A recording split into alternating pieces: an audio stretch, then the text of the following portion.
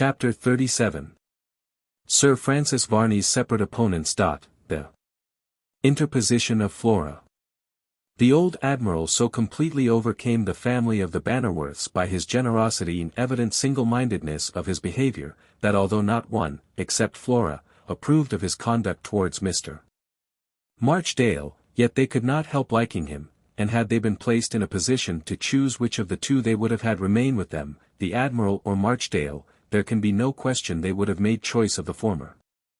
Still, however, it was not pleasant to find a man like Marchdale virtually driven from the house, because he presumed to differ in opinion upon a very doubtful matter with another of its inmates. But as it was the nature of the Bannerworth family always to incline to the most generous view of subjects, the frank, hearty confidence of the old admiral in Charles Holland pleased them better than the calm and serious doubting of Marchdale. His ruse of hiring the house of them, and paying the rent in advance, for the purpose of placing ample funds in their hands for any contingency, was not the less amiable because it was so easily seen through. And they could not make up their minds to hurt the feelings of the old man by the rejection of his generous offer. When he had left, this subject was canvassed among them, and it was agreed that he should have his own way in the matter for the present, although they hoped to hear something from Marchdale, which should make his departure appear less abrupt and uncomfortable to the whole of the family. During the course of this conversation, it was made known to Flora with more distinctness than under any other circumstances it would have been, that George Holland had been on the eve of fighting a duel with Sir Francis Varney, previous to his mysterious disappearance. When she became fully aware of this fact, to her mind it seemed materially to add to the suspicions previously to then entertained, that foul means had been used in order to put Charles out of the way. Who knows, she said, that this Varney may not shrink with the greatest terror from a conflict with any human being, and feeling one was inevitable with Charles Holland, unless interrupted by some vigorous act of his own. He or some myrmidons of his may have taken Charles's life. I do not think, Flora, said Henry, that he would have ventured upon so desperate an act. I cannot well believe such a thing possible. But fear not, he will find, if he have really committed any such atrocity, that it will not save him. These words of Henry, though it made no impression at the time upon Flora, beyond what they carried upon their surface, they really, however, as concerned Henry himself, implied a settled resolution, which he immediately set about reducing to practice. When the conference broke up, night, as it still was, he, without saying anything to any one, took his hat and cloak, and left the hall, proceeding by the nearest practicable route to the residence of Sir Francis Varney, where he arrived without any interruption of any character. Varney was at first denied to him, but before he could leave the house, a servant came down the great staircase, to say it was a mistake, and that Sir Francis was at home, and would be happy to see him. He was ushered into the same apartment where Sir Francis Varney had before received his visitors. And there sat the now declared vampire, looking pale and ghastly by the dim light which burned in the apartment, and, indeed, more like some spectre of the tomb, than one of the great family of man. Be seated, sir, said Varney. Although my eyes have seldom the pleasure of beholding you within these walls, be assured you are an honoured guest. Sir Francis Varney, said Henry, I came not here to bandy compliments with you. I have none to pay to you, nor do I wish to hear any of them from your lips. An excellent sentiment, young man, said Varney, and well delivered. May I presume, then, without infringing too far upon your extreme courtesy, to inquire, to what circumstances I am indebted for your visit? To one, Sir Francis, that I believe you are better acquainted with than you will have the candour to admit. Indeed, sir, said Varney, coldly, you measure my candour, probably, by a standard of your own. In which case I fear, I may be no gainer. And yet that may be of itself a circumstance that should afford little food for surprise, but proceed, sir, since we have so few compliments to stand between us and our purpose, we shall in all due time arrive at it. Yes, in due time, Sir Francis Varney, and that due time has arrived. Know you anything of my friend, Mr. Charles Holland? Said Henry, in marked accents. And he gazed on Sir Francis Varney with earnestness, that seemed to say not even a look should escape his observation. Varney, however, returned the gaze as steadily, but coldly, as he replied in his measured accents. "I have heard of the young gentleman. And seen him. And seen him too, as you, Mr. Bannerworth, must be well aware. Surely you have not come all this way, merely to make such an inquiry, but, sir, you are welcome to the answer." Henry had something of a struggle to keep down the rising anger, at these cool taunts of Varney. But he succeeded, and then he said, "I suspect Charles Holland, Sir Francis Varney, has met with unfair treatment, and that he has been unfairly dealt with, for an unworthy purpose." "Undoubtedly," said Varney, "if the gentleman you allude to, has been unfairly dealt with, it was for a foul purpose, for no good or generous object, my young sir, could be so obtained. You acknowledge so much, I doubt not." "I do, Sir Francis Varney, and hence the purpose of my visit here, for this reason I apply to you." "A singular object, supported by a singular reason." "I cannot see the connection, young sir." "Pray proceed to enlighten me upon this matter, and when you have done that, may I presume upon your consideration, to inquire in what way I can be of any service to you." "Sir Francis," said Henry, his anger raising his tones, "this will not serve you. I have come to exact an account of how you have disposed of my friend, and I will have it." "Gently, my good sir, you are aware I know nothing of your friend.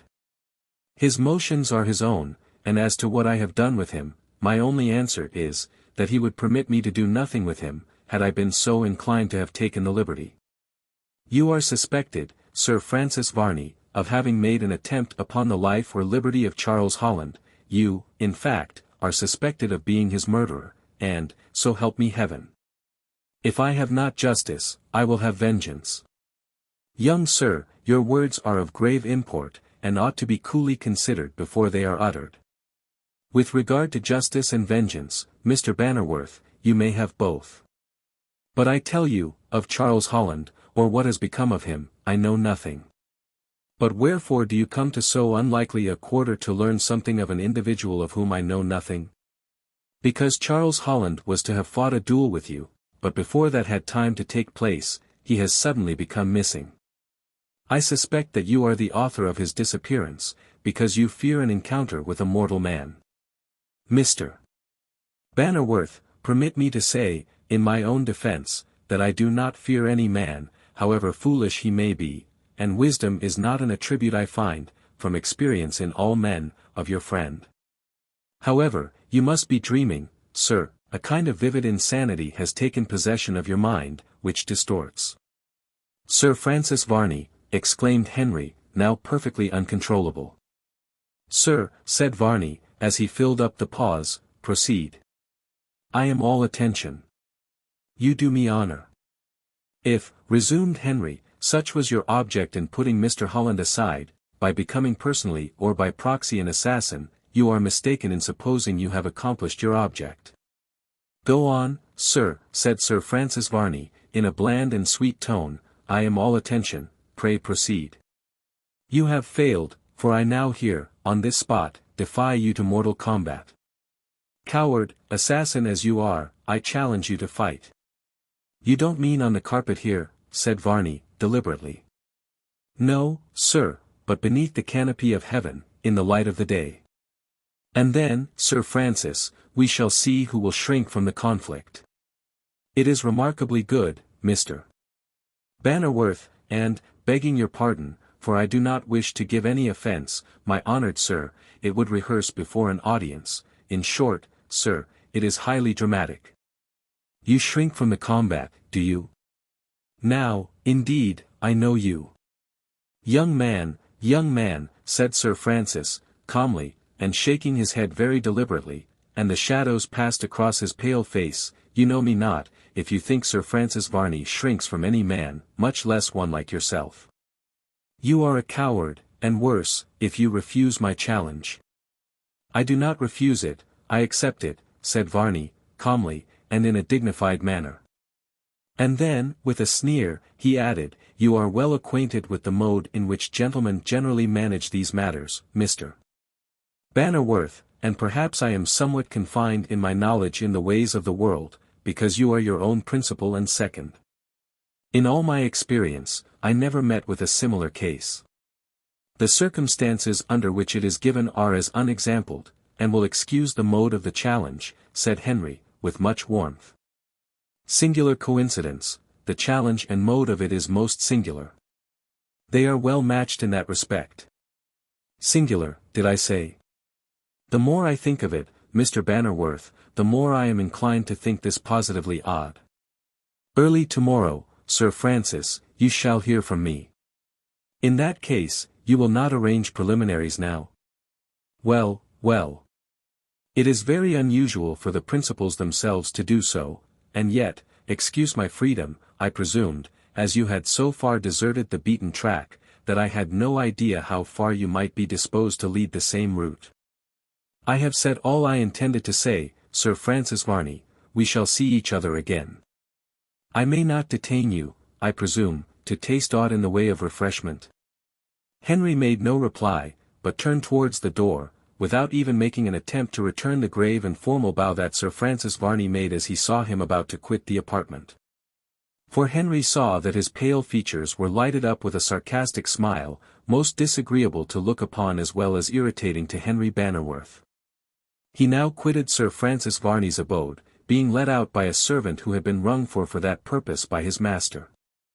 Henry walked homeward, satisfied that he had now done all that he could under the circumstances. I will send Chillingworth to him in the morning, and then I shall see what all this will end in. He must meet me, and then Charles Holland, if not discovered, shall be, at least, revenged. There was another person in Bannerworth Hall who had formed a similar resolution. That person was a very different sort of person to Henry Bannerworth, though quite as estimable in his way. This was no other than the old Admiral. It was singular that two such very different persons should deem the same steps necessary, and both keep the secret from each other, but so it was, and, after some internal swearing, he determined upon challenging Varney in person. I'd send Jack Pringle, but the swab would settle the matter as shortly as if a youngster was making an entry in a log, and heard the boatswain's whistle summoning the hands to a mess, and feared he would lose his grog. D.N. my quarters. But Sir Francis Varney, as he styles himself, shan't make any way against old Admiral Bell. He's as tough as a hawser, and just the sort of blade for a vampire to come athwart. I'll pitch him endlong, and make a plank of him afore long. 'Cause my windpipe. What a long, lanky swab he is, with teeth fit to unpick a splice, but let me alone, I'll see if I can't make a hull of his carcass, vampire or no vampire. My nevy, Charles Holland, can't be allowed to cut away without nobody's leave or license. No, no, I'll not stand that anyhow. Never desert a messmate in the time of need, is the first maxim of a seaman, and I ain't the one as LL do so. Thus self-communing, the old Admiral marched along until he came to Sir Francis Varney's house, at the gate of which he gave the bell what he called a long pull, a strong pull, and a pull altogether, that set it ringing with a fury, the like of which had never certainly been heard by the household. A minute or two scarcely elapsed before the domestics hurried to answer so urgent a summons, and when the gate was opened, the servant who answered it inquired his business. "What's that to you, snob? Is your master, Sir Francis Varney, in? Because, if he be, let him know old Admiral Bell wants to speak to him.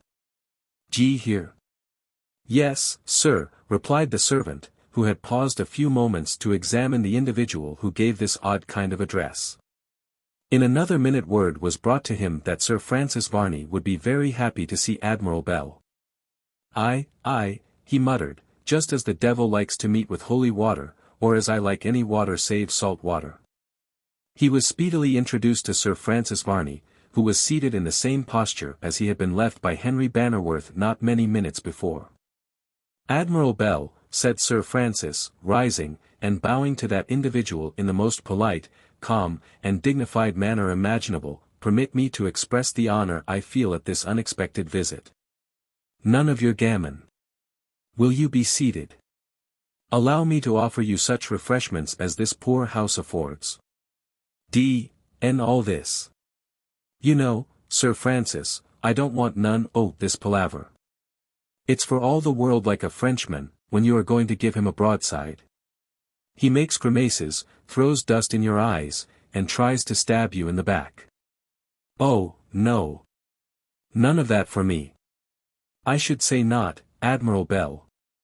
I should not like it myself, and I dare say you are a man of too much experience not to perceive when you are or are not imposed upon. Well, what is that to you?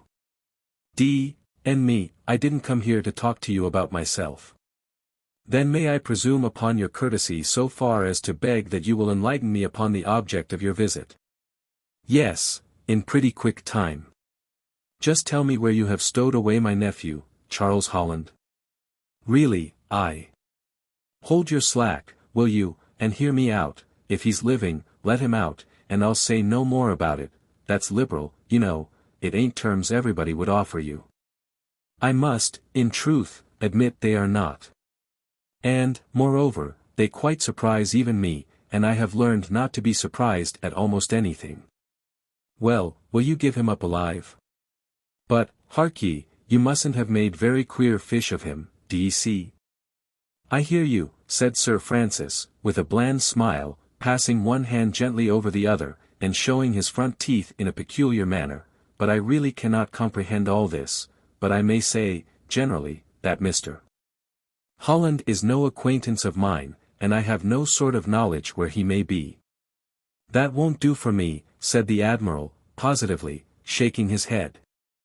I am particularly sorry, Admiral Bell, that it will not, seeing that I have nothing else to say. I see how it is, you've put him out of the way, and I'm if you shan't bring him to life, whole and sound, or I'll know the reason why. With that I have already furnished you, Admiral Bell, quietly rejoined Varney. Anything more on that head is out of my power, though my willingness to oblige a person of such consideration as yourself, is very great. But, permit me to add, this is a very strange and odd communication from one gentleman to another.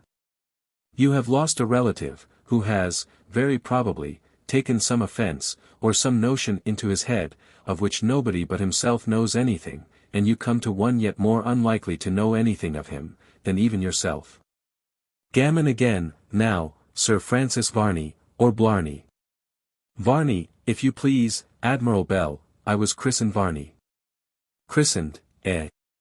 Yes, christened, were you not christened? If not, I dare say you understand the ceremony well enough. I should think I did, but, as for christening, Go on, sir. A vampire. Why I should as soon think of reading the burial service of a pig. Very possible, but what has all this to do with your visit to me? This much, you lubber. Now, and my carcass from head to stern, if I don't call you out. Well, Admiral Bell, slid Varney, mildly, in that case, I suppose I must come out, but why do you insist that I have any knowledge of your nephew, Mr. Charles Holland? You were to have fought a duel with him, and now he's gone. I am here, said Varney. Aye, said the Admiral, that's as plain as a purser's shirt upon a handspike. But that's the very reason why my nevy ain't here, and that's all about it. And that's marvellous little, so far as the sense is concerned, said Varney, without the movement of a muscle. It is said that people of your class don't like fighting mortal men, now you have disposed of him, lest he should dispose of you. That is explicit, but it is to no purpose, since the gentleman in question hasn't placed himself at my disposal. Then, I will, fish, flesh, or foul, I don't care, all's one to Admiral Bell. Come fair or foul, I'm a tar for all men.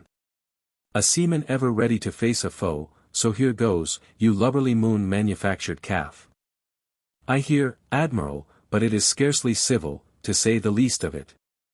However, as you are somewhat eccentric, and do not, I dare say, mean all your words imply, I am quite willing to make every allowance. I don't want any allowance, and you and your allowance, too. Nothing but allowance of grog, and a pretty good allowance, too, will do for me, and tell you, Sir Francis Varney, said the Admiral, with much wrath, that you are a lubberly hound, and I'll fight you. Yes, I'm ready to hammer away, or with anything from a pop gun to a ship's gun, you don't come over me with your gammon, I tell you. You've murdered Charles Holland because you couldn't face him, that's the truth of it.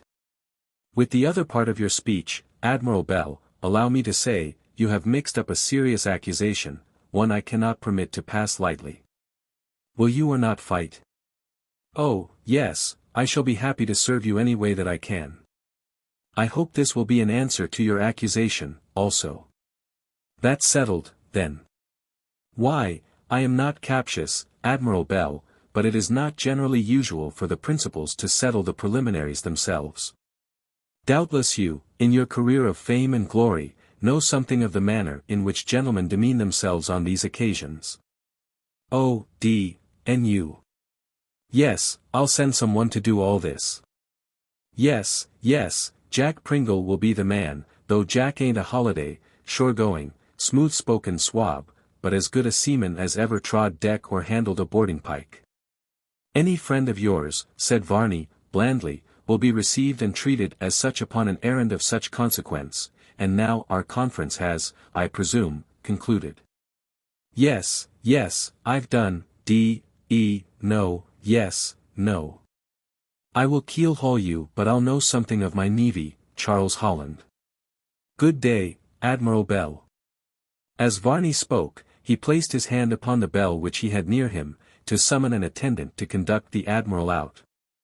The latter, who had said a vast deal more than he ever intended, left the room in a great rage, protesting to himself that he would amply avenge his nephew, Charles Holland.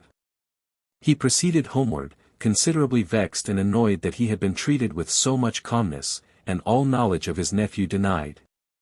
When he got back, he quarrelled heartily with Jack Pringle, made it up, drank grog, quarrelled, made it up, and finished with grog again, until he went to bed swearing he should like to fire a broadside at the whole of the French army, and annihilate it at once. With this wish, he fell asleep. Early next morning, Henry Bannerworth sought Mr. Chillingworth, and having found him, he said in a serious tone, Mr. Chillingworth, I have rather a serious favour to ask you, and one which you may hesitate in granting. It must be very serious indeed, said Mr. Chillingworth, that I should hesitate to grant it to you. But pray inform me what it is that you deem so serious. Sir Francis Varney and I must have a meeting, said Henry. Have you really determined upon such a course, said Mr. Chillingworth, you know the character of your adversary? That is all settled, I have given a challenge, and he has accepted it, so all other considerations verge themselves into one, and that is the when, where, and how. I see, said Mr. Chillingworth. Well, since it cannot be helped on your part, I will do what is requisite for you. Do you wish anything to be done or insisted on in particular in this affair? Nothing with regard to Sir Francis Varney that I may not leave to your discretion. I feel convinced that he is the assassin of Charles Holland, whom he feared to fight in duel. Then there remains but little else to do, but to arrange preliminaries, I believe. Are you prepared on every other point? I am, you will see that I am the challenger, and that he must now fight.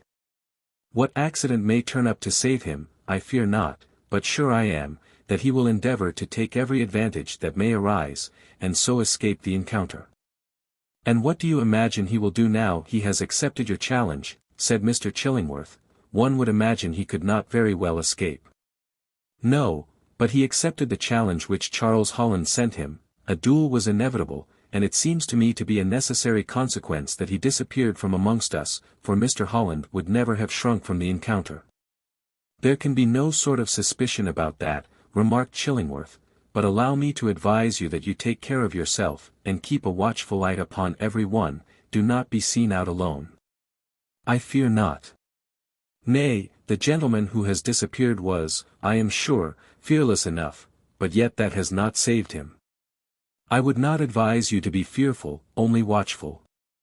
You have now an event awaiting upon you, which it is well you should go through with, unless circumstances should so turn out, that it is needless. Therefore I say, when you have the suspicions you do entertain of this man's conduct, beware, be cautious, and vigilant. I will do so. In the meantime, I trust myself confidently in your hands, you know all that is necessary. This affair is quite a secret from all of the family. Most certainly so, and will remain so. I shall be at the hall. And there I will see you, but be careful not to be drawn into any adventure of any kind. It is best to be on the safe side under all circumstances. I will be especially careful, be assured, but farewell. See Sir Francis Varney as early as you can, and let the meeting be as early as you can, and thus diminish the chance of accident. That I will attend to. Farewell for the present. Mr. Chillingworth immediately set about the conducting of the affair thus confided to him, and that no time might be lost, he determined to set out at once for Sir Francis Varney's residence. Things with regard to this family seem to have gone on wild of late, thought Mr. Chillingworth. This may bring affairs to a conclusion, though I had much rather they had come to some other. My life for it, there is a juggle or a mystery somewhere. I will do this, and then we shall see what will come of it. If this Sir Francis Varney meets him, and at this moment I can see no reason why he should not do so, it will tend much to deprive him of the mystery about him. But if, on the other hand, he refuse, but then that's all improbable, because he has agreed to do so. I fear, however, that such a man as Varney is a dreadful enemy to encounter. He is cool and unruffled, and that gives him all the advantage in such affairs, but Henry's nerves are not bad, though shaken by these untoward events. But time will show. I would it were all over. With these thoughts and feelings strangely intermixed, Mr. Chillingworth set forward for Sir Francis Varney's house. Admiral Bell slept soundly enough though, towards morning, he fell into a strange dream, and thought he was yard-arm with a strange fish, something of the mermaid species. Well, exclaimed the Admiral, after a customary benediction of his eyes and limbs, what's to come next? May I be spliced to a shark if I understand what this is all about. I had some grog last night, but then grog, dyc, is a seaman's native element, as the newspapers say, though I never read now, it's such a plague. He lay quiet for a short time, considering in his own mind what was best to be done, and what was the proper course to pursue, and why he should dream. Hillo, hill, loa. Jack ahoy! Ahoy! Shouted the Admiral, as a sudden recollection of his challenge came across his memory. Jack Pringle ahoy! D.N.U., where are you? You're never at hand when you are wanted. Oh, you lubber, ahoy! Ahoy! Shouted a voice, as the door opened, and Jack thrust his head in. What cheer, messmate? What ship is this? Oh, you lubberly! The door was shut in a minute, and Jack Pringle disappeared. Hello, Jack Pringle, you don't mean to say you'll desert your colors, do you, you dumb dog? Who says I'll desert the ship as she's seaworthy? Then why do you go away? Because I won't be called lubberly. I'm as good a man as ever swabbed a deck, and don't care who says to the contrary. I'll stick to the ship as long as she's seaworthy, said Jack. Well, come here, and just listen to the log, and be D to you. What's the orders now, Admiral, said Jack, though, as we are paid off. There, take that, will you, said Admiral Bell, as he flung a pillow at Jack, being the only thing in the shape of a missile within reach. Jack ducked, and the pillow produced a clatter in the washhand stand among the crockery, as Jack said. There's a mutiny in the ship, and hark how the cargo clatters. Will you have it back again? Come, will you? I've been dreaming, Jack. Dreaming? What's that? Thinking of something when you are asleep, you swab. Ha, laughed Jack, never did such a thing in my life, ha. What's the matter now? I'll tell you what's the matter. Jack Pringle, you are becoming mutinous, and I won't have it. If you don't hold your jaw and draw in your slacks, I'll have another second. Another second. What's in the wind, now, said Jack. Is this the dream? If ever I dream when I'm alongside a strange craft, then it is a dream, but old Admiral Bell ain't the man to sleep when there's any work to be done. That's uncommon true, said Jack, turning a quid. Well, then, I'm going to fight. Fight, exclaimed Jack. Avast, there, I don't see where's the enemy, none. Oh, that gammon, Jack Pringle can fight, too, and will lay alongside his admiral, but he don't see the enemy anywhere. You don't understand these things, so I'll tell you. I have had a bit of talk with Sir Francis Varney, and I am going to fight him. What, the Vampyre? Remarked Jack, parenthetically. Yes. Well, then, resumed Jack, then we shall see another blaze, at least afore we die, but he's an odd fish, one of Davy Jones's sort. I don't care about that, he may be anything he likes. But Admiral Bell ain't going to have his nephew burned and eaten, and sucked like I don't know what, by a vampire, or by any other confounded land shark.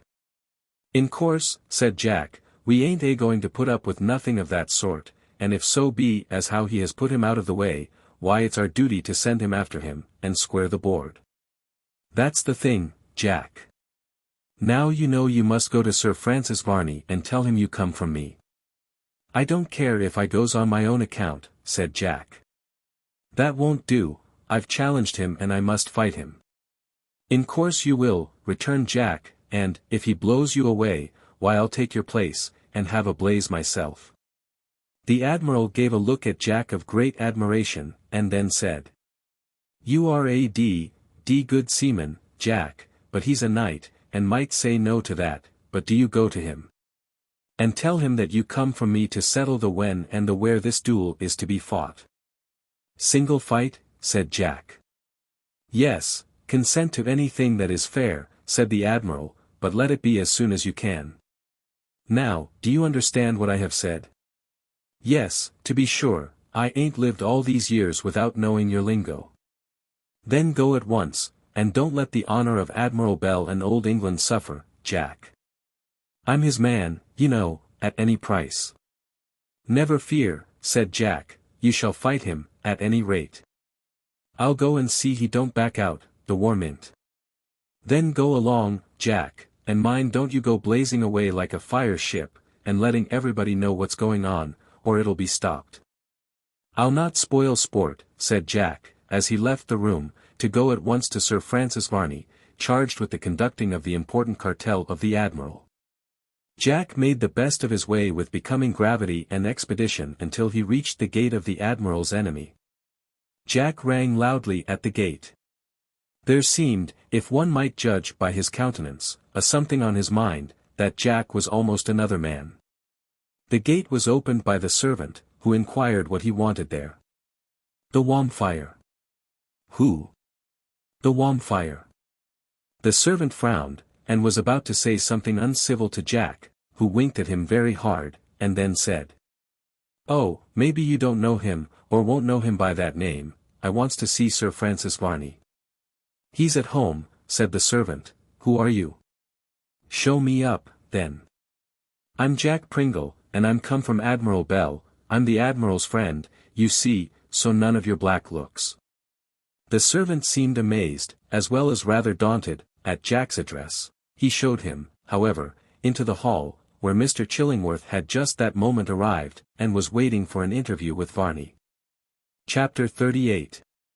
Marchdale's offer. The consultation at Bannerworth. Hall. The morning of the duel. Mr. Chillingworth was much annoyed to see Jack Pringle in the hall, and Jack was somewhat surprised at seeing Mr.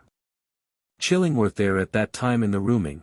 They had but little time to indulge in their mutual astonishment, for a servant came to announce that Sir Francis Varney would see them both. Without saying anything to the servant or each other, they ascended the staircase, and were shown into the apartment where Sir Francis Varney received them.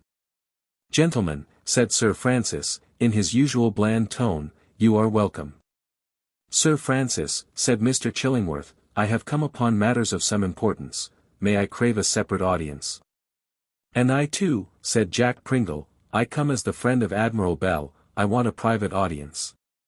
But, stay, I don't care a rope's end who knows who I am, or what I come about, say you are ready to name time and place, and I'm as dumb as a figurehead, that is saying something, at all events, and now I'm done. Why, gentlemen, said Sir Francis, with a quiet smile, as you have both come upon the same errand, and as there may arise a controversy upon the point of precedence, you had better be both present. As I must arrange this matter myself upon due inquiry. I do not exactly understand this, said Mr. Chillingworth, do you, Mr. Pringle? Perhaps you can enlighten me. It, said Jack, as how you came here upon the same errand as I, and I as you, why we both come about fighting Sir Francis Varney. Yes, said Sir Francis, what Mr. Pringle says, is, I believe correct to a letter. I have a challenge from both your principals, and am ready to give you both the satisfaction you desire, provided the first encounter will permit me the honor of joining in the second. You, Mr. Pringle, are aware of the chances of war. I should say so, said Jack, with a wink and a nod of a familiar character. I've seen a few of them. Will you proceed to make the necessary agreement between you both, gentlemen? My affection for the one equals fully the good will I bear the other, and I cannot give a preference in so delicate a matter. Proceed, gentlemen. Mr. Chillingworth looked at Jack, and Jack Pringle looked at Mr. Chillingworth, and then the former said. Well, the Admiral means fighting, and I am come to settle the necessaries. Pray let me know what are your terms, Mr. What d'ye call 'em? I am agreeable to anything that is at all reasonable. Pistols, I presume. Sir Francis Varney, said Mr. Chillingworth, I cannot consent to carry on this office, unless you can appoint a friend who will settle these matters with us, myself, at least. And I too, said Jack Pringle, we don't want to bear down an enemy.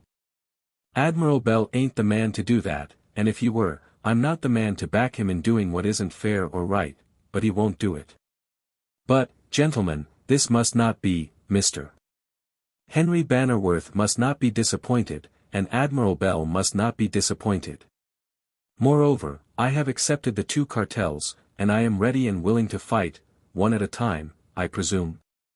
Sir Francis, after what you have said, I must take upon myself, on the part of Mr. Henry Bannerworth, to decline meeting you, if you cannot name a friend with whom I can arrange this affair. Ah, said Jack Pringle, that's right enough. I recollect very well when Jack Mazeau fought Tom Foremast, they had their seconds. Admiral Bell can't do anything in the dark. No, D.E. All must be above board. Gentlemen, said Sir Francis Varney, you see the dilemma I am in. Your principals have both challenged me. I am ready to fight any one, or both of them, as the case may be. Distinctly understand that, because it is a notion of theirs that I will not do so, or that I shrink from them. But I am a stranger in this neighborhood, and have no one whom I could call upon to relinquish so much, as they run the risk of doing by attending me to the field. Then your acquaintances are no friends, D.E. said Jack Pringle, spitting through his teeth into the bars of a beautifully polished grate. I'd stick to anybody, the devil himself, leave alone a vampire, if so be as how I had been his friends and drunk grog from the same can. They are a set of lubbers.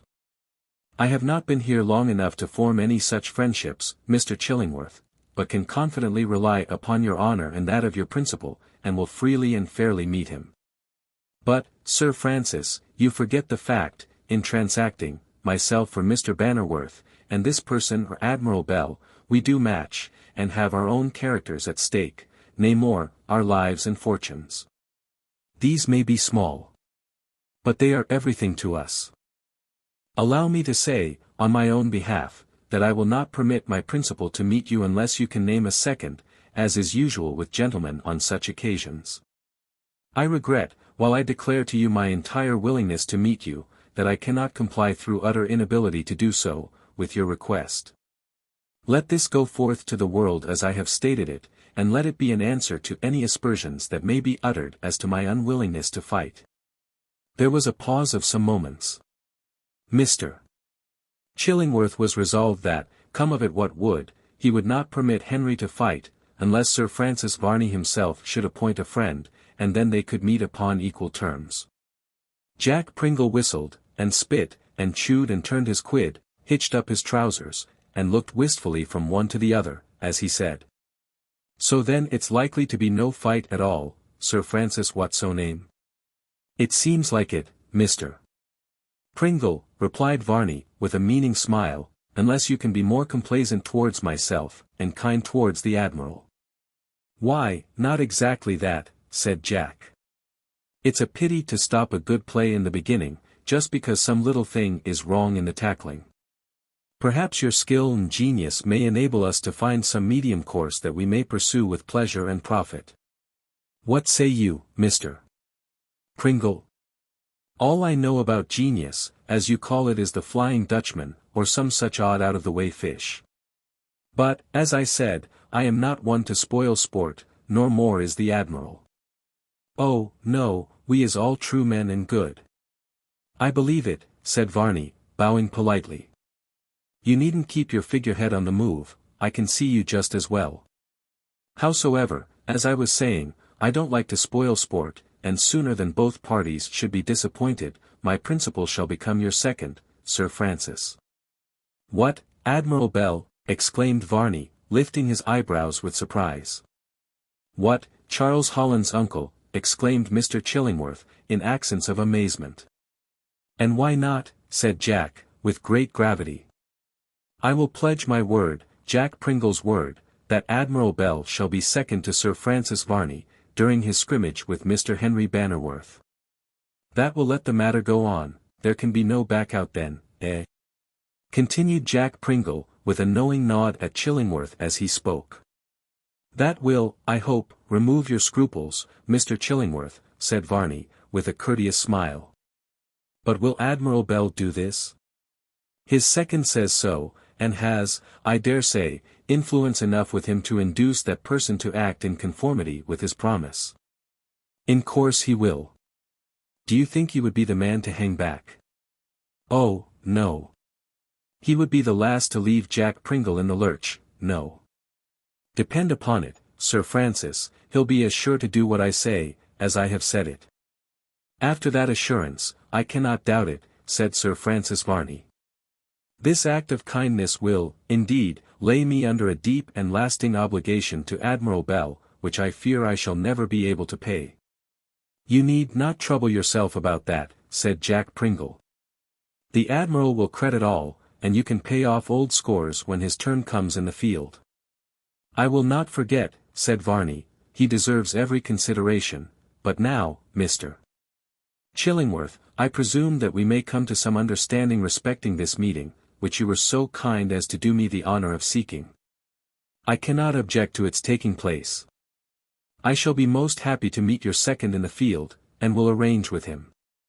I imagine that, under the circumstances, that it will be barely necessary to go to that length of ceremony. Future interviews can be arranged later. Name the time and place, and after that we can settle all the rest on the ground.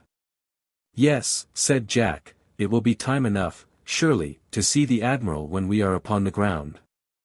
I'll warrant the old buffer is a true brick as ever was, there's no flinching about him.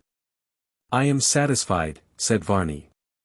And I also, said Chillingworth, but, understand, Sir Francis, any default for seconds makes the meeting a blank. I will not doubt Mr. Pringle's honor so much as to believe it possible. I'm D, said Jack, if you ain't a trump card, and no mistake, it's a great pity as you is a vampire. The time, Mr. Chillingworth? Tomorrow, at 7 o'clock, replied that gentleman. The place, sir? The best place that I can think of is a level meadow halfway between here and Bannerworth Hall, but that is your privilege, Sir Francis Varney. I waive it, and am much obliged to you for the choice of the spot, it seems of the best character imaginable.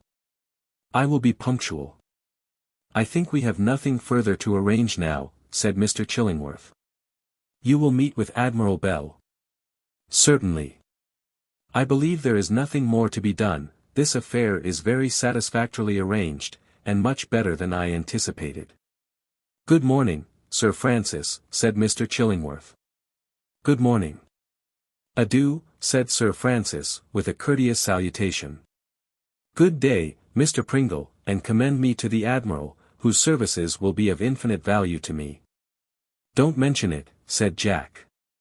The Admiral's the man as'd lend anybody a helping hand in case of distress like the present, and I'll pledge my word, Jack Pringle's too, as that he'll do what's right, and give up his turn to Mr. Henry Bannerworth. 'Cause you see he can have his turn arterwards, you know, it's only waiting a while. That's all, said Sir Francis. Jack Pringle made a sea bow and took his leave, as he followed Mr. Chillingworth, and they both left the house together, to return to Bannerworth Hall. Well, said Mr. Chillingworth, I am glad that Sir Francis Varney has got over the difficulty of having no seconds. For it would not be proper or safe to meet a man without a friend for him. It ain't the right thing, said Jack hitching up his trousers, but I was afeared as how he would back out, and that would be just the wrong thing for the Admiral. He'd go raving mad. They had got but very few paces from Sir Francis Varney's house, when they were joined by Marchdale.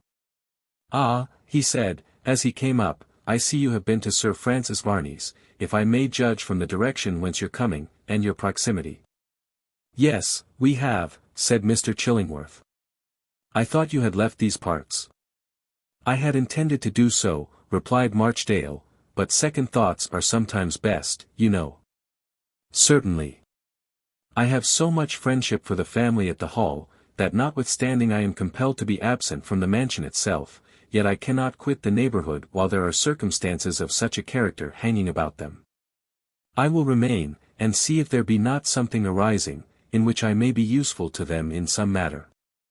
It is very disinterested of you, you will remain here for some time, I suppose. Yes, undoubtedly. Unless, as I do not anticipate, I should see any occasion to quit my present quarters. I tell you what it is, said Jack Pringle, if you had been here half an hour earlier you could have seconded the Vampyre. Seconded? Yes, we're here to challenge. A double challenge? Yes, but in confiding this matter to you, Mr. Marchdale, you will make no use of it to the exploding of this affair. By so doing you will seriously damage the honor of Mr. Henry Bannerworth. I will not, you may rely upon it, but Mr. Chillingworth, do I not see you in the character of a second? You do, sir.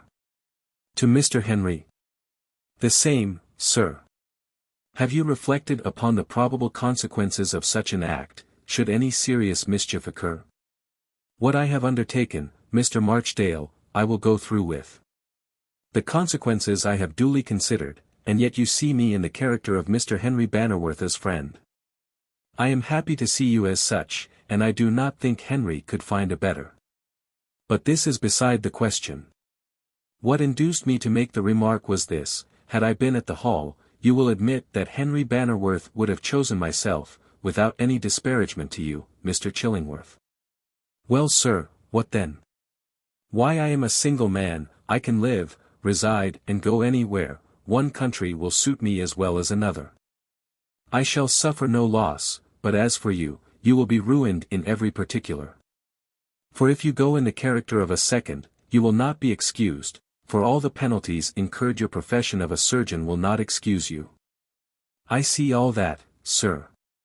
What I propose is, that you should accompany the parties to the field, but in your own proper character of surgeon, and permit me to take that of second to Mr. Bannerworth. This cannot be done, unless by Mr. Henry Bannerworth's consent, said Mr. Chillingworth. Then I will accompany you to Bannerworth Hall, and see Mr. Henry, whom I will request to permit me to do what I have mentioned to you. Mr. Chillingworth could not but admit the reasonableness of this proposal, and it was agreed they should return to Bannerworth Hall in company. Here they arrived in a very short time after, and entered together. And now, said Mr. Chillingworth, I will go and bring our two principals, who will be as much astonished to find themselves engaged in the same quarrel, as I was to find myself sent on a similar errand to Sir Francis with our friend Mr. John Pringle. Oh, not John, Jack Pringle, you mean, said that individual. Chillingworth now went in search of Henry, and sent him to the apartment where Mr. Marchdale was with Jack Pringle, and then he found the Admiral waiting the return of Jack with impatience. Admiral, he said, I perceive you are unwell this morning. Unwell be d, said the Admiral, starting up with surprise. Who ever heard that old Admiral Bell looked ill just afore he was going into action? I say it's a scandalous lie.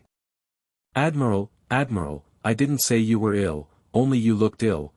A little nervous, or so. Rather pale, eh? Is it not so? Confound you, do you think I want to be physicked?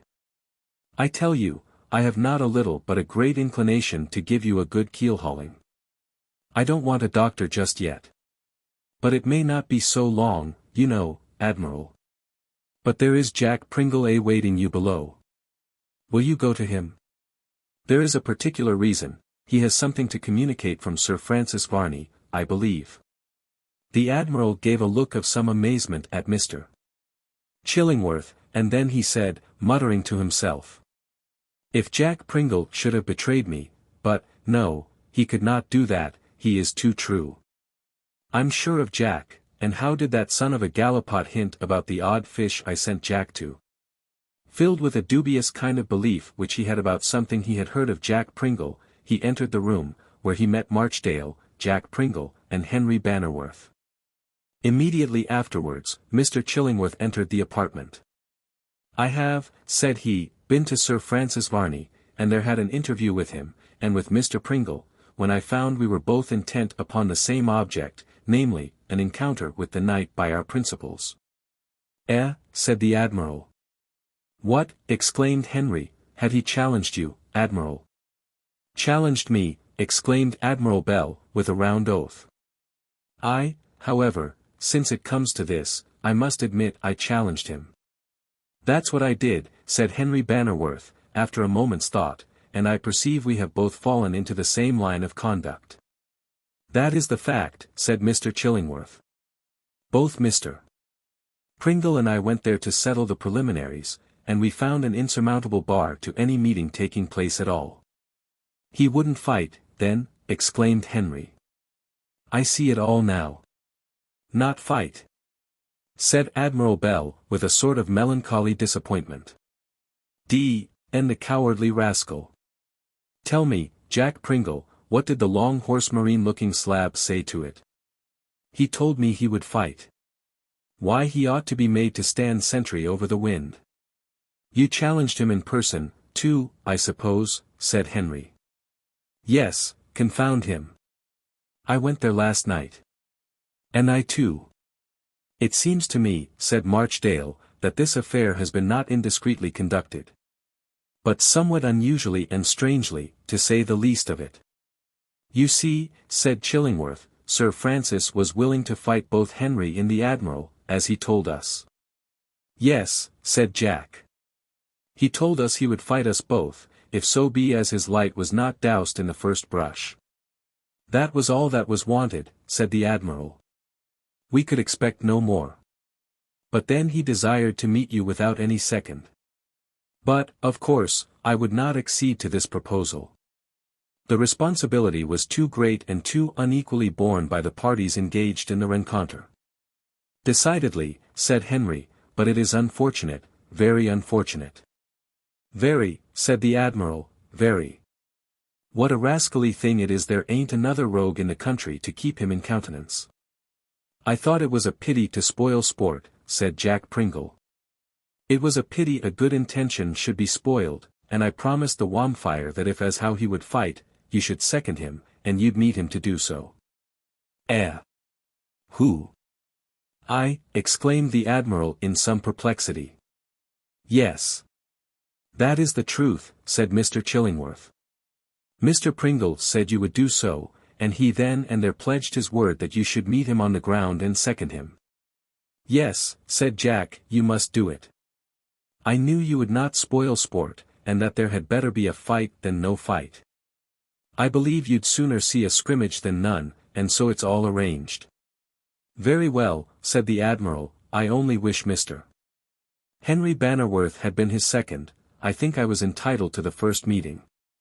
No, said Jack, you weren't, for Mr. Chillingworth was there first come first served, you know. Well, I mustn't grumble at another man's luck. Mine'll come in turn, but it had better be so than a disappointment altogether. I'll be second to this Sir Francis Varney, he shall have fair play, as I'm an admiral, but he shall fight, yes, he shall fight. And to this conclusion I would come, said Henry, I wish him to fight, now I will take care that he shall not have any opportunity of putting me on one side quietly. There is one thing, observed Marchdale, that I wish to propose. After what has passed, I should not have returned, had I not some presentiment that something was going forward in which I could be useful to my friend. Oh, said the Admiral, with a huge twist of his countenance. What I was about to say was this, Mr. Chillingworth has much to lose as he is situated, and I nothing as I am placed. I am chained down to no spot of earth. I am above following a profession, my means, I mean, place me above the necessity. Now, Henry, allow me to be your second in this affair, allow Mr. Chillingworth to attend in his professional capacity, he may be of service, of great service to one of the principals. Whereas, if he go in any other capacity, he will inevitably have his own safety to consult. That is most unquestionably true, said Henry, and, to my mind, the best plan that can be proposed. What say you, Admiral Bell, will you act with Mr. Marchdale in this affair? Oh, yes, certainly, I don't care. Mr. Marchdale is Mr. Marchdale, I believe, and that's all I care about. If we quarrel today, and have anything to do tomorrow, in course, tomorrow I can put off my quarrel for next day, it will keep, that's all I have to say at present. Then this is a final arrangement, said Mr. Chillingworth. It is. But, Mr. Bannerworth, in resigning my character of second to Mr. Marchdale, I only do so because it appears and seems to be the opinion of all present that I can be much better employed in another capacity. Certainly, Mr. Chillingworth. And I cannot but feel that I am under the same obligations to you for the readiness and zeal with which you have acted. I have done what I have done, said Chillingworth, because I believed it was my duty to do so. Mr. Chillingworth has undoubtedly acted most friendly and efficiently in this affair, said Marchdale. And he does not relinquish the part for the purpose of escaping a friendly deed, but to perform one in which he may act in a capacity that no one else can. That is true, said the Admiral. And now, said Chillingworth, you are to meet tomorrow morning in the meadow at the bottom of the valley, halfway between here and Sir Francis Varney's house, at 7 o'clock in the morning. More conversation passed among them, and it was agreed that they should meet early the next morning, and that, of course, the affair should be kept a secret. Marchdale for that night should remain in the house, and the Admiral should appear as if little or nothing was the matter, and he and Jack Pringle retired, to talk over in private all the arrangements. Henry Bannerworth and Marchdale also retired, and Mr. Chillingworth, after a time, retired, promising to be with them in time for the meeting next morning. Much of that day was spent by Henry Bannerworth in his own apartment, in writing documents and letters of one kind and another. But at night he had not finished, for he had been compelled to be about, and in Flora's presence, to prevent anything from being suspected. Marchdale was much with him, and in secret examined the arms, ammunition, and bullets, and saw all was right for the next morning. And when he had done, he said, Now, Henry, you must permit me to insist that you take some hours' repose, else you will scarcely be as you ought to be. Very good, said Henry. I have just finished, and can take your advice. After many thoughts and reflections, Henry Bannerworth fell into a deep sleep, and slept several hours in calmness and quietude, and at an early hour he awoke, and saw Marchdale sitting by him. Is it time, Marchdale? I have not overslept myself, have I? No, time enough, said Marchdale. I should have let you sleep longer, but I should have awakened you in good time. It was now the grey light of morning, and Henry arose and began to prepare for the encounter. Marchdale stole to Admiral Bell's chamber, but he and Jack Pringle were ready. Few words were spoken, and those few were in a whisper, and the whole party left the hall in as noiseless a manner as possible. It was a mild morning, and yet it was cold at that time of the morning, just as day is beginning to dawn in the east. There was, however, ample time to reach the rendezvous. It was a curious party that which was now proceeding towards the spot appointed for the duel, the result of which might have so important an effect on the interests of those who were to be engaged in it. It would be difficult for us to analyze the different and conflicting emotions that filled the breasts of the various individuals composing that party, the hopes and fears, the doubts and surmises that were given utterance to. Though we are compelled to acknowledge that though to Henry, the character of the man he was going to meet in mortal fight was of a most ambiguous and undefined nature. And though no one could imagine the means he might be endowed with for protection against the arms of man, Henry, as we said, strode firmly forward with unflinching resolution. His heart was set on recovering the happiness of his sister, and he would not falter. So far, then, we may consider that at length proceedings of a hostile character were so far clearly and fairly arranged between Henry Bannerworth and that most mysterious being who certainly, from some cause or another, had betrayed no inclination to meet an opponent in that manner which is sanctioned, bad as it is, by the usages of society. But whether his motive was one of cowardice or mercy, remained yet to be seen. It might be that he feared himself receiving some mortal injury, which would at once put a stop to that preternatural career of existence which he affected to shudder at, and yet evidently took considerable pains to prolong. Upon the other hand, it is just possible that some consciousness of invulnerability on his own part, or of great power to injure his antagonist, might be the cause why he had held back so long from fighting the duel, and placed so many obstacles in the way of the usual necessary arrangements incidental to such occasions. Now, however, there would seem to be no possible means of escape. Sir Francis Varney must fight or fly, for he was surrounded by too many opponents. To be sure he might have appealed to the civil authorities to protect him, and to sanction him in his refusal to commit what undoubtedly is a legal offence. But then there cannot be a question that the whole of the circumstances would come out, and meet the public eye, the result of which would be, his acquisition of a reputation as unenviable as it would be universal. It had so happened, that the peculiar position of the Bannerworth family kept their acquaintance within extremely narrow limits, and greatly indisposed them to set themselves up as marks for peculiar observation. Once holding, as they had, a proud position in the county, and being looked upon quite as magnates of the land, they did not now court the prying eye of curiosity to look upon their poverty. But rather with a gloomy melancholy they lived apart, and repelled the advances of society by a cold reserve, which few could break through. Had this family suffered in any noble cause, or had the misfortunes which had come over them, and robbed their ancestral house of its lustre, been an unavoidable dispensation of Providence, they would have borne the hard position with a different aspect. But it must be remembered, that to the faults, the vices, and the criminality of some of their race, was to be attributed their present depressed state. It has been seen during the progress of our tale, that its action has been tolerably confined to Bannerworth Hall, its adjacent meadows, and the seat of Sir Francis Varney. The only person at any distance, knowing anything of the circumstances, or feeling any interest in them, being Mr. Chillingworth, the surgeon, who, from personal feeling, as well as from professional habit, was not likely to make a family's affairs a subject of gossip. A change, however, was at hand, a change of a most startling and alarming character to Varney, one which he might expect, yet not be well prepared for. This period of serenity was to pass away, and he was to become most alarmingly popular. We will not, however, anticipate, but proceed at once to detail as briefly as may be the hostile meeting. It would appear that Varney, now that he had once consented to the definitive arrangements of a duel, shrunk not in any way from carrying them out, nor in the slightest attempted to retard arrangements which might be fatal to himself. The early morning was one of those cloudy ones so frequently occurring in our fickle climate, when the cleverest weather prophet would find it difficult to predict what the next hour might produce.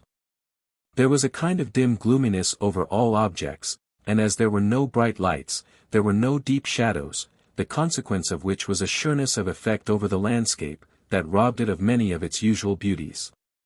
Such was the state of things when Marchdale accompanied Henry and Admiral Bell from Bannerworth Hall across the garden in the direction of the hilly wood, close to which was the spot intended for the scene of encounter. Jack Pringle came on at a lazy pace behind with his hands in his pockets, and looking as unconcerned as if he had just come out for a morning stroll, and scarcely knew whether he saw what was going on or not. The curious contortion into which he twisted his countenance, and the different odd-looking lumps that appeared in it from time to time, may be accounted for by a quid of unusual size, which he seemed to be masticating with a relish quite horrifying to one unused to so barbarous a luxury. The admiral had strictly enjoined him not to interfere on pain of being considered a lubber and no seaman for the remainder of his existence, threatened penalties which, of course, had their own weight with Jack, and accordingly he came just to see the row in as quiet a way as possible, perhaps not without a hope, that something might turn up in the shape of a casus belli, that might justify him in adopting a threatening attitude toward somebody. "Now, Master Henry," said the admiral, "none of your palaver to me as we go along, recollect I don't belong to your party, you know. I've stood friend to 2 or 3 fellows in my time. But if anybody had said to me, Admiral Bell, the next time you go out on a quiet little shooting party, it will be as second to a vampire, I'd have said, you're a liar, howsomever, me, here you goes, and what I mean to say is this, Mr. Henry, that I'd second even a Frenchman rather than he shouldn't fight when he's asked." "That's liberal of you," said Henry, "at all event." "I believe you it is," said the admiral, "so mind if you don't hit him. I'm not going to tell you how, all you've got to do, is to fire low. But that's no business of mine. Shiver my timbers, I oughtn't to tell you, but you, hit him if you can." "Admiral," said Henry, "I can hardly think you are even preserving a neutrality in the matter, putting aside my own partisanship as regards your own man." "Oh, hang him. I'm not going to let him creep out of the thing on such a shabby pretense. I can tell you. I think I ought to have gone to his house this morning, only, as I said I never would cross his threshold again, I won't. I wonder if he'll come," said Mr. Marchdale to Henry. "After all, you know he may take to flight, and shun an encounter which, it is evident, he has entered into but tardily." "I hope not," said Henry, "and yet I must own that your supposition has several times crossed my mind. If, however, he do not meet me, he never can appear at all in the country, and we should, at least, be rid of him, and all his troublesome importunities concerning the Hall. I would not allow that man, on any account, to cross the threshold of my house, as its tenant or its owner." "Why, it ain't usual," said the admiral, "to let one's house to 2 people at once, unless you seem quite to forget that I've taken yours. I may as well remind you of it." "Hurrah," said Jack Pringle, at this moment. "What's the matter with you? Who told you to hurrah?" "Enemy in the offing," said Jack, 3 or 4 pints to the so-west. "So he is, by Jove. Dodging about among the trees. Come, now, this vampire's a decenter fellow than I thought him. He means, after all, to let us have a pop at him." They had now reached so close to the spot, that Sir Francis Varney, who, to all appearance, had been waiting, emerged from among the trees, rolled up in his dismal-looking cloak, and, if possible, looking longer and thinner than ever he had looked before. His face wore a singular cadaverous-looking aspect. His very lips were white and there was a curious, pinkish-looking circle round each of his eyes, that imparted to his whole countenance a most uninviting appearance.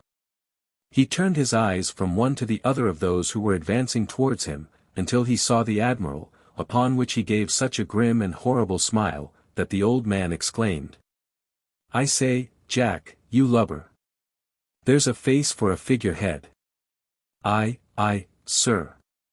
Did you ever see such a grin as that in your life, in any latitude? Aye, sir. You did, you swab. I should think so. It's a lie, and you know it." "Very good," said Jack, "don't you recollect when that iron bullet walked over your head, leaving a nice little nick, all the way off Bergen-op-Zoom, that was the time, blessed if you didn't give just such a grin as that." "I didn't, you rascal." "And I say you did. Mutiny, by God. Go to blazes."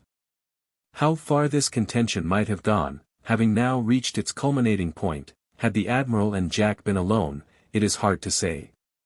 But as it was, Henry and Marchdale interfered, and so the quarrel was patched up for the moment, in order to give place to more important affairs. Varney seemed to think, that after the smiling welcome he had given to his second, he had done quite enough. For there he stood, tall, and gaunt, and motionless, if we may except an occasional singular movement of the mouth, and a clap together of his teeth, at times, which was enough to make anybody jump to hear. "For heaven's sake," said Marchdale, "do not let us trifle at such a moment as this. Mr. Pringle, you really had no business here." "Mr. who?" said Jack. "Pringle, I believe, is your name," returned Marchdale. "It were. But blowed if ever I was called Mr. before." The Admiral walked up to Sir Francis Varney, and gave him a nod that looked much more like one of defiance than of salutation, to which the vampire replied by a low, courtly bow. "Oh, bother!" muttered the old Admiral. "If I was to double up my backbone like that, I should never get it down straight again." "Well, all's right, you've come, that's all you could do, I suppose." "I am here," said Varney, "and therefore it becomes a work of supererogation to remark that I've come." "Oh. Does it? I never bolted a dictionary, and, therefore, I don't know exactly what you mean. Step aside with me a moment, Admiral Bell, and I will tell you what you are to do with me after I am shot, if such should be my fate." "Do with you? If I'll do anything with you. I don't expect you will regret me, you will eat." "Eat?" "Yes, and drink as usual, no doubt, notwithstanding being witness to the decease of a fellow creature." "Belay there, don't call yourself a fellow creature of mine, ain't a vampire. But there's no knowing what you may be. And now listen to my instructions, for as you're my second, you cannot very well refuse to me a few friendly offices. Rain is falling. Step beneath this ancient tree, and I will talk to you." Chapter 39. The Storm and the Fight. The Admiral's repudiation of his principal. "Well," said the Admiral, when they were fairly under the tree, upon the leaves of which the pattering rain might be heard falling, "well, what is it? If your young friend, Mr. Bannerworth, should chance to send a pistol bullet through any portion of my anatomy, prejudicial to the prolongation of my existence, you will be so good as not to interfere with anything I may have about me, or to make any disturbance whatever." "You may depend I shan't. Just take the matter perfectly easy, as a thing of course." "Oh. I mean easy. Ha! What a delightful thing is friendship. There is a little knoll or mound of earth midway between here and the hall. Do you happen to know it? There is one solitary tree glowing near its summit, an oriental-looking tree, of the fir tribe, which, fan-like, spreads its deep green leaves, across the azure sky." "Oh. Bother it. It's a old tree, growing upon a little bit of a hill, I suppose you mean." "Precisely, only much more poetically expressed. The moon rises at 4:15 tonight, or rather tomorrow, morning." "Does it?" "Yes. And if I should happen to be killed, you will have me removed gently to this mound of earth, and there laid beneath this tree, with my face upwards, and take care that it is done before the moon rises. You can watch that no one interferes. A likely job. What the deuce do you take me for? I tell you what it is, Mr. Vampire, or Varney, or whatever's your name, if you should chance to be hit, wherever you chance to fall, there you'll lie." "How very unkind." "Uncommon, ain't it? Well, since that is your determination, I must take care of myself in another way." "I can do so, and I will." "Take care of yourself how you like, for all I care. I've come here to second you, and to see that, on the honor of a seaman, if you are put out of the world, it's done in a proper manner. That's all I have to do with you, now you know." Sir Francis Varney looked after him with a strange kind of smile, as he walked away to make the necessary preparation with Marchdale for the immediate commencement of the contest. These were simple and brief. It was agreed that 12 paces should be measured out, 6 each way, from a fixed point, one 6 to be paced by the Admiral, and the other by Marchdale.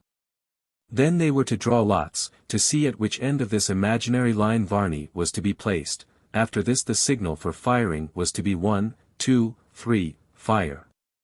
A few minutes sufficed to complete these arrangements. The ground was measured in the manner we have stated, and the combatants placed in their respective positions, Sir Francis Varney occupying the same spot where he had at first stood, namely, that nearest to the little wood, and to his own residence. It is impossible that under such circumstances the bravest and the calmest of mankind could fail to feel some slight degree of tremor or uneasiness.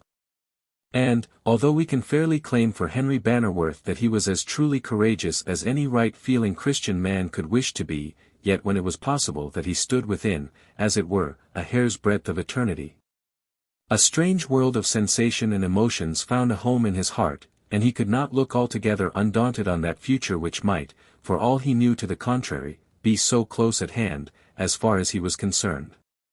It was not that he feared death, but that he looked with a decent gravity upon so grave a change as that from this world to the next, and hence was it that his face was pale, and that he looked all the emotion which he really felt.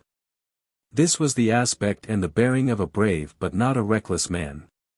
While Sir Francis Varney, on the other hand, seemed, now that he had fairly engaged in the duel, to look upon it and its attendant circumstances with a kind of smirking satisfaction, as if he were far more amused than personally interested. This was certainly the more extraordinary after the manner in which he had tried to evade the fight, and, at all events, was quite a sufficient proof that cowardice had not been his actuating motive in so doing. The Admiral, who stood on a level with him, could not see the sort of expression he wore, or, probably, he would have been far from well pleased. But the others did, and they found something inexpressibly disagreeable in the smirking kind of satisfaction with which the vampire seemed to regard now the proceedings. "Confound him," whispered Marchdale to Henry, "one would think he was quite delighted, instead, as we had imagined him, not well pleased, at these proceedings. Look how he grins." "It is no matter," said Henry. "Let him wear what aspect he may, it is the same to me, and, as Heaven is my judge, I here declare, if I did not think myself justified in so doing, I would not raise my hand against this man. There can be no shadow of a doubt regarding your justification. Have at him, and Heaven protect you. Amen." The Admiral was to give the word to fire, and now he and Marshal having stepped sufficiently on one side to be out of all possible danger from any stray shot, he commenced repeating the signal. "Are you ready, gentlemen, once?" They looked sternly at each other, and each grasped his pistol. Twice. Sir Francis Varney smiled and looked around him, as if the affair were one of the most commonplace description. Thrice. Varney seemed to be studying the sky rather than attending to the duel. "Fire," said the Admiral, and one report only struck upon the ear. It was that from Henry's pistol. All eyes were turned upon Sir Francis Varney, who had evidently reserved his fire, for what purpose could not be devised, except a murderous one, the taking of a more steady aim at Henry. Sir Francis, however, seemed in no hurry, but smiled significantly, and gradually raised the point of his weapon. "Did you hear the word, Sir Francis? I gave it loud enough, I am sure. I never spoke plainer in my life, did I ever, Jack?" "Yes, often," said Jack Pringle. "What's the use of your asking such yarns as them? You know you have done so often enough when you wanted grog. You'd, rascal, I'll have your back scored, I will." "So you will, when you are afloat again, which you never will be, you're paid off, that's certain. You lubberly lout, you ain't a seaman would never mutiny against his admiral. Howsomever, do you hear, Sir Francis, I'll give the matter up, if you don't pay some attention to me." Henry looked steadily at Varney, expecting every moment to feel his bullet. "Mr. Marchdale hastily exclaimed that this was not according to usage. Sir Francis Varney took no notice, but went on elevating his weapon. When it was perpendicular to the earth he fired in the air. "I had not anticipated this," said Marchdale, as he walked to Henry. "I thought he was taking a more deadly aim." "And I," said Henry. "You have escaped, Henry, let me congratulate you." Not so fast, we may fire again. I can afford to do that, he said, with a smile. You should have fired, sir, according to custom, said the admiral. This is not the proper thing. What, fire at your friend? Oh, that's all very well. You are my friend for a time, vampire as you are, and I intend you shall fire. If Mr. Henry Bannerworth demands another fire, I have no objection to it, and will fire at him. But as it is I shall not do so. Indeed, it would be quite useless for him to do so. To point mortal weapons at me is mere child's play. They will not hurt me. The devil they won't, said the admiral. Why, look you here, said Sir Francis Varney, stepping forward and placing his hand to his neckerchief. Look you here, if Mr. Henry Bannerworth should demand another fire, he may do so with the same bullet. The same bullet, said Marchdale, stepping forward, the same bullet. How is this? My eyes, said Jack, who'd have thought it, there's a go. Wouldn't he do for a dummy, to lead a forlorn hope, or to put among the boarders? Here, said Sir Francis, handing a bullet to Henry Bannerworth, here is the bullet you shot at me. Henry looked at it, it was blackened by powder. And then Marchdale seized it and tried it in the pistol, but found the bullet fitted Henry's weapon. By heavens, it is so, he exclaimed, stepping back and looking at Varney from top to toe in horror and amazement. D.E., said the admiral, if I understand this. Why Jack Pringle, you dog, here's a strange fish. No. There's plenty in some countries. Will you insist upon another fire, or may I consider you satisfied? I shall object, said Marchdale. Henry, this affair must go no further, it would be madness, worse than madness, to fight upon such terms. So say I, said the admiral. I will not have anything to do with you, Sir Francis. I'll not be your second any longer. I didn't bargain for such a game as this. You might as well fight with the man in brass armor, at the Lord Mayor's show, or the champion at a coronation. Oh, said Jack Pringle. A man may as well fire at the back of a alligator as a wampfire. This must be considered as having been concluded, said Mr. Marchdale. No, said Henry. And wherefore not? Because I have not received his fire. Heaven forbid you should. I may not with honor quit the ground without another fire. Under ordinary circumstances there might be some shadow of an excuse for your demand, but as it is there is none. You have neither honor nor credit to gain by such an encounter, and, certainly, you can gain no object. How are we to decide this affair? Am I considered absolved from the accusation under which I lay, of cowardice? Inquired Sir Francis Varney, with a cold smile.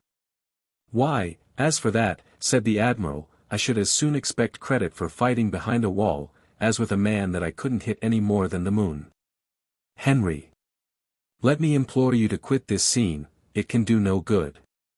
At this moment, a noise, as of human voices, was heard at a distance. This caused a momentary pause, and, the whole party stood still and listened. The murmurs and shouts that now arose in the distance were indistinct and confused. What can all this mean, said Marchdale, there is something very strange about it. I cannot imagine a cause for so unusual an occurrence. Nor I, said Sir Francis Varney, looking suspiciously at Henry Bannerworth. Upon my honor I know neither what is the cause nor the nature of the sounds themselves. Then we can easily see what is the matter from yonder hillock, said the admiral, and there's Jack Pringle, he's up there already. What's he telegraphing about in that manner, I wonder? The fact was, Jack Pringle, hearing the riot, had thought that if he got to the neighboring eminence he might possibly ascertain what it was that was the cause of what he termed the row, and had succeeded in some degree. There were a number of people of all kinds coming out from the village, apparently armed, and shouting. Jack Pringle hitched up his trousers and swore, then took off his hat and began to shout to the admiral, as he said. D.E., they are too late to spoil the sport. Hello! Hurrah! What's all that about, Jack? Inquired the admiral, as he came puffing along. "What's the squall about?" "Only a few horse marines and bumboat women, that have been startled like a company of penguins." "Oh. My eyes. Wouldn't a whole broadside set 'em flying, Jack?" "Aye. Just as them Frenchmen that you murdered on board the Big Thunderer, as you called it." "I murder them, you rascal." "Yes, there was about 500 of them killed." "They were only shot." "They were killed, only your conscience tells you it's uncomfortable." "You rascal, you villain. You ought to be keel-hauled and well paid." "Aye, you're paid, and paid off as an old hulk. D-E-U-U-O. I wish I had you on board ship, I'd make your lubberly carcass like a Union Jack, full of red and blue stripes." "Oh. It's all very well. But if you don't take to your heels, you'll have all the old women in the village a-whacking on you, that's all I have to say about it. You'd better port your helm and about ship, or you'll be keel-hauled." "You're. What's the matter?" inquired Marchdale, as he arrived. "What's the cause of all the noise we have heard?" said Sir Francis. "Has some village festival spontaneously burst forth among the rustics of this place?" "I cannot tell the cause of it," said Henry Bannerworth, "but they seem to me to be coming towards this place." "Indeed. I think so too," said Marchdale. "With what object?" inquired Sir Francis Varney. "No peaceable one," observed Henry, "for, as far I can observe, they struck across the country, as though they would enclose something, or intercept somebody." "Indeed. But why come here? If I knew that I could have at once told the cause." "And they appear armed with a variety of odd weapons," observed Sir Francis. "They mean an attack upon some one." "Who is that man with them?" "He seems to be deprecating their coming." "That appears to be Mr. Chillingworth," said Henry. "I think that is he." "Yes," observed the Admiral, "I think I know the build of that craft, he's been in our society before. I always know a ship as soon as I see it." "Does you, though?" said Jack. "Yeah, what do you mean, eh? Let me hear what you've got to say against your captain and your admiral, you mutinous dog, you tell me, I say." "So I will. You thought you were fighting a big ship in a fog, and fired a dozen broadsides or so, and it was only the Flying Dutchman, or the devil." "You infernal dog." "Well, you know it was, it might have been our own shadow for all I can tell." "Indeed, I think it was." "You think?" "Yes. That's mutiny. I'll have no more to do with you, Jack Pringle, you're no seaman, and have no respect for your officer. Now sheer off, or I'll cut your yards." "Why, as for my yards, I'll square 'em presently if I like, you old swab, but as for leaving you, very well, you have said so, and you shall be accommodated, D.E. However, it was not so when your knob was nearly rove through with a boarding pike. It wasn't I'll have no more to do with Jack Pringle, then, it was more t'other." "Well, then, why be so mutinous?" "Because you aggrawates me." The cries of the mob became more distinct as they drew nearer to the party, who began to evince some uneasiness as to their object. "Surely," said Marchdale, "Mr. Chillingworth has not named anything respecting the duel that has taken place." "No, no. But he was to have been here this morning," said the Admiral. "I understood he was to be here in his own character of a surgeon, and yet I have not seen him, have any of you?" "No," said Henry. "Then here he comes in the character of conservator of the public peace," said Varney, coldly. "However, I believe that his errand will be useless since the affair is, I presume, concluded." "Down with the vampire." "Eh?" said the Admiral. What's that, eh? What did they say?" "If you'll listen they'll tell you soon enough, I'll warrant." "Maybe they will, and yet I'd like to know now." Sir Francis Varney looked significantly at Marchdale, and then waited with downcast eyes for the repetition of the words. "Down with the vampire," resounded on all sides from the people who came rapidly towards them, and converging towards a center. "Burn, destroy, and kill the vampire." "No vampire, burn him out, down with him, kill him. Then came Mr. Chillingworth's voice, who, with much earnestness, endeavoured to exhort them to moderation, and to refrain from violence. Sir Francis Varney became very pale agitated.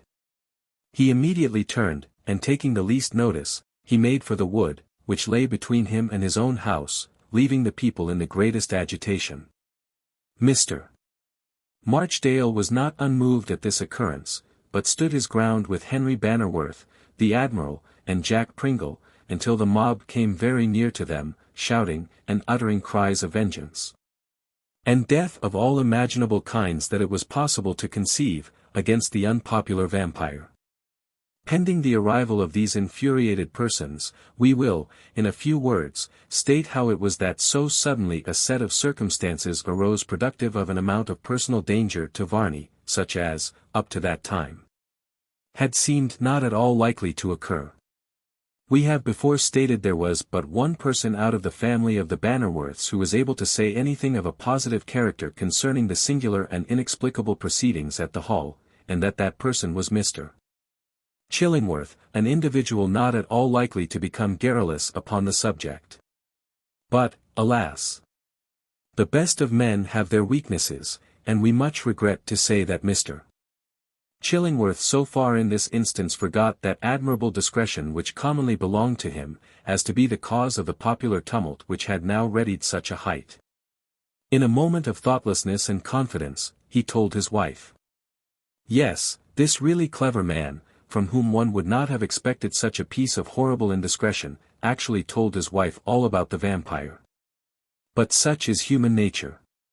Combined with an amount of firmness and reasoning power, that one would have thought to be invulnerable safeguards, we find some weakness which astonishes all calculation. Such was this of Mr. Chillingworth's. It is true, he cautioned the lady to be secret, and pointed to her the danger of making Varney the Vampyre a theme for gossip, but he might as well have whispered to a hurricane to be so good as not to go on blowing so, as request Mrs. Chillingworth to keep a secret. Of course she burst into the usual fervent declarations of, who was she to tell? Was she a person who went about telling things? When did she see anybody? Not she, once in a blue moon, and then, when Mr. Chillingworth went out, like the King of Otaheite, she invited the neighbours round about to come to take some tea. Under solemn promises of secrecy, 16 ladies that evening were made acquainted with the full and interesting particulars of the attack of the vampire on Flora Bannerworth, and all the evidence inculpating Sir Francis Varney as the bloodthirsty individual. When the mind comes to consider that these 16 ladies multiplied their information by about 24 each, we become quite lost in a sea of arithmetic, and feel compelled to sum up the whole by a candid assumption that in 24 hours not an individual in the whole town was ignorant of the circumstances. On the morning before the projected duel, there was an unusual commotion in the streets. People were conversing together in little knots, and using rather violent gesticulations. Poor Mr. Chillingworth! He alone was ignorant of the causes of the popular commotion, and so he went to bed wondering that an unusual bustle pervaded the little market town, but not at all guessing its origin. Somehow or another, however, the populace, who had determined to make a demonstration on the following morning against the vampire, thought it highly necessary first to pay some sort of compliment to Mr. Chillingworth, and, accordingly, at an early hour, a great mob assembled outside his house, and gave 3 terrific applauding shouts, which roused him most unpleasantly from his sleep, and induced the greatest astonishment at the cause of such a tumult. Oh, that artful Mrs. Chillingworth! Too well she knew what was the matter, yet she pretended to be so oblivious upon the subject. Good God! Cried Mr. Chillingworth, as he started up in bed, what's all that? All what? Said his wife. All what? Do you mean to say you heard nothing? Well, I think I did hear a little sort of something. A little sort of something. It shook the house. Well, never mind. Go to sleep again, it's no business of ours. Yes, but it may be, though. It's all very well to say, go to sleep. That happens to be a thing I can't do. There's something amiss. Well, what's that to you? Perhaps nothing, but, perhaps, everything. Mr. Chillingworth sprang from his bed, and began dressing, a process which he executed with considerable rapidity, and in which he was much accelerated by 2 or 3 supplementary shouts from the people below. Then, in a temporary lull, a loud voice shouted, "Down with the vampire, down with the vampire." The truth in an instant burst over the mind of Mr. Chillingworth, and, turning to his wife, he exclaimed, "I understand it now. You've been gossiping about Sir Francis Varney, and have caused all this tumult." "I gossip? Well, I never. Lay it on me, it's sure to be my fault. I might have known that beforehand. I always am. But you must have spoken of it. Who have I got to speak to about it? Did you, or did you not? Who should I tell?" Mr. Chillingworth was dressed, and he hastened down and entered the street with great desperation. He had a hope that he might be enabled to disperse the crowd, and yet be in time to keep his appointment at the duel. His appearance was hailed with another shout, for it was considered, of course, that he had come to join in the attack upon Sir Francis Varney. He found assembled a much more considerable mob than he had imagined, and to his alarm he found many armed with all sorts of weapons of offence. "Hurrah!" cried a great lumpy-looking fellow, who seemed half mad with the prospect of a disturbance. "Hurrah!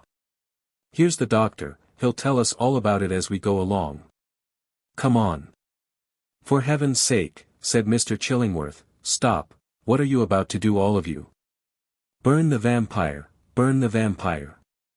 Hold, hold. This is folly. Let me implore you all to return to your homes, or you will get into serious trouble on this subject." This was a piece of advice not at all likely to be adopted, and when the mob found that Mr. Chillingworth was not disposed to encourage and countenance it in its violence, it gave another loud shout of defiance, and moved off through the long straggling streets of the town in a direction towards Sir Francis Varney's house. It is true that what were called the authorities of the town had become alarmed, and were stirring, but they found themselves in such a frightful minority that it became out of the question for them to interfere with any effect to stop the lawless proceedings of the rioters, so that the infuriated populace had it all their own way, and in a straggling, disorderly-looking kind of procession they moved off, vowing vengeance as they went against Varney the Vampyre. Hopeless as Mr. Chillingworth thought it was to interfere with any degree of effect in the proceedings of the mob, he still could not reconcile it to himself to be absent from a scene which he now felt certain had been produced by his own imprudence. So he went on with the crowd, endeavoring, as he did so, by every argument that could be suggested to him to induce them to abstain from the acts of violence they contemplated.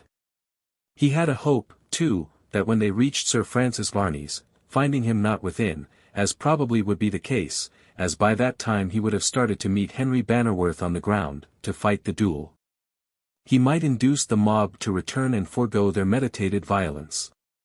And thus was it that, urged on by a multitude of persons, the unhappy surgeon was expiating, both in mind and person, the serious mistakes he had committed in trusting a secret to his wife.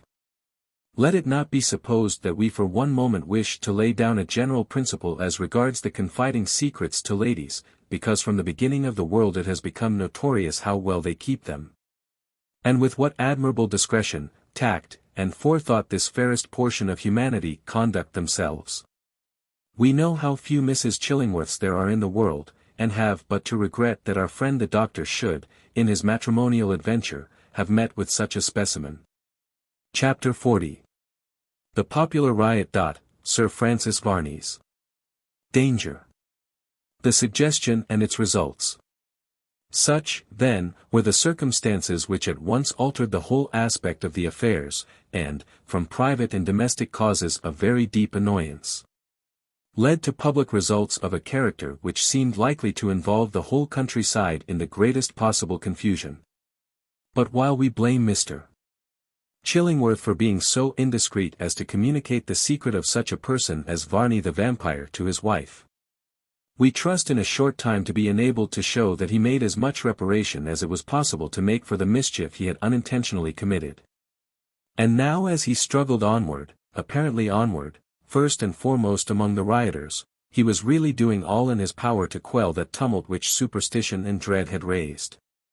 Human nature truly delights in the marvelous, and in proportion as a knowledge of the natural phenomena of nature is restricted, an unbridled imagination allowed to give the rein to fathomless conjecture, we shall find an eagerness likewise to believe the marvelous to be the truth. That dim and uncertain condition concerning vampires, originating probably as it had done in Germany, had spread itself slowly, but insidiously, throughout the whole of the civilized world. In no country and in no clime is there not something which bears a kind of family relationship to the veritable vampire of which Sir Francis Varney appeared to be so choice a specimen. The ghoul of Eastern nations is but the same being, altered to suit habits and localities. And the Sema of the Scandinavians is but the vampire of a more primitive race, and a personification of that morbid imagination which has once fancied the probability of the dead walking again among the living, with all the frightful insignia of corruption and the grave about them. Although not popular in England, still there have been tales told of such midnight visitants, so that Mrs. Chillingworth, when she had imparted the information which she had obtained, had already some rough material to work upon in the minds of her auditors, and therefore there was no great difficulty in very soon establishing the fact.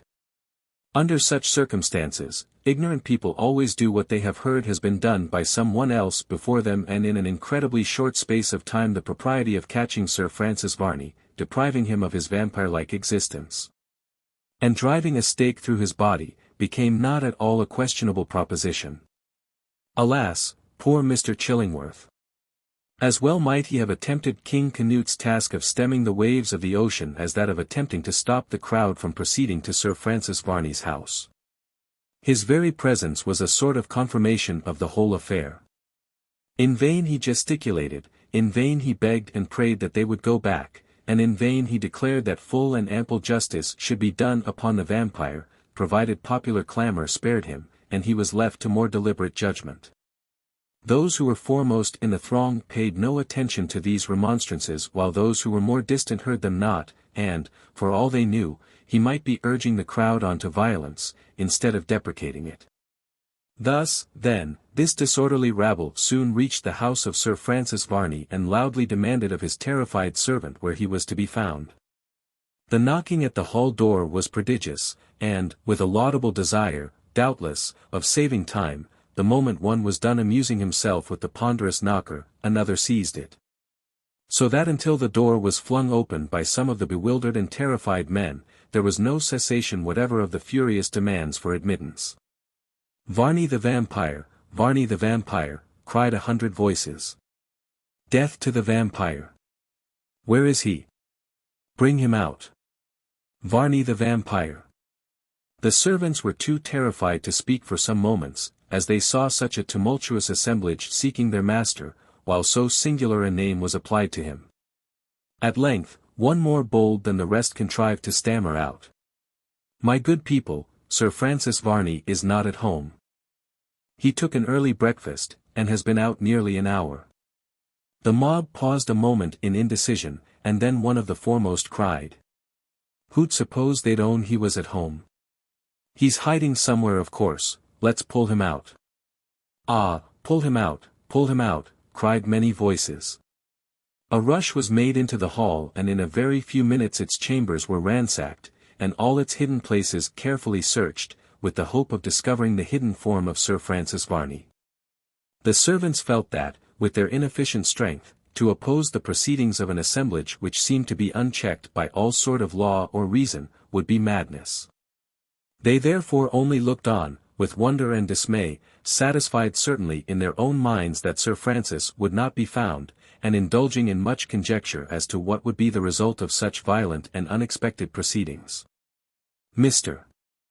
Chillingworth hoped that time was being gained, and that some sort of indication of what was going on would reach the unhappy object of popular detestation sufficiently early to enable him to provide for his own safety. He knew he was breaking his own engagement to be present at the duel between Henry Bannerworth and Sir Francis Varney, and, as that thought recurred to him, he dreaded that his professional services might be required on one side or the other. For he knew, or fancied he knew, that mutual hatred dictated the contest, and he thought that if ever a duel had taken place which was likely to be attended with some disastrous result, that was surely the one. But how could he leave, watched and surrounded as he was by an infuriated multitude, how could he hope but that his footsteps would be dogged, or that the slightest attempt of his to convey a warning to Sir Francis Varney would not be the means of bringing down upon his head the very danger he sought to shield him from? In this state of uncertainty, then, did our medical man remain, a prey to the bitterest reflections, and full of the direst apprehensions, without having the slightest power of himself to alter so disastrous a train of circumstances. Dissatisfied with their non-success, the crowd twice searched the house of Sir Francis Varney, from the attics to the basement, and then, and not till then, did they begin reluctantly to believe that the servants must have spoken the truth. "He's in the town somewhere," cried one. "Let's go back to the town." It is strange how suddenly any mob will obey any impulse, and this perfectly groundless supposition was sufficient to turn their steps back again in the direction whence they came, and they had actually, in a straggling sort of column, reached halfway towards the town, when they encountered a boy, whose professional pursuit consisted in tending sheep very early of a morning, and who at once informed them that he had seen Sir Francis Varney in the wood, halfway between Bannerworth Hall and his own home. This event at once turned the whole tide again, and with renewed clamours, carrying Mr. Chillingworth along with them, they now rapidly neared the real spot, where, probably, had they turned a little earlier, they would have viewed the object of their suspicion and hatred.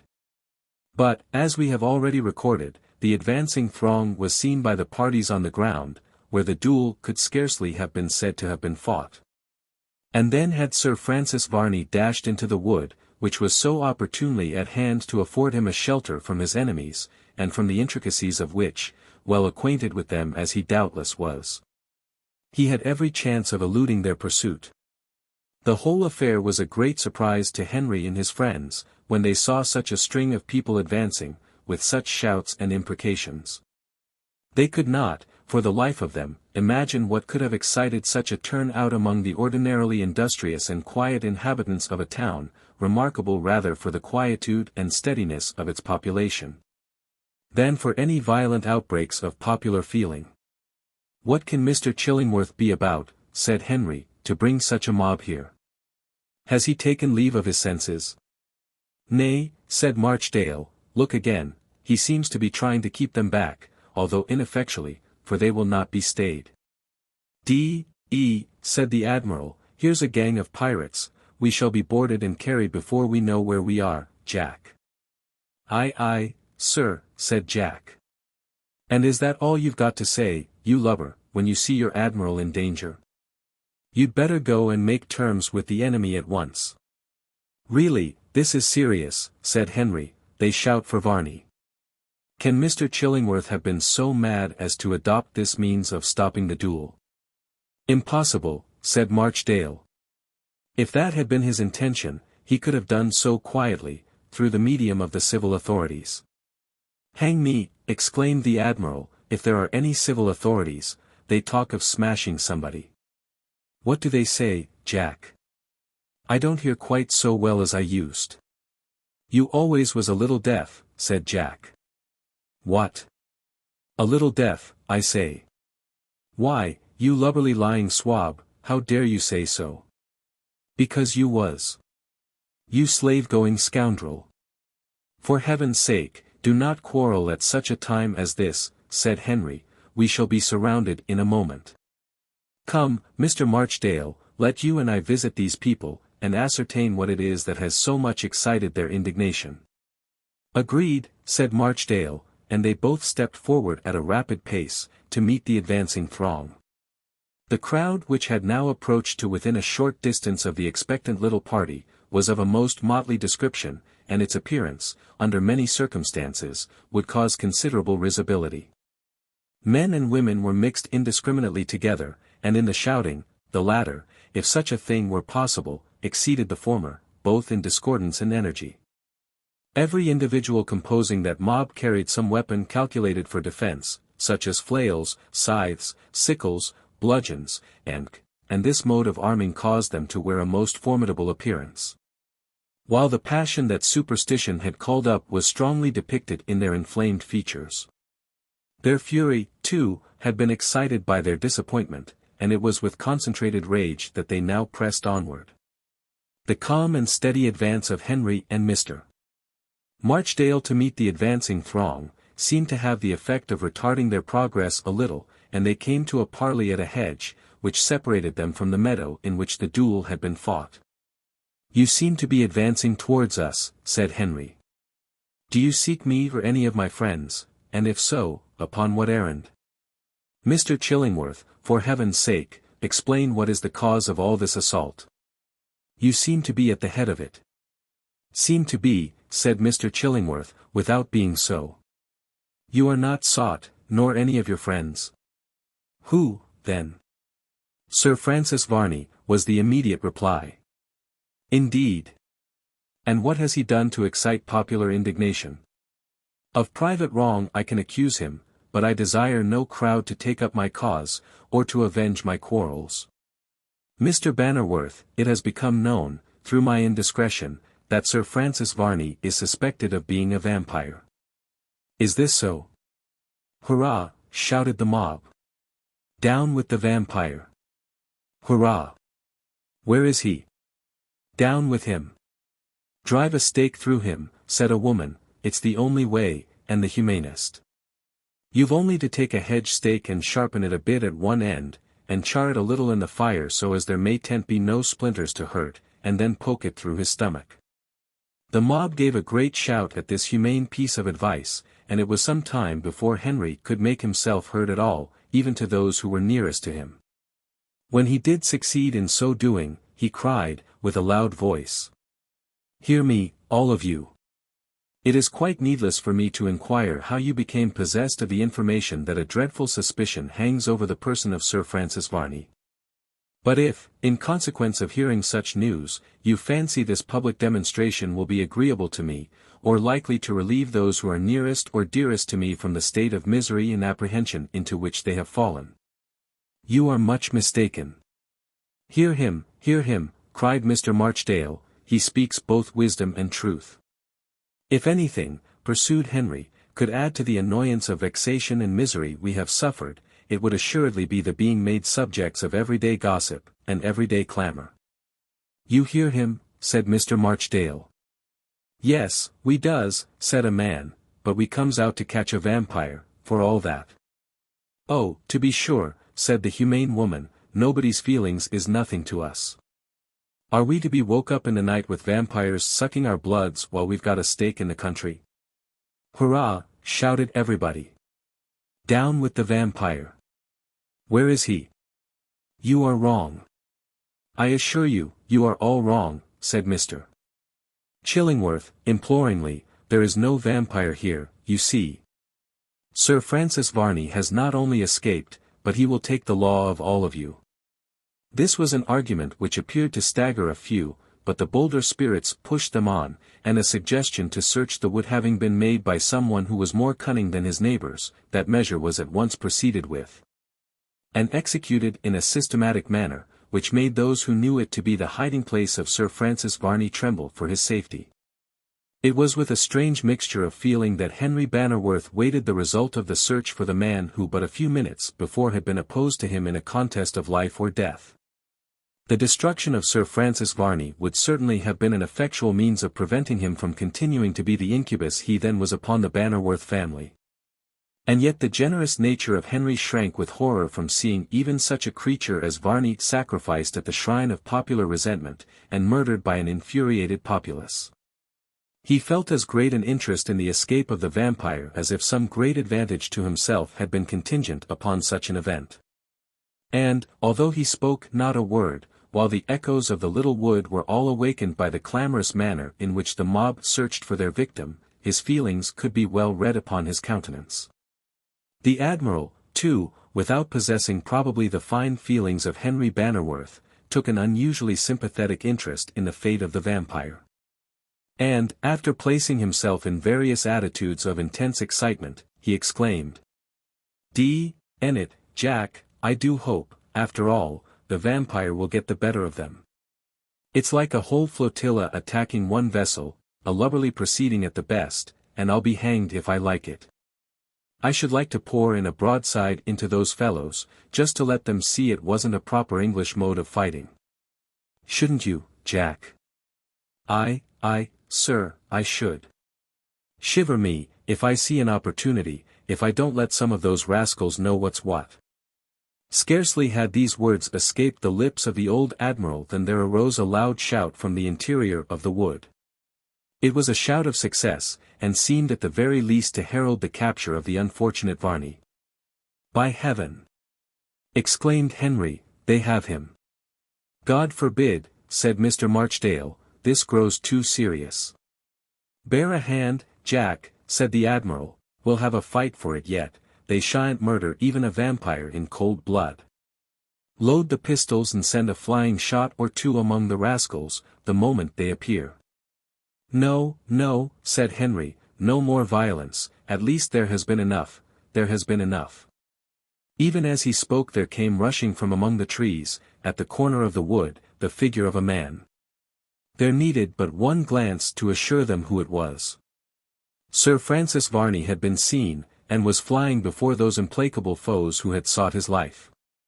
He had divested himself of his huge cloak, as well as of his low slouched hat, and, with a speed which nothing but the most absolute desperation could have enabled him to exert, he rushed onward, beating down before him every obstacle, and bounding over the meadows at a rate that, if he could have continued it for any length of time, would have set pursuit at defiance. "Bravo!" shouted the admiral, "a stern chase is a long chase, and I wish them joy of it. Jack, did you ever see anybody get along like that?" Sir. "You never did, you scoundrel." "Yes, I did." "When and where?" "When you ran away off the Sound." The admiral turned nearly blue with anger, but Jack looked perfectly imperturbable, as he added, "You know you ran away after the French frigates who wouldn't stay to fight you." "Ah! That indeed. There he goes, putting on every stitch of canvas, I'll be bound." "And there they come," said Jack, as he pointed to the corner of the wood, and some of the more active of the vampire's pursuers showed themselves. It would appear as if the vampire had been started from some hiding place in the interior of the wood, and had then thought it expedient altogether to leave that retreat, and make his way to some more secure one across the open country, where there would be more obstacles to his discovery than perseverance could overcome. Probably, then, among the brushwood and trees, for a few moments he had been again lost sight of, until those who were closest upon his track had emerged from among the dense foliage, and saw him scouring across the country at such headlong speed. These were but few, and in their extreme anxiety themselves to capture Varney, whose precipitate and terrified flight brought a firm conviction to their minds of his being a vampire, they did not stop to get much of a reinforcement, but plunged on like greyhounds in his track. "Jack," said the admiral, "this won't do. Look at that great lubberly fellow with the queer smock frock." "Never saw such a figurehead in my life," said Jack. "Stop him." Sir." The man was coming on at a prodigious rate, and Jack, with all the deliberation in the world, advanced to meet him. And when they got sufficiently close together, that in a few moments they must encounter each other, Jack made himself into as small a bundle as possible, and presented his shoulder to the advancing countryman in such a way that he flew off it at a tangent, as if he had run against a brick wall, and after rolling head over heels for some distance, safely deposited himself in a ditch, where he disappeared completely for a few moments from all human observation. "Don't say I hit you," said Jack. "Curse yer, what did you run against me for? Sarves you right. Lubbers as don't know how to steer, in course runs agin things." "Bravo," said the admiral, "there's another of them." The pursuers of Varney the Vampyre, however, now came too thick and fast to be so easily disposed of, and as soon as his figure could be seen coursing over the meadows, and springing over road and ditch with an agility almost frightful to look upon, the whole rabble-rout was in pursuit of him. By this time, the man who had fallen into the ditch had succeeded in making his appearance in the visible world again, and as he crawled up the bank, looking a thing of mire and mud, Jack walked up to him with all the carelessness in the world. And said to him, "Any luck, old chap?" "Oh, murder," said the man, "what do you mean? Who are you? Where am I? What's the matter? Old Muster Fowler, the fat crowner, will set upon me now." "Have you caught anything?" said Jack. "Caught anything?" "Yes. You've been in for eels, haven't you?" D.N. "Well, it is odd to me, as some people can't go a-fishing without getting out of temper." "Have it your own way, I won't interfere with you," and away Jack walked. The man cleared the mud out of his eyes, as well as he could, and looked after him with a powerful suspicion that in Jack he saw the very cause of his mortal mishap, but, somehow or other, his immersion in the not over-limpid stream had wonderfully cooled his courage, and casting one despairing look upon his begrimed apparel, and another at the last of the stragglers who were pursuing Sir Francis Varney across the fields, he thought it prudent to get home as fast he could, and get rid of the disagreeable results of an adventure which had turned out for him anything but auspicious or pleasant. Mr. Chillingworth, as though by a sort of impulse to be present in case Sir Francis Varney should really be run down and with a hope of saving him from personal violence, had followed the foremost of the rioters in the wood, found it now quite impossible for him to carry on such a chase as that which was being undertaken across the fields after Sir Francis Varney. His person was unfortunately but ill qualified for the continuance of such a pursuit, and, although with the greatest reluctance, he at last felt himself compelled to give it up. In making his way through the intricacies of the wood, he had been seriously incommoded by the thick undergrowth, and he had accidentally encountered several miry pools, with which he had involuntarily made a closer acquaintance than was at all conducive either to his personal appearance or comfort. The doctor's temper, though, generally speaking, one of the most even, was at last affected by his mishaps, and he could not restrain from an execration upon his want of prudence in letting his wife have a knowledge of a secret that was not his own, and the producing an unlooked-for circumstance, the termination of which might be of a most disastrous nature. Tired, therefore, and nearly exhausted by the exertions he had already taken, he emerged now alone from the wood, and near the spot where stood Henry Bannerworth and his friends in consultation. The jaded look of the surgeon was quite sufficient indication of the trouble and turmoil he had gone through, and some expressions of sympathy for his condition were dropped by Henry, to whom he replied, "Nay, my young friend, I deserve it all. I have nothing but my own indiscretion to thank for all the turmoil and tumult that has arisen this morning. But to what possible cause can we attribute such an outrage? Reproach me as much as you will, I deserve it. A man may prate of his own secrets if he like, but he should be careful of those of other people. I trusted yours to another, and am properly punished." "Enough," said Henry, "we'll say no more of that, Mr. Chillingworth. What is done cannot be undone, and we had better spend our time in reflection of how to make the best of what is, than in useless lamentation over its causes. What is to be done?" "Nay, I know not. Have you fought the duel?" "Yes. And, as you perceive, harmlessly. Thank heaven for that." "Nay, I had my fire, which Sir Francis Varney refused to return, so the affair had just ended, when the sound of approaching tumult came upon our ears."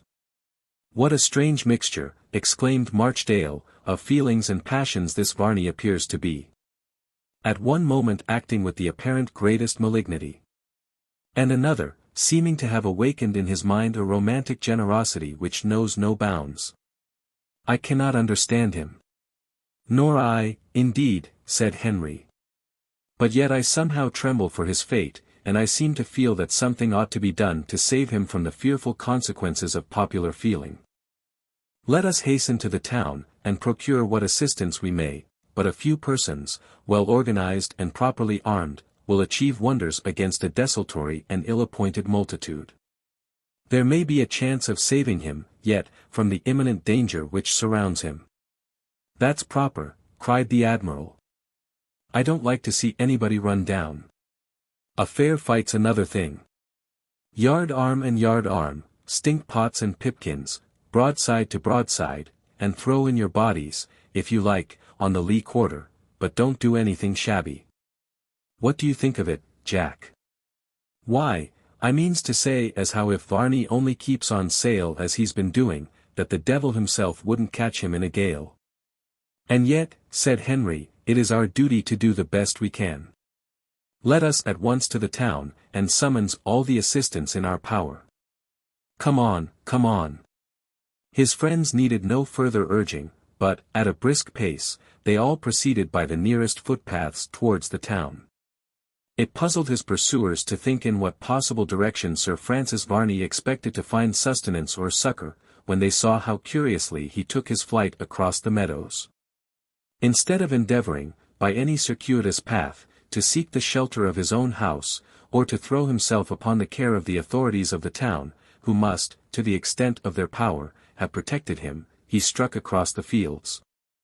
Apparently without aim or purpose, seemingly intent upon nothing but to distance his pursuers in a long chase, which might possibly tire them, or it might not, according to their or his powers of endurance.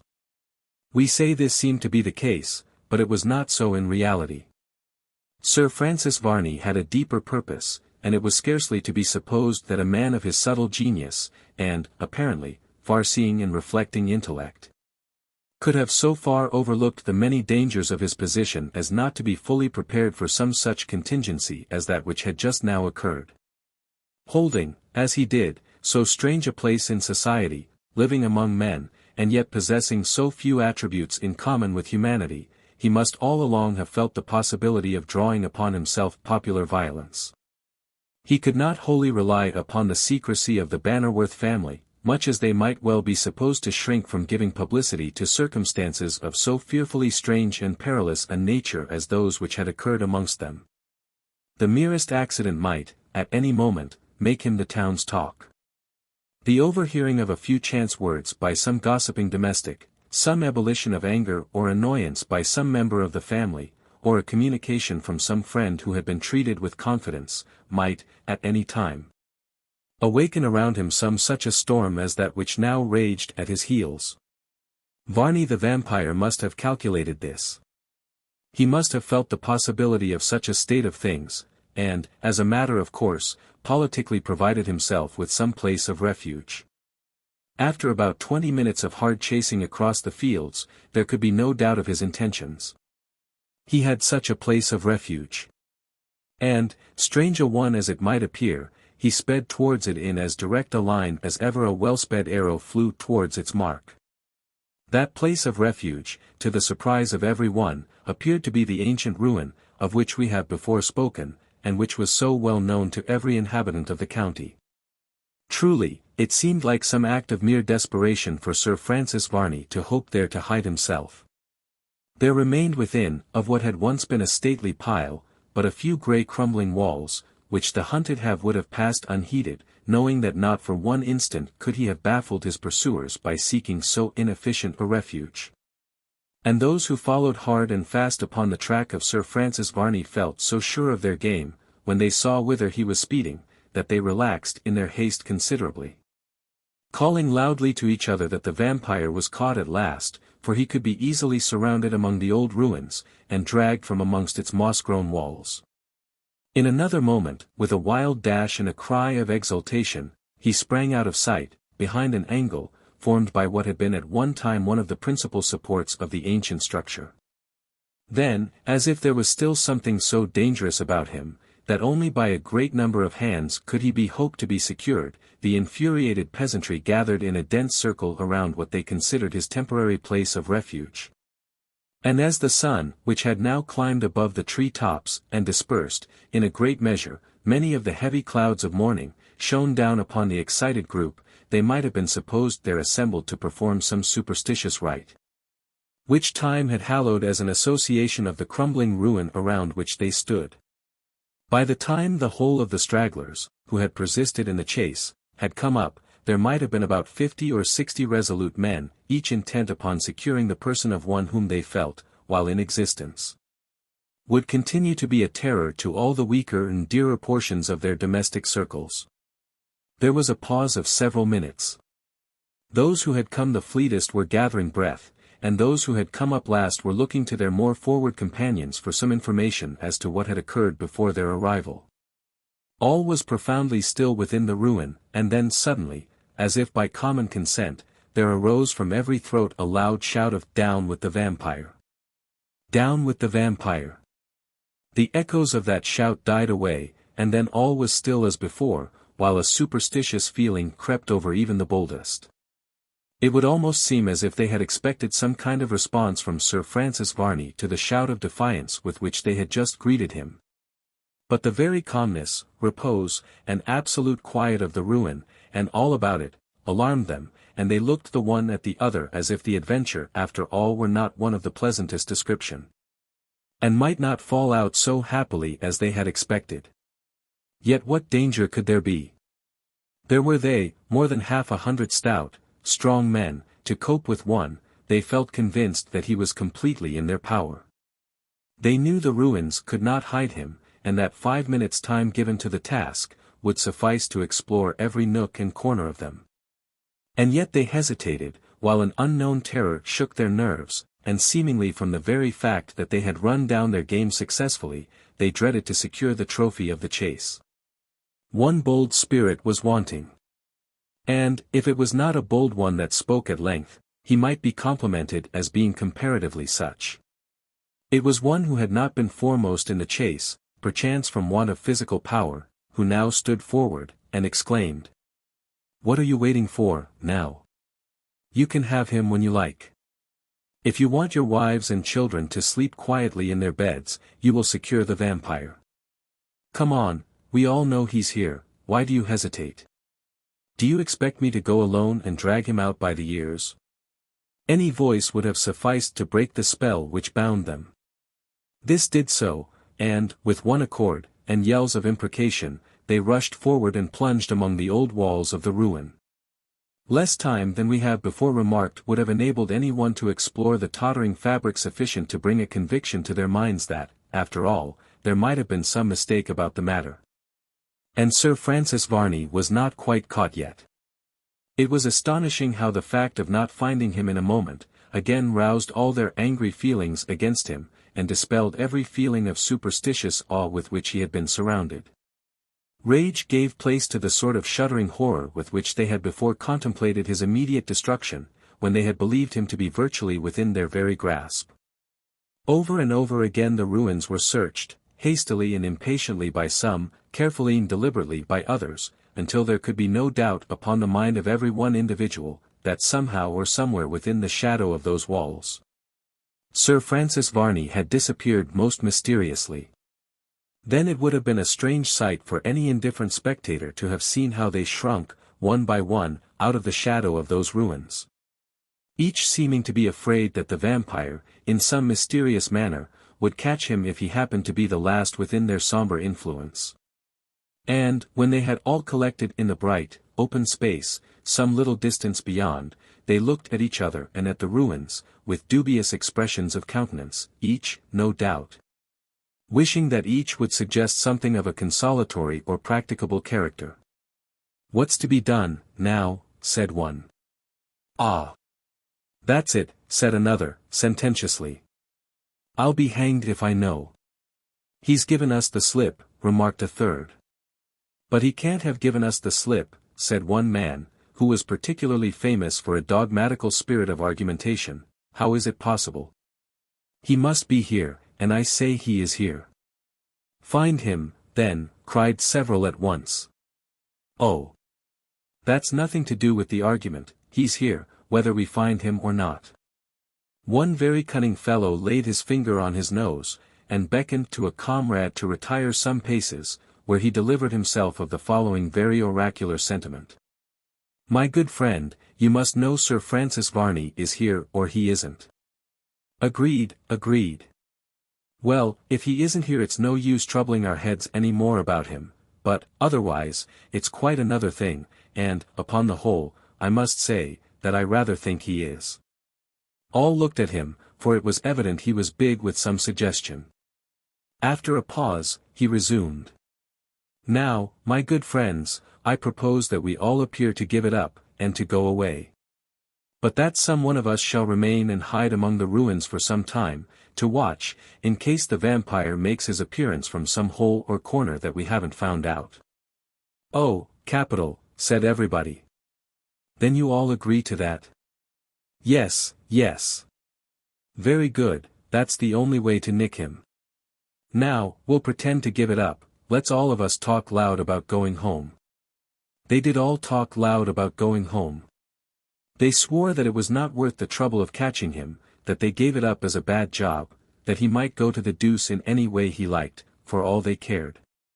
And then they all walked off in a body, when, the man who had made the suggestion, suddenly cried, "Hello! Hello, stop! Stop! You know one of us is to wait." "Oh, yes, yes, yes," said everybody, and still they moved on. "But really, you know, what's the use of this? Who's to wait?" That was, indeed, a knotty question, which induced a serious consultation, ending in their all, with one accord, pitching upon the author of the suggestion, as by far the best person to hide in the ruins and catch the vampire. They then all set off at full speed. But the cunning fellow, who certainly had not the slightest idea of so practically carrying out his own suggestion, scampered off after them with a speed that soon brought him in the midst of the throng again, and so, with fear in their looks, and all the evidences of fatigue about them, they reached the town to spread fresh and more exaggerated accounts of the mysterious conduct of Varney the Vampire. Chapter 44. Varney's danger, and his rescue. The prisoner again. And the subterranean vault.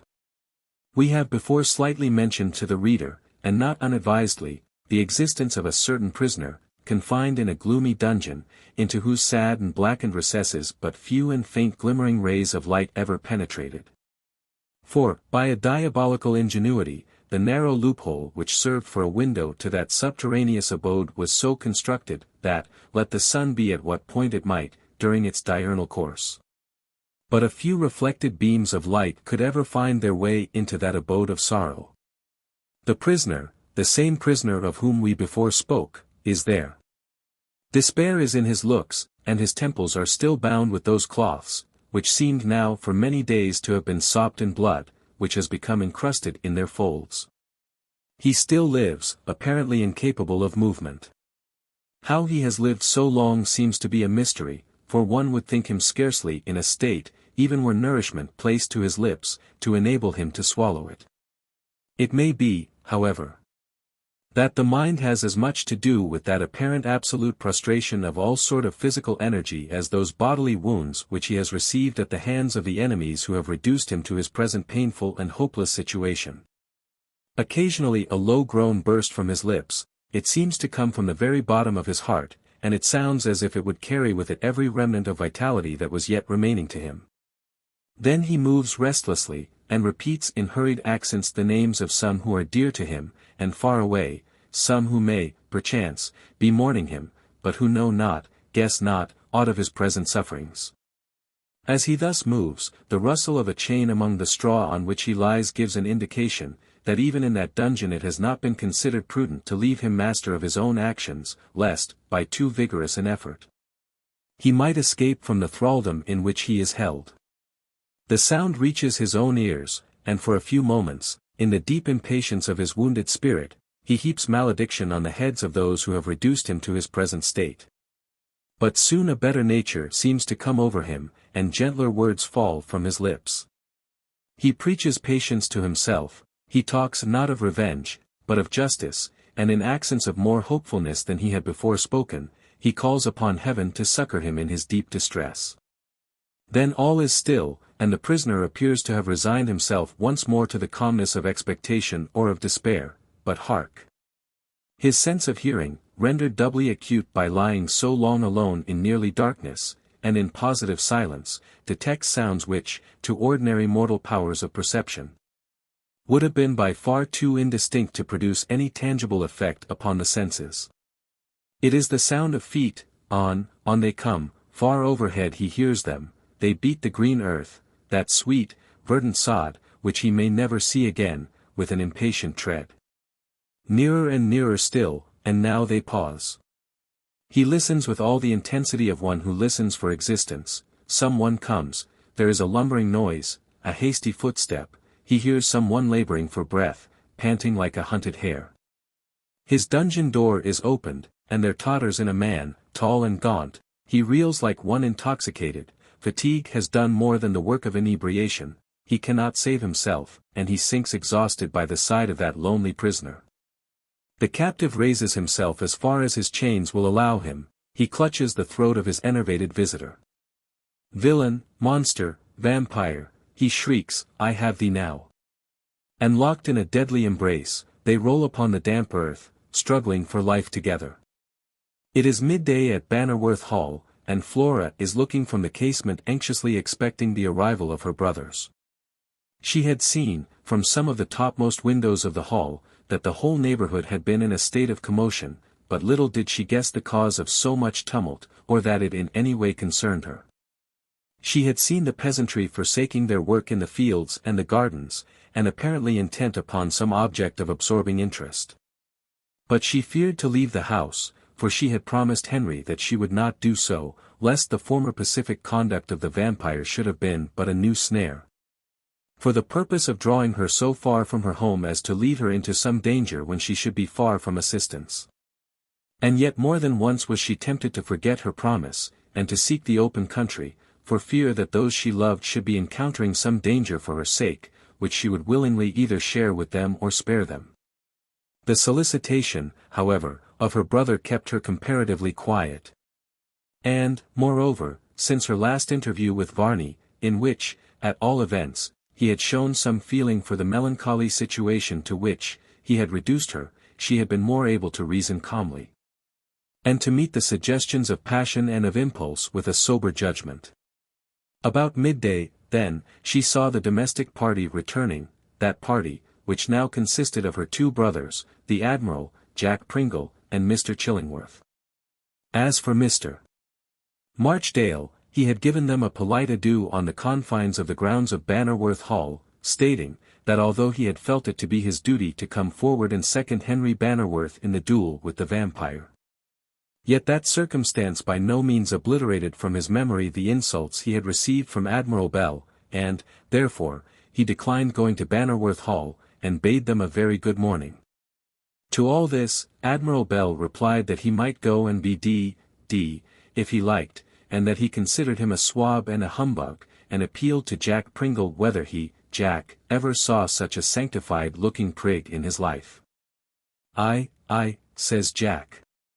This answer, of course, produced the usual contention, which lasted them until they got fairly in the house, where they swore at each other to an extent that was enough to make anyone's hair stand on end, until Henry and Mr.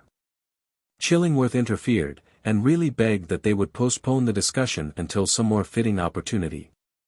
The whole of the circumstances were then related to Flora, who, while she blamed her brother much for fighting the duel with the vampire, found in the conduct of that mysterious individual, as regarded the encounter, yet another reason for believing him to be strictly sincere in his desire to save her from the consequences of his future visits.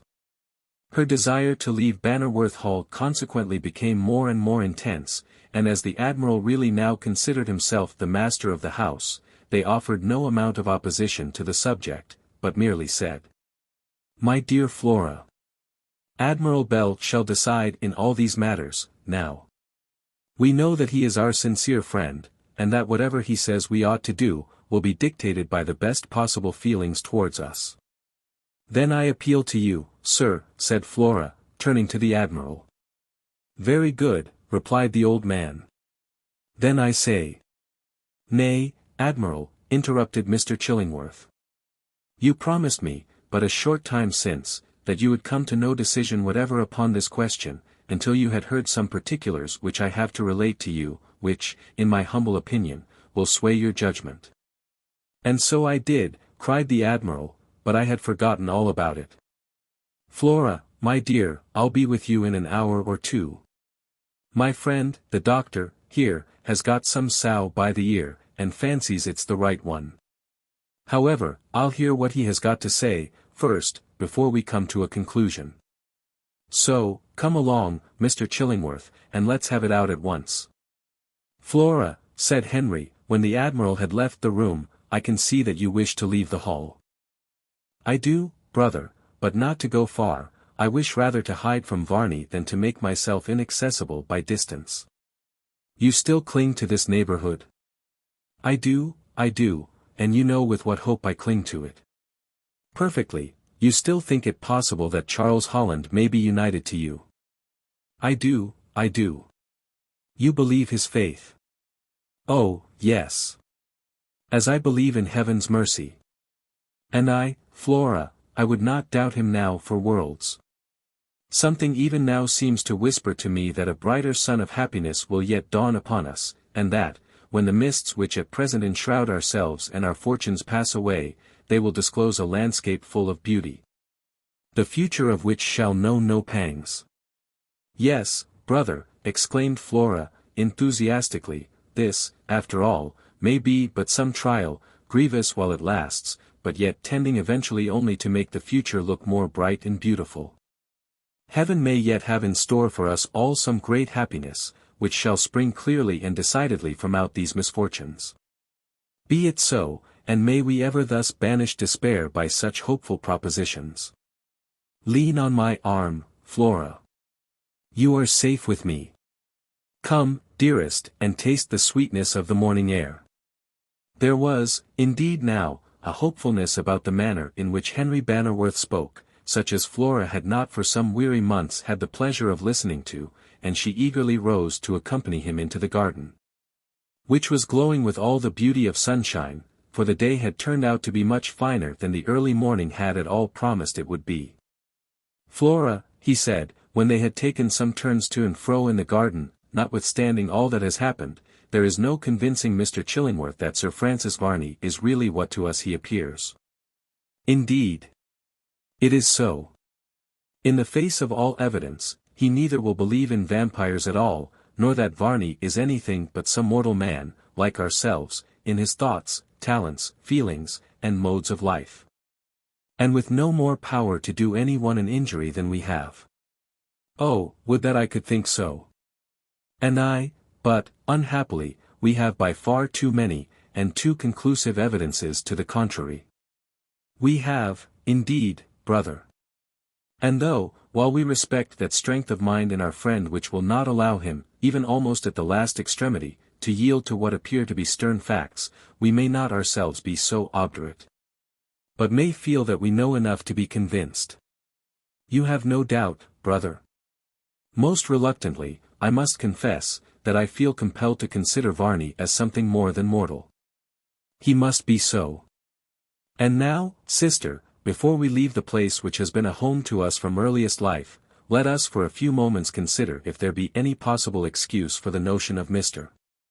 Chillingworth, to the effect that Sir Francis Varney wants possession of the house for some purpose still more inimical to our peace and prosperity than any he has yet attempted. Has he such an opinion? He has. 'Tis very strange. Yes, Flora, he seems to gather from all the circumstances, nothing but an overwhelming desire on the part of Sir Francis Varney to become the tenant of Bannerworth Hall. He certainly wishes to possess it. Yes. But can you, sister, in the exercise of any possible amount of fancy, imagine any motive for such an anxiety beyond what he alleges? Which is merely that he is fond of old houses. Precisely so. That is the reason, and the only one, that can be got from him. Heaven only knows if it be the true one. It may be, brother. As you say, it may, but there's a doubt, nevertheless, Flora. I much rejoice that you have had an interview with this mysterious being, for you have certainly, since that time, been happier and more composed than I ever hoped to see you again. I have indeed. It is sufficiently perceivable. Somehow, brother, since that interview, I have not had the same sort of dread of Sir Francis Varney which before made the very sound of his name a note of terror to me. His words, and all he said to me during that interview which took place so strangely between us, indeed how I know not, tended altogether rather to make him, to a certain extent, an object of my sympathies rather than my abhorrence. That is very strange. I own that it is strange, Henry, but when we come for but a brief moment to reflect upon the circumstances which have occurred, we shall, I think, be able to find some cause even to pity Varney the Vampyre. How? Thus, brother. It is said, and well may I who have been subject to an attack of such a nature, tremble to repeat the saying, that those who have been once subject to the visitations of a vampire are themselves in a way to become one of the dreadful and maddening fraternity. I have heard so much, sister, replied Henry. Yes. And therefore who knows but that Sir Francis Varney may, at one time, have been as innocent as we are ourselves of the terrible and fiendish propensity which now makes him a terror and a reproach to all who know him, or are in any way obnoxious to his attacks. That is true. There may have been a time, who shall say there was not, when he, like me, would have shrunk, with a dread as great as any one could have experienced, from the contamination of the touch even of a vampire. I cannot, sister, deny the soundness of your reasoning, said Henry, with a sigh, but I still not see anything, even from a full conviction that Varney is unfortunate, which should induce us to tolerate him. Nay, brother, I said not tolerate. What I mean is, that even with the horror and dread we must naturally feel at such a being, we may afford to mingle some amount of pity, which shall make us rather seek to shun him, than to cross his path with a resolution of doing him an injury. I perceive well, sister, what you mean. Rather than remain here, and make an attempt to defy Sir Francis Varney, you would fly from him, and leave him undisputed master of the field. I would. Heaven forbid that I or anyone should thwart you. You know well, Flora, how dear you are to me. You know well that your happiness has ever been to us all a matter which has assumed the most important of shapes, as regarded our general domestic policy. It is not, therefore, likely now, dear sister, that we should thwart you in your wish to remove from here.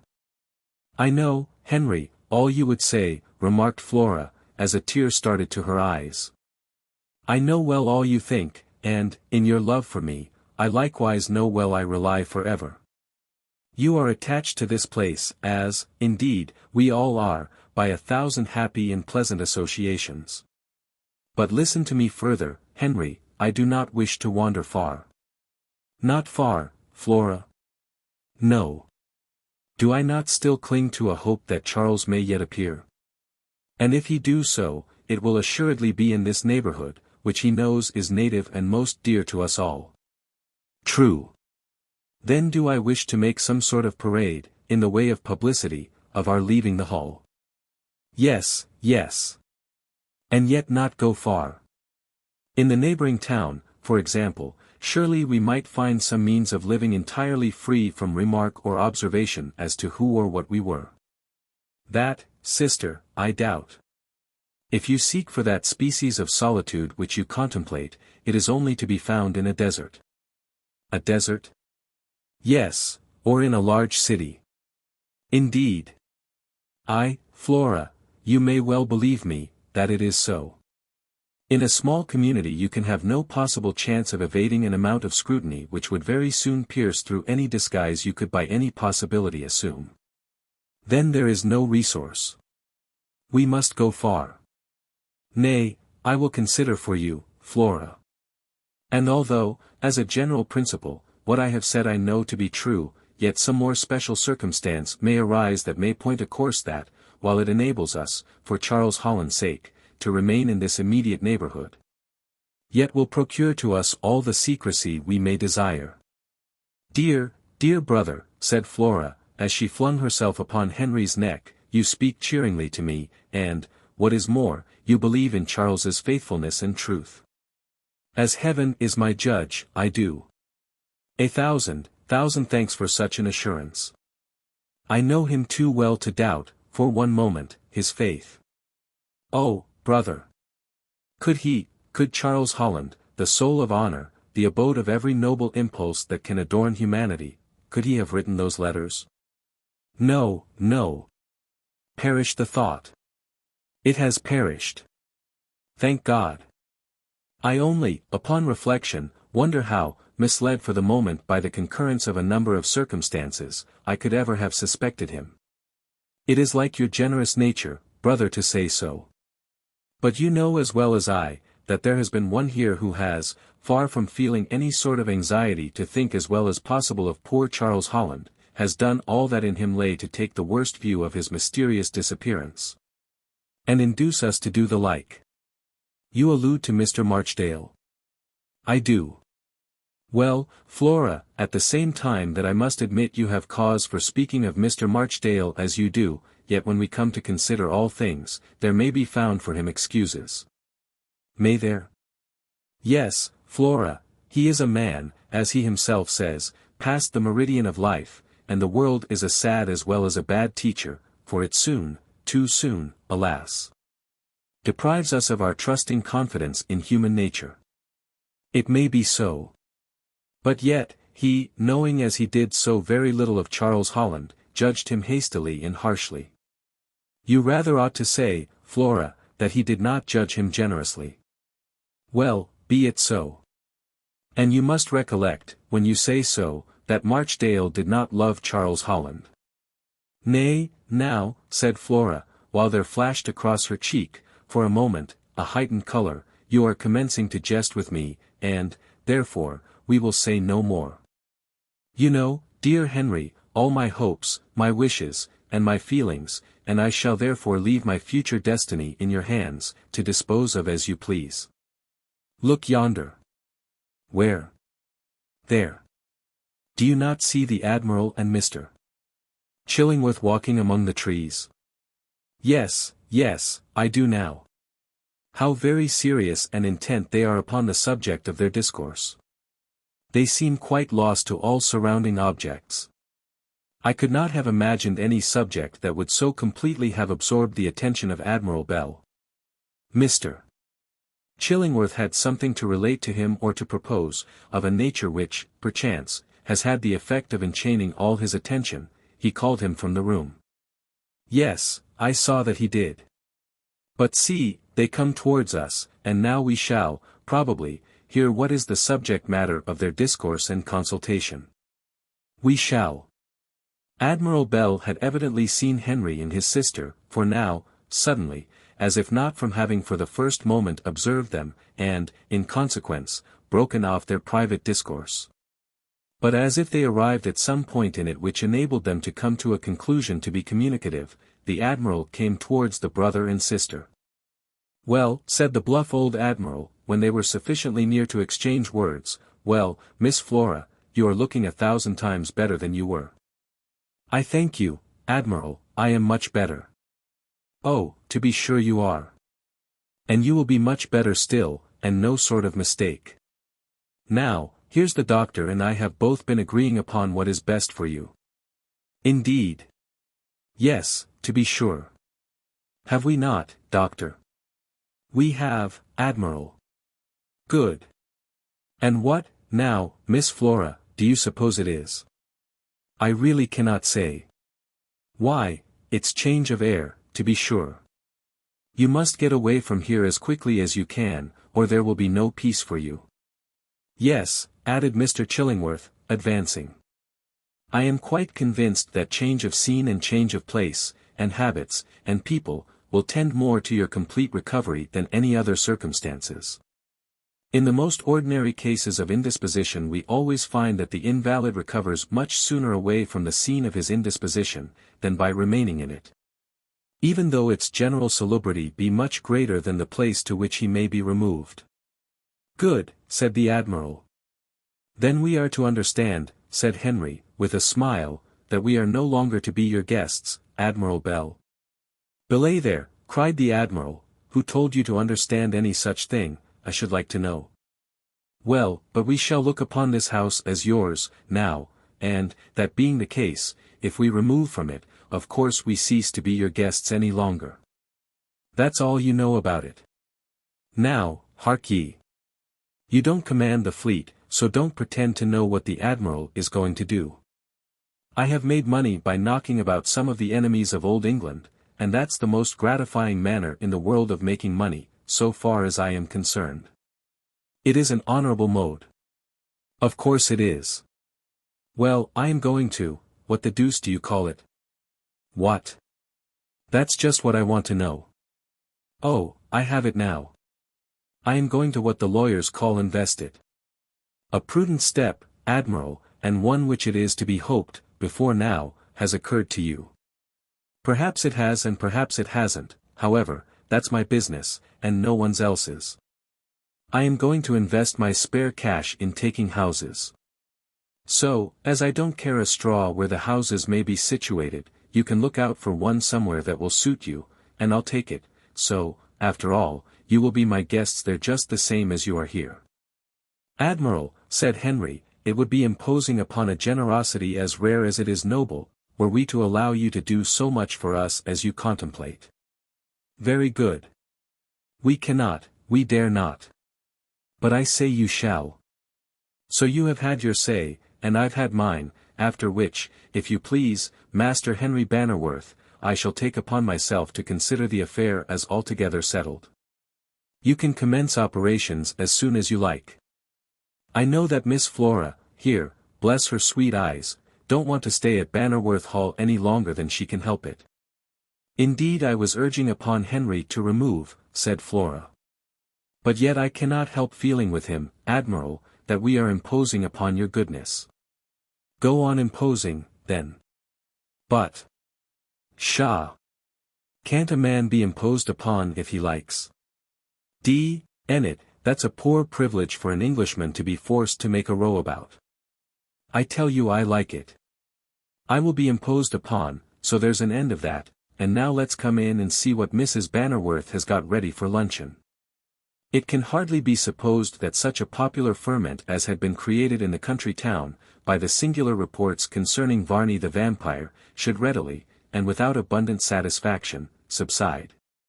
An idea like that which had lent so powerful an impulse to the popular mind, was one far easier to set going than to deprecate or extinguish.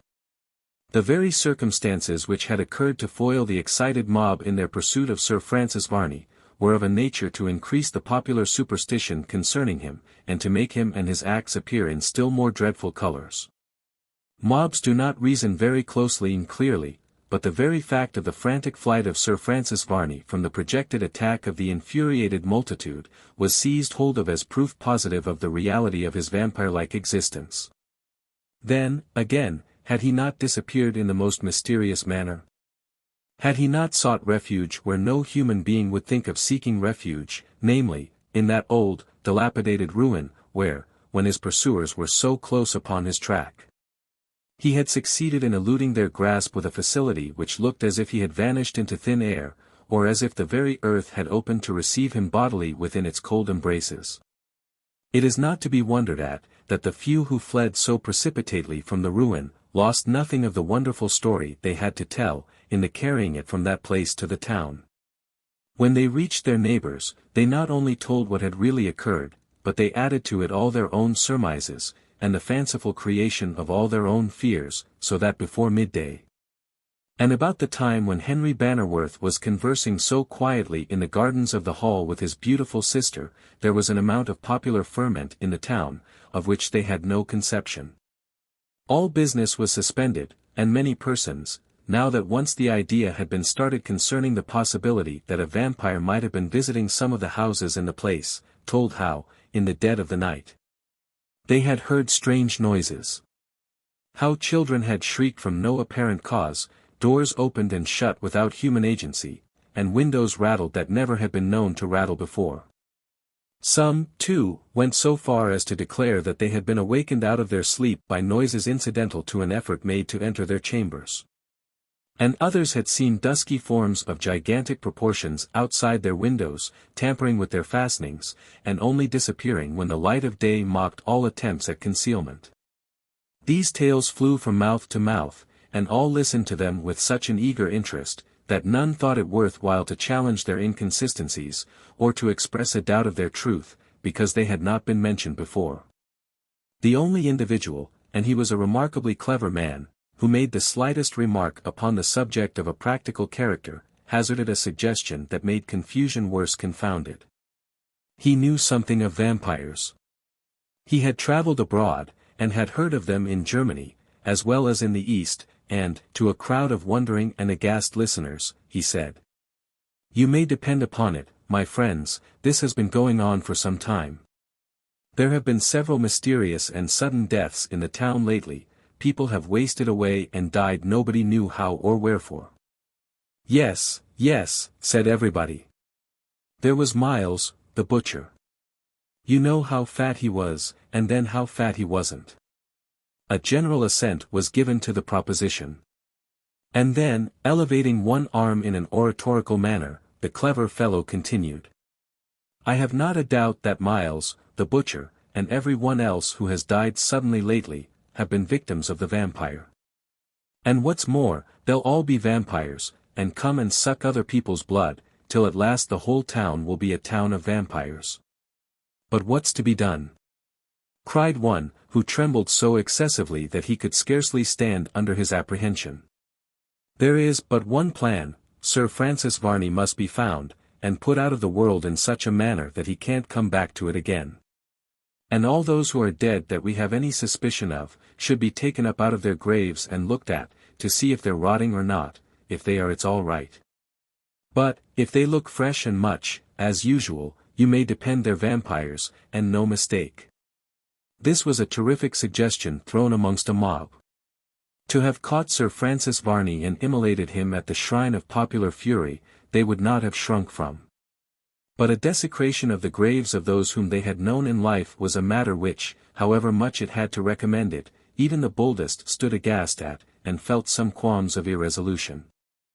There are many ideas, however, which, like the first plunge into a cold bath, are rather uncomfortable for the moment. But which, in a little time, we become so familiarized with, that they become stripped of their disagreeable concomitants, and appear quite pleasing and natural. So it was with this notion of exhuming the dead bodies of those townspeople who had recently died from what was called a decay of nature, and such other failures of vitality as bore not the tangible name of any understood disease. From mouth to mouth the awful suggestion spread like wildfire, until at last it grew into such a shape that it almost seemed to become a duty, at all events, to have up Miles the butcher, and see how he looked.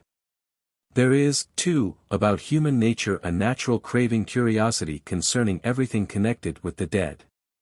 There is not a man of education or of intellectual endowment who would not travel many miles to look upon the exhumation of the remains of some one famous in his time, whether for his vices, his virtues, his knowledge, his talents, or his heroism. And, if this feeling exist in the minds of the educated and refined in a sublimated shape, which lends to it grace and dignity, we may look for it among the vulgar and the ignorant, taking only a grosser and meaner form. In accordance with their habits of thought. The rude materials, of which the highest and noblest feelings of educated minds are formed, will be found amongst the most grovelling and base. And so this vulgar curiosity, which, combined with other feelings, prompted an ignorant and illiterate mob to exhume Miles, the once fat butcher, in a different form tempted the philosophic Hamlet to moralize upon the skull of Yorick. And it was wonderful to see how, when these people had made up their minds to carry out the singularly interesting, but, at the same, fearful, suggestion, they assumed to themselves a great virtue in so doing, told each other what an absolute necessity there was, for the public good, that it should be done. And then, with loud shouts and cries concerning the vampire, they proceeded in a body to the village churchyard, where had been lain, with a hope of reposing in peace, the bones of their ancestors. A species of savage ferocity now appeared to have seized upon the crowd, and the people, in making up their minds to do something which was strikingly at variance with all their preconceived notions of right and wrong, appeared to feel that it was necessary, in order that they might be consistent, to cast off many of the decencies of life, and to become riotous and reckless. As they proceeded towards the graveyard, they amused themselves by breaking the windows of the tax-gatherers, and doing what passing mischief they could to the habitations of all who held any official situation or authority. This was something like a proclamation of war against those who might think it their duty to interfere with the lawless proceedings of an ignorant multitude. A public house or two, likewise, en route, was sacked of some of its inebriating contents, so that, what with the madness of intoxication, and the general excitement consequent upon the very nature of the business which took them to the churchyard, A more wild and infuriated multitude than that which paused at 2 iron gates which led into the sanctuary of that church could not be imagined.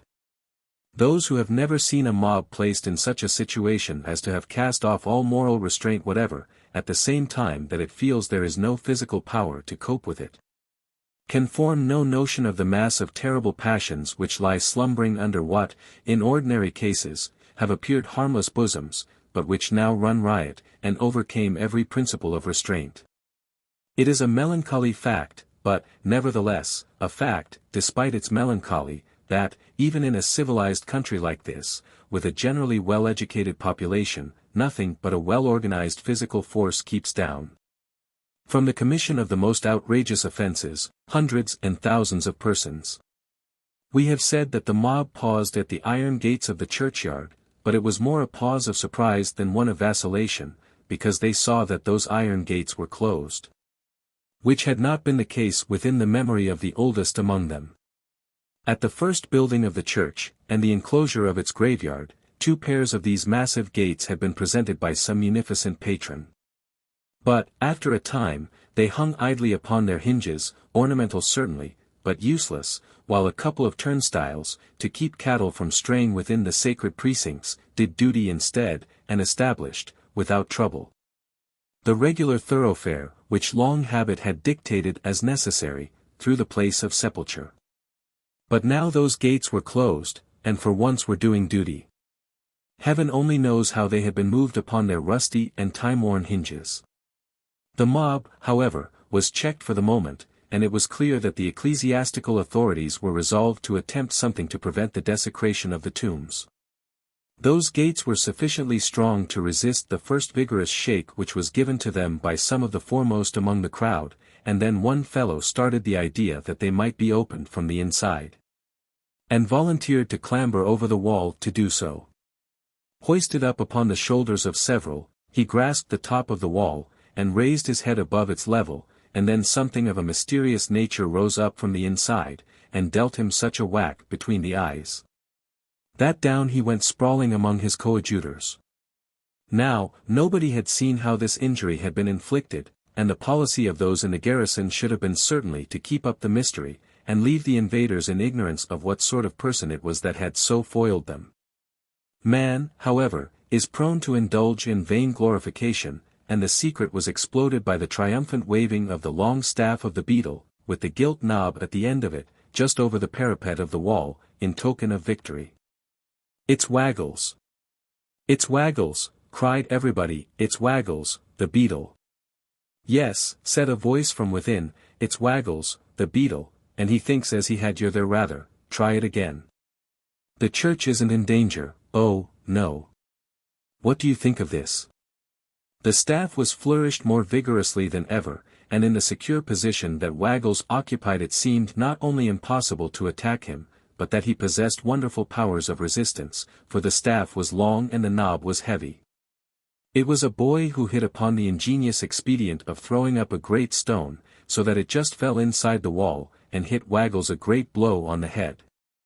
The staff was flourished more vigorously than ever, and the mob, in the ecstasy at the fun which was going on, almost forgot the errand which had brought them.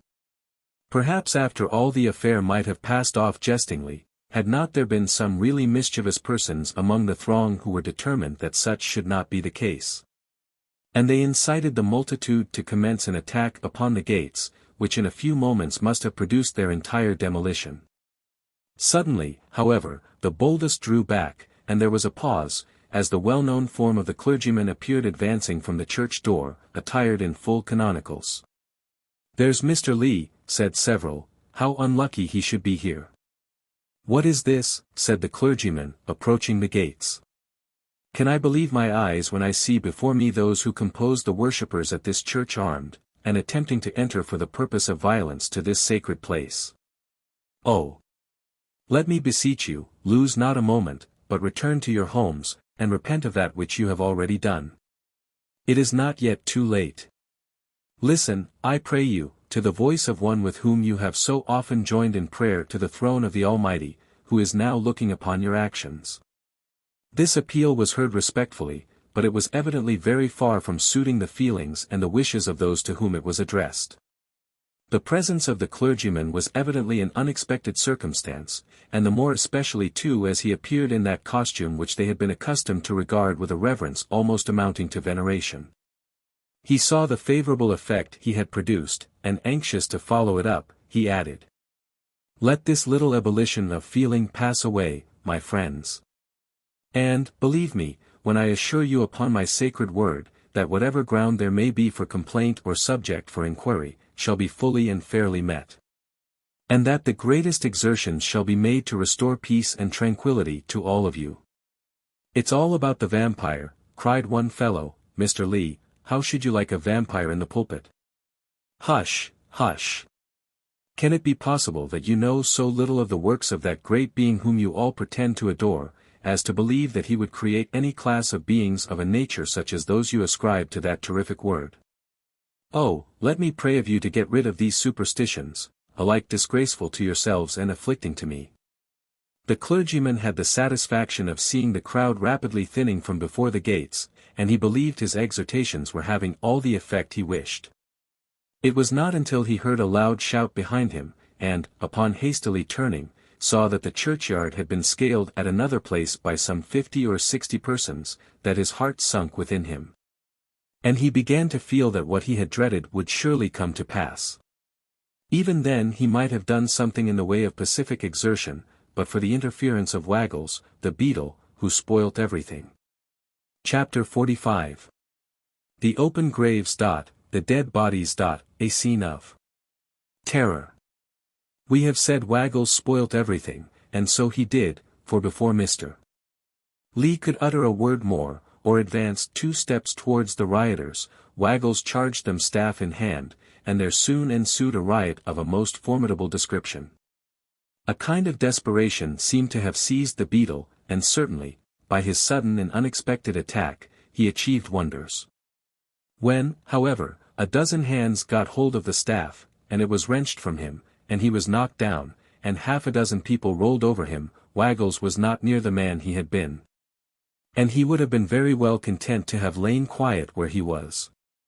This, however, he was not permitted to do, for 2 or 3, who had felt what a weighty instrument of warfare the parochial staff was, lifted him bodily from the ground, and canted him over the wall.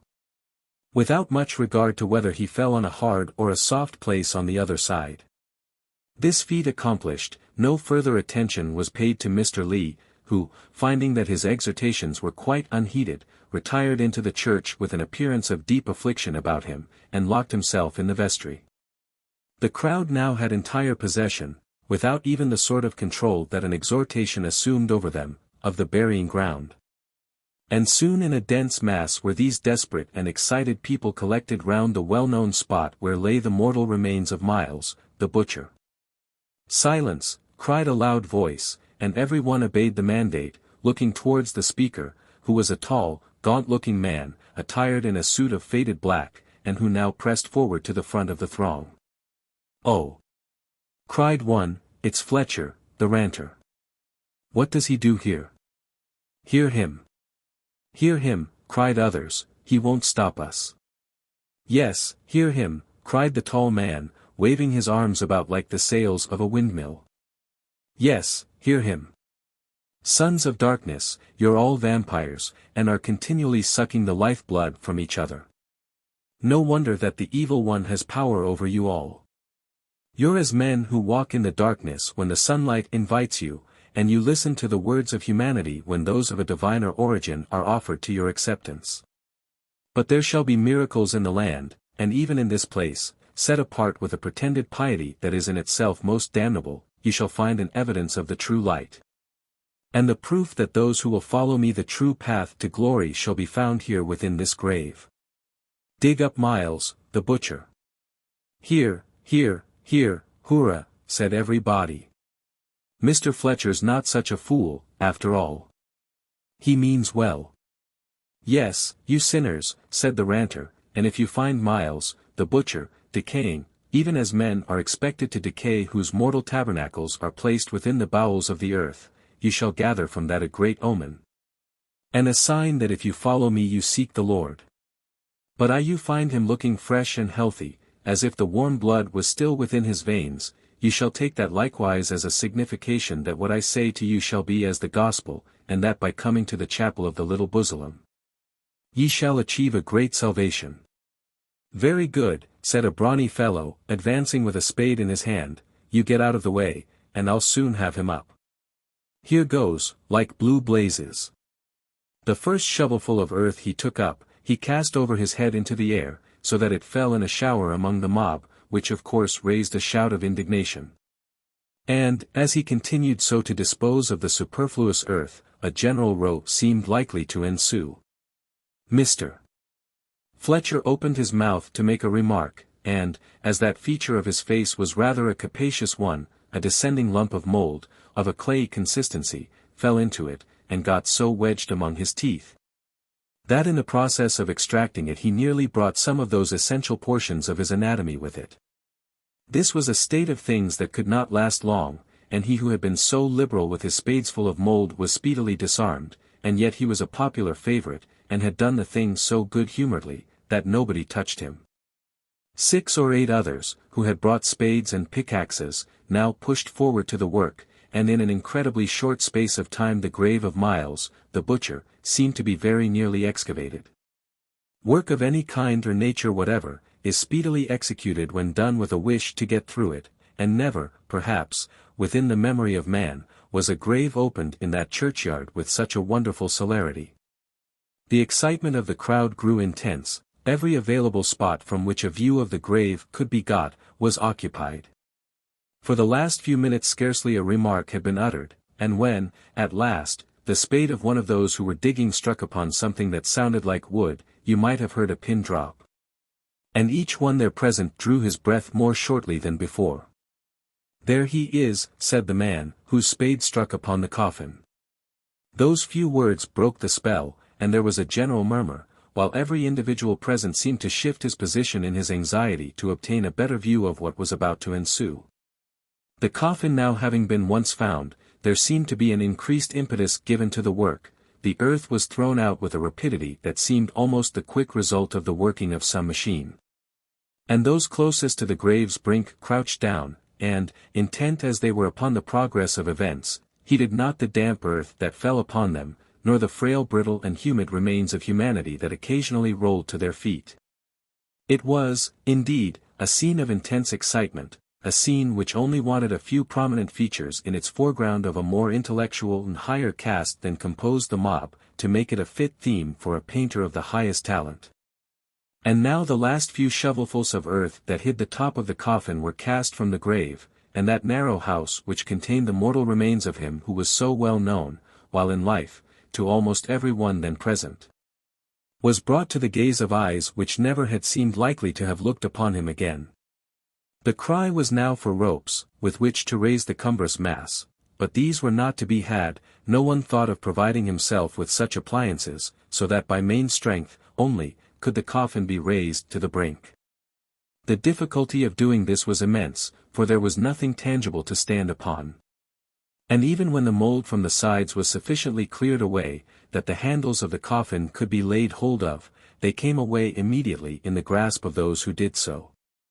But the more trouble that presented itself to the accomplishment of the designs of the mob, the more intent that body seemed upon carrying out to the full extent their original designs. Finding it quite impossible by bodily strength to raise the coffin of the butcher from the position in which it had got embedded by excessive rains, a boy was hastily dispatched to the village for ropes. And never did boy run with such speed before, for all his own curiosity was excited in the issue of an adventure, that to his young imagination was appallingly interesting. As impatient as mobs usually are, they had not time, in this case, for the exercise of that quality of mind before the boy came back with the necessary means of exerting quite a different species of power against the butcher's coffin.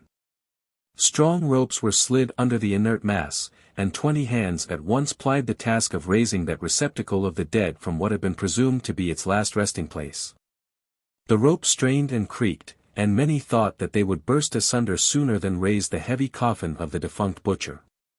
It is singular what reasons people find for backing their opinion. You may depend he's a vampire, said one, or it wouldn't be so difficult to get him out of the grave. Oh, there can be no mistake about that, said one. When did a natural Christian's coffin stick in the mud in that way? Ah, to be sure, said another, I knew no good would come of his goings-on. He never was a decent sort of man like his neighbors, and many queer things have been said of him that I have no doubt are true enough, if we did but know the rights of them. Ah, but, said a young lad, thrusting his head between the two who were talking, if he is a vampire, how does he get out of his coffin of a night with all that weight of mold atop of him? One of the men considered for a moment, and then finding no rational answer occur to him, he gave the boy a box on the ear, saying, I should like to know what business that is of yours. Boys, nowadays, ain't like the boys in my time. They think nothing now of putting their spokes in grown-up people's wheels, just as if their opinions were of any consequence. Now, by a vigorous effort, those who were tugging at the rope succeeded in moving the coffin a little, and that first step was all the difficulty, for it was loosened from the adhesive soil in which it lay. And now came up with considerable facility. There was a half-shout of satisfaction at this result, while some of the congregation turned pale, and trembled at the prospect of the sight which was about to present itself. The coffin was dragged from the grave's brink fairly among the long rank grass that flourished in the churchyard, and then they all looked at it for a time, and the men who had been most earnest in raising it wiped the perspiration from their brows, and seemed to shrink from the task of opening that receptacle of the dead now that it was fairly in their power so to do. Each man looked anxiously in his neighbor's face, and several audibly wondered why somebody else didn't open the coffin. There's no harm in it, said one, if he's a vampire, we ought to know it. And, if he ain't, we can't do any hurt to a dead man. Oughtn't we to have the service for the dead, said one. Yes, said the impertinent boy who had before received the knock on the head, I think we ought to have that read backwards. This ingenious idea was recompensed by a great many kicks and cuffs, which ought to have been sufficient to have warned him of the great danger of being a little before his age and wit. Where's the use of shirking the job? Cried he who had been so active in shoveling the mud upon the multitude, why, you cowardly sneaking set of humbugs, you're half afraid, now. Afraid, afraid, cried everybody, who's afraid? Ah, who's afraid? Said a little man, advancing, and assuming an heroic attitude, I always notice, if anybody's afraid, it's some big fellow, with more bones than brains. At this moment, the man to whom this reproach was more particularly levelled, raised a horrible shout of terror, and cried out, in frantic accents. He's a-coming, he's a-coming. The little man fell at once into the grave, while the mob, with one accord, turned tail, and fled in all directions, leaving him alone with the coffin. Such a fighting, and kicking, and scrambling ensued to get over the wall of the graveyard, that this great fellow, who had caused all the mischief, burst into such peals of laughter that the majority of the people became aware that it was a joke, and came creeping back, looking as sheepish as possible. Some got up very faint sorts of laugh, and said, very good, and swore they saw what Big Dick meant from the first, and only ran to make the others run. Very good, said Dick, I'm glad you enjoyed it, that's all. My eye, what a scampering there was among you. Where's my little friend, who was so infernally cunning about bones and brains? With some difficulty the little man was extricated from the grave, and then, oh, for the consistency of a mob. They all laughed at him.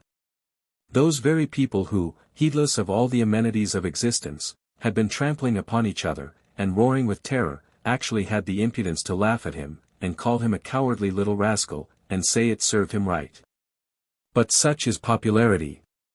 Well, if nobody won't open the coffin, said Big Dick, I will, so here goes.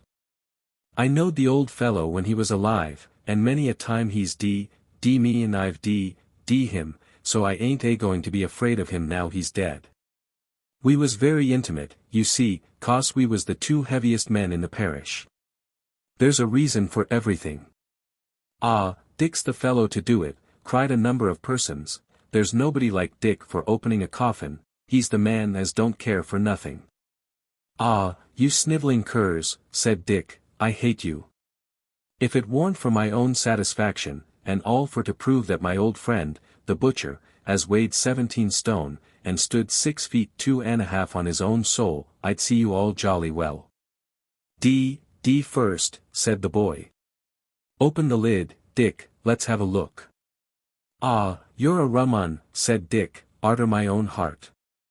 I sometimes thinks as you must be a nevy, or some sort of relation of mine. Howsomedever, here goes. Who'd have thought that I should ever had a look at old Fat and Thunder again, that's what I used to call him, and then he used to request me to go down below, where I needn't turn round to light my blessed pipe. Hell, we know, said the boy. Why don't you open the lid, Dick? I'm a-going, said Dick, kim up. He introduced the corner of a shovel between the lid and the coffin, and giving it a sudden wrench, he loosened it all down one side. A shudder pervaded the multitude, and, popularly speaking, you might have heard a pin drop in that crowded churchyard at that eventful moment. Dick then proceeded to the other side, and executed the same maneuver. Now for it, he said. We shall see him in a moment, and we'll think we seed him still. What a lark, said the boy. You hold your jaw, will yer? Who axed you for a remark, blow yer? What do you mean by squatting down there, like a cock sparrow, with a pain in his tail, hanging your head, too, right over the coffin? Did you never hear of what they call a flavifium coming from the dead, you ignorant beast, as is enough to send nobody to blazes in a minute? Get out of the way of the cold meat, will yer? What, do you say, Dick? Request information from the extreme point of my elbow. Dick threw down the spade, and laying hold of the coffin lid with both hands, he lifted it off, and flung it on one side. There was a visible movement and an exclamation among the multitude. Some were pushed down, in the eager desire of those behind to obtain a sight of the ghastly remains of the butcher. Those at a distance were frantic, and the excitement was momentarily increasing. They might all have spared themselves the trouble, for the coffin was empty, here was no dead butcher, nor any evidence of one ever having been there, not even the graveclothes, the only thing at all in the receptacle of the dead was a brick. Dick's astonishment was so intense that his eyes and mouth kept opening together to such an extent, that it seemed doubtful when they would reach their extreme point of elongation. He then took up the brick and looked at it curiously, and turned it over and over, examined the ends and the sides with a critical eye, and at length he said, Well, I'm blowed, here's a transmogrification. He's consolidified himself into a blessed brick, my eye, here's a curiosity. But you don't mean to say that's the butcher, Dick, said the boy. Dick reached over, and gave him a tap on the head with the brick. There. He said, that's what I calls ocular demonstration. Do you believe it now, you blessed infidel? What's more natural? He was an out-and-out brick while he was alive, and he's turned to a brick now he's dead. Give it to me, Dick, said the boy. I should like to have that brick, just for the fun of the thing. I'll see you turned into a pantile first. I shan't part with this here, it looks so blessed sensible. It's a gaining on me every minute as a most remarkable likeness, d if it ain't. By this time the bewilderment of the mob had subsided. Now that there was no dead butcher to look upon, they fancied themselves most grievously injured.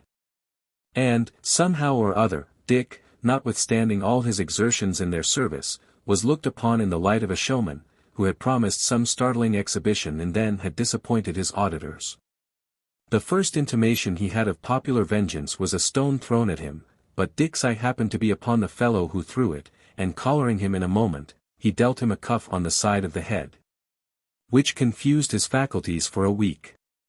Hark ye, he then cried, with a loud voice, don't interfere with me, you know it won't go down. There's something wrong here, and, as one of yourselves, I'm as much interested in finding out what it is as any of you can possibly be.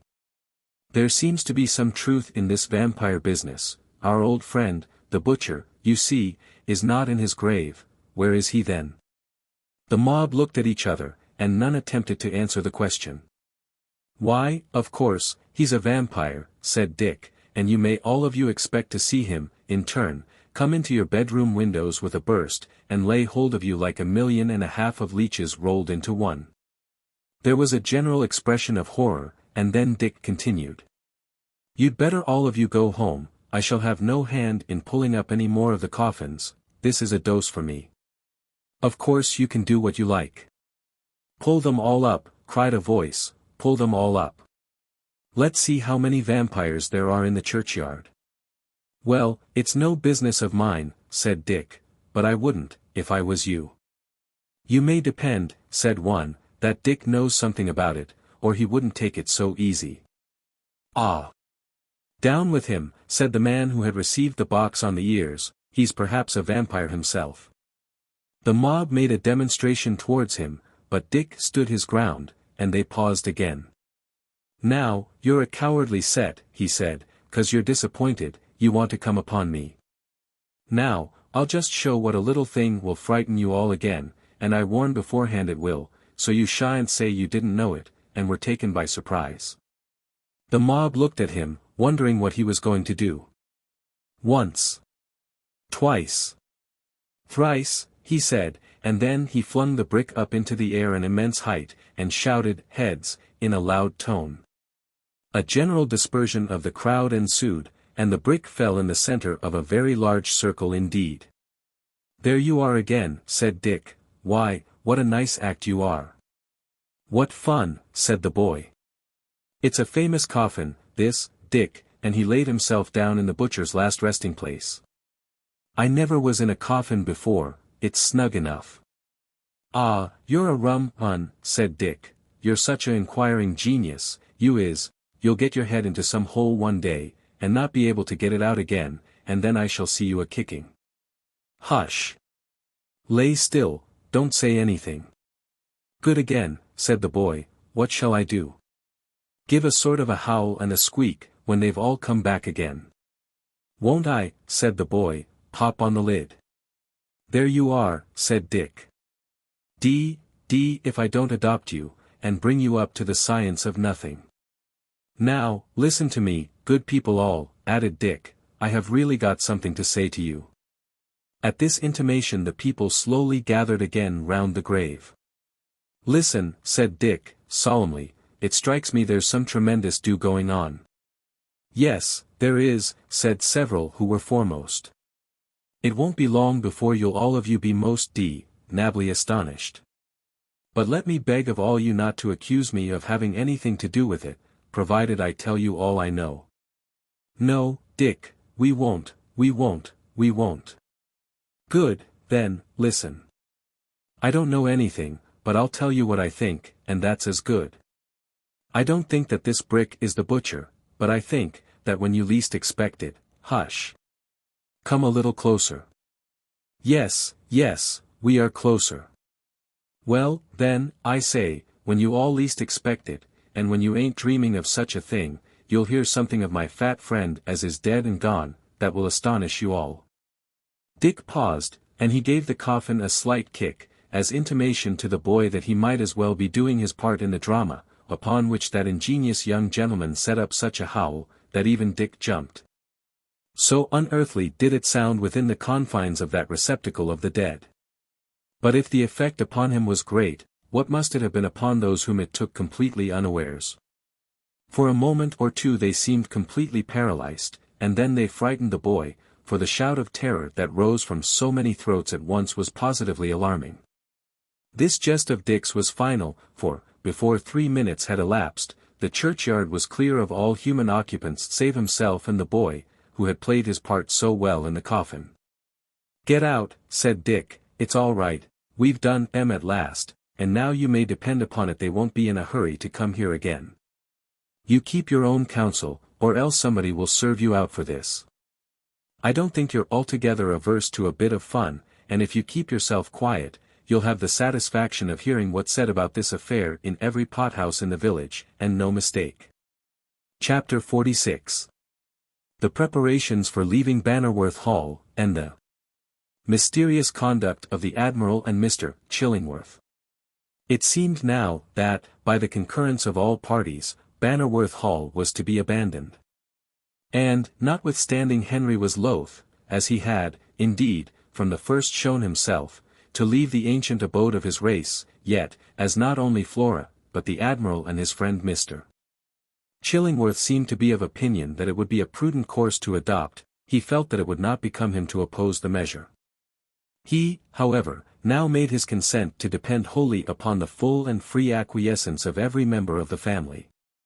If, he said, there be any among us who will say to me, continue to keep open the house in which we have passed so many happy hours, and let the ancient home of our race still afford a shelter to us, I shall feel myself bound to do so. But if both my mother and my brother agree to a departure from it, and that its hearth shall be left cold and desolate, be it so. I will not stand in the way of any unanimous wish or arrangement. We may consider that, then, as settled, said the Admiral, for I have spoken to your brother, and he is of our opinion. Therefore, my boy, we may all be off as soon as we can conveniently get under way. But my mother? Oh, there, I don't know. You must speak to her yourself. I never, if I can help it, interfere with the women folks. If she consent, then I am willing. Will you ask her? I will not ask her to leave, because I know, then, what answer she would at once give, but she shall hear the proposition, and I will leave her to decide upon it, unbiased in her judgment by any stated opinion of mine upon the matter. Good. That'll do, and the proper way to put it, too. There's no mistake about that, I can tell you. Henry, although he went through the ceremony of consulting his mother, had no sort of doubt before he did so that she was sufficiently aware of the feelings and wishes of Flora to be prepared to yield a ready assent to the proposition of leaving the Hall. Moreover, Mr. Marchdale had, from the first, been an advocate of such a course of proceeding, and Henry well knew how strong an influence he had over Mrs. Bannerworth's mind, in consequence of the respect in which she held him as an old and valued friend. He was, therefore, prepared for what his mother said, which was, "My dear Henry, you know that the wishes of my children, since they have been grown up and capable of coming to a judgment for themselves, have ever been laws to me. If you, among you all, agree to leave this place, do so. But will you leave it freely, mother? Most freely I go with you all. What is it that has made this house and all its appurtenances pleasant in my eyes, but the presence in it of those who are so dear to me? If you all leave it, you take with you the only charms it ever possessed, so it becomes in itself as nothing. I am quite ready to accompany you all anywhere, so that we do but keep together. Then, mother, we may consider that as settled. As you please. It's scarcely as I please. I must confess that I would fain have clung with a kind of superstitious reverence to this ancient abiding place of my race, but it may not be so. Those, perchance, who are more practically able to come to correct conclusions, in consequence of their feelings not being sufficiently interested to lead them astray, have decided otherwise, and, therefore, I am content to leave. Do not grieve at it, Henry. There has hung a cloud of misfortune over us all since the garden of this house became the scene of an event which we can none of us remember but with terror and shuddering. 2 generations of our family must live and die before the remembrance of that circumstance can be obliterated. But we will think of it no more. There can no doubt but that the dreadful circumstance to which both Mrs. Bannerworth and Henry alluded, was the suicide of the father of the family in the gardens, which before has been hinted at in the course of this narration, as being a circumstance which had created a great sensation at the time, and cast a great gloom for many months over the family. The reader will, doubtless, too, recollect that, at his last moments, this unhappy individual was said to have uttered some incoherent words about some hidden money, and that the rapid hand of death alone seemed to prevent him from being explicit upon that subject, and left it merely a matter of conjecture. As years had rolled on, this affair, even as a subject of speculation, had ceased to occupy the minds of any of the Bannerworth family, and several of their friends, among whom was Mr. Marchdale, were decidedly of opinion that the apparently pointed and mysterious words uttered, were but the disordered wanderings of an intellect already hovering on the confines of eternity. Indeed, far from any money, of any amount, being a disturbance to the last moments of the dissolute man, whose vices and extravagances had brought his family to such ruin. It was pretty generally believed that he had committed suicide simply from a conviction of the impossibility of raising any more supplies of cash, to enable him to carry on the career which he had pursued for so long. But to resume. Henry at once communicated to the Admiral what his mother had said, and then the whole question regarding the removal being settled in the affirmative, nothing remained to be done but to set about it as quickly as possible. The Bannerworths lived sufficiently distant from the town to be out of earshot of the disturbances which were then taking place. And so completely isolated were they from all sort of society, that they had no notion of the popular disturbance which Varney the Vampyre had given rise to. It was not until the following morning that Mr. Chillingworth, who had been home in the meantime, brought word of what had taken place, and that great commotion was still in the town, and that the civil authorities, finding themselves by far too weak to contend against the popular will, had sent for assistance to a garrison town, some 20 miles distant. It was a great grief to the Bannerworth family to hear these tidings, not that they were in any way, except as victims, accessory to creating the disturbance about the vampire. But it seemed to promise a kind of notoriety which they might well shrink from, and which they were just the people to view with dislike. View the matter how we like, however, it is not to be considered as at all probable that the Bannerworth family would remain long in ignorance of what a great sensation they had created unwittingly in the neighborhood. The very reasons which had induced their servants to leave their establishment, and prefer throwing themselves completely out of place, rather than remain in so ill-omened a house, were sure to be bruited abroad far and wide. And that, perhaps, when they came to consider of it, would suffice to form another good and substantial reason for leaving the Hall, and seeking a refuge in obscurity from the extremely troublesome sort of popularity incidental to their peculiar situation. Mr. Chillingworth felt uncommonly chary of telling them all that had taken place. Although he was well aware that the proceedings of the riotous mob had not terminated with the little disappointment at the old ruin, to which they had so effectually chased Varney the Vampyre, but to lose him so singularly when he got there. No doubt he possessed the Admiral with the uproar that was going on in the town, for the latter did hint a little of it to Henry Bannerworth. "Hello," he said to Henry, as he saw him walking in the garden. "It strikes me if you and your ship's crew continue in these latitudes, you'll get as notorious as the Flying Dutchman in the Southern Ocean." "How do you mean?" said Henry. "Why, it's a sure-going proverb to say, that a nod's as good as a wink. But, the fact is, it's getting rather too well known to be pleasant, that a vampire has struck up rather a close acquaintance with your family. I understand there's a precious row in the town." "Indeed." "Yes. Bother the particulars, for I don't know them, but, hark ye, by tomorrow I'll have found a place for you to go to, so pack up the sticks, get all your stores ready to clear out, and make yourself scarce from this place." "I understand you," said Henry, "we have become the subject of popular rumor. I've only to beg of you, Admiral, that you'll say nothing of this to Flora. She has already suffered enough, heaven knows. Do not let her have the additional infliction of thinking that her name is made familiar in every pothouse in the town." "Leave me alone for that," said the Admiral. "Do you think I'm an ass?"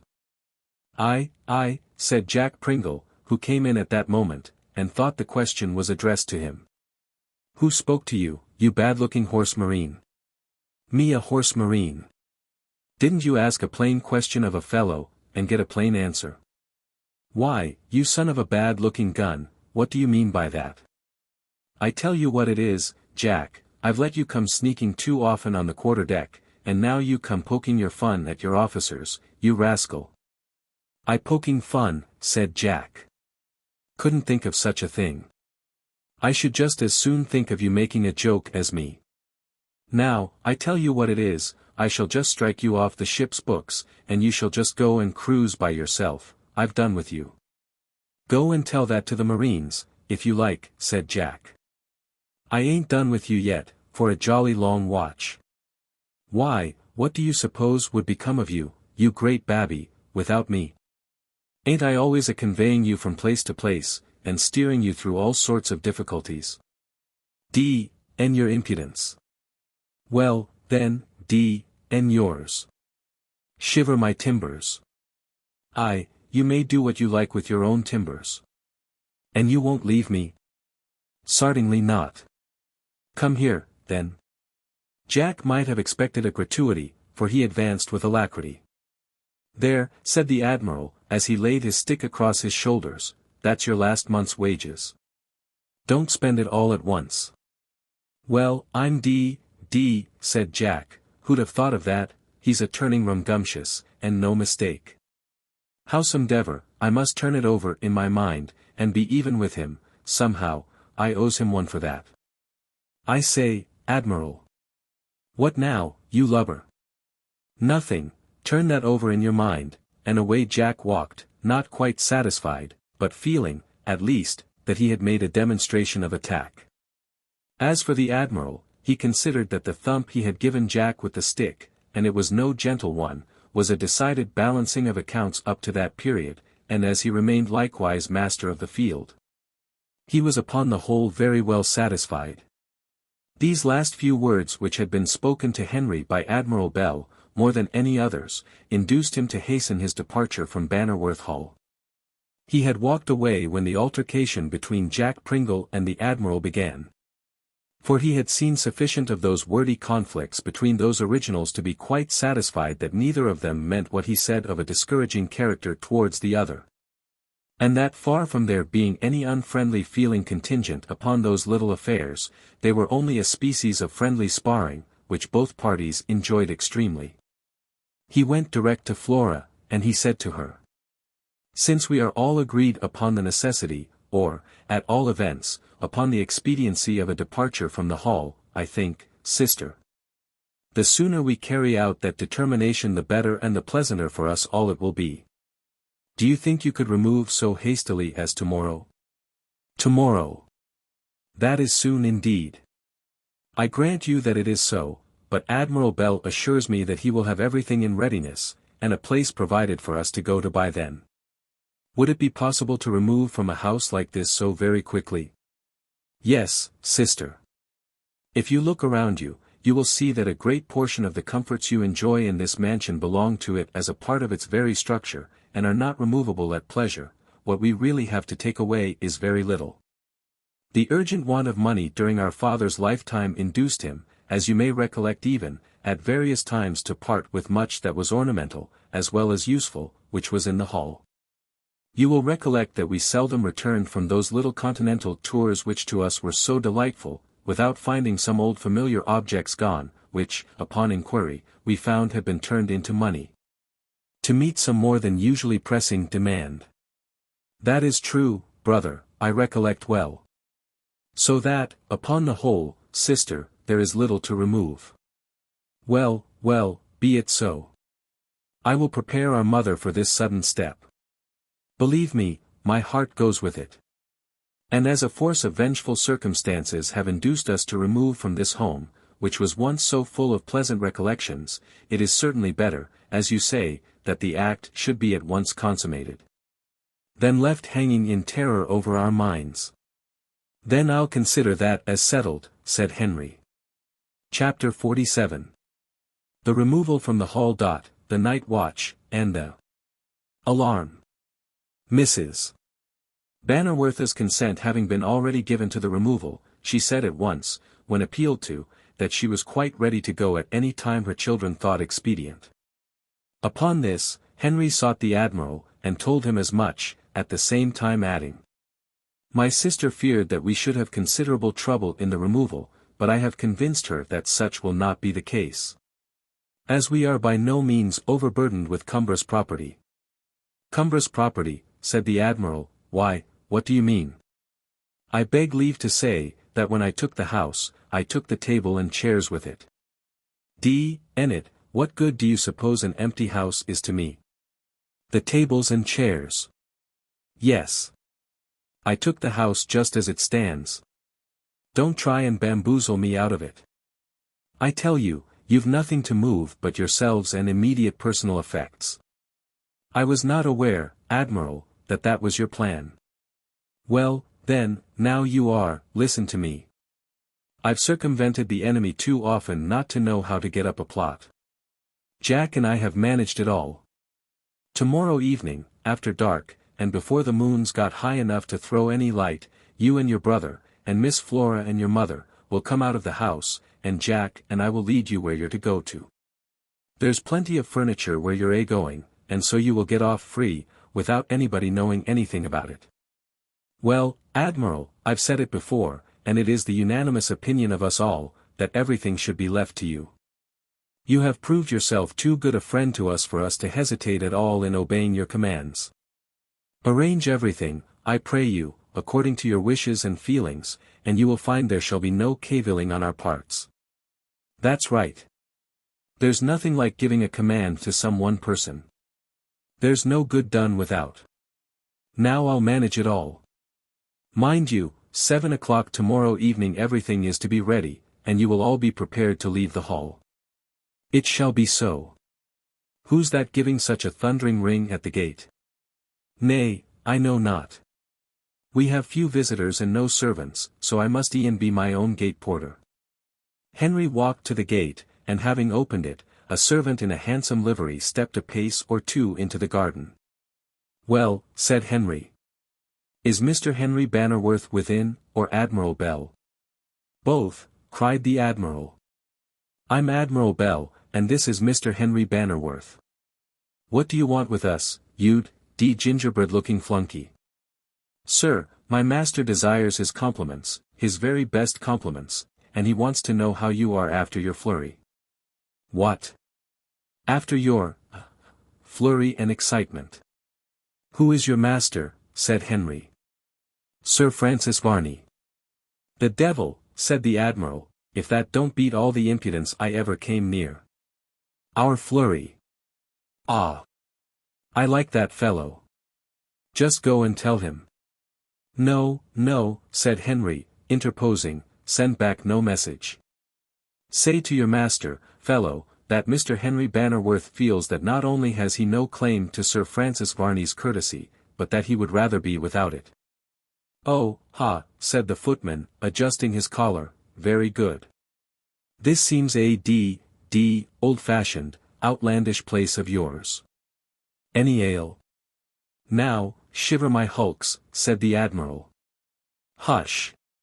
Hush, said Henry. Who knows but there may be a design in this? We have no ale. Oh, ah! Dem, dry as dust, by God! What does the old Commodore say? Any message, my ancient Greek? No, thank you, said the Admiral, bless you, nothing. What did you give for that waistcoat, D.N.U.? Ha! Ha! You're a clever fellow. Ah! The old gentleman's ill. However, I'll take back his compliments, and that he's much obliged at Sir Francis's condescension. At the same time, I suppose may place in my eye what I may get out of either of you, without hindering me seeing my way back. Ha! Ha! Adieu, adieu. Bravo, said the Admiral, that's it, go it, now for it. D.N. it is adieu. The Admiral's calmness during the latter part of the dialogue arose from the fact that over the flunkey's shoulder, and at some little distance off, he saw Jack Pringle taking off his jacket and rolling up his sleeves in that deliberate sort of way that seemed to imply a determination of setting about some species of work that combined the pleasant with the useful. Jack executed many nods to and winks at the livery servant, and jerked his thumb likewise in the direction of a pump near at hand, in a manner that spoke as plainly as possible, that John was to be pumped upon. And now the conference was ended, and Sir Francis's messenger turned to go. But Jack Pringle bothered him completely, for he danced round him in such a singular manner, that, turn which way he would, there stood Jack Pringle, in some grotesque attitude, intercepting him, and so he edged him on, till he got him to the pump. Jack, said the Admiral. Aye, sir. Don't pump on that fellow now. Aye, sir, give us a hand. Jack laid hold of him by the 2 ears, and holding him under the pump, kicked his shins until he completely gathered himself beneath the spout. It was in vain that he shouted, murder! Help! Fire! Thieves! Jack was inexorable, and the Admiral pumped. Jack turned the fellow's head about in a very scientific manner, so as to give him a fair dose of hydropathic treatment, and in a few minutes, never was human being more thoroughly saturated with moisture than was Sir Francis Varney's servant. He had left off hallooing for aid, for he found that whenever he did so, Jack held his mouth under the spout, which was decidedly unpleasant. So, with a patience that looked like heroic fortitude, he was compelled to wait until the Admiral was tired of pumping. "Very good," at length he said. "Now, Jack, for fear this fellow catch your cold, be so good as to get a horsewhip, and see him off the premises with it." "Aye, sir," said Jack. "And I say, old fellow, you can take back all our blessed compliments now, and say you've been flurried a little yourself, and if so be as you came here as dry as dust, you go back as wet as a mop. Won't it do to kick him out, sir?" "Very well, as you please, Jack." "Then here goes," and Jack proceeded to kick the shivering animal from the garden with a vehemence that soon convinced him of the necessity of getting out of it as quickly as possible. How it was that Sir Francis Varney, after the fearful race he had had, got home again across the fields, free from all danger, and back to his own house, from whence he sent so cool and insolent a message, they could not conceive. But such must certainly be the fact. Somehow or another, he had escaped all danger, and, with a calm insolence peculiar to the man, he had no doubt adopted the present mode of signifying as much to the Bannerworths. The insolence of his servant was, no doubt, a matter of prearrangement with that individual, however he might have set about it con amore. As for the termination of the adventure, that, of course, had not been at all calculated upon. But, like most tools of other people's insolence or ambition, the insolence of the underling had received both his own punishment and his master's. We know quite enough of Sir Francis Varney to feel assured that he would rather consider it as a good jest than otherwise of his footman, so that with the suffering he endured at the Bannerworths, and the want of sympathy he was likely to find at home, that individual had certainly nothing to congratulate himself upon but the melancholy reminiscence of his own cleverness.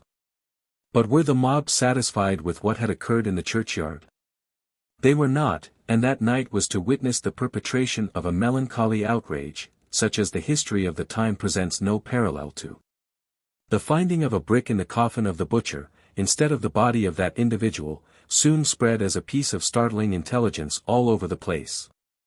And the obvious deduction that was drawn from the circumstance, seemed to be that the deceased butcher was unquestionably a vampire, and out upon some expedition at the time when his coffin was searched. How he had originally got out of that receptacle for the dead was certainly a mystery, but the story was none the worse for that. Indeed, an ingenious individual found a solution for that part of the business, for, as he said, nothing was more natural, when anybody died who was capable of becoming a vampire, than for other vampires who knew it to dig him up and lay him out in the cold beams of the moonlight, until he acquired the same sort of vitality they themselves possessed, and joined their horrible fraternity. In lieu of a better explanation, and, after all, it was no bad one, this theory was generally received, and, with a shuddering horror, people asked themselves, if the whole of the churchyard were excavated, how many coffins would be found tenantless by the dead which had been supposed, by simple-minded people, to inhabit them. The presence, however, of a body of dragoons, towards evening, effectually prevented any renewed attack upon the sacred precincts of the churchyard, and it was a strange and startling thing to see that country town under military surveillance, and sentinels posted at its principal buildings. This measure smothered the vengeance of the crowd, and ensured, for a time, the safety of Sir Francis Varney, for no considerable body of persons could assemble for the purpose of attacking his house again, without being followed. So such a step was not attempted. It had so happened, however, that on that very day, the funeral of a young man was to have taken place, who had put up for a time at that same inn where Admiral Bell was first introduced to the reader. He had become seriously ill, and, after a few days of indisposition, which had puzzled the country practitioners, breathed his last. He was to have been buried in the village churchyard on the very day of the riot and confusion incidental to the exhumation of the coffin of the butcher. And probably from that circumstance we may deduce the presence of the clergyman in canonicals at the period of the riot. When it was found that so disorderly a mob possessed the churchyard, the idea of burying the stranger on that day was abandoned. But still all would have gone on quietly as regarded him, had it not been for the folly of one of the chambermaids at the tavern. This woman, with all the love of gossip incidental to her class, had, from the first, entered so fully into all the particulars concerning vampires, that she fairly might be considered to be a little deranged on that head. Her imagination had been so worked upon, that she was in an unfit state to think of anything else, and if ever upon anybody a stern and revolting superstition was calculated to produce direful effects, it was upon this woman. The town was tolerably quiet. The presence of the soldiery had frightened some and amused others, and no doubt the night would have passed off serenely, had she not suddenly rushed into the street, and, with bewildered accents and frantic gestures shouted, "A vampire! A vampire! A vampire!" These words soon collected a crowd around her, and then, with screaming accents, which would have been quite enough to convince any reflecting person that she had actually gone distracted upon that point, she cried, "Come into the house, come into the house. Look upon the dead body, that should have been in its grave, it's fresher now than it was the day on which it died, and there's a color in its cheeks. A vampire, a vampire, a vampire. Heaven save us from a vampire." The strange, infuriated, maniacal manner in which these words were uttered, produced an astonishingly exciting effect among the mob. Several women screamed, and some few fainted. The torch was laid again to the altar of popular feeling, and the fierce flame of superstition burnt brightly and fiercely. Some 20 or 30 persons, with shouts and exclamations, rushed into the inn, while the woman who had created the disturbance still continued to rave, tearing her hair, and shrieking at intervals, until she fell exhausted upon the pavement. Soon, from 100 throats, rose the dreadful cry of, "A vampire, a vampire." The alarm was given throughout the whole town, the bugles of the military sounded, there was a clash of arms, the shrieks of women. Altogether, the premonitory symptoms of such a riot as was not likely to be quelled without bloodshed and considerable disaster. It is truly astonishing the effect which one weak or vicious-minded person can produce upon a multitude. Here was a woman whose opinion would have been accounted valueless upon the most commonplace subject, and whose word would not have passed for twopence, setting a whole town by the ears by force of nothing but her sheer brutal ignorance. It is a notorious physiological fact, that after 4 or 5 days, or even a week, the bodies of many persons assume an appearance of freshness, such as might have been looked for in vain immediately after death. It is one of the most insidious processes of that decay which appears to regret with its offensive fingers, to mar the lines where beauty lingers. But what did the chambermaid know of physiology? Probably, she would have asked if it was anything good to eat, and so, of course, having her head full of vampires, she must needs produce so lamentable a scene of confusion, the results of which we almost sicken at detailing. Chapter 48. The Stake and the Dead Body. The mob seemed from the first to have an impression that, as regarded the military force, no very serious results would arise from that quarter, for it was not to be supposed that, on an occasion which could not possibly arouse any ill blood on the part of the soldiery, or on which they could have the least personal feeling, they would like to get a bad name, which would stick to them for years to come. It was no political riot, on which men might be supposed, in consequence of differing in opinion, to have their passions inflamed. So that, although the call of the civil authorities for military aid had been acceded to, yet it was hoped, and, indeed, almost understood by the officers, that their operations would lie confined more to a demonstration of power than anything else. Besides, some of the men had got talking to the townspeople, and had heard all about the vampire story, and not being of the most refined or educated class themselves, they felt rather interested than otherwise in the affair.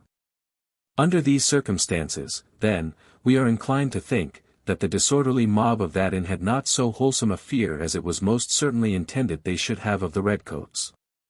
Then, again, they were not attacking the churchyard, which, in the first case, was the main point in dispute, and about which the authorities had felt so very sore, inasmuch as they felt that if once the common people found out that the sanctity of such places could be outraged with impunity, they would lose their reverence for the Church. That is to say, for the host of persons who live well and get fat in this country by the trade of religion. Consequently, this churchyard was the main point of defence, and it was zealously looked to when it need not have been done so, while the public house where there really reigned mischief was half unguarded. There are always in all communities, whether large or small, a number of persons who really have, or fancy they have, something to gain by disturbance. These people, of course, care not for what pretext the public peace is violated. So long as there is a row, and something like an excuse for running into other people's houses, they are satisfied. To get into a public house under such circumstances is an unexpected treat. And thus, when the mob rushed into the inn with such symptoms of fury and excitement, there went with the leaders of the disturbance a number of persons who never thought of getting further than the bar, where they attacked the spirit taps with an alacrity which showed how great was their love for ardent compounds. Leaving these persons behind, however, we will follow those who, with a real superstition, and a furious interest in the affair of the vampire, made their way towards the upper chamber, determining to satisfy themselves if there were truth in the statement so alarmingly made by the woman who had created such an emotion. It is astonishing what people will do in crowds, in comparison with the acts that they would be able to commit individually. There is usually a calmness, a sanctity, a sublimity about death, which irresistibly induces a respect for its presence, alike from the educated or from the illiterate. And let the object of the fell-destroyer's presence be whom it may, the very consciousness that death has claimed it for its own, invests it with a halo of respect, that, in life, the individual could never aspire to probably. Let us precede these furious rioters for a few moments, and look upon the chamber of the dead, that chamber, which for a whole week had been looked upon with a kind of shuddering terror, that chamber which had been darkened by having its sources of light closed, as if it were a kind of disrespect to the dead to allow the pleasant sunshine to fall upon the faded form. And every inhabitant of that house, upon ascending and descending its intricate and ancient staircases, had walked with a quiet and subdued step past that one particular door. Even the tones of voice in which they spoke to each other, while they knew that that sad remnant of mortality was in the house, was quiet and subdued, as if the repose of death was but a mortal sleep, and could be broken by rude sounds. Aye, even some of these very persons, who now with loud and boisterous clamour, had rushed into the place, had visited the house and talked in whispers. But then they were alone, and men will do in throngs acts which, individually, they would shrink from with compunction or cowardice, call it which we will. The chamber of death is upon the second story of the house. It is a back room, the windows of which command a view of that half garden, half farmyard, which we find generally belonging to country inns. But now the shutters were closed, with the exception of one small opening, that, in daylight, would have admitted a straggling ray of light to fall upon the corpse. Now, however, that the sombre shades of evening had wrapped everything in gloom, the room appeared in total darkness. So that the most of those adventurers who had ventured into the place shrunk back until lights were procured from the lower part of the house, with which to enter the room. A dim oil lamp in a niche sufficiently lighted the staircase, and, by the friendly aid of its glimmering beams, they had found their way up to the landing tolerably well, and had not thought of the necessity of having lights with which to enter the apartments, until they found them in utter darkness. These requisites, however, were speedily procured from the kitchen of the inn. Indeed, anything that was wanted was laid hold of without the least word of remark to the people of the place, as if might, from that evening forthwith, was understood to constitute right, in that town. Up to this point no one had taken a very prominent part in the attack upon the inn, if attack it could be called. But now the man whom chance, or his own nimbleness, made the first of the throng, assumed to himself a sort of control over his companions, and, turning to them, he said, "Hark ye, my friends, we'll do everything quietly and properly. So I think we'd better 3 or 4 of us go in at once, arm in arm." "Pshaw," cried one who had just arrived with a light, "it's your cowardice that speaks. I'll go in first. Let those follow me who like, and those who are afraid may remain where they are." He at once dashed into the room, and this immediately broke the spell of fear which was beginning to creep over the others in consequence of the timid suggestion of the man who, up to that moment, had been first and foremost in the enterprise. In an instant the chamber was half filled with persons, 4 or 5 of whom carried lights, so that, as it was not of very large dimensions, it was sufficiently illuminated for every object in it to be clearly visible. There was the bed, smooth and unruffled, as if waiting for some expected guest. While close by its side a coffin, supported upon trestles, over which a sheet was partially thrown, contained the sad remains of him who little expected in life that, after death, he should be stigmatized as an example of one of the ghastliest superstitions that ever found a home in the human imagination. It was evident that someone had been in the room. And that this was the woman whose excited fancy had led her to look upon the face of the corpse there could be no doubt, for the sheet was drawn aside just sufficiently to discover the countenance. The fact was that the stranger was unknown at the inn, or probably ere this the coffin lid would have been screwed on. But it was hoped, up to the last moment, as advertisements had been put into the county papers, that someone would come forward to identify and claim him. Such, however, had not been the case, and so his funeral had been determined upon. The presence of so many persons at once effectually prevented any individual from exhibiting, even if he felt any superstitious fears about approaching the coffin, and so, with one accord, they surrounded it, and looked upon the face of the dead. There was nothing repulsive in that countenance. The fact was that decomposition had sufficiently advanced to induce a relaxation of the muscles, and a softening of the fibers, so that an appearance of calmness and repose had crept over the face which it did not wear immediately after death. It happened, too, that the face was full of flesh, for the death had been sudden, and there had not been that wasting away of the muscles and integuments which makes the skin cling, as it were, to the bone, when the ravages of long disease have exhausted the physical frame. There was, unquestionably, a plumpness, a freshness, and a sort of vitality about the countenance that was remarkable. For a few moments there was a death-like stillness in the apartment, and then one voice broke the silence by exclaiming, "He's a vampire, and has come here to die. Well, he knows he'd be taken up by Sir Francis Varney, and become one of the crew." "Yes, yes," cried several voices at once, "a vampire. A vampire." "Hold a moment," cried one. "Let us find somebody in the house who has seen him some days ago, and then we can ascertain if there's any difference in his looks." This suggestion was agreed to, and a couple of stout men ran downstairs, and returned in a few moments with a trembling waiter, whom they had caught in the passage, and forced to accompany them. This man seemed to think that he was to be made a dreadful example of in some sort of way, and, as he was dragged into the room, he trembled, and looked as pale as death. "What have I done, gentlemen?" he said. "I ain't a vampire. Don't be driving a stake through me. I assure you, gentlemen, I'm only a waiter, and have been for a matter of 25 years. "You'll be done no harm to," said one of his captors. "You've only got to answer a question that will be put to you." "Oh, well, certainly, gentlemen, anything you please." Coming, as I always say, give your orders, the waiter's in the room." "Look upon the fare of that corpse." Certainly, directly."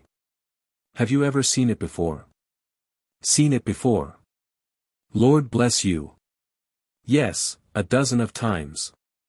I seed him afore he died, and I seed him arter. And when the undertaker's men came, I came up with them and I seed put him in his coffin. You see, I kept an eye on gentlemen, cost knows well enough what they is. A cousin of mine was in the trade, and he assures me as one of always brings a tooth-drawing concern in his pocket, and looks in the mouth of the blessed corpse to see if there's a blessed tooth worth pulling out." "Hold your tongue," said one, "we want none of your nonsense. Do you see any difference now in the face of the corpse to what it was some days since?" "Well, I don't know, somehow, it don't look so rum." "Does it look fresher?" "Well, somehow or another, now you mention it, it's very odd, but it does." "Enough," cried the man who had questioned him, with considerable excitement of manner. "Neighbors, are we to have our wives and our children scared to death by vampires?" "No, no," cried everybody. "Is not this, then, one of that dreadful order of beings?" "Yes, yes, what's to be done? Drive a stake through the body, and so prevent the possibility of anything in the shape of a restoration." This was a terrific proposition. And even those who felt most strongly upon the subject, and had their fears most awakened, shrank from carrying it into effect. Others, again, applauded it, although they determined, in their own minds, to keep far enough off from the execution of the job, which they hoped would devolve upon others, so that they might have all the security of feeling that such a process had been gone through with the supposed vampire, without being in any way committed by the dreadful act. Nothing was easier than to procure a stake from the garden in the rear of the premises, but it was one thing to have the means at hand of carrying into effect so dreadful a proposition, and another actually to do it. For the credit of human nature, we regret that even then, when civilization and popular education had by no means made such rapid strides as in our times they have, such a proposition should be entertained for a moment, but so it was. And just as an alarm was given that a party of the soldiers had reached the inn and had taken possession of the doorway with a determination to arrest the rioters, a strong hedge stake had been procured. And everything was in readiness for the perpetration of the horrible deed. Even then those in the room, for they were tolerably sober, would have revolted, probably, from the execution of so fearful an act. But the entrance of a party of the military into the lower portion of the tavern, induced those who had been making free with the strong liquors below to make a rush upstairs to their companions with the hope of escaping detection of the petty larceny, if they got into trouble on account of the riot. These persons, infuriated by drink, were capable of anything, and to them, accordingly, the more sober parties gladly surrendered the disagreeable job of rendering the supposed vampire perfectly innoxious, by driving a hedge stake through his body, a proceeding which, it was currently believed, inflicted so much physical injury to the frame, as to render his resuscitation out of the question. The cries of alarm from below, joined now to the shouts of those mad rioters, produced a scene of dreadful confusion. We cannot, for we revolt at the office, describe particularly the dreadful outrage which was committed upon the corpse. Suffice it that 2 or 3, maddened by drink and incited by the others, plunged the hedge stake through the body, and there left it, a sickening and horrible spectacle to anyone who might cast his eyes upon it. With such violence had the frightful and inhuman deed been committed, that the bottom of the coffin was perforated by the stake so that the corpse was actually nailed to its last earthly tenement. Some asserted, that at that moment an audible groan came from the dead man, and that this arose from the extinguishment of that remnant of life which remained in him, on account of his being a vampire, and which would have been brought into full existence, if the body had been placed in the rays of the moon, when at its full, according to the popular superstition upon that subject.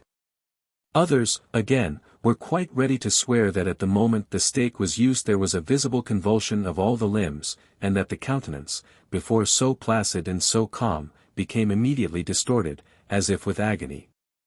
But we have done with these horrible surmises. The dreadful deed has been committed, and wild, ungovernable superstition has had, for a time, its sway over the ignorant and debased. Chapter 49. The mob's arrival at Sir Francis Varney's. The attempt to gain admission. The soldiery had been sent for from their principal station near the churchyard, and had advanced with some degree of reluctance to quell what they considered as nothing better nor worse than a drunken brawl at a public house, which they really considered they ought not to be called to interfere with. When, however, the party reached the spot, and heard what a confusion there was, and saw in what numbers the rioters were assembling, it became evident to them that the case was of a more serious complexion than they had at first imagined. And consequently they felt that their professional dignity was not so much compromised with their interference with the lawless proceedings. Some of the constabulary of the town were there, and to them the soldiers promised they would hand what prisoners they took, at the same time that they made a distinct condition that they were not to be troubled with their custody, nor in any way further annoyed in the business beyond taking care that they did not absolutely escape, after being once secured. This was all that the civil authorities of the town required, and, in fact, they hoped that, after making prisoners of a few of the ringleaders of the riotous proceedings, the rest would disperse, and prevent the necessity of capturing them. Be it known, however, that both military and civil authorities were completely ignorant of the dreadful outrage against all common decency, which had been committed within the public house. The door was well guarded, and the question now was how the rioters were to be made to come downstairs, and be captured, and this was likely to remain a question, so long as no means were adopted to make them descend.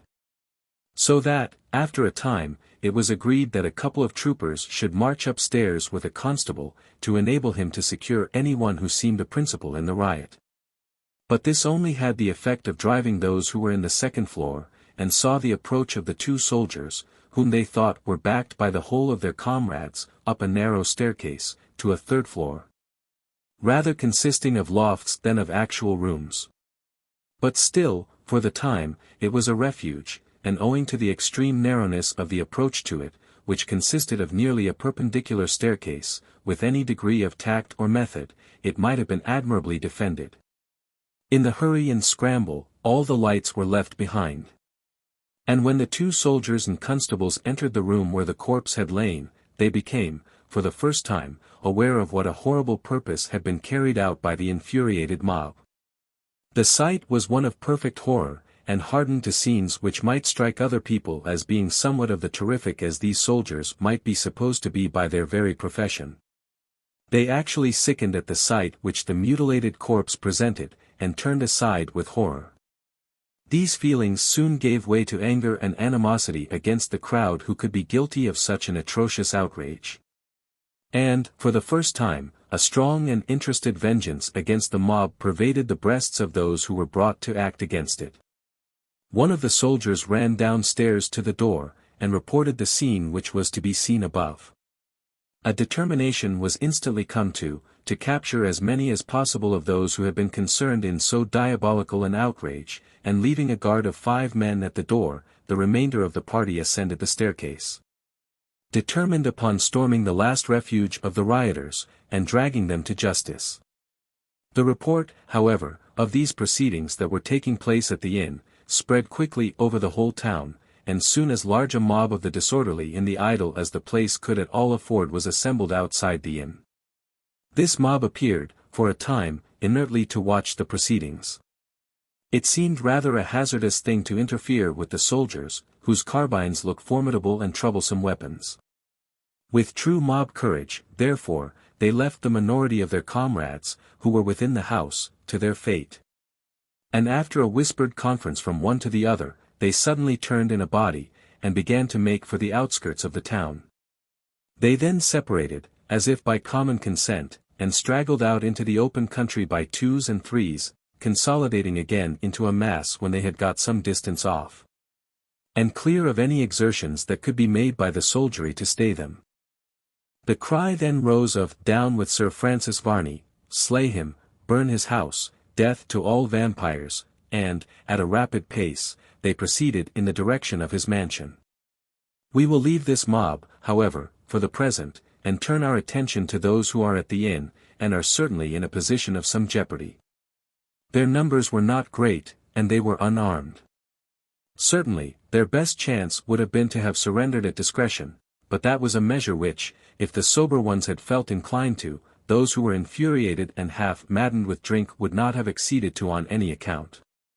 A furious resistance was, therefore, fairly to be expected, and what means the soldiery were likely to use for the purpose of storming this last retreat was a matter of rather anxious conjecture.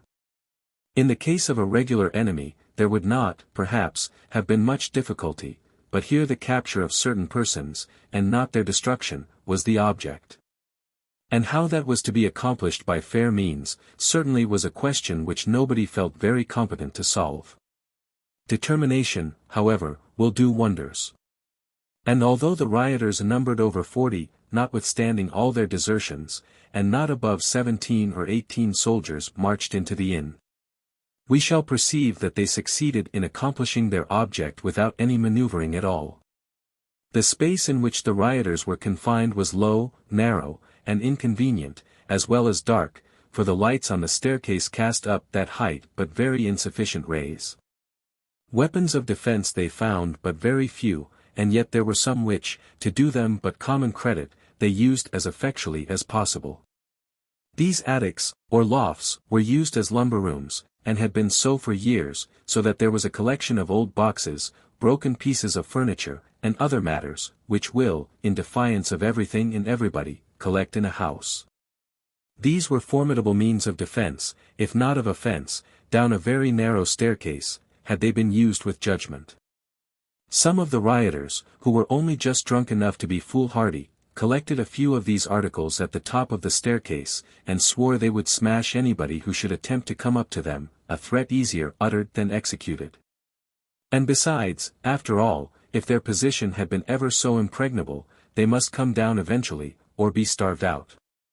But the soldiers were not at liberty to adopt so slow a process of overcoming their enemy, and up the second-floor staircase they went, with a determination of making short work of the business.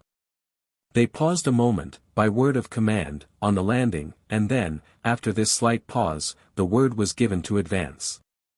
Now when men will advance, in spite of anything and everything, it is no easy matter to stop them, and he who was foremost among the military would as soon thought of hesitating to ascend the narrow staircase before him, when ordered so to do, as paying the national debt. On he went, and down came a great chest, which, falling against his feet, knocked him down as he attempted to scramble over it. "Fire," said the officer. And it appeared that he had made some arrangements as to how the order was to be obeyed, for the second man fired his carbine, and then scrambled over his prostrate comrade. After which he stooped, and the third fired his carbine likewise, and then hurried forward in the same manner. At the first sound of the firearms the rioters were taken completely by surprise. They had not had the least notion of affairs getting to such a length. The smell of the powder, the loud report, and the sensation of positive danger that accompanied these phenomena, alarmed them most terrifically. So that, in point of fact, with the exception of the empty chest that was thrown down in the way of the first soldier, no further idea of defense seemed in any way to find a place in the hearts of the besieged. They scrambled one over the other in their eagerness to get as far as possible from immediate danger, which, of course, they conceived existed in the most imminent degree the nearest to the door. Such was the state of terror into which they were thrown, that each one at the moment believed himself shot, and the soldiers had overcome all the real difficulties in getting possession of what might thus be called the citadel of the inn. Before those men who had been so valorous a short time since recovered from the tremendous fright into which they had been thrown. We need hardly say that the carbines were loaded, but with blank cartridges, for there was neither a disposition nor a necessity for taking the lives of these misguided people. It was the suddenness and the steadiness of the attack that had done all the mischief to their cause. And now, ere they recovered from the surprise of having their position so completely taken by storm, they were handed downstairs, one by one, from soldier to soldier, and into the custody of the civil authorities. In order to secure the safe keeping of large a body of prisoners, the constables, who were in a great minority, placed handcuffs upon some of the most capable of resistance. So what with those who were thus secured, and those who were terrified into submission, there was not a man of all the lot who had taken refuge in the attics of the public house but was a prisoner. At the sound of firearms, the women who were outside the inn had, of course, raised a most prodigious clamor. They believed directly that every bullet must have done some most serious mischief to the townspeople, and it was only upon one of the soldiers, a non-commissioned officer, who was below, assuring them of the innoxious nature of the proceeding which restored anything like equanimity. "Silence," he cried, "what are you howling about? Do you fancy that we've nothing better to do than to shoot a parcel of fellows that are not worth the bullets that would be lodged in their confounded carcasses?" "But we heard the gun," said a woman. "Of course you did, it's the powder that makes the noise, not the bullet. You'll see them all brought out safe wind and limb." This assurance satisfied the women to a certain extent, and such had been their fear that they should have had to look upon the spectacle of death, or of grievous wounds, that they were comparatively quite satisfied when they saw husbands, fathers, and brothers, only in the custody of the town officers. And very sheepish some of the fellows looked, when they were handed down and handcuffed, and the more especially when they had been routed only by a few blank cartridges, that sixpenny worth of powder had defeated them. They were marched off to the town jail, guarded by the military, who now probably fancied that their night's work was over, and that the most turbulent and troublesome spirits in the town had been secured. Such, however, was not the case, for no sooner had comparative order been restored, than common observation pointed to a dull red glare in the southern sky. In a few more minutes there came in stragglers from the open country, shouting, "Fire! Fire!" with all their might. Chapter 50. The mob's arrival at Sir Francis Varney's. The attempt to gain admission. All eyes were directed towards that southern sky which each moment was becoming more and more illuminated by the lurid appearance bespeaking a conflagration, which if it was not extensive, at all events was raging fiercely. There came, too upon the wind, which set from that direction, strange sounds, resembling shouts of triumph, combined occasionally with sharper cries, indicative of alarm. With so much system and so quietly had this attack been made upon the house of Sir Francis Varney, for the consequences of it now exhibited themselves most unequivocally, that no one who had not actually accompanied the expedition was in the least aware that it had been at all undertaken, or that anything of the kind was on the tapis. Now, however, it could be no longer kept a secret, and as the infuriated mob, who had sought this flagrant means of giving vent to their anger, saw the flames from the blazing house rising high in the heavens, they felt convinced that further secrecy was out of the question. Accordingly, in such cries and shouts as, but for caution's sake, they would have indulged in from the very first, they now gave utterance to their feelings as regarded the man whose destruction was aimed at. Death to the vampire! Death to the vampire, was the principal shout, and it was uttered in tones which sounded like those of rage and disappointment. But it is necessary, now that we have disposed of the smaller number of rioters who committed so serious an outrage at the inn, that we should, with some degree of method, follow the proceedings of the larger number, who went from the town towards Sir Francis Varney's. These persons either had information of a very positive nature, or a very strong suspicion that, notwithstanding the mysterious and most unaccountable disappearance of the vampire in the old ruin, he would now be found, as usual, at his own residence.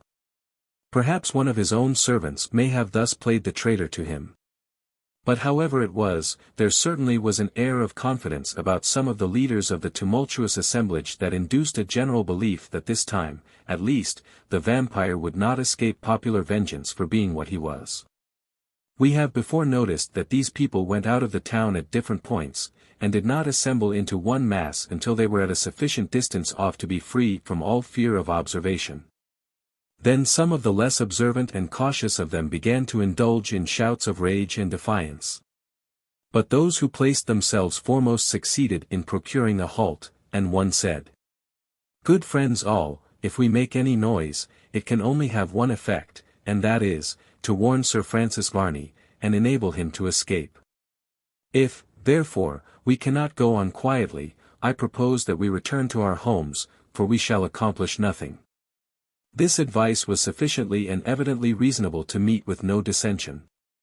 A death-like stillness ensued, only broken by some 2 or 3 voices saying, in subdued tones, "That's right, that's right. Nobody speak." "Come on, then," said he who had given such judicious counsel. And the dark mass of men moved towards Sir Francis Varney's house, as quietly as it was possible for such an assemblage to proceed. Indeed, saving the sound of the footsteps, nothing could be heard of them at all. And that regular tramp, would have puzzled any one listening to it from any distance to know in which direction it was proceeding. In this way they went on until Sir Francis Varney's house was reached, and then a whispered word to halt was given, and all eyes were bent upon the building. From but one window out of the numerous ones with which the front of the mansion was studded did there shine the least light, and from that there came rather an uncommonly bright reflection, probably arising from a reading lamp placed close to the window. A general impression, they knew not why exactly, seemed to pervade everybody, that in the room from whence streamed that bright light was Sir Francis Varney. The vampire's room, said several. The vampire's room. That is it. Yes, said he who had a kind of moral control over his comrades, I have no doubt but he is there. What's to be done? Asked several. Make no noise whatever, but stand aside, so as not to be seen from the door when it is opened. Yes, yes. I will knock for admittance, and, the moment it is answered, I will place this stick in such a manner within, that the door cannot be closed again.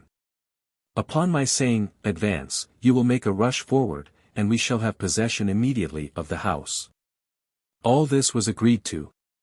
The mob slunk close to the walls of the house, and out of immediate observation from the hall door, or from any of the windows, and then the leader advanced, and knocked loudly for admission. The silence was now of the most complete character that could be imagined. Those who came there so bent upon vengeance were thoroughly convinced of the necessity of extreme caution, to save themselves even yet from being completely foiled. They had abundant faith, from experience, of the resources in the way of escape of Sir Francis Varney, and not one among them was there who considered that there was any chance of capturing him, except by surprise. And when once they got hold of him, they determined he should not easily slip through their fingers. The knock for admission produced no effect, and, after waiting 3 or 4 minutes, it was very provoking to find such a wonderful amount of caution and cunning completely thrown away. Try again, whispered one. Well, have patience. I am going to try again. The man had the ponderous old-fashioned knocker in his hand, and was about to make another appeal to Sir Francis Varney's door, when a strange voice said, Perhaps you may as well say at once what you want. Instead of knocking there to no purpose. He gave a start, for the voice seemed to come from the very door itself. Yet it sounded decidedly human, and, upon a closer inspection, it was seen that a little wicket gate, not larger than a man's face, had been opened from within. This was terribly provoking. Here was an extent of caution on the part of the garrison quite unexpected. What was to be done? Well, said the man who appeared at the little opening. Oh, said he who had knocked, I. Well. That is to say, ahem. Is Sir Francis Varney within? Well. I say, is Sir Francis Varney within? Well, you have said it. Ah, but you have not answered it. No. Well, is he at home? I decline saying. So you had better, all of you, go back to the town again, for we are well provided with all material to resist any attack you may be fools enough to make. As he spoke, the servant shut the little square door with a bang that made his questioner jump again. Here was a dilemma. Chapter 51. The attack upon the vampire's house. The story of the attack. The forcing of the doors, and the struggle. A council of war was now called among the belligerents, who were somewhat taken aback by the steady refusal of the servant to admit them, and their apparent determination to resist all endeavors on the part of the mob to get into and obtain possession of the house. It argued that they were prepared to resist all attempts, and it would cost some few lives to get into the vampire's house. This passed through the minds of many as they retired behind the angle of the wall where the council was to be held. Here they looked in each other's face, as if to gather from that the general tone of the feelings of their companions, but here they saw nothing that intimated the least idea of going back as they came. It's all very well, mates, to take care of ourselves, you know, began one tall, brawny fellow, but, if we bean't to be sucked to death by a vampire, why we must have the life out of him. Aye, so we must. Jack Hodge is right. We must kill him, and there's no sin in it, for he has no right to it, he's robbed some poor fellow of his life to prolong his own. Aye, that's the way he does, bring him out, I say, then see what we will do with him. Yes, catch him first, said one, and then we can dispose of him afterwards. I say, neighbors, don't you think it would be as well to catch him first? Haven't we come on purpose? Yes, but do it. Ain't we trying it? You will presently, when we come to get into the house. Well, what's to be done, said one, here we are in a fix, I think, and I can't see our way out very clearly. I wish we could get in. But how is a question I don't very well see, said a large specimen of humanity. The best thing that can be done will be to go round and look over the whole house, and then we may come upon some part where it is far easier to get in at than by the front door. But it won't do for us all to go round that way, said one. A small party only should go, else they will have all their people stationed at one point, and if we can divide them, we shall beat them because they have not enough to defend more than one point at a time. Now we are numerous enough to make several attacks. Oh! That's the way to bother them all round, they'll give in, and then the place is our own. No, no, said the big countryman, I like to make a good rush and drive all afore us. You know what ye have to do then, and you do it, ye know. If you can. Aye, to be sure, if we can, as you say, but can't we? That's what I want to know. To be sure we can. Then we'll do it, mate, that's my mind, we'll do it. Come on, and let's have another look at the street door. The big countryman left the main body, and resolutely walked up to the main avenue, and approached the door, accompanied by about a dozen or less of the mob. When they came to the door, they commenced knocking and kicking most violently, and assailing it with all kinds of things they could lay their hands upon. They continued at this violent exercise for some time, perhaps for 5 minutes, when the little square hole in the door was again opened, and a voice was heard to say, "You had better cease that kind of annoyance. We want to get in. It will cost you more lives to do so than you can afford to spare. We are well armed, and are prepared to resist any effort you can make." "Oh! It's all very well, but, and you won't open, why we'll make you, that's all about it." This was said as the big countryman and his companions were leaving the avenue towards the rest of the body. "Then, take this, as an earnest of what is to follow," said the man, and he discharged the contents of a blunderbuss through the small opening, and its report sounded to the rest of the mob like the report of a field piece. Fortunately for the party retiring, the man couldn't take any aim, else it is questionable how many of the party would have got off unwounded. As it was, several of them found stray slugs were lodged in various parts of their persons, and accelerated their retreat from the house of the vampire. "What luck?" inquired one of the mob to the others, as they came back. "I'm afraid you had all the honor." Aye, we have, and all the lead too," replied a man, as he placed his hand upon a sore part of his person, which bled in consequence of a wound. "Well, what's to be done?" "Dongade if I know," said one. "Give it up," said another. No, have him out.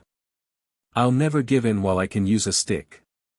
They are in earnest, and so are we. Don't let us be frightened because they have a gun or two, they can't have many. And besides, if they have, we are too many for them. Besides, we shall all die in our beds. Hurrah! Down with the vampire! So say I, lads. I don't want to be sucked to death when I'm abed. Better die like a man than such a dog's death as that, and you have no revenge then. No, he has the better of us then.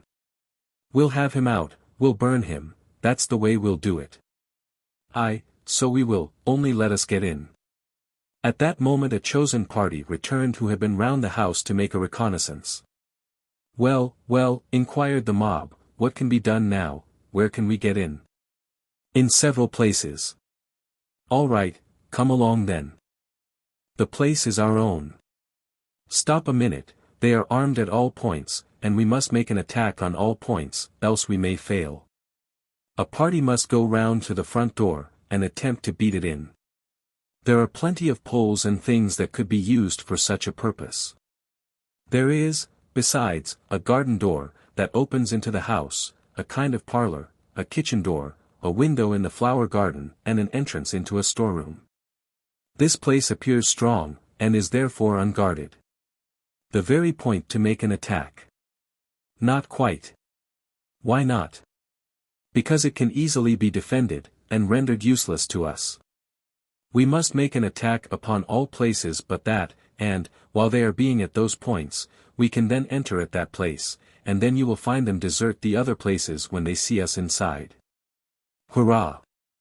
Down with the vampire!" said the mob, as they listened to this advice, and appreciated the plan. Down with the vampire! Now, then, lads, divide, and make the attack. Never mind their guns, they have but very few, and if you rush in upon them, you will soon have the guns yourselves. Hurrah! Hurrah! Shouted the mob. The mob now moved away in different bodies, each strong enough to carry the house. They seized upon a variety of poles and stones, and then made for the various doors and windows that were pointed out by those who had made the discovery.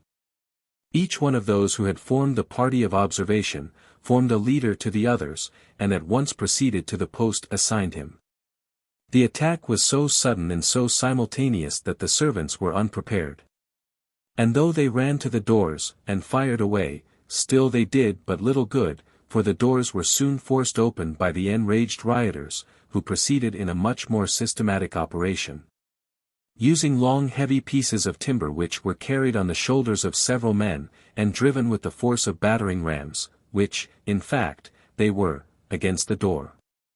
Bang went the battering ram, crash went the door, and the whole party rushed headlong in, carried forward by their own momentum and fell prostrate, engine and all, into the passage. "Now, then, we have them," exclaimed the servants, who began to belabor the whole party with blows, with every weapon they could secure. Loudly did the fallen men shout for assistance, and but for their fellows who came rushing in behind, they would have had but a sorry time of it.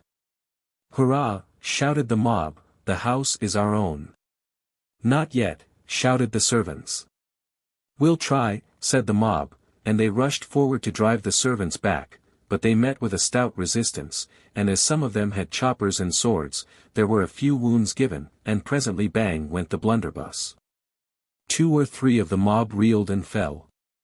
This produced a momentary panic, and the servants then had the whole of the victory to themselves, and were about to charge, and clear the passage of their enemies, when a shout behind attracted their attention. That shout was caused by an entrance being gained in another quarter, whence the servants were flying, and all was disorder. "Hurrah! Hurrah!" shouted the mob. The servants retreated to the stairs, and here united, they made a stand, and resolved to resist the whole force of the rioters, and they succeeded in doing so, too, for some minutes. Blows were given and taken of a desperate character. Somehow, there were no deadly blows received by the servants, they were being forced and beaten, but they lost no life. This may be accounted for by the fact that the mob used no more deadly weapons than sticks. The servants of Sir Francis Varney, on the contrary, were mostly armed with deadly weapons, which, however, they did not use unnecessarily. They stood upon the hall steps, the grand staircase, with long poles or sticks, about the size of quarter-staves, and with these they belabored those below most unmercifully. Certainly, the mob were by no means cowards, for the struggle to close with their enemies was as great as ever, and as firm as could well be. Indeed, they rushed on with a desperation truly characteristic of John Bull, and defied the heaviest blows. For as fast as one was stricken down another occupied his place, and they insensibly pressed their close and compact front upon the servants, who were becoming fatigued and harassed. "Fire, again!" exclaimed a voice from among the servants. The mob made no retrograde movement, but still continued to press onwards, and in another moment a loud report rang through the house, and a smoke hung over the heads of the mob. A long groan or two escaped some of the men who had been wounded, and a still louder from those who had not been wounded, and a cry arose of "Down with the vampire, pull down, destroy and burn the whole place, down with them all." A rush succeeded, and a few more discharges took place, when a shout above attracted the attention of both parties engaged in this fierce struggle. They paused by mutual consent, to look and see what was the cause of that shout. Chapter 52. The interview between the mob and Sir Francis Varney. The mysterious disappearance. The wine cellars. The shout that had so discomposed the parties who were thus engaged in a terrific struggle came from a party above. "Hurrah! Hurrah! They shouted a number of times, in a wild strain of delight. Hurrah! Hurrah! Hurrah! The fact was, a party of the mob had clambered up a veranda, and entered some of the rooms upstairs, whence they emerged just above the landing near the spot where the servants were resisting in a mass the efforts of the mob. Hurrah! Shouted the mob below. Hurrah! Shouted the mob above. There was a momentary pause, and the servants divided themselves into two bodies, and one turned to face those above, and the other those who were below. A simultaneous shout was given by both parties of the mob, and a sudden rush was made by both bodies, and the servants of Sir Francis Varney were broken in an instant. They were instantly separated, and knocked about a good bit, but they were left to shift for themselves. The mob had a more important object in view. "Down with the vampire," they shouted. "Down with the vampire!" shouted they, and they rushed helter-skelter through the rooms, until they came to one where the door was partially open, and they could see some person very leisurely seated. "Here he is," they cried. "Who? Who?" "The vampire." "Down with him." "Kill him." "Burn him." "Hurrah! Down with the vampire." These sounds were shouted out by a score of voices, and they rushed headlong into the room. But here their violence and headlong precipitancy were suddenly restrained by the imposing and quiet appearance of the individual who was there seated. The mob entered the room, and there was a sight, that if it did not astonish them, at least, it caused them to pause before the individual who was seated there. The room was well filled with furniture, and there was a curtain drawn across the room, and about the middle of it there was a table, behind which sat Sir Francis Varney himself, looking all smiles and courtesy. "Well, dang my smock frock," said one, "who'd ha thought of this? He don't seem to care much about it." "Well, I'm d, said another, "he seems pretty easy, at all events. What is he going to do?" "Gentlemen," said Sir Francis Varney, rising, with the blandest smiles, "pray, gentlemen, permit me to inquire the cause of this condescension on your part. The visit is kind." The mob looked at Sir Francis, and then at each other, and then at Sir Francis again, but nobody spoke. They were awed by this gentlemanly and collected behavior. "If you honor me with this visit from pure affection and neighborly goodwill, I thank you." "Down with the vampire," said one, who was concealed behind the rest, and not so much overawed, as he had not seen Sir Francis. Sir Francis Varney rose to his full height, a light gleamed across his features, they were strongly defined then. His long front teeth, too, showed most strongly when he smiled, as he did now, and said, in a bland voice, "Gentlemen, I am at your service. Permit me to say you are welcome to all I can do for you. I fear the interview will be somewhat inconvenient and unpleasant to you. As for myself, I am entirely at your service." As Sir Francis spoke, he bowed, and folded his hands together, and stepped forwards. But, instead of coming onwards to them, he walked behind the curtain, and was immediately hid from their view. "Down with the vampire," shouted one. "Down with the vampire," rang through the apartment. And the mob now, not awed by the coolness and courtesy of Sir Francis, rushed forward, and, overturning the table, tore down the curtain to the floor, but, to their amazement, there was no Sir Francis Varney present. "Where is he? Where is the vampire? Where has he gone?" These were cries that escaped everyone's lips, and yet no one could give an answer to them. There Sir Francis Varney was not. They were completely thunderstricken. They could not find out where he had gone to. There was no possible means of escape, that they could perceive. There was not an odd corner, or even anything that could, by any possibility, give even a suspicion that even a temporary concealment could take place. They looked over every inch of flooring and of wainscoting. Not the remotest trace could be discovered. "Where is he?" "I don't know," said one, "I can't see where he could have gone. There ain't a hole as big as a keyhole." "My eye," said one. "I shouldn't be at all surprised, if he were to blow up the whole house." "You don't say go." I never heard as how vampires could do so much as that. They ain't the sort of people, said another. But if they can do one thing, they can do another. That's very true. And what's more, I never heard as how a vampire could make himself into nothing before, yet he has done so. He may be in this room now. He may. My eyes. What precious long teeth he had. Yes, and had he fixed one on into your arm, he would have drawn every drop of blood out of your body, you may depend upon that, said an old man. He was very tall. Yes, too tall to be any good. I shouldn't like him to have laid hold of me, though, tall as he is, and then he would have lifted me up high enough to break my neck, when he let me fall. The mob routed about the room, tore everything out of its place, and as the object of their search seemed to be far enough beyond their reach, their courage rose in proportion. And they shouted and screamed with a proportionate increase of noise and bustle.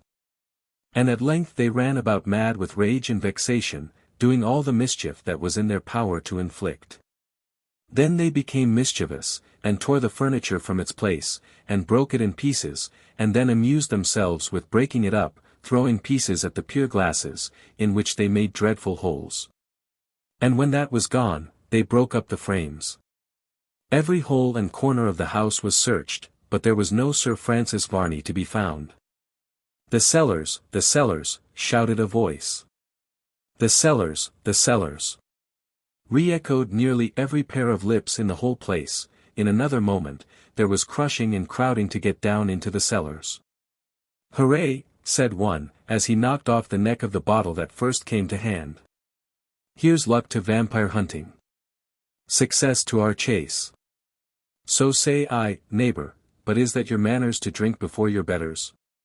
So saying, the speaker knocked the other's elbow, while he was in the act of lifting the wine to his mouth. And thus he upset it over his face and eyes. "D—n it," cried the man, "how it makes my eyes smart. Dang thee! If I could see, I'd wring thy neck." Success to vampire hunting, said one. May we be lucky yet, said another. I wouldn't be luckier than this, said another, as he, too, emptied a bottle. We couldn't desire better entertainment, where the reckoning is all paid. Excellent. Very good. Capital wine this. I say, Huggins. Well, said Huggins. What are you drinking? Wine. What wine? Dongade if I know, was the reply. It's wine, I suppose, for I know it ain't beer nor spirits, so it must be wine. Are you sure it ain't bottled men's blood? Bottled blood, man. Who knows what a vampire drinks? It may be his wine. He may feast upon that before he goes to bed of a night, drink anybody's health, and make himself cheerful on bottled blood. Oh, Dongade. I'm so sick. I wish I hadn't taken the stuff. It may be as you say, neighbor, and then we be cannibals. Or vampires. There's a pretty thing to think of. By this time some were drunk, some were partially so, and the remainder were crowding into the cellars to get their share of the wine. The servants had now slunk away. They were no longer noticed by the rioters, who, having nobody to oppose them, no longer thought of anything, save the searching after the vampire, and the destruction of the property. Several hours had been spent in this manner, and yet they could not find the object of their search. There was not a room, or cupboard, or a cellar, that was capable of containing a cat, that they did not search, besides a part of the rioters keeping a very strict watch on the outside of the house and all about the grounds, to prevent the possibility of the escape of the vampire. There was a general cessation of active hostilities at that moment, a reaction after the violent excitement and exertion they had made to get in. Then the escape of their victim, and the mysterious manner in which he got away, was also a cause of the reaction, and the rioters looked in each other's countenances inquiringly. Above all, the discovery of the wine cellar tended to withdraw them from violent measures. But this could not last long, there must be an end to such a scene, for there never was a large body of men assembled for an evil purpose, whoever were, for any length of time, peaceable. To prevent the more alarming effects of drunkenness, some few of the rioters, after having taken some small portion of the wine, became, from the peculiar flavor it possessed, imbued with the idea that it was really blood. And forthwith commenced an instant attack upon the wine and liquors, and they were soon mingling in one stream throughout the cellars. This destruction was loudly declaimed against by a large portion of the rioters, who were drinking. But before they could make any efforts to save the liquor, the work of destruction had not only been begun, but was ended, and the consequence was, the cellars were very soon evacuated by the mob. Chapter 53. The destruction of Sir Francis Varney's house by fire. The arrival of the military, and a second mob. Thus many moments had not elapsed ere the feelings of the rioters became directed into a different channel from that in which it had so lately flowed. When urged about the house and grounds for the vampire, they became impatient and angry at not finding him. Many believed that he was yet about the house, while many were of opinion that he had flown away by some mysterious means only possessed by vampires and such like people. "Fire the house, and burn him out," said one. "Fire the house. Burn the den," now arose in shouts from all present, and then the mob were again animated by the love of mischief that seemed to be the strongest feelings that animated them. "Burn him out, burn him out," were the only words that could be heard from any of the mob. The words ran through the house like wildfire, nobody thought of anything else, and all were seen running about in confusion. There was no want of goodwill on the part of the mob to the undertaking, far from it, and they proceeded in the work con amore. They worked together with right goodwill, and the result was soon seen by the heaps of combustible materials that were collected in a short time from all parts of the house. All the old dry wood furniture that could be found was piled up in a heap, and to these were added a number of faggots, and also some shavings that were found in the cellar. "All right," exclaimed one man, in exultation. "Yes," replied a second, "all right, all right. Set light to it, and he will be smoked out if not burned." "Let us be sure that all are out of the house," suggested one of the bystanders. "Aye, aye," shouted several, "give them all a chance. Search through the house and give them a warning." "Very well, give me the light, and then when I come back I will set light to the fire at once, and then I shall know all is empty, and so will you too." This was at once agreed to by all, with acclamations, and the light being handed to the man, he ascended the stairs, crying out in a loud voice, "Come out, come out. The house is on fire. Fire! Fire! Fire!" shouted the mob as a chorus, every now and then at intervals. In about 10 minutes more, there came a cry of, "All right, the house is empty," from up the stairs, and the man descended in haste to the hall. "Make haste, lads, and fire away, for I see the red coats are leaving the town." "Hurrah! Hurrah!" shouted the infuriated mob. "Fire, fire, fire the house. Burn out the vampire. Burn down the house, burn him out, and see if he can stand fire." Amidst all this tumult there came a sudden blaze upon all around, for the pile had been fired. "Hurrah!" shouted the mob, "hurrah!" and they danced like maniacs round the fire. Looking, in fact, like so many wild Indians, dancing round their roasting victims, or some demons at an infernal feast. The torch had been put to 20 different places, and the flames united into one, and suddenly shot up with a velocity, and roared with a sound that caused many who were present to make a precipitate retreat from the hall. This soon became a necessary measure of self-preservation, and it required no urging to induce them to quit a place that was burning rapidly and even furiously. "Get the poles and firewood, get faggots," shouted some of the mob, and, lo, it was done almost by magic. They brought the faggots and wood piled up for winter use, and laid them near all the doors, and especially the main entrance. Nay, every gate or door belonging to the outhouses was brought forward and placed upon the fire, which now began to reach the upper stories. "Hurrah, fire! Hurrah, fire! And a loud shout of triumph came from the mob as they viewed the progress of the flames, as they came roaring and tearing through the house doors and the windows. Each new victory of the element was a signal to the mob for a cheer.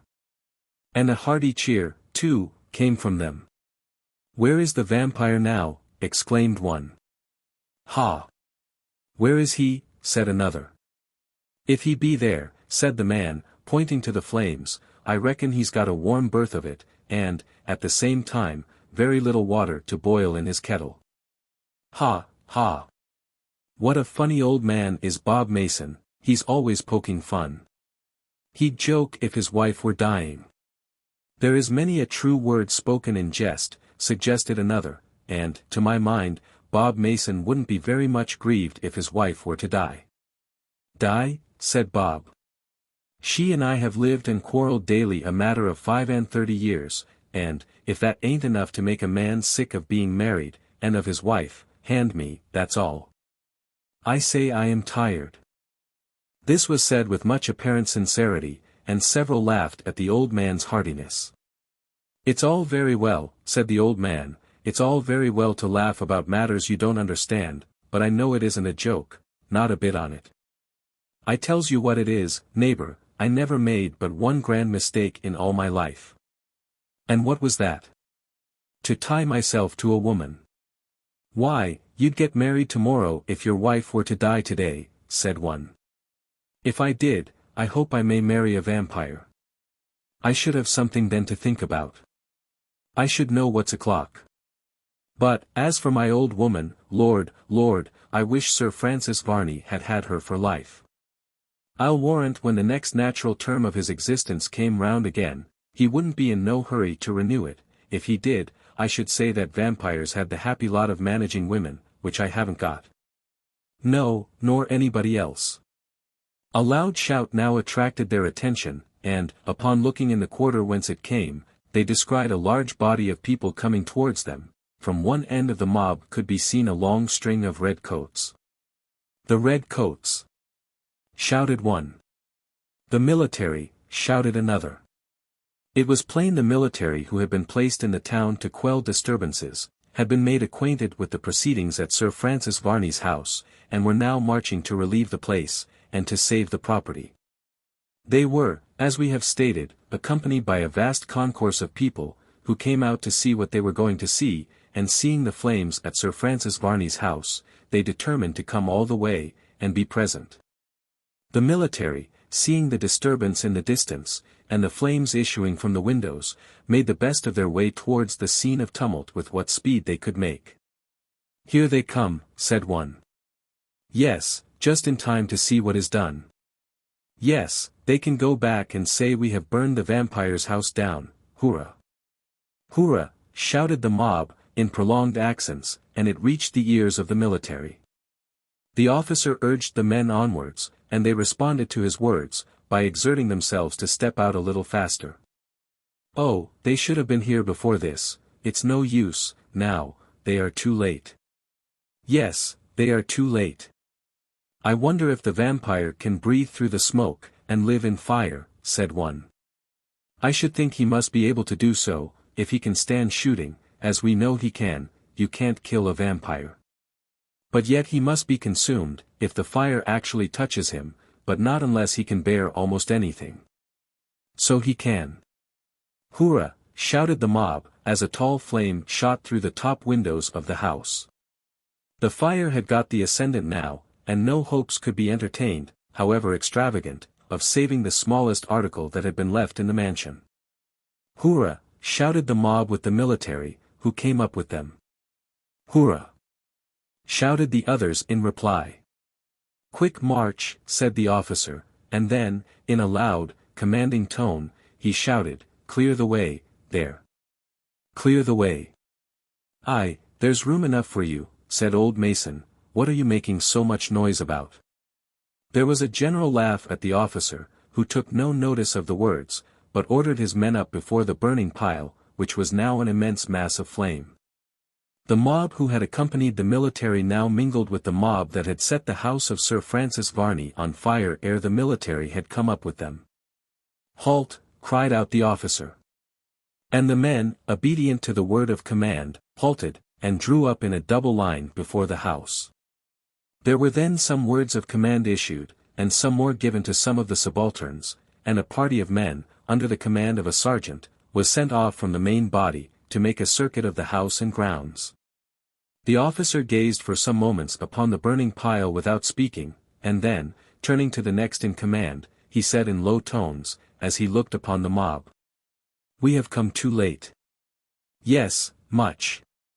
The house is now nearly gutted." "It is. And those who came crowding along with us are inextricably mingled with the others who have been the cause of all this mischief, there's no distinguishing them one from another. And if you did, you could not say who had done it, and who had not, you could prove nothing." "Exactly. I shall not attempt to take prisoners, unless any act is perpetrated beyond what has been done. It is a singular affair." "Very. This Sir Francis Varney is represented to be a courteous, gentlemanly man," said the officer. "No doubt about it, but he's beset by a parcel of people who do not mind cutting a throat if they can get an opportunity of doing so. And I expect they will. Yes, when there is a popular excitement against any man, he had better leave this part at once and altogether. It is dangerous to tamper with popular prejudices, no man who has any value for his life ought to do so. It is a sheer act of suicide." Chapter 54. The burning of Varney's house. A night. Scene. Popular superstition. The officer ceased to speak, and then the party whom he had sent round the house and grounds returned, and gained the main body orderly enough, and the sergeant went forward to make his report to his superior officer. After the usual salutation, he waited for the inquiry to be put to him as to what he had seen. "Well, Scott, what have you done?" "I went round the premises, sir, according to your instructions, but saw no one either in the vicinity of the house, or in the grounds around it." "No strangers, eh?" "No, sir, none." "You saw nothing at all likely to lead to any knowledge as to who it was that has caused this catastrophe?" "No, sir." "Have you learnt anything among the people who are the perpetrators of this fire?" "No, sir." "Well, then, that will do, unless there is anything else that you can think of." "Nothing further, sir, unless it is that I heard some of them say that Sir Francis Varney has perished in the flames." "Good heavens! So I heard, sir." "That must be impossible, and yet why should it be so? Go back, Scott, and bring me some person who can give me some information upon this point." The sergeant departed toward the people, who looked at him without any distrust, for he came single-handed, though they thought he came with the intention of learning what they knew of each other. And so stroll about with the intention of getting up accusations against them. But this was not the case, the officer didn't like the work well enough, he'd rather have been elsewhere. At length the sergeant came to one man, whom he accosted, and said to him, "Do you know anything of yonder fire?" "Yes, I do know it is a fire." "Yes, and so do I." "My friend," said the sergeant, "when a soldier asks a question he does not expect an uncivil answer. But a soldier may ask a question that may have an uncivil end to it." "He may. But it is easy to say so." "I do say so, then, now." "Then I'll not trouble you any more." The sergeant moved on a pace or two more, and then, turning to the mob, he said, "Is there any one among you who can tell me anything concerning the fate of Sir Francis Varney?" "Burnt." "Did you see him burnt?" "No, but I saw him." "In the flames?" "No, before the house was on fire." "In the house?" "Yes, and he has not been seen to leave it since, and we conclude he must have been burned." "Will you come and say as much to my commanding officer?" "It is all I want." "Shall I be detained?" "No." "Then I will go," said the man, and he hobbled out of the crowd towards the sergeant. "I will go and see the officer, and tell him what I know, and that is very little, and can prejudice no one." "Hurrah!"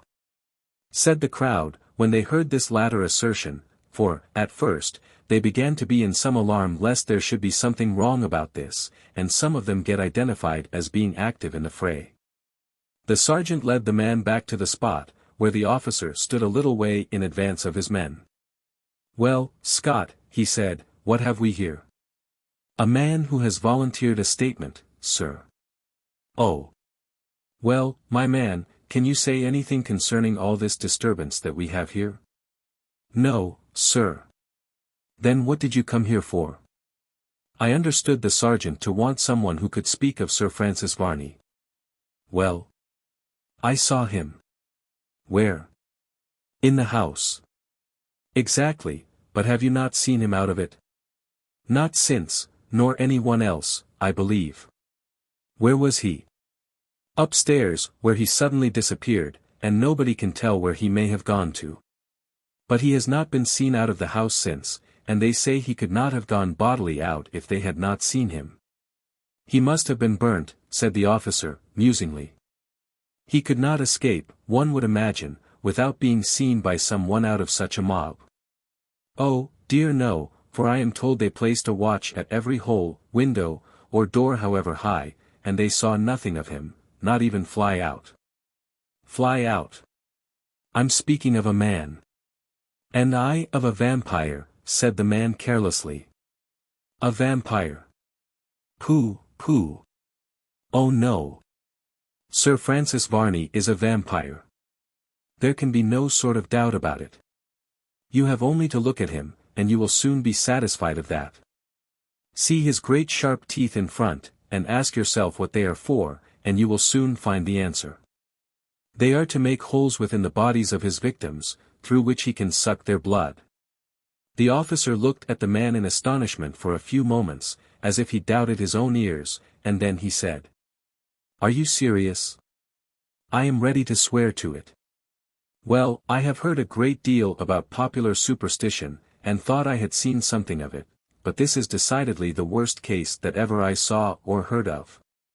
You had better go home, my man, than, by your presence, countenance such a gross absurdity." "For all that," said the man, "Sir Francis Varney is a vampire, a blood-sucker, a human blood-sucker." "Get away with you," said the officer, "and do not repeat such folly before any one."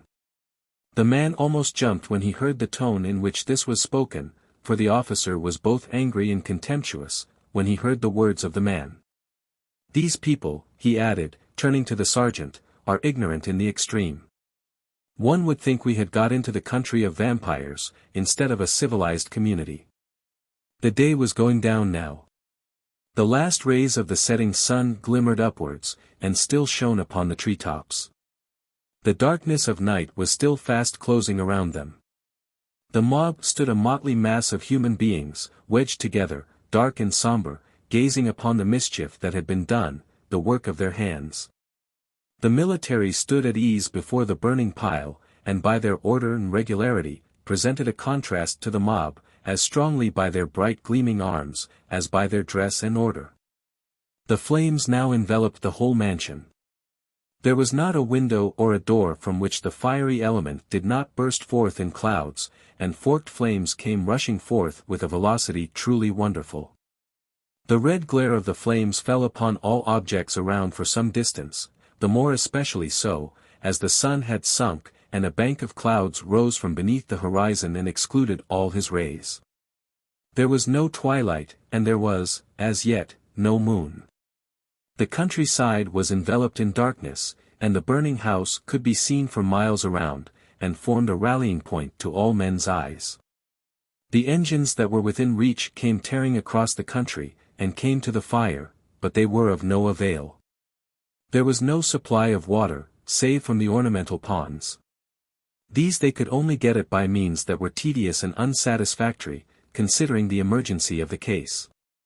The house was a lone one, and it was being entirely consumed before they arrived, and therefore there was not the remotest chance of saving the least article. Had they ever such a supply of water, nothing could have been effected by it. Thus the men stood idly by, passing their remarks upon the fire and the mob. Those who stood around, and within the influence of the red glare of the flames, looked like so many demons in the infernal regions, watching the progress of lighting the fire.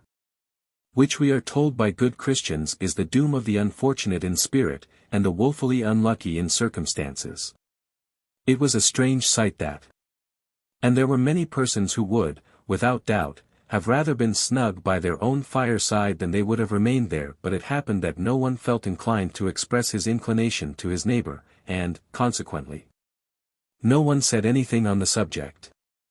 None would venture to go alone across the fields, where the spirit of the vampire might, for all they knew to the contrary, be waiting to pounce upon them, and worry them. No, no. No man would have quitted that mob to go back alone to the village, they would sooner have stood there all night through. That was an alternative that none of the number would very willingly accept. The hours passed away, and the house that had been that morning a noble and well-furnished mansion, was now a smouldering heap of ruins. The flames had become somewhat subdued, and there was now more smoke than flames. The fire had exhausted itself. There was now no more material that could serve it for fuel, and the flames began to become gradually enough subdued. Suddenly there was a rush, and then a bright flame shot upward for an instant, so bright and so strong, that it threw a flash of light over the country for miles, but it was only momentary, and it subsided. The roof, which had been built strong enough to resist almost anything, after being burning for a considerable time, suddenly gave way, and came in with a tremendous crash, and then all was for a moment darkness. After this the fire might be said to be subdued, it having burned itself out, and the flames that could now be seen were but the result of so much charred wood, that would probably smoulder away for a day or two, if left to itself to do so. A dense mass of smoke arose from the ruins, and blackened the atmosphere around, and told the spectators the work was done. Chapter 55. The return of the mob and military to the town. The madness of the mob. The grocer's revenge. On the termination of the conflagration, or, rather, the fall of the roof, with the loss of grandeur in the spectacle, men's minds began to be free from the excitement that chained them to the spot. Watching the progress of that element which has been truly described as a very good servant, but a very bad master. And of the truth of this every one must be well satisfied. There was now remaining little more than the livid glare of the hot and burning embers, and this did not extend far, for the walls were too strongly built to fall in from their own weight. They were strong and stout, and intercepted the little light the ashes would have given out. The mob now began to feel fatigued and chilly.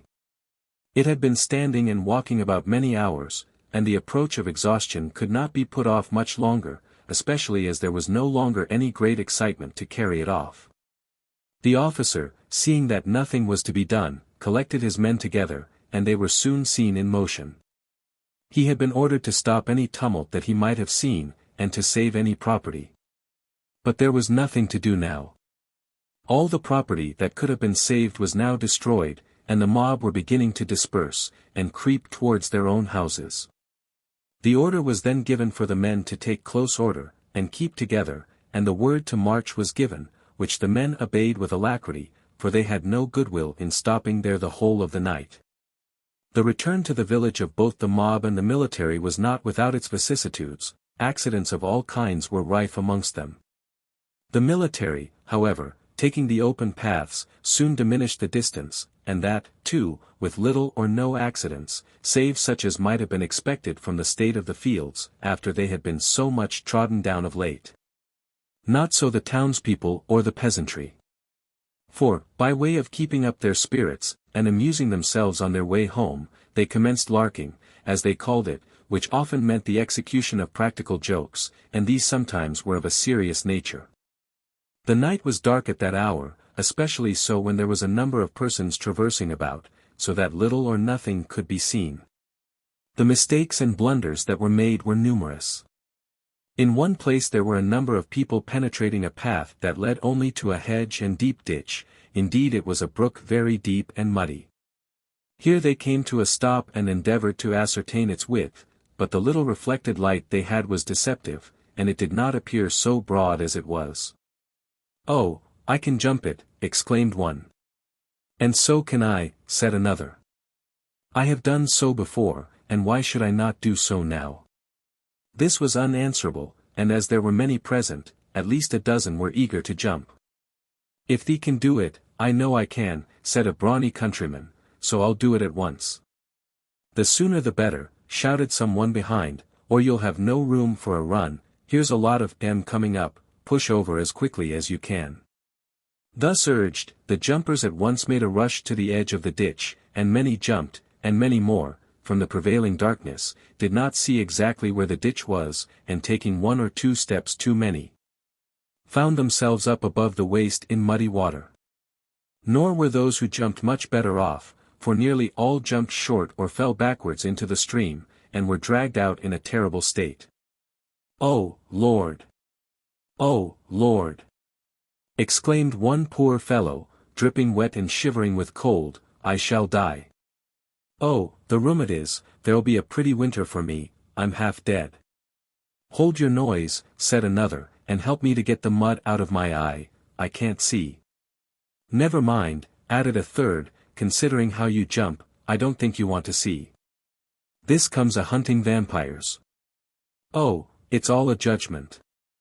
Who knows but he may be in the air, it is nothing to laugh at as I shouldn't be surprised if he were, only think how precious pleasant." "However pleasant it may be to you," remarked one, "it's profitable to a good many." "How so?" "Why, see the numbers of things that will be spoiled, coats torn, hats crushed, heads broken, and shoes burst.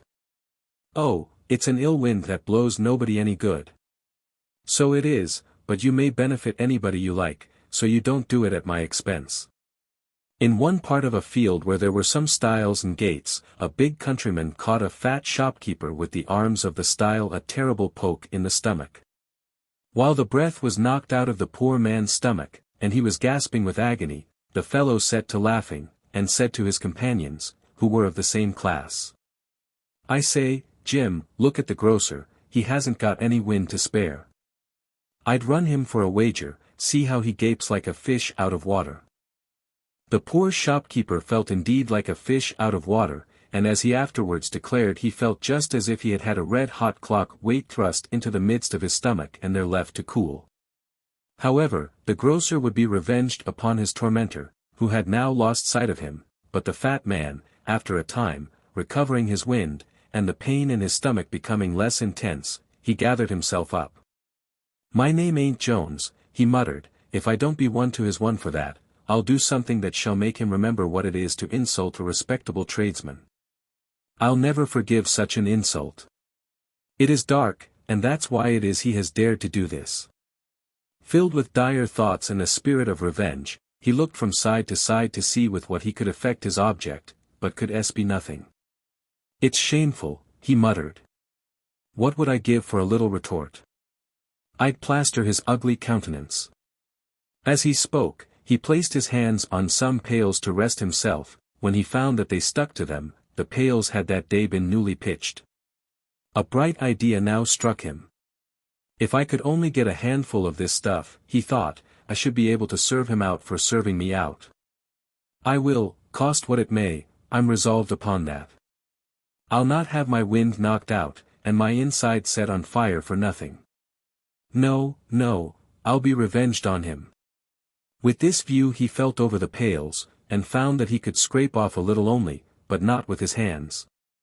Indeed, it only plastered them. He, therefore, marched about for something to scrape it off with. "Ah, I have a knife, a large pocket knife, that will do, that is the sort of thing I want." He immediately commenced feeling for it, but had scarcely got his hand into his pocket when he found there would be a great difficulty in either pushing it in further or withdrawing it altogether, for the pitch made it difficult to do either. And his pocket stuck to his hands like a glove. "D—n it," said the grocer, "who would have thought of that? Here's a pretty go, curse that fellow, he is the cause of all this, I'll be revenged upon him, if it's a year hence." The enraged grocer drew his hand out, but was unable to effect his object in withdrawing the knife also. But he saw something shining, he stooped to pick it up, exclaiming as he did so, in a gratified tone of voice, "Ah, here's something that will do better." As he made a grasp at it, he found he had inserted his hand into something soft. "God bless me! What now?" He pulled his hand hastily away, and found that it stuck slightly, and then he saw what it was. "Aye, the very thing. Surely it must have been placed here on purpose by the people. The fact was, he had placed his hand into a pot of pitch that had been left by the people who had been at work at pitching the pails, but had been attracted by the fire at Sir Francis Varney's, and to see which they had left their work. And the pitch was left on a smouldering peat fire, so that when Mr. Jones, the grocer, accidentally put his hand into it he found it just warm. When he made this discovery he dabbed his hand again into the pitch pot, exclaiming, "In for a penny, in for a pound." And he endeavored to secure as large a handful of the slippery and sticky stuff as he could, and this done he set off to come up with the big countryman who had done him so much indignity and made his stomach uncomfortable. He soon came up with him, for the man had stopped rather behind, and was larking, as it is called, with some men, to whom he was a companion. He had slipped down a bank, and was partially sitting down on the soft mud. In his bustle, the little grocer came down with a slide, close to the big countryman. "Ah, ah! My little grocer," said the countryman, holding out his hand to catch him, and drawing him towards himself. "You will come and sit down by the side of your old friend." As he spoke, he endeavored to pull Mr. Jones down, too, but that individual only replied by fetching the countryman a swinging smack across the face with the handful of pitch. "There, take that, and now we are quits, we shall be old friends after this, eh? Are you satisfied? You'll remember me, I'll warrant." As the grocer spoke, he rubbed his hands over the face of the fallen man, and then rushed from the spot with all the haste he could make. The countryman sat a moment or two confounded, cursing, and swearing, and spluttering, vowing vengeance, believing that it was mud only that had been plastered over his face. But when he put his hands up, and found out what it was, he roared and bellowed like a town bull.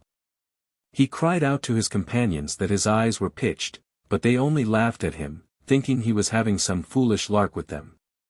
It was next day before he got home, for he wandered about all night, and it took him a week to wash the pitch off by means of grease, and ever afterwards he recollected the pitching of his face, nor did he ever forget the grocer.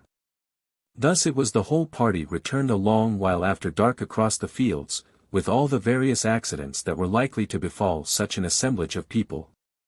The vampire hunting cost many of them dear, for clothes were injured on all sides, hats lost, and shoes missing in a manner that put some of the rioters to much inconvenience. Soon afterwards, the military retired to their quarters. And the townspeople at length became tranquil and nothing more was heard or done that night. Chapter 56. The departure of the Bannerworths from the Hall. The new abode. Jack Pringle, pilot.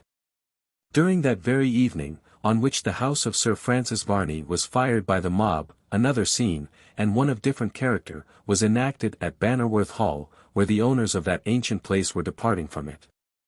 It was towards the latter part of the day, that Flora Bannerworth, Mrs. Bannerworth, and Henry Bannerworth, were preparing themselves to depart from the house of their ancestors. The intended proprietor was, as we have already been made acquainted with, the old admiral, who had taken the place somewhat mysteriously, considering the way in which he usually did business. The admiral was walking up and down the lawn before the house, and looking up at the windows every now and then, and turning to Jack Pringle, he said, "Jack, you dog." "Aye, sir." "Mind you convoy these women into the right port. Do you hear? And no mistaking the bearings, do you hear?" "Aye, sir." "These crafts want care, and you are pilot, commander, and all, so mind and keep your weather eye open." "Aye, sir." "I knows the craft well enough, and I knows the roads, too, there'll be no end of foundering against the breakers to find where they lie." No, Jack, you needn't do that, but mind your bearings." "Jack, mind your bearings." "Never fear." "I know, well enough, my eyes ain't laid up in ordinary yet." "What do you mean by that, you dog, "Nothing, only I can see without helps to read, or glasses either, so I know one place from another." There was now some one moving within, and the admiral, followed by Jack Pringle, entered the hall. Henry Bannerworth was there. They were all ready to go when the coach came for them, which the Admiral had ordered for them. "Jack, you lubber! Where are you?" Sir, here am I." "Go, and station yourself up in some place where you can keep a good lookout for the coach, and come and report when you see it." Aye, sir," said Jack, and away he went from the room, and stationed himself up in one of the trees, that commanded a good view of the main road for some distance. "Admiral Bell," said Henry, "here we are, trusting implicitly to you. And in doing so, I am sure I am doing right." "You will see that," said the Admiral. "All's fair and honest as yet, and what is to come, will speak for itself." "I hope you won't suffer from any of these nocturnal visits," said Henry. "I don't much care about them, but old Admiral Bell don't strike his colors to an enemy, however ugly he may look. No, it must be a better craft than his own that'll take him. And one who won't run away, but that will grapple yardarm and yardarm, you know. Why, Admiral, you must have seen many dangers in your time, and be used to all kinds of disturbances and conflicts. You have had a life of experience." "Yes. And experience has come pretty thick sometimes, I can tell you, when it comes in the shape of Frenchmen's broadsides." "I dare say, then, it must be rather awkward." "Death by the law," said the Admiral, "to stop one of them with your head, I assure you. I dare not make the attempt myself, though I have often seen it done." "I dare say, but here are Flora and my mother." As he spoke, Flora and her mother entered the apartment. "Well, Admiral, we are all ready. And, though I may feel somewhat sorry at leaving the old hall, yet it arises from attachment to the place, and not any disinclination to be beyond the reach of these dreadful alarms." "And I, too, shall be by no means sorry," said Flora. "I am sure it is some gratification to know we leave a friend here, rather than some others, who would have had the place, if they could have got it, by any means." "Ah, that's true enough, Miss Flora," said the Admiral. "But we'll run the enemy down yet, depend upon it. But once away, you will be free from these terrors, and now, as you have promised, do not let yourselves be seen anywhere at all. You have our promises, Admiral. And they shall be religiously kept, I can assure you." "Boat, ahoy, ahoy," shouted Jack.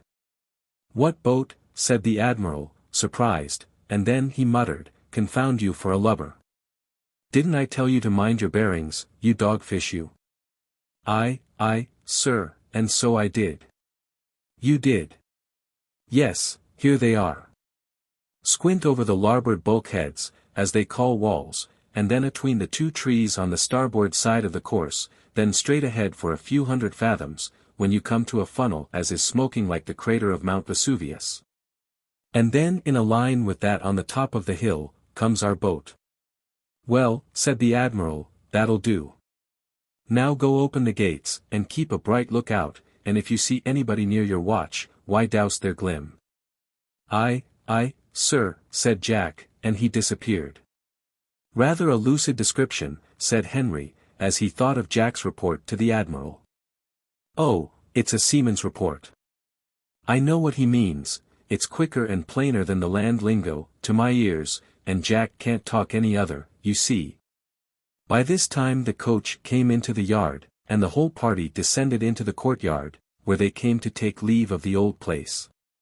"Farewell, Admiral." "Goodbye," said the Admiral. "I hope the place you are going to will be such as please you, I hope it will. I am sure we shall endeavor to be pleased with it, and I am pretty sure we shall. Goodbye." "Farewell, Admiral Bell," said Henry. "You remember your promises?" "I do." "Goodbye, Mr. Chillingworth." "Goodbye," said Mr. Chillingworth, who came up to bid them farewell, "a pleasant journey, and may you all be the happier for it. You do not come with us?" "No. I have some business of importance to attend to, else I should have the greatest pleasure in doing so. But goodbye, we shall not be long apart, I dare say." "I hope not," said Henry.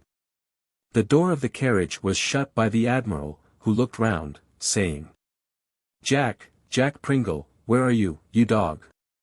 "Here am I," said Jack. "Where have you been to?" "Only been for Pigtail," said Jack. "I forgot it, and couldn't set sail without it." "You dog you, didn't I tell you to mind your bearings?" "So I will," said Jack, fore and aft, Admiral." "You had better," said the Admiral, who, however, relaxed into a broad grin, which he concealed from Jack Pringle. Jack mounted the coach-box, and away it went, just as it was getting dark. The old Admiral had locked up all the rooms in the presence of Henry Bannerworth, and when the coach had gone out of sight, Mr. Chillingworth came back to the hall, where he joined the Admiral. "Well," he said, "they are gone, Admiral Bell, and we are alone. We have a clear stage and no favour. The two things of all others I most desire. Now, they will be strangers where they are going to, and that will be something gained. I will endeavour to do something if I get yardarm and yardarm with these pirates. I'll make M feel the weight of true metal, I'll board M, D, E, I'll do everything. Everything that can be done. I. The coach in which the family of the Bannerworths were carried away continued its course without any let or hindrance, and they met no one on their road during the whole drive. The fact was, nearly everybody was at the conflagration at Sir Francis Varney's house. Flora knew not which way they were going, and, after a time, all trace of the road was lost. Darkness set in, and they all sat in silence in the coach. At length, after some time had been spent thus, Flora Bannerworth turned to Jack Pringle, and said, "Are we near, or have we much further to go?" "Not very much, ma'am," said Jack. "All's right, however, ship in the direct course, and no breakers ahead, no lookout necessary, however there's a landlubber aloft to keep a lookout." As this was not very intelligible, and Jack seemed to have his own reasons for silence, they asked him no further questions. But in about 3/4 of an hour, during which time the coach had been driving through the trees, they came to a standstill by a sudden pull of the check-string from Jack, who said, "Hillo, take in sails, and drop anchor. Is this the place?" "Yes, here we are," said Jack, "we're in port now, at all events." And he began to sing, "The trials and the dangers of the voyage is past." When the coach door opened, and they all got out and looked about them where they were. "Up the garden if you please, ma'am, as quick as you can, the night air is very cold." Flora and her mother and brother took the hint, which was meant by Jack to mean that they were not to be seen outside. They at once entered a pretty garden, and then they came to a very neat and picturesque cottage. They had no time to look up at it, as the door was immediately opened by an elderly female, who was intended to wait upon them. Soon after, Jack Pringle and the coachman entered the passage with the small amount of luggage which they had brought with them. This was deposited in the passage, and then Jack went out again, and, after a few minutes, there was the sound of wheels, which intimated that the coach had driven off. Jack, however, returned in a few minutes afterwards, having secured the wicket gate at the end of the garden, and then entered the house, shutting the door carefully after him. Flora and her mother looked over the apartments in which they were shown with some surprise. It was, in everything, such as they could wish. Indeed, though it could not be termed handsomely or extravagantly furnished, or that the things were new, yet, there was all that convenience and comfort could require, and some little of the luxuries. "Well," said Flora, "this is very thoughtful of the Admiral. The place will really be charming, and the garden, too, delightful." "Mustn't be made use of just now," said Jack, "if you please, ma'am, them's the orders at present." "Very well," said Flora, smiling. "I suppose, Mr. Pringle, we must obey them." "Jack Pringle, if you please," said Jack. "My command's only temporary. I ain't got a commission." Chapter 57. The Lonely Watch, and the Adventure in the Deserted House. It is now quite night, and so peculiar and solemn a stillness reigns in and about Bannerworth Hall and its surrounding grounds, that one might have supposed it a place of the dead. Deserted completely after sunset by all who would still hold kindred with the living. There was not a breath of air stirring, and this circumstance added greatly to the impression of profound repose which the whole scene exhibited. The wind during the day had been rather of a squally character, but towards nightfall, as is often usual after a day of such a character, it had completely lulled. And the serenity of the scene was unbroken even by the faintest sigh from a wandering zephyr.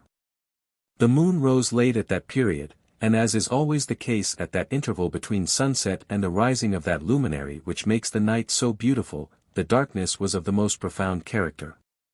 It was one of those nights to produce melancholy reflections, a night on which a man would be apt to review his past life, and to look into the hidden recesses of his soul to see if conscience could make a coward of him in the loneliness and stillness that breathed around. It was one of those nights in which wanderers in the solitude of nature feel that the eye of heaven is upon them, and on which there seems to be a more visible connection between the world and its great Creator than upon ordinary occasions. The solemn and melancholy appear places once instinct with life, when deserted by those familiar forms and faces that have long inhabited them. There is no desert, no uninhabited isle in the far ocean, no wild, barren, pathless tract of unmitigated sterility, which could for one moment compare in point of loneliness and desolation to a deserted city. Strip London, mighty and majestic as it is, of the busy swarm of humanity that throng its streets, its suburbs, its temples, its public edifices, and its private dwellings. And how awful would be the walk of one solitary man throughout its noiseless thoroughfares.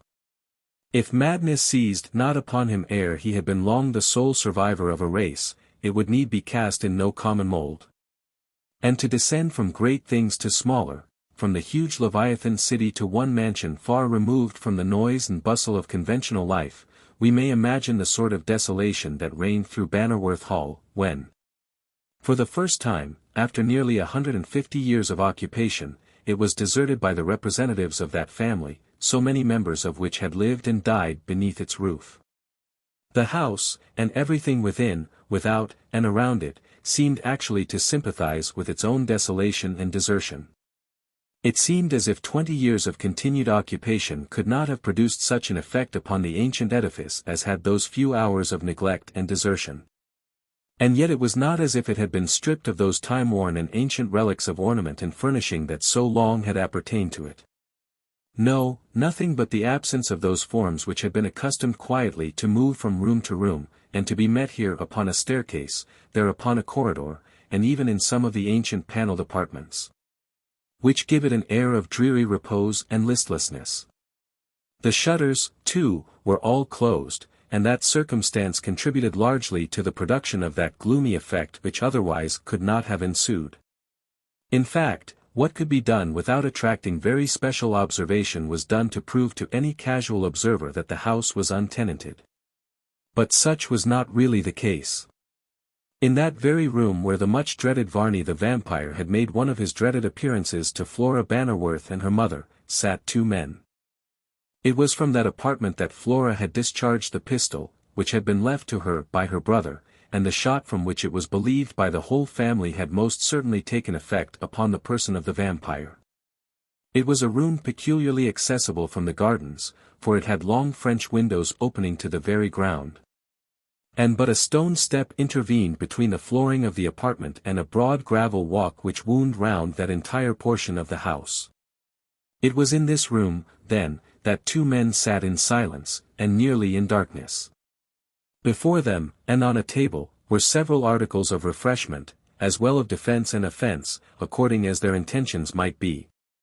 There were a bottle and 3 glasses, and lying near the elbow of one of the men was a large pair of pistols, such as might have adorned the belt of some desperate character, who wished to instill an opinion of his prowess into his foes by the magnitude of his weapons. Close at hand, by the same party, lay some more modern firearms, as well as a long dirk, with a silver-mounted handle. The light they had consisted of a large lantern, so constructed with a slide, that it could be completely obscured at a moment's notice. But now as it was placed, the rays that were allowed to come from it were directed as much from the window of the apartment, as possible, and fell upon the faces of the two men, revealing them to be Admiral Bell and Dr. Chillingworth.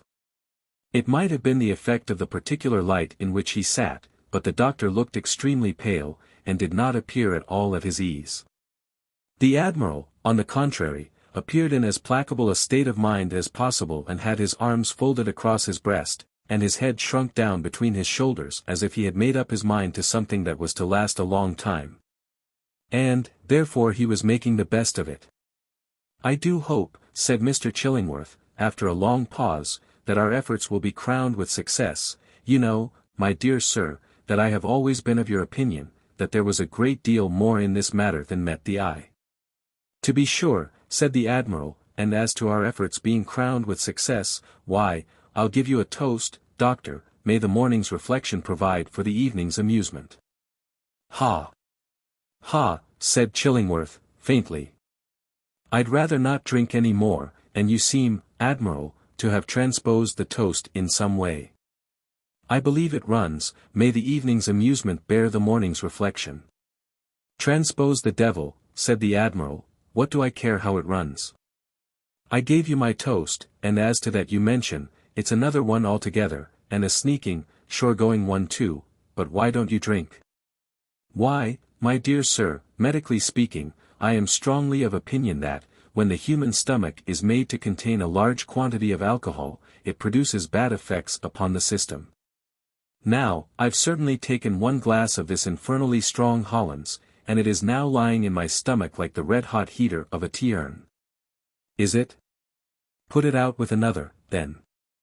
I'm afraid that would not answer, but do you really think, Admiral, that we shall effect anything by waiting here, and keeping watch and ward, not under the most comfortable circumstances, this first night of the hall being empty?"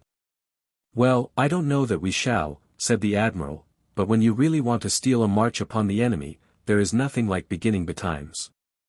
We are both of opinion that Varney's great object throughout has been, by some means or another, to get possession of the house." "Yes, true, true. We know that he has been unceasing in his endeavors to get the Bannerworth family out of it. That he has offered them their own price to become its tenant, and that the whole gist of his quiet and placid interview with Flora in the garden was to supply her with a new set of reasons for urging her mother and brother to leave Bannerworth Hall, because the old ones were certainly not found sufficient." "True, true, most true," said Mr. Chillingworth, emphatically. "You know, sir, that from the first time you broached that view of the subject to me, how entirely I coincided with you. Of course you did, for you are an honest fellow, and a right-thinking fellow, though you are a doctor, and I don't know that I like doctors much better than I like lawyers, they're only humbugs in a different sort of way. But I wish to be liberal. There is such a thing as an honest lawyer, and, you're an honest doctor. Of course I'm much obliged, Admiral, for your good opinion. I only wish it had struck me to bring something of a solid nature in the shape of food, to sustain the waste of the animal economy during the hours we shall have to wait here." "Don't trouble yourself about that," said the Admiral. "Do you think I'm a donkey, and would set out on a cruise without victualling my ship? I should think not. Jack Pringle will be here soon, and he has my orders to bring in something to eat."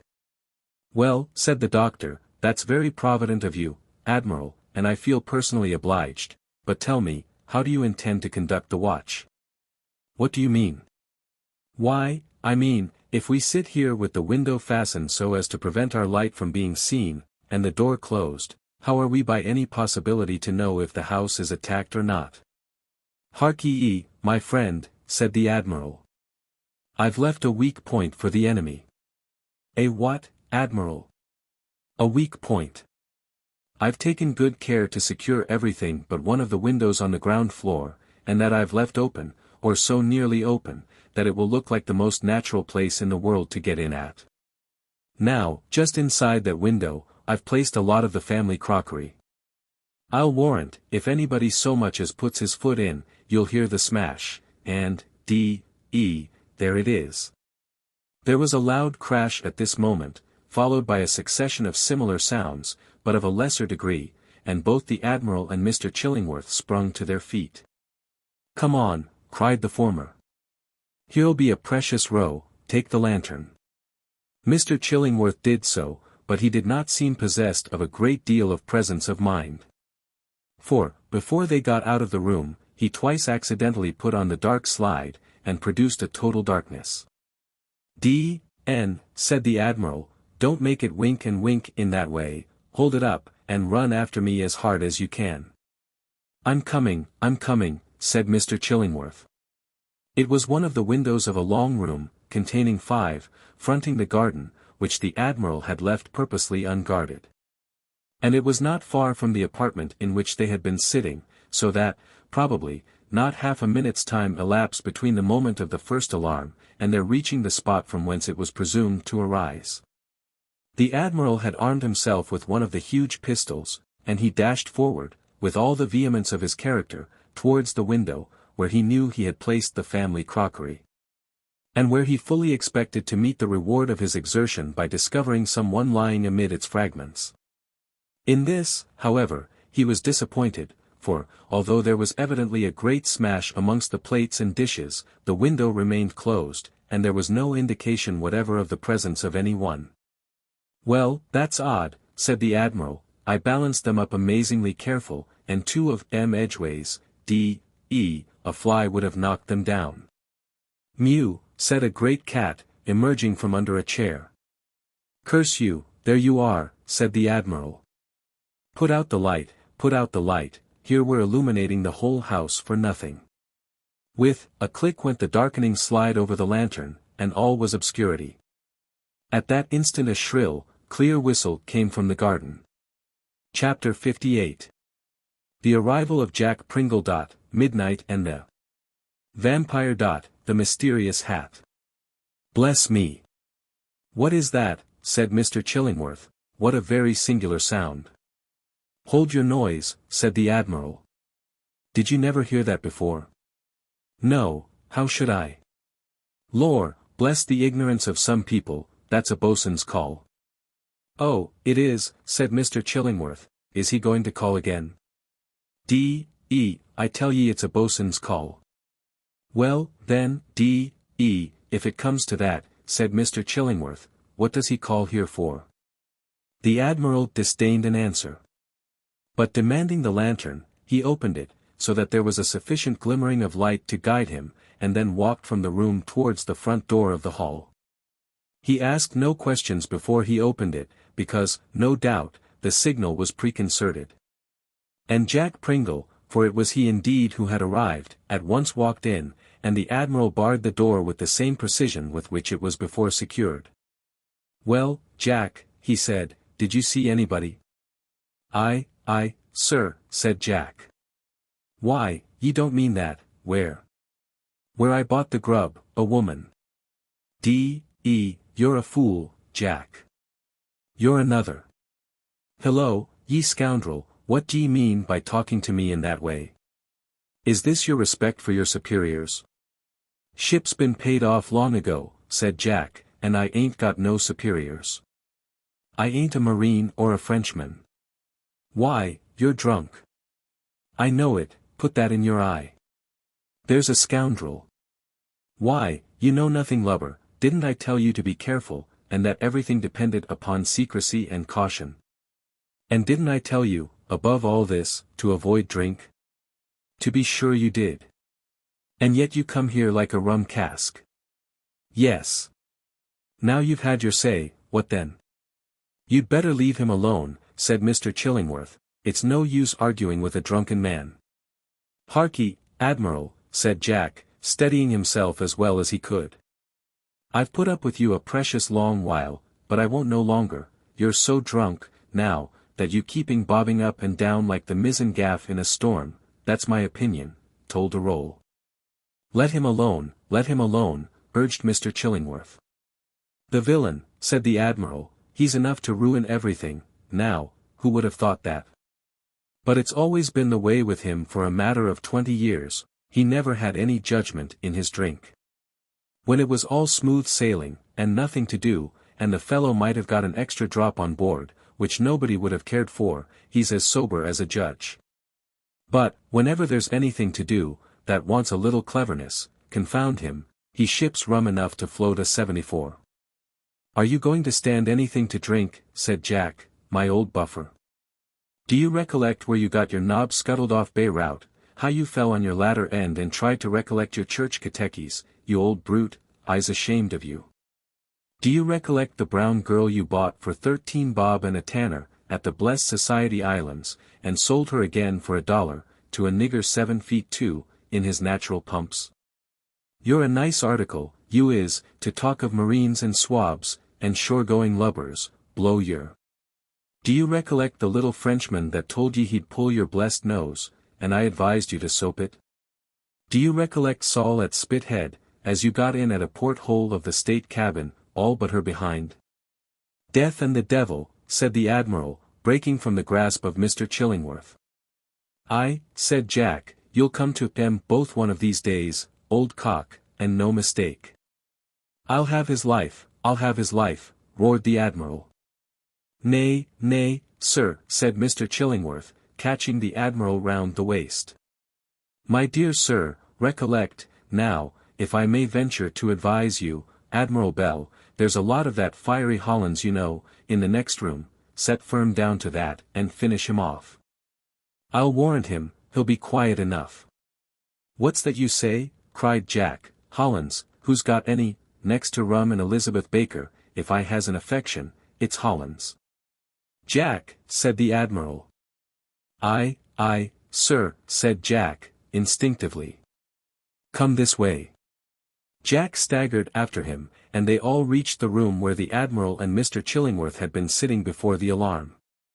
There, said the Admiral, putting the light upon the table, and pointing to the bottle. What do you think of that? I never thinks under such circumstances, said Jack. Here's to the wooden walls of old England. He seized the bottle, and, putting its neck into his mouth, for a few moments nothing was heard but a gurgling sound of the liquor passing down his throat. His head went further and further back, until, at last, over he went, chair and bottle and all, and lay in a helpless state of intoxication on the floor. So far, so good, said the Admiral. He's out of the way, at all events. I'll just loosen his neckcloth, said Mr. Chillingworth, and then we'll go and sit somewhere else. And I should recommend that, if anywhere, we take up our station in that chamber, once Flora's, where the mysterious panelled portrait hangs, that bears so strong a resemblance to Varney, the vampire. Hush, said the Admiral. What's that? They listened for a moment intently.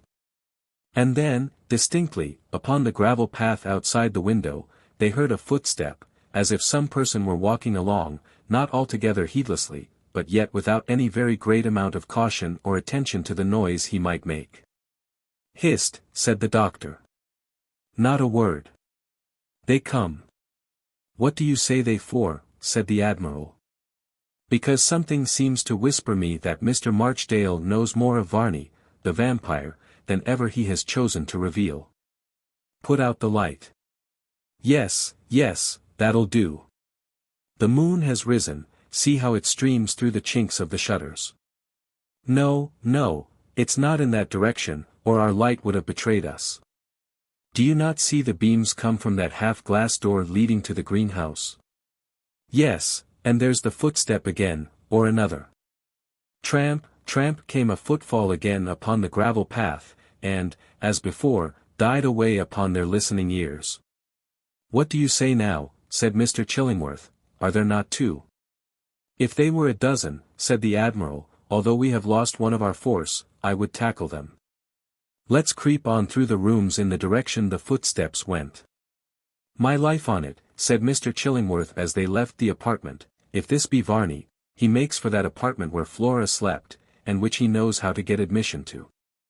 I've studied the house well, Admiral, and to get to that window any one from here outside must take a considerable round. Come on, we shall be beforehand. A good idea. Be it so. Just allowing themselves sufficient light to guide them on the way from the lantern, they hurried on with as much precipitation as the intricacies of the passage would allow. Nor halted till they had reached the chamber where hung the portrait which bore so striking and remarkable a likeness to Varney, the vampire. They left the lamp outside the door, so that not even a straggling beam from it could betray that there were persons on the watch. And then, as quietly as foot could fall, they took up their station among the hangings of the antique bedstead, which has been before alluded to in this work as a remarkable piece of furniture appertaining to that apartment. "Do you think," said the Admiral, "we've distanced them?" "Certainly we have. It's unlucky that the blind of the window is down." "Is it? By heaven, there's a strange-looking shadow creeping over it."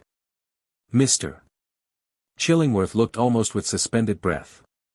Even he could not altogether get rid of a tremulous feeling, as he saw that the shadow of a human form, apparently of very large dimensions, was on the outside, with the arms spread out, as if feeling for some means of opening the window. It would have been easy now to have fired one of the pistols direct upon the figure, but, somehow or another, both the Admiral and Mr. Chillingworth shrank from that course, and they felt much rather inclined to capture whoever might make his appearance, only using their pistols as a last resource, than gratuitously and at once to resort to violence. "Who should you say that was?" whispered the Admiral. "Varney, the Vampyre. He's ill-looking and big enough for anything." There's a noise. There was a strange cracking sound at the window, as if a pane of glass was being very stealthily and quietly broken. And then the blind was agitated slightly, confusing much the shadow that was cast upon it, as if the hand of some person was introduced for the purpose of effecting a complete entrance into the apartment. "He's coming in," whispered the Admiral. "Hush, for heaven's sake," said Mr. Chillingworth, "you will alarm him, and we shall lose the fruit of all the labor we have already bestowed upon the matter." "But did you not say something, Admiral, about lying under the window and catching him by the leg?" "Why, yes, I did." "Go and do it, then, for, as sure as you are a living man, his leg will be in a minute." "Here goes," said the Admiral. "I never suggest anything which I'm unwilling to do myself." Whoever it was that now was making such strenuous exertions to get into the apartment seemed to find some difficulty as regarded the fastenings of the window, and as this difficulty increased, the patience of the party, as well as his caution, deserted him, and the casement was rattled with violence. With a far greater amount of caution than any one from a knowledge of his character would have given him credit for, the Admiral crept forward and laid himself exactly under the window. The depth of woodwork from the floor to the lowest part of the window frame did not exceed above 2 feet. So that any one could conveniently step in from the balcony outright onto the floor of the apartment, which was just what he who was attempting to effect an entrance was desirous of doing.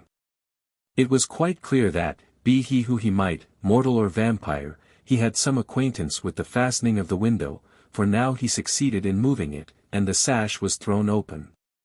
The blind was still an obstacle. But a vigorous pull from the intruder brought that down on the prostrate Admiral, and then Mr. Chillingworth saw, by the moonlight, a tall, gaunt figure standing in the balcony, as if just hesitating for a moment whether to get head first or feet first into the apartment.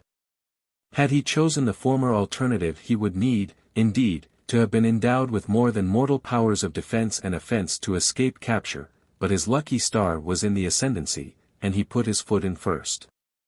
He turned his side to the apartment and, as he did so, the bright moonlight fell upon his face, enabling Mr.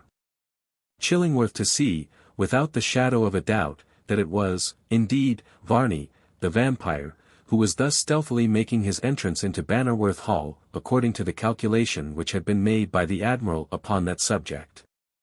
The doctor scarcely knew whether to be pleased or not at this discovery. It was almost a terrifying one, skeptical as he was upon the subject of vampires, and he waited breathless for the issue of the singular and perilous adventure.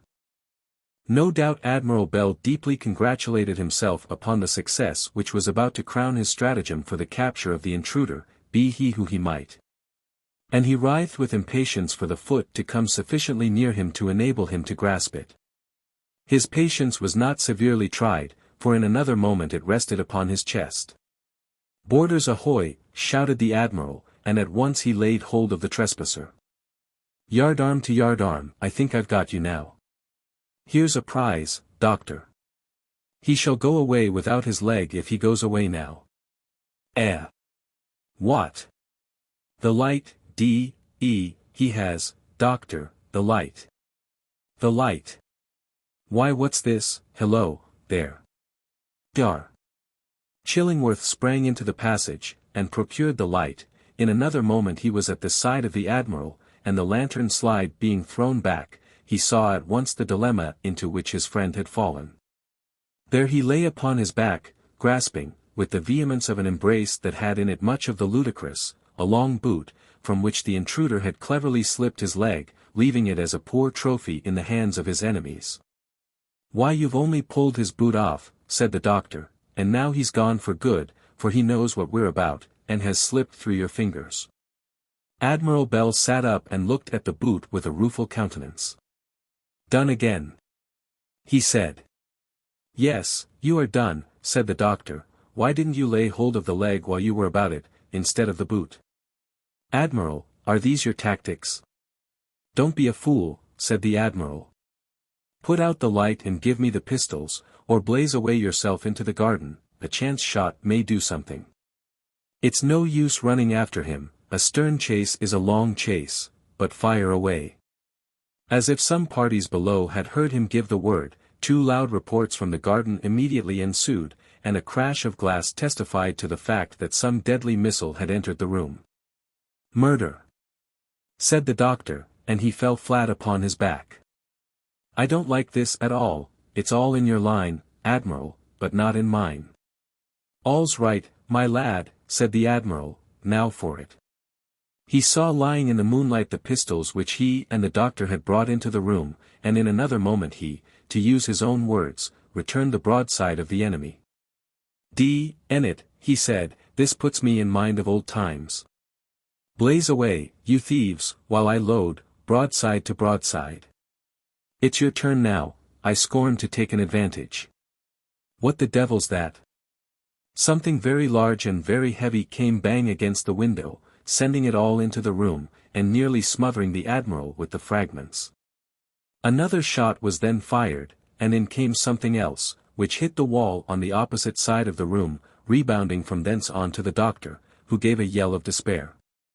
After that all was still. The enemy seemed to be satisfied that they had silenced the garrison.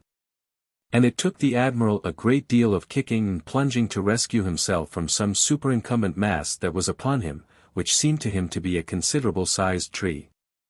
"Call this fair fighting," he shouted, getting a man's legs and arms tangled up like a piece of Indian matting in the branches of a tree. "Doctor, I say. Hello. Where are you?" "I don't know," said the doctor. "But there's somebody getting into the balcony, now we shall be murdered in cold blood." "Where's the pistols?" "Fired off, of course, you did it yourself." Bang came something else into the room, which, from the sound it made, closely resembled a brick, and after that somebody jumped clean into the center of the floor, and then, after rolling and writhing about in a most singular manner, slowly got up, and with various preliminary hiccups, said, "Come on, you lubbers, many of you as like. I'm the tar for all weathers." "Why, D.E., said the Admiral, "it's Jack Pringle." "Yes, it is," said Jack, who was not sufficiently sober to recognize the Admiral's voice. "I sees as how you've heard of me. Come on, all of you." "Why, Jack, you scoundrel," roared the Admiral, "how came you here? Don't you know me? I'm your Admiral, you horse marine." "Eh," said Jack. I, sir, how came you here? How came you, you villain? "Boarded the enemy." "The enemy who you boarded was us, and hang me if I don't think you haven't been pouring broadsides into us, while the enemy were scudding before the wind in another direction."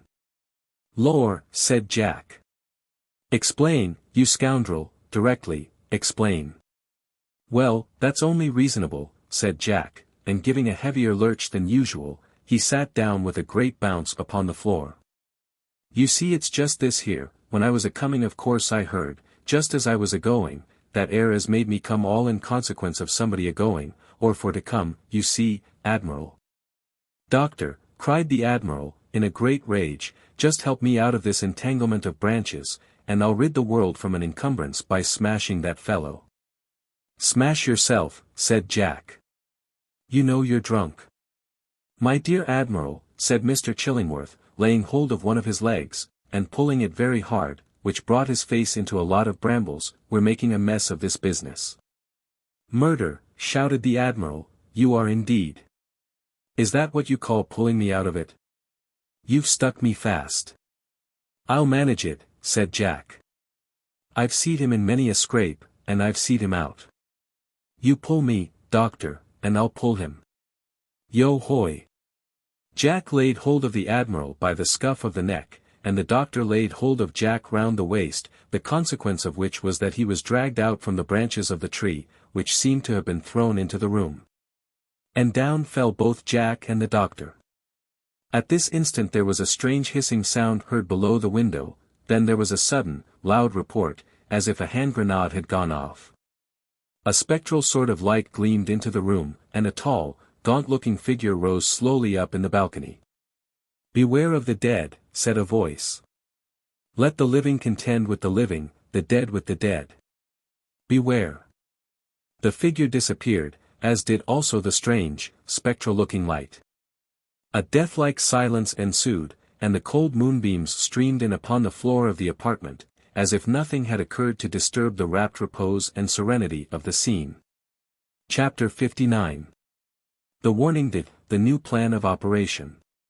The insulting message from Varney. So much of the night had been consumed in these operations, that by the time they were over, and the three personages who lay upon the floor of what might be called the haunted chamber of Bannerworth Hall, even had they now been disposed to seek repose, would have had a short time to do so before the daylight would have streamed in upon them, and roused them to the bustle of waking existence. It may be well believed what a vast amount of surprise came over the three persons in that chamber at the last little circumstance that had occurred in connection with the night's proceedings. There was nothing which had preceded that did not resemble a genuine attack upon the premises.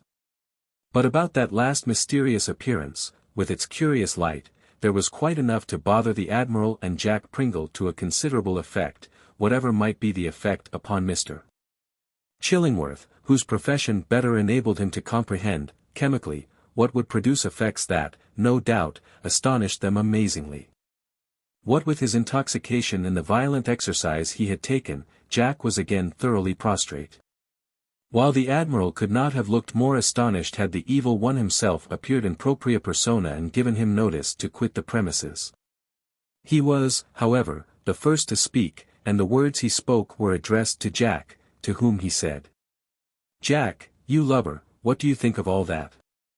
Jack, however, was too far gone even to say, "Aye, sir, and Mr. Chillingworth, slowly getting himself up to his feet, approached the Admiral. "It's hard to say so much, Admiral Bell," he said, "but it strikes me that whatever object this Sir Francis Varney, or Varney, the Vampyre, has in coming into Bannerworth Hall, it is, at all events, of sufficient importance to induce him to go any length, and not to let even a life to stand in the way of its accomplishment." "Well, it seems so," said the Admiral, "for I'll be hanged if I can make head or tail of the fellow.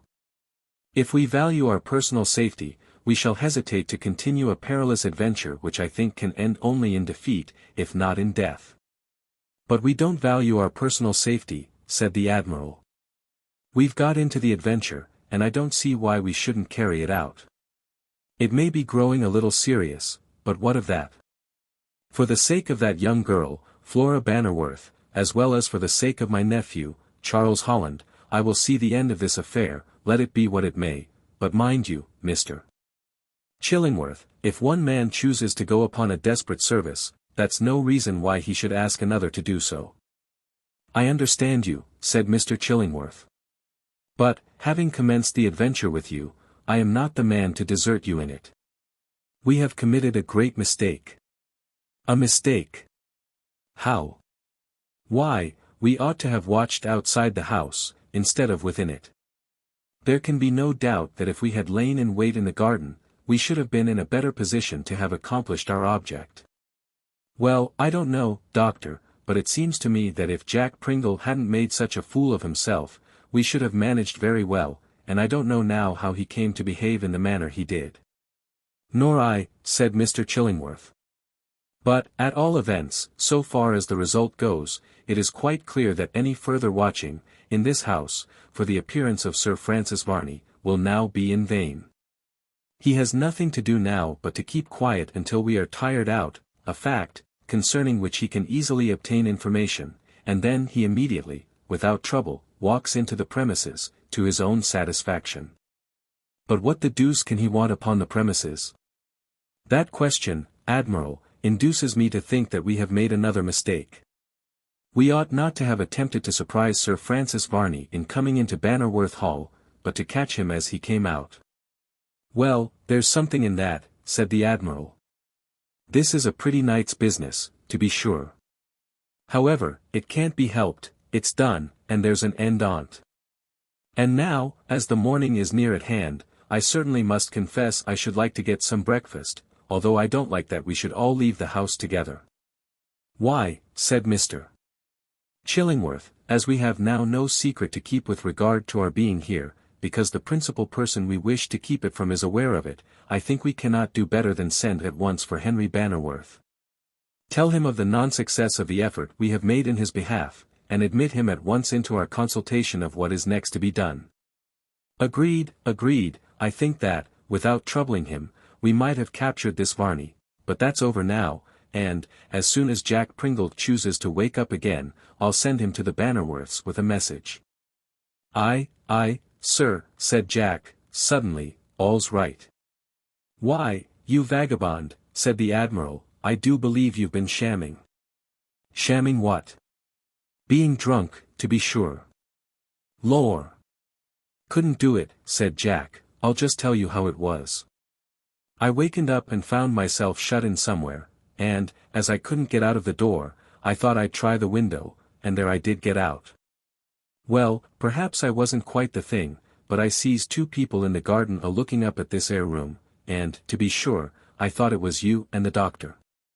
Well, it warn't no business of mine to interfere, so I seed one of you climb up the balcony, as I thought, and then, after which, come down head over heels with such a run, that I thought you must have broken your neck. Well, after that you fired a couple of shots in, and then, after that, I made sure it was you, Admiral. And what made you make sure of that? Why, because you scuttled away like an empty tar barrel in full tide. Confound you, you scoundrel. Well, then, confound you, if it comes to that. I thought I was doing you good sarvice, and that the enemy was here, when all the while it turned out as you was and the enemy wasn't, and the enemy was outside and you wasn't. But who threw such a confounded lot of things into the room? Why, I did, of course, I had but one pistol, and, when I fired that off, I was forced to make up a broadside with what I could. Was there ever such a stupid, said the Admiral, Doctor, you talked of us making two mistakes. But you forgot a third and worse one still, and that was the bringing such a lubberly son of a sea cook into the place as this fellow. You're another, said Jack, and you knows it. Well, said Mr. Chillingworth, it's no use continuing it, Admiral. Jack, in his way, did, I dare say, what he considered for the best. I wish he'd do, then, what he considers for the worst, next time. Perhaps I may, said Jack, and then you will be served out above a bit. What ud become of you, I wonder, if it wasn't for me. I'm as good as a mother to you, you knows that, you old babby. Come, Admiral, said Mr. Chillingworth, come down to the garden gate, it is now just upon daybreak, and the probability is that we shall not be long there before we see some of the country people, who will get us anything we require in the shape of refreshment. And as for Jack, he seems quite sufficiently recovered now to go to the Bannerworths. Oh!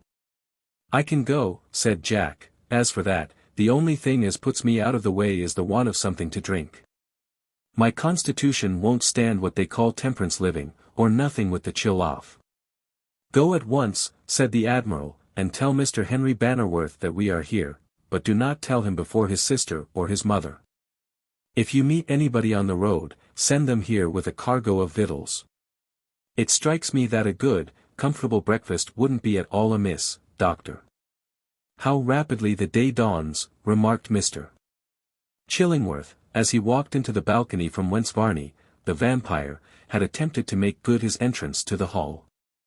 Just as he spoke, and before Jack Pringle could get halfway over to the garden gate, there came a tremendous ring at the bell which was suspended over it. A view of that gate could not be commanded from the window of the haunted apartment, so that they could not see who it was that demanded admission. As Jack Pringle was going down at any rate, they saw no necessity for personal interference.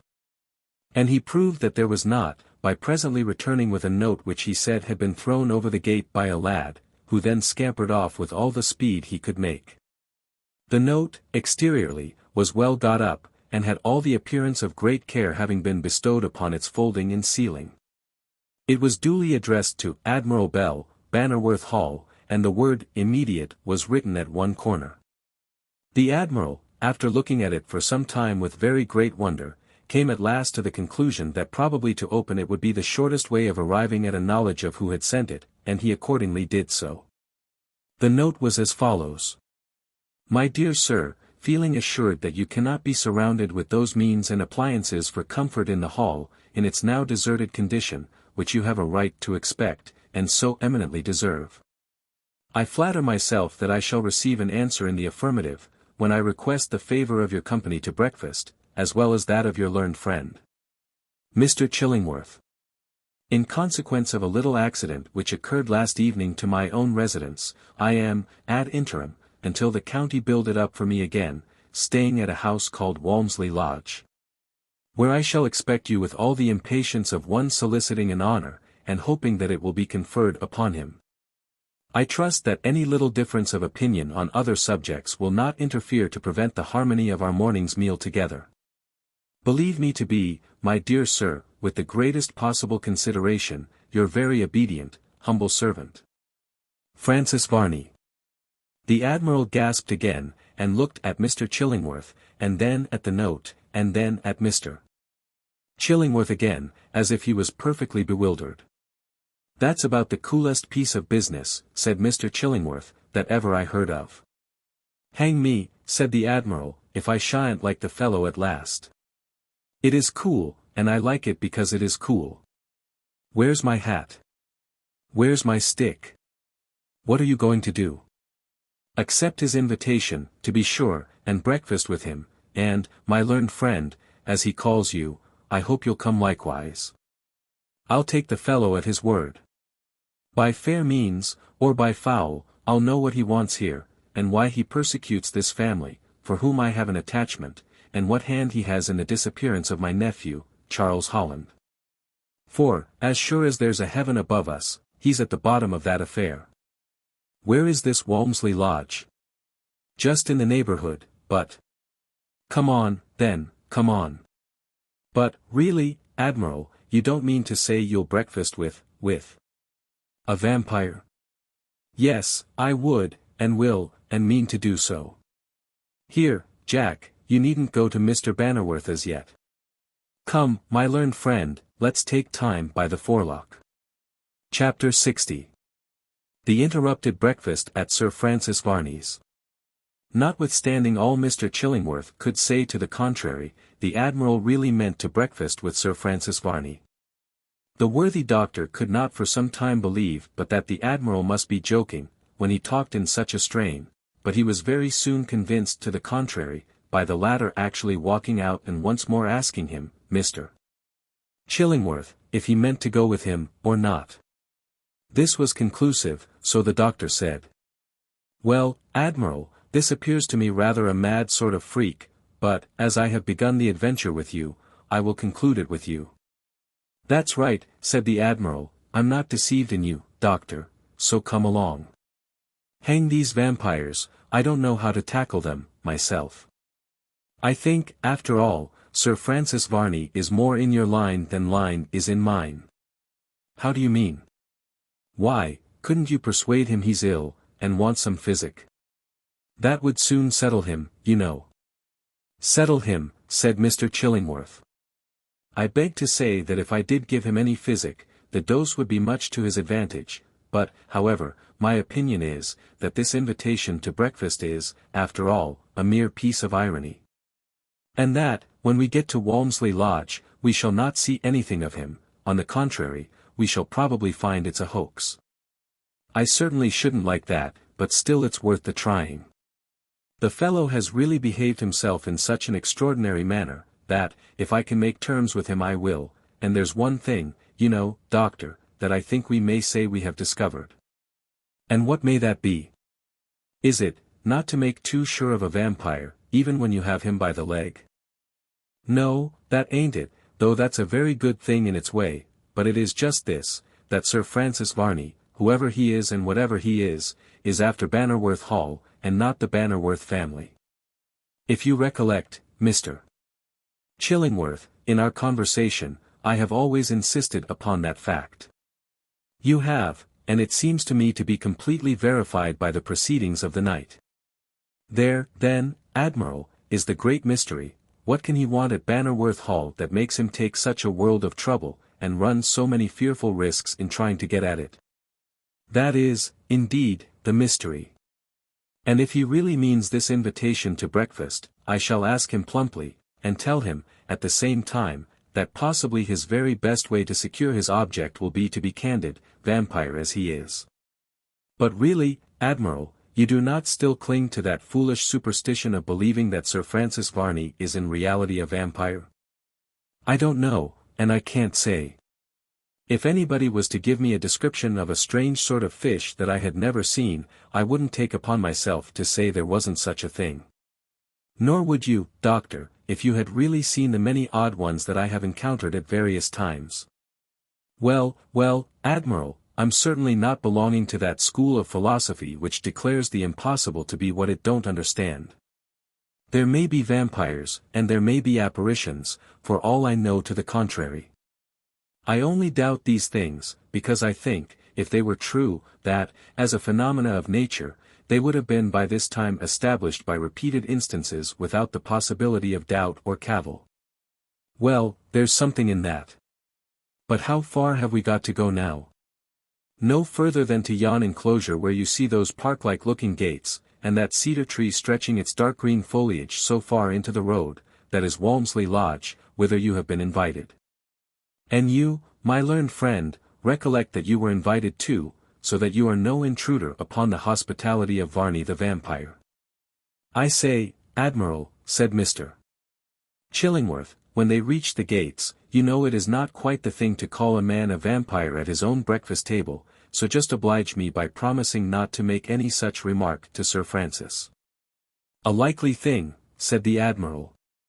He knows I know what he is, and he knows I'm a plain man and a blunt speaker. However, I'll be civil to him, and more than that I can't promise. I must wring out of him, if I can, what has become of Charles Holland, and what the deuce he really wants himself. Well, come to no collision with him, while we're his guests. Not if I can help it. The doctor rang at the gate bell of Walmsley Lodge, and was in a few moments answered by a woman, who demanded their business.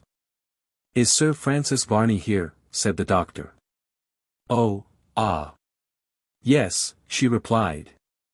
You see his house was burnt down, for something or other, I'm sure I don't know what, by some people, I'm sure I don't know who, so, as the lodge was to let, we have took him until he can suit himself. Ah. That's it, is it?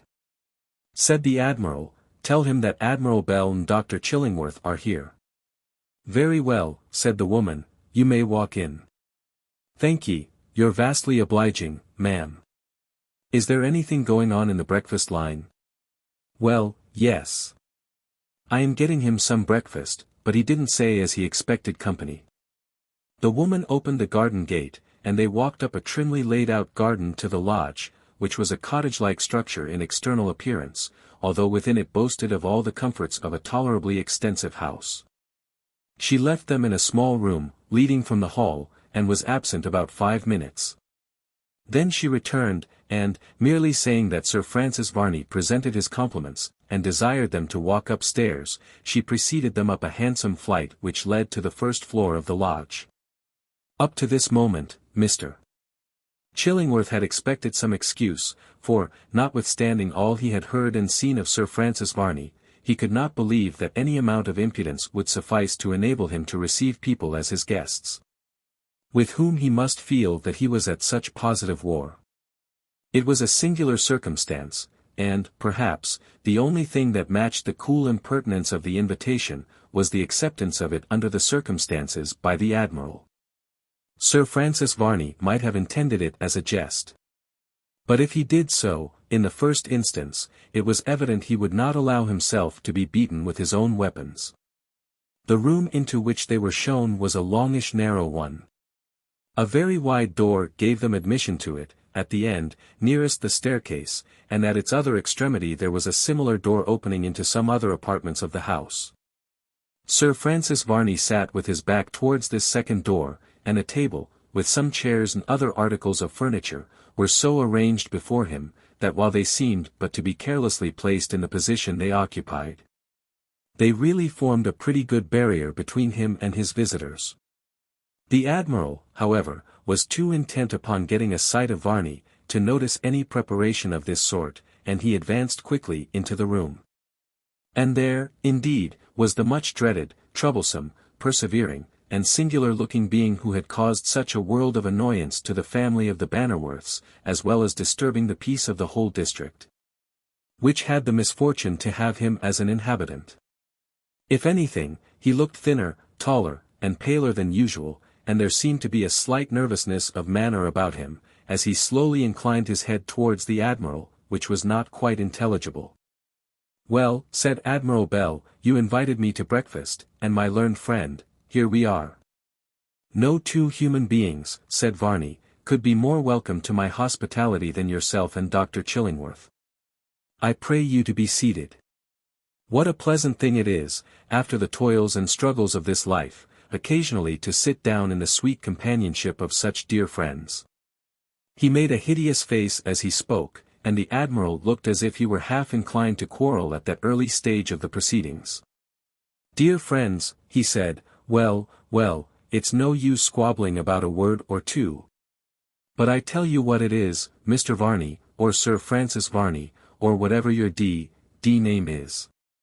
"Hold, my dear sir," said Varney, "after breakfast, if you please, after breakfast." He rang a hand-bell as he spoke, and the woman who had charge of the house brought in a tray tolerably covered with the materials for a substantial morning's meal.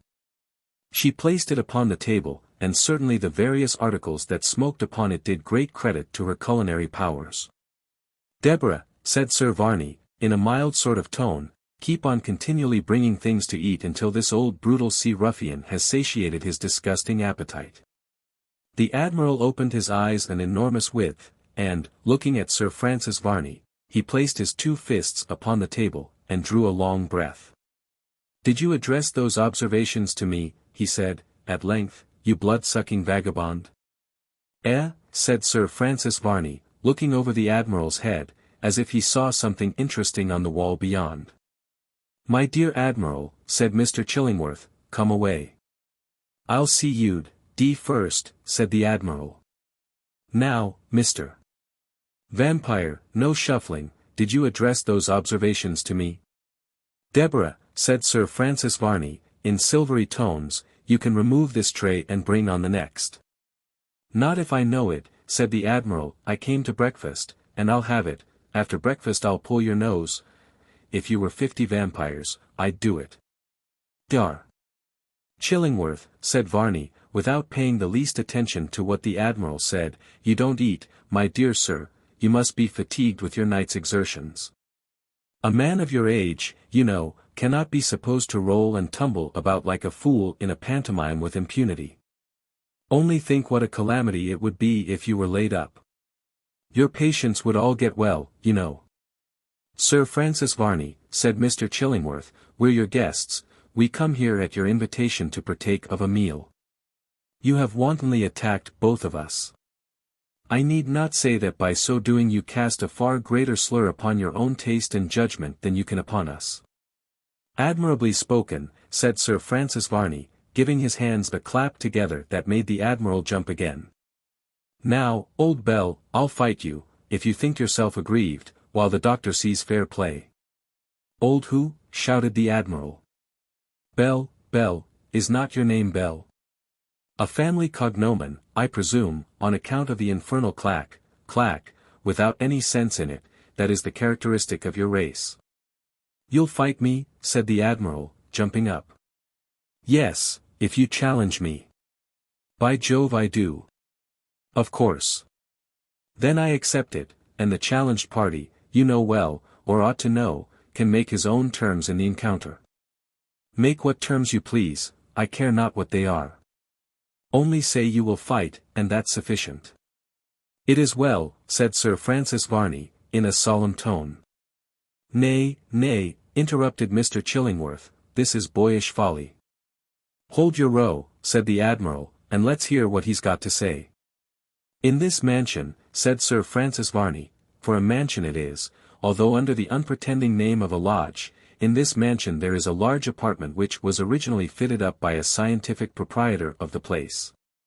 For the purpose of microscopic and other experiments, which required a darkness total and complete, such a darkness as seems as if it could be felt, palpable, thick, and obscure as the darkness of the tomb, and I know what that is. The devil you do, said this Admiral, it's damp, too, ain't it? The room? No, the grave. Oh. Uncommonly, after autumnal rains. But to resume, this room is large, lofty, and perfectly empty. Well? I propose that we procure 2 scythes.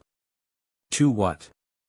Scythes, with their long handles, and their convenient holding places.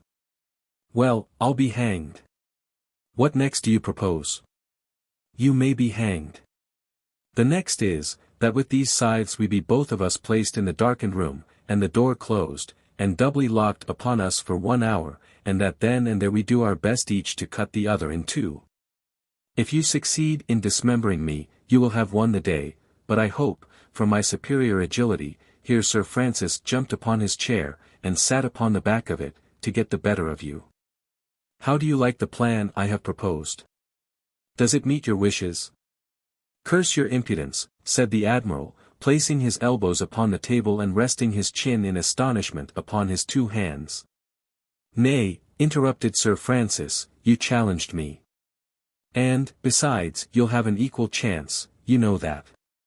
If you succeed in striking me first, down I go, whereas if I succeed in striking you first, down you go. As he spoke, Sir Francis Varney stretched out his foot, and closed a small bracket which held out the flap of the table on which the Admiral was leaning, and, accordingly, down the Admiral went, tea-tray and all. Mr. Chillingworth ran to help him up, and, when they both recovered their feet, they found they were alone. Chapter 61. The mysterious stranger. The particulars of the suicide at Bannerworth Hall. Hello, where the deuce is he? Said the Admiral. Was there ever such a confounded take-in? Well, I really don't know, said Mr. Chillingworth, but it seems to me that he must have gone out of that door that was behind him. I begin, do you know, Admiral, to wish. What? That we had never come here at all, and I think the sooner we get out of it the better. Yes, but I am not going to be hoaxed and humbugged in this way. I will have satisfaction, but not with those confounded scythes and things he talks about in the dark room. Give me broad daylight and no favor, yardarm and yardarm, broadside and broadside, hand grenades and marling spikes. Well, but that's what he won't do. Now, Admiral, listen to me. Well, go on, what next? Come away at once. Oh, you said that before. Yes, but I'm going to say something else. Look round you. Don't you think this a large, scientific-looking room? What of that? Why, what if suppose it was to become as dark as the grave, and Varney was to enter with his scythe, that he talks of, and begin mowing about our legs? The devil! Come along. The door at which they entered was at this moment opened, and the old woman made her appearance. Please, sir, she said, here's a Mr. Mortimer, in a loud voice. Oh, Sir Francis ain't here. Where's he gone, gentlemen? To the devil, said the Admiral. Who may Mr. Mortimer be? There walked past the woman a stout, portly-looking man, well dressed, but with a very odd look upon his face, in consequence of an obliquity of vision, which prevented the possibility of knowing which way he was looking. "I must see him," he said, "I must see him." Mr. Chillingworth started back as if in amazement. "Good God," he cried, "you here?" "Confusion," said Mortimer. "Are you Dr. Chillingworth?" "The same." "Hush. There is no occasion to betray, that is, to state my secret." "And mine, too," said Chillingworth. "But what brings you here?" "I cannot and dare not tell you." "Farewell." He turned abruptly, and was leaving the room. But he ran against someone at the entrance, and in another moment Henry Bannerworth, heated and almost breathless by evident haste, made his appearance. "Hello!" "Bravo!" cried the Admiral, "the more the merrier. Here's a combined squadron." "Why, how came you here, Mr. Henry Bannerworth?" "Bannerworth," said Mortimer, "is that young man's name Bannerworth?" "Yes," said Henry. "Do you know me, sir?" "No, only I must be off." "Does anybody know anything of Sir Francis Varney?" "We did know something of him," said the Admiral, "a little while ago, but he's taken himself off." "Don't you do so likewise. If you've got anything to say, stop and say it, like an Englishman." "Stuff, said Mortimer, impatiently. "What do you all want here?" "Why, Sir Francis Varney," said Henry, "and I care not if the whole world heard it, is the persecutor of my family." "How? In what way?" "He has the reputation of a vampire. He has hunted me and mine from house and home." "Indeed?" "Yes," cried Dr. Chillingworth, "and, by some means or another, he seems determined to get possession of Bannerworth Hall." "Well, gentlemen," said Mortimer, "I promise you that I will inquire into this. Mr. Chillingworth, I did not expect to meet you. Perhaps the least we say to each other is, after all, the better." "Let me ask but one question," said Dr. Chillingworth, imploringly. "Ask it." "Did he live after?" "Hush. He did. You always told me to the contrary." "Yes, I had an object, the game is up. Farewell.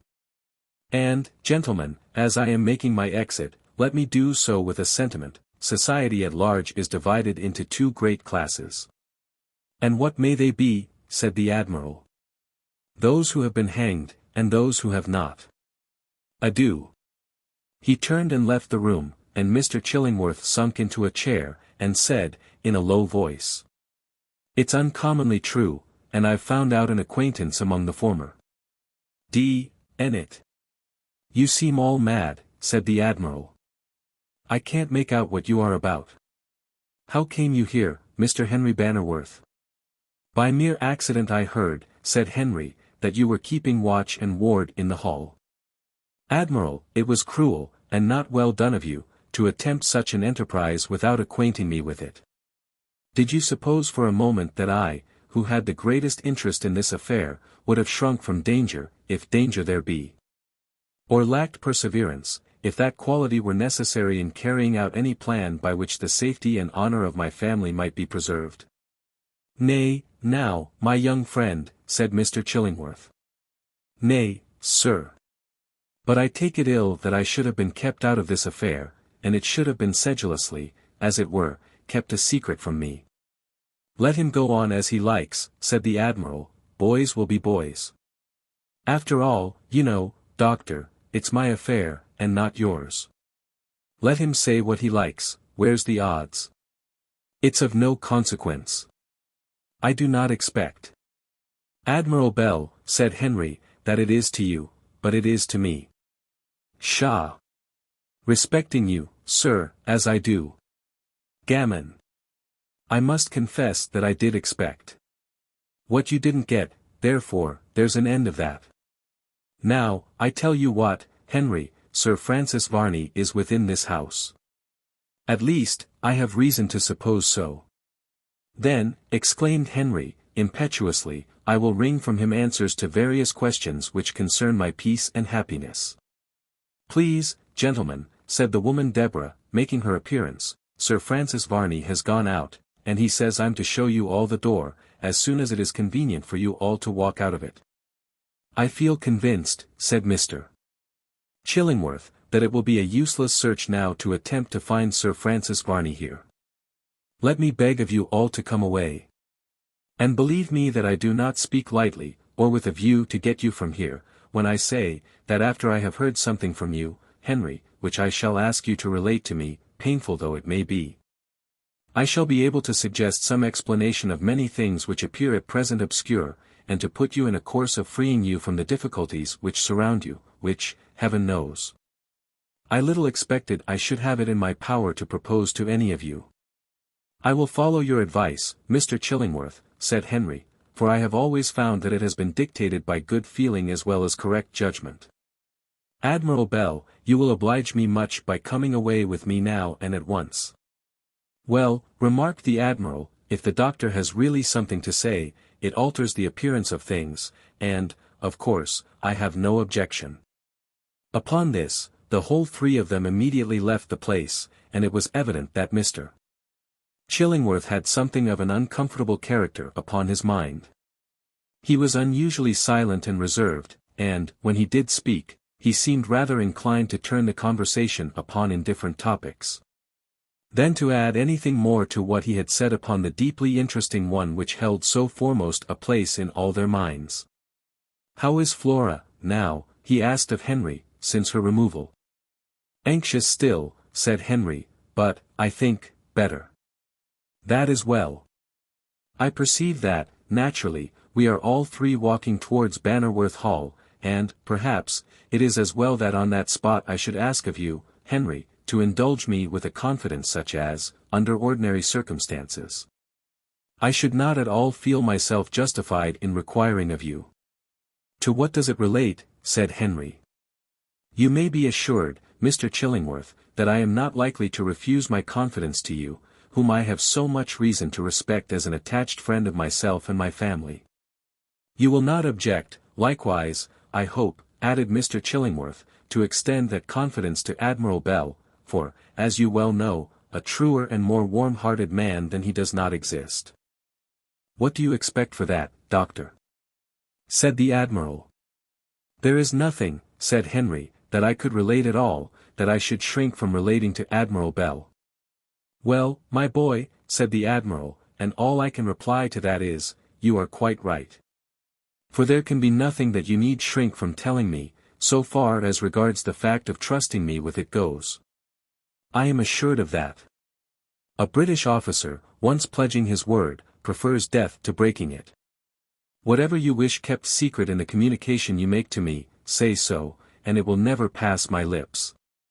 Why, sir, the fact is, said Henry, that what I am about to relate to you consists not so much of secrets as of matters which would be painful to my feelings to talk of more than may be absolutely required. I understand you. Let me, for a moment, said Mr. Chillingworth, put myself right. I do not suspect, Mr. Henry Bannerworth, that you fancy I ask you to make a recital of circumstances which must be painful to you from any idle motive. But let me declare that I have now a stronger impulse, which induces me to wish to hear from your own lips those matters which popular rumor may have greatly exaggerated or vitiated. It is scarcely possible, remarked Henry, sadly, that popular rumor should exaggerate the facts. Indeed. No. They are, unhappily, of themselves, in their bare truthfulness, so full of all that can be grievous to those who are in any way connected with them, that there needs no exaggeration to invest them with more terror, or with more of that sadness which must ever belong to a recollection of them in my mind. In such like discourse as this, the time was past, until Henry Bannerworth and his friends once more reached the hall, from which he, with his family, had so recently removed, in consequence of the fearful persecution to which they had been subjected. They passed again into the garden which they all knew so well, and then Henry paused and looked around him with a deep sigh. In answer to an inquiring glance from Mr. Chillingworth, he said, Is it not strange, now, that I should have only been away from here a space of time which may be counted by hours, and yet all seems changed? I could almost fancy that years had elapsed since I had looked at it. Oh, remarked the doctor, time is always by the imagination measured by the number of events which are crowded into a given space of it, and not by its actual duration. Come into the house. There you will find all just as you left it, Henry, and you can tell us your story at leisure. The air, said Henry, about here is fresh and pleasant. Let us sit down in the summer house yonder, and there I will tell you all. It has a local interest, too, connected with the tale. This was agreed to, and, in a few moments, the Admiral, Mr. Chillingworth, and Henry were seated in the same summer house which had witnessed the strange interview between Sir Francis Varney and Flora Bannerworth, in which he had induced her to believe that he felt for the distress he had occasioned her, and was strongly impressed with the injustice of her sufferings. Henry was silent for some few moments, and then he said, with a deep sigh, as he looked mournfully around him, "It was on this spot that my father breathed his last. And hence have I said that it has a local interest in the tale I have to tell, which makes it the most fitting place in which to tell it." "Oh," said the Admiral, "he died here, did he?" "Yes, where you are now sitting." "Very good, I have seen many a brave man die in my time, and I hope to see a few more, although, I grant you, the death in the heat of conflict, and fighting for our country, is a vastly different thing to some shore-going mode of leaving the world." "Yes," said Henry, as if pursuing his own meditations, rather than listening to the Admiral. "Yes, it was from this precise spot that my father took his last look at the ancient house of his race. What we can now see of it, he saw of it with his dying eyes, and many a time I have sat here and fancied the world of terrible thoughts that must at such a moment have come across his brain." "You might well do so," said the doctor. "You see," added Henry, "that from here the fullest view you have of any of the windows of the house is of that of Flora's room, as we have always called it, because for years she had had it as her chamber.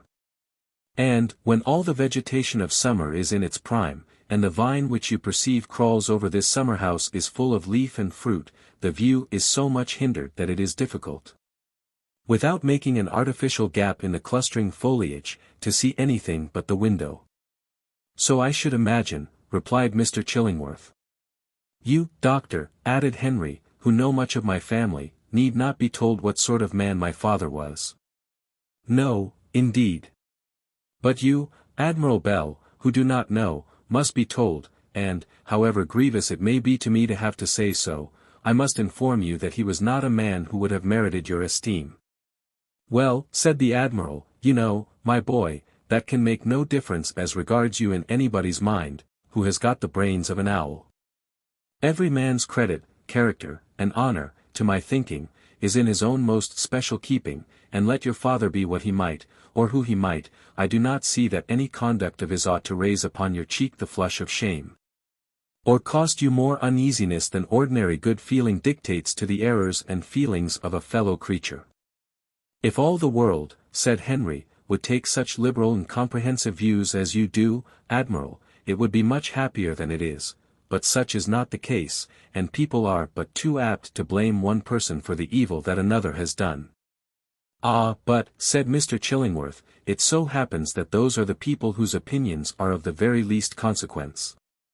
"There is some truth in that," said Henry, sadly, "but, however, let me proceed. Since I have to tell the tale, I could wish it over. My father, then, Admiral Bell, although a man not tainted in early life with vices, became, by the force of bad associates, and a sort of want of congeniality and sentiment that sprang up between him and my mother, plunged into all the excesses of his age. These excesses were all of that character which the most readily lay hold strongly of an unreflecting mind, because they all presented themselves in the garb of sociality.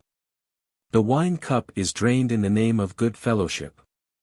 Money which is wanted for legitimate purposes is squandered under the mask of a noble and free generosity, and all that the small imaginations of a number of persons of perverted intellects could enable them to do, has been done from time to time, to impart a kind of luster to intemperance and all its dreadful and criminal consequences. My father, having once got into the company of what he considered wits and men of spirit, soon became thoroughly vitiated. He was almost the only one of the set among whom he passed what he considered his highly convivial existence, who was really worth anything, pecuniarily speaking. There were some among them who might have been respectable men, and perchance carved their way to fortune, as well as some others who had started in life with good patrimonies. But he, my father, at the time he became associated with them, was the only one, as I say, who, to use a phrase I have heard myself from his lips concerning them, had got a feather to fly with. The consequence of this was, that his society, merely for the sake of the animal gratification of drinking at his expense was courted, and he was much flattered, all of which he laid to the score of his own merits, which had been found out and duly appreciated by these bon vivants, while he considered that the grave admonitions of his real friends proceeded from nothing in the world but downright envy and malice. Such a state of things as this could not last very long. The associates of my father wanted money as well as wine, so they introduced him to the gaming table. And he became fascinated with the fearful vice to an extent which predicted his own destruction and the ruin of every one who was in any way dependent upon him. He could not absolutely sell Bannerworth Hall, unless I had given my consent, which I refused, but he accumulated debt upon debt, and from time to time stripped the mansion of all its most costly contents. With various mutations of fortune, he continued this horrible and baneful career for a long time, until, at last, he found himself utterly and irretrievably ruined, and he came home in an agony of despair, being so weak and utterly ruined in constitution, that he kept his bed for many days. It appeared, however, that something occurred at this juncture which gave him actually, or all events awakened a hope that he should possess some money, and be again in a position to try his fortune at the gaming table. He rose, and, fortifying himself once more with the strong stimulant of wine and spirits, he left his home, and was absent for about 2 months. What occurred to him during that time we none of us ever knew, but late one night he came home, apparently much flurried in manner, and seeming as if something had happened to drive him half mad. He would not speak to any one, but he shut himself up the whole of the night in the chamber where hangs the portrait that bears so strong a resemblance to Sir Francis Varney, and there he remained till the morning, when he emerged and said briefly that he intended to leave the country. He was in a most fearful state of nervousness, and my mother tells me that he shook like one in an ague, and started at every little sound that occurred in the house, and glared about him so wildly that it was horrible to see him, or to sit in the same apartment with him. She says that the whole morning passed on in this way till a letter came to him, the contents of which appeared to throw him into a perfect convulsion of terror, and he retired again to the room with the portrait, where he remained some hours. And then he emerged, looking like a ghost, so dreadfully pale and haggard was he.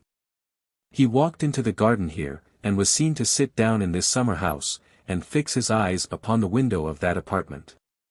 Henry paused for a few moments, and then he added, "You will excuse me from entering upon any details of what next ensued in the melancholy history.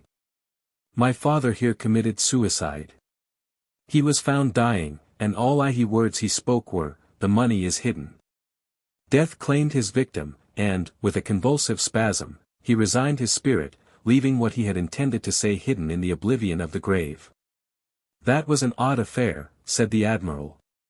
"It was, indeed. We have all pondered deeply, and the result was, that, upon the whole, we were inclined to come to an opinion that the words he so uttered were but the result of the mental disturbance that at such a moment might well be supposed to be ensuing in the mind, and that they related really to no foregone fact any more than some incoherent words uttered by a man in a dream might be supposed to do." "It may be so. I do not mean," remarked Mr. Chillingworth, "for one moment to attempt to dispute, Henry, the rationality of such an opinion as you have just given utterance to. But you forget that another circumstance occurred, which gave a color to the words used by your father." "Yes, I know to what you allude." "Be so good as to state it to the Admiral." "I will. On the evening of that same day there came a man here, who, in seeming ignorance of what had occurred, although by that time it was well known to all the neighborhood, asked to see my father. Upon being told that he was dead, he started back either with well-acted or with real surprise, and seemed to be immensely chagrined. He then demanded to know if he had left any disposition of his property. But he got no information, and departed muttering the most diabolical oaths and curses that can be imagined. He mounted his horse, for he had ridden to the hall, and his last words were, as I am told. Where, in the name of all that's damnable, can he have put the money? And did you never find out who this man was? Asked the Admiral. Never. It is an odd affair. It is, said Mr. Chillingworth, and full of mystery. The public mind was much taken up at the time with some other matters, or it would have made the death of Mr. Bannerworth the subject of more prolific comment than it did. As it was, however, a great deal was said upon the subject, and the whole comedy was in a state of commotion for weeks afterwards. Yes, said Henry. It so happened that about that very time a murder was committed in the neighbourhood of London, which baffled all the exertions of the authorities to discover the perpetrators of. It was the murder of Lord Lorne. Oh. I remember, said the Admiral, the newspapers were full of it for a long time. They were, and so, as Mr. Chillingworth says, the more exciting interest which that affair created drew off public attention, in a great measure, from my father's suicide. And we did not suffer so much from public remark and from impertinent curiosity as might have been expected. And, in addition, said Mr. Chillingworth, and he changed colour a little as he spoke, there was an execution shortly afterwards. Yes, said Henry, there was. The execution of a man named Angerstein, added Mr. Chillingworth, for a highway robbery, attended with the most brutal violence. True, all the affairs of that period of time are strongly impressed upon my mind, said Henry, but you do not seem well, Mr. Chillingworth. Oh, yes. I am quite well, you are mistaken. Both the Admiral and Henry looked scrutinizingly at the doctor, who certainly appeared to them to be laboring under some great mental excitement, which he found it almost beyond his power to repress. I tell you what it is, doctor, said the Admiral, I don't pretend, and never did, to see further through a tar barrel than my neighbours. But I can see far enough to feel convinced that you have got something on your mind, and that it somehow concerns this affair. Is it so? Said Henry. I cannot if I would, said Mr. Chillingworth. And I may with truth add, that I would not, if I could, hide from you that I have something on my mind connected with this affair, but let me assure you it would be premature of me to tell you of it. Premature B.D., said the Admiral. Out with it. Nay, dear sir, I am not now in a position to say what is passing through my mind. Alter your position, then, and be blowed. Cried Jack Pringle, suddenly stepping forward, and giving the doctor such a push, that he nearly went through one of the sides of the summer-house. Why, you scoundrel, cried the Admiral, how came you here? On my legs, said Jack. Do you think nobody wants to know nothing but yourself? I'm as fond of a yarn as anybody. But if you are, said Mr. Chillingworth, you had no occasion to come against me as if you wanted to move a house. You said as you wasn't in a position to say something as I wanted to hear, so I thought I'd alter it for you. Is this fellow, said the doctor, shaking his head, as he accosted the Admiral, the most artful or stupid? A little of both, said Admiral Bell, a little of both, doctor. He's a great fool and a great scamp. The same to you, said Jack, you're another. I shall hate you presently, if you go on making yourself so ridiculous. Now, mind, I'll only give you a trial of another week or so, and if you don't be more polite in your D.N. language, I'll leave you. Away strolled Jack, with his hands in his pockets, towards the house, while the Admiral was half choked with rage, and could only glare after him, without the ability to say a word. Under any other circumstances than the present one of trouble, and difficulty, and deep anxiety, Henry Bannerworth must have laughed at these singular little episodes between Jack and the Admiral. But his mind was now by far too much harassed to permit him to do so. Let him go, my dear sir, said Mr. Chillingworth to the Admiral, who showed some signs of an intention to pursue Jack, he no doubt has been drinking again. I'll turn him off the first moment I catch him sober enough to understand me, said the Admiral. Well, well, do as you please, but now let me ask a favor of both of you. What is it? That you will leave Bannerworth Hall to me for a week. What for? I hope to make some discoveries connected with it which shall well reward you for the trouble. It's no trouble, said Henry. And for myself, I have amply sufficient faith, both in your judgment and in your friendship, Doctor, to accede to any request which you may make to me. And I, said the Admiral. Be it so, be it so. For 1 week, you say? Yes, for 1 week. I hope, by the end of that time, to have achieved something worth the telling you of, and I promise you that, if I am at all disappointed in my expectation, that I will frankly and freely communicate to you all I know and all I suspect. Then that's a bargain. It is. And what's to be done at once? Why, nothing, but to take the greatest possible care that Bannerworth Hall is not left another hour without someone in it. And in order that such should be the case, I have to request that you two will remain here until I go to the town, and make preparations for taking quiet possession of it myself, which I will do in the course of 2 hours, at most. Don't be longer, said the Admiral, for I am so desperately hungry, that I shall certainly begin to eat somebody, if you are. Depend upon me. Very well, said Henry, you may depend we will wait here until you come back. The doctor at once hurried from the garden, leaving Henry and the Admiral to amuse themselves as best they might, with conjectures as to what he was really about, until his return. Chapter 62. The mysterious meeting in the ruin again. The Vampire's attack upon the constable. It is now necessary that we return once more to that mysterious ruin, in the intricacies of which Varney, when pursued by the mob, had succeeded in finding a refuge which defied all the exertions which were made for his discovery. Our readers must be well aware, that, connected with that ruin, are some secrets of great importance to our story, and we will now, at the solemn hour of midnight, take another glance at what is doing within its recesses. At that solemn hour it is not probable that any one would seek that gloomy place from choice.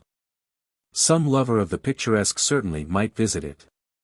But such was not the inciting cause of the pilgrimage with those who were soon to stand within its gloomy precincts. Other motives dictated their presence in that spot, motives of rapine, peradventure of murder itself. As the neighboring clocks sounded the hour of 12, and the faint strokes were borne gently on the wind to that isolated ruin, there might have been seen a tall man standing by the porch of what had once been a large doorway to some portion of the ruin. His form was enveloped in a large cloak, which was of such ample material that he seemed well able to wrap it several times around him, and then leave a considerable portion of it floating idly in the gentle wind. He stood as still, as calm, and as motionless as a statue, for a considerable time, before any degree of impatience began to show itself. Then he took from his pocket a large antique watch, the white face of which just enabled him to see what the time was, and, in a voice which had in it some amount of petulance and anger, he said, "Not come yet. And nearly half an hour beyond the time. What can have detained him? This is, indeed, trifling with the most important moments of a man's existence." Even as he spoke, he heard, from some distance off, the sound of a short, quick footstep. He bent forwards to listen, and then, in a tone of satisfaction, he said, "He comes, he comes." But he who thus waited for some confederate among these dim and old grey ruins, advanced not a step to meet him. On the contrary, such seemed the amount of cold-blooded caution which he possessed, that the nearer the man, who was evidently advancing, got to the place, the further back did he who had preceded him shrink into the shadow of the dim and crumbling walls, which had, for some years now past, seemed to bend to the passing blast and to be on the point of yielding to the destroying hand of time. And yet, surely he needed not have been so cautious. Who was likely, at such an hour as that, to come to the ruins, but one who sought it by appointment? And, moreover, the manner of the advancing man should have been quite sufficient to convince him who waited, that so much caution was unnecessary, but it was a part and parcel of his nature. About 3 minutes more sufficed to bring the second man to the ruin, and he, at once, and fearlessly, plunged into its recesses. "Who comes?" said the first man, in a deep, hollow voice. "He whom you expect," was the reply. "Good," he said, and at once he now emerged from his hiding place, and they stood together in the nearly total darkness with which the place was enshrouded. For the night was a cloudy one, and there appeared not a star in the heavens, to shed its faint light upon the scene below. For a few moments they were both silent, for he who had last arrived had evidently made great exertions to reach the spot, and was breathing laboriously, while he who was there first appeared, from some natural taciturnity of character, to decline opening the conversation. At length the second comer spoke, saying, "I have made some exertion to get here to my time, and yet I am beyond it, as you are no doubt aware." "Yes, yes. Well, such would not have been the case. But yet, I stayed to bring you some news of importance." "Indeed. It is so. This place, which we have, now for some time had as a quiet and perfectly eligible one of meeting, is about to be invaded by one of those restless, troublesome spirits, who are never happy but when they are contriving something to the annoyance of others who do not interfere with them." "Explain yourself more fully." "I will. At a tavern in the town, there has happened some strange scenes of violence, in consequence of the general excitement into which the common people have been thrown upon the dreadful subject of vampires. Well, the consequence is, that numerous arrests have taken place. And the places of confinement for offenders against the laws are now full of those whose heated and angry imaginations have induced them to take violent steps to discover the reality or the falsehood of rumors which so much affected them, their wives, and their families, that they feared to lie down to their night's repose." The other laughed a short, hollow, restless sort of laugh, which had not one particle of real mirth in it. Go on, he said. "What did they do?" "Immense excesses have been committed. But what made me, first of all, stay beyond my time, was that I overheard a man declare his intentions this night, from 12 till the morning, and for some nights to come, to hold watch and ward for the vampire." "Indeed?" "Yes. He did but stay, at the earnest solicitation of his comrades, to take yet another glass, ere he came upon his expedition. He must be met. The idiot! What business is it of his? There are always people who will make everything their business, whether it be so or not. There are. Let us retire further into the recesses of the ruin, and there consider as well what is to be done regarding more important affairs, as with this rash intruder here." They both walked for some 20 paces, or so, right into the ruin, and then he who had been there first, said, suddenly, to his companion, "I am annoyed, although the feeling reaches no further than annoyance. For I have a natural love of mischief, to think that my reputation has spread so widely, and made so much noise." "Your reputation as a vampire, Sir Francis Varney, you mean?" "Yes, but there is no occasion for you to utter my name aloud, even here where we are alone together. It came out unawares." "Unawares? Can it be possible that you have so little command over yourself as to allow a name to come from your lips unawares?" "Sometimes. I am surprised." "Well, it cannot be helped. What do you now propose to do?" "Nay, you are my privy counsellor. Have you no deep-laid, artful project in hand? Can you not plan and arrange something which may yet have the effect of accomplishing what at first seemed so very simple, but which has, from one unfortunate circumstance and another, become full of difficulty and pregnant with all sorts of dangers?" "I must confess I have no plan." "I listen with astonishment." "Nay, now, you are jesting." "When did you ever hear of me jesting?" "Not often, I admit. But you have a fertile genius, and I have always, myself, found it easier to be the executive than to plan an elaborate course of action for others." "Then you throw it all on me?" "I throw a weight, naturally enough, upon the shoulders which I think the best adapted to sustain it. Be it so, then, be it so. You are, I presume, from what you say, provided with a scheme of action which shall present better hopes of success, at less risk, I hope. Look what great danger we have already passed through. Yes, we have. I pray you avoid that in the next campaign. It is not the danger that annoys and troubles me, but it is that, notwithstanding it, the object is as far off as ever from being attained. And not only so, but, as is invariably the case under such circumstances, we have made it more difficult of execution because we have put those upon their guard thoroughly who are the most likely to oppose us. We have. And placed the probability of success afar off indeed. And yet I have set my life upon the cast, and I will stand the hazard. I tell you I will accomplish this object, or I will perish in the attempt. You are too enthusiastic. Not at all. Nothing has been ever done, the execution of which was difficult, without enthusiasm. I will do what I intend, or Bannerworth Hall shall become a heap of ruins, where fire shall do its worst work of devastation, and I will myself find a grave in the midst. Well, I quarrel with no man for chalking out the course he intends to pursue, but what do you mean to do with the prisoner below here? Kill him. What? I say kill him. Do you not understand me? I do, indeed.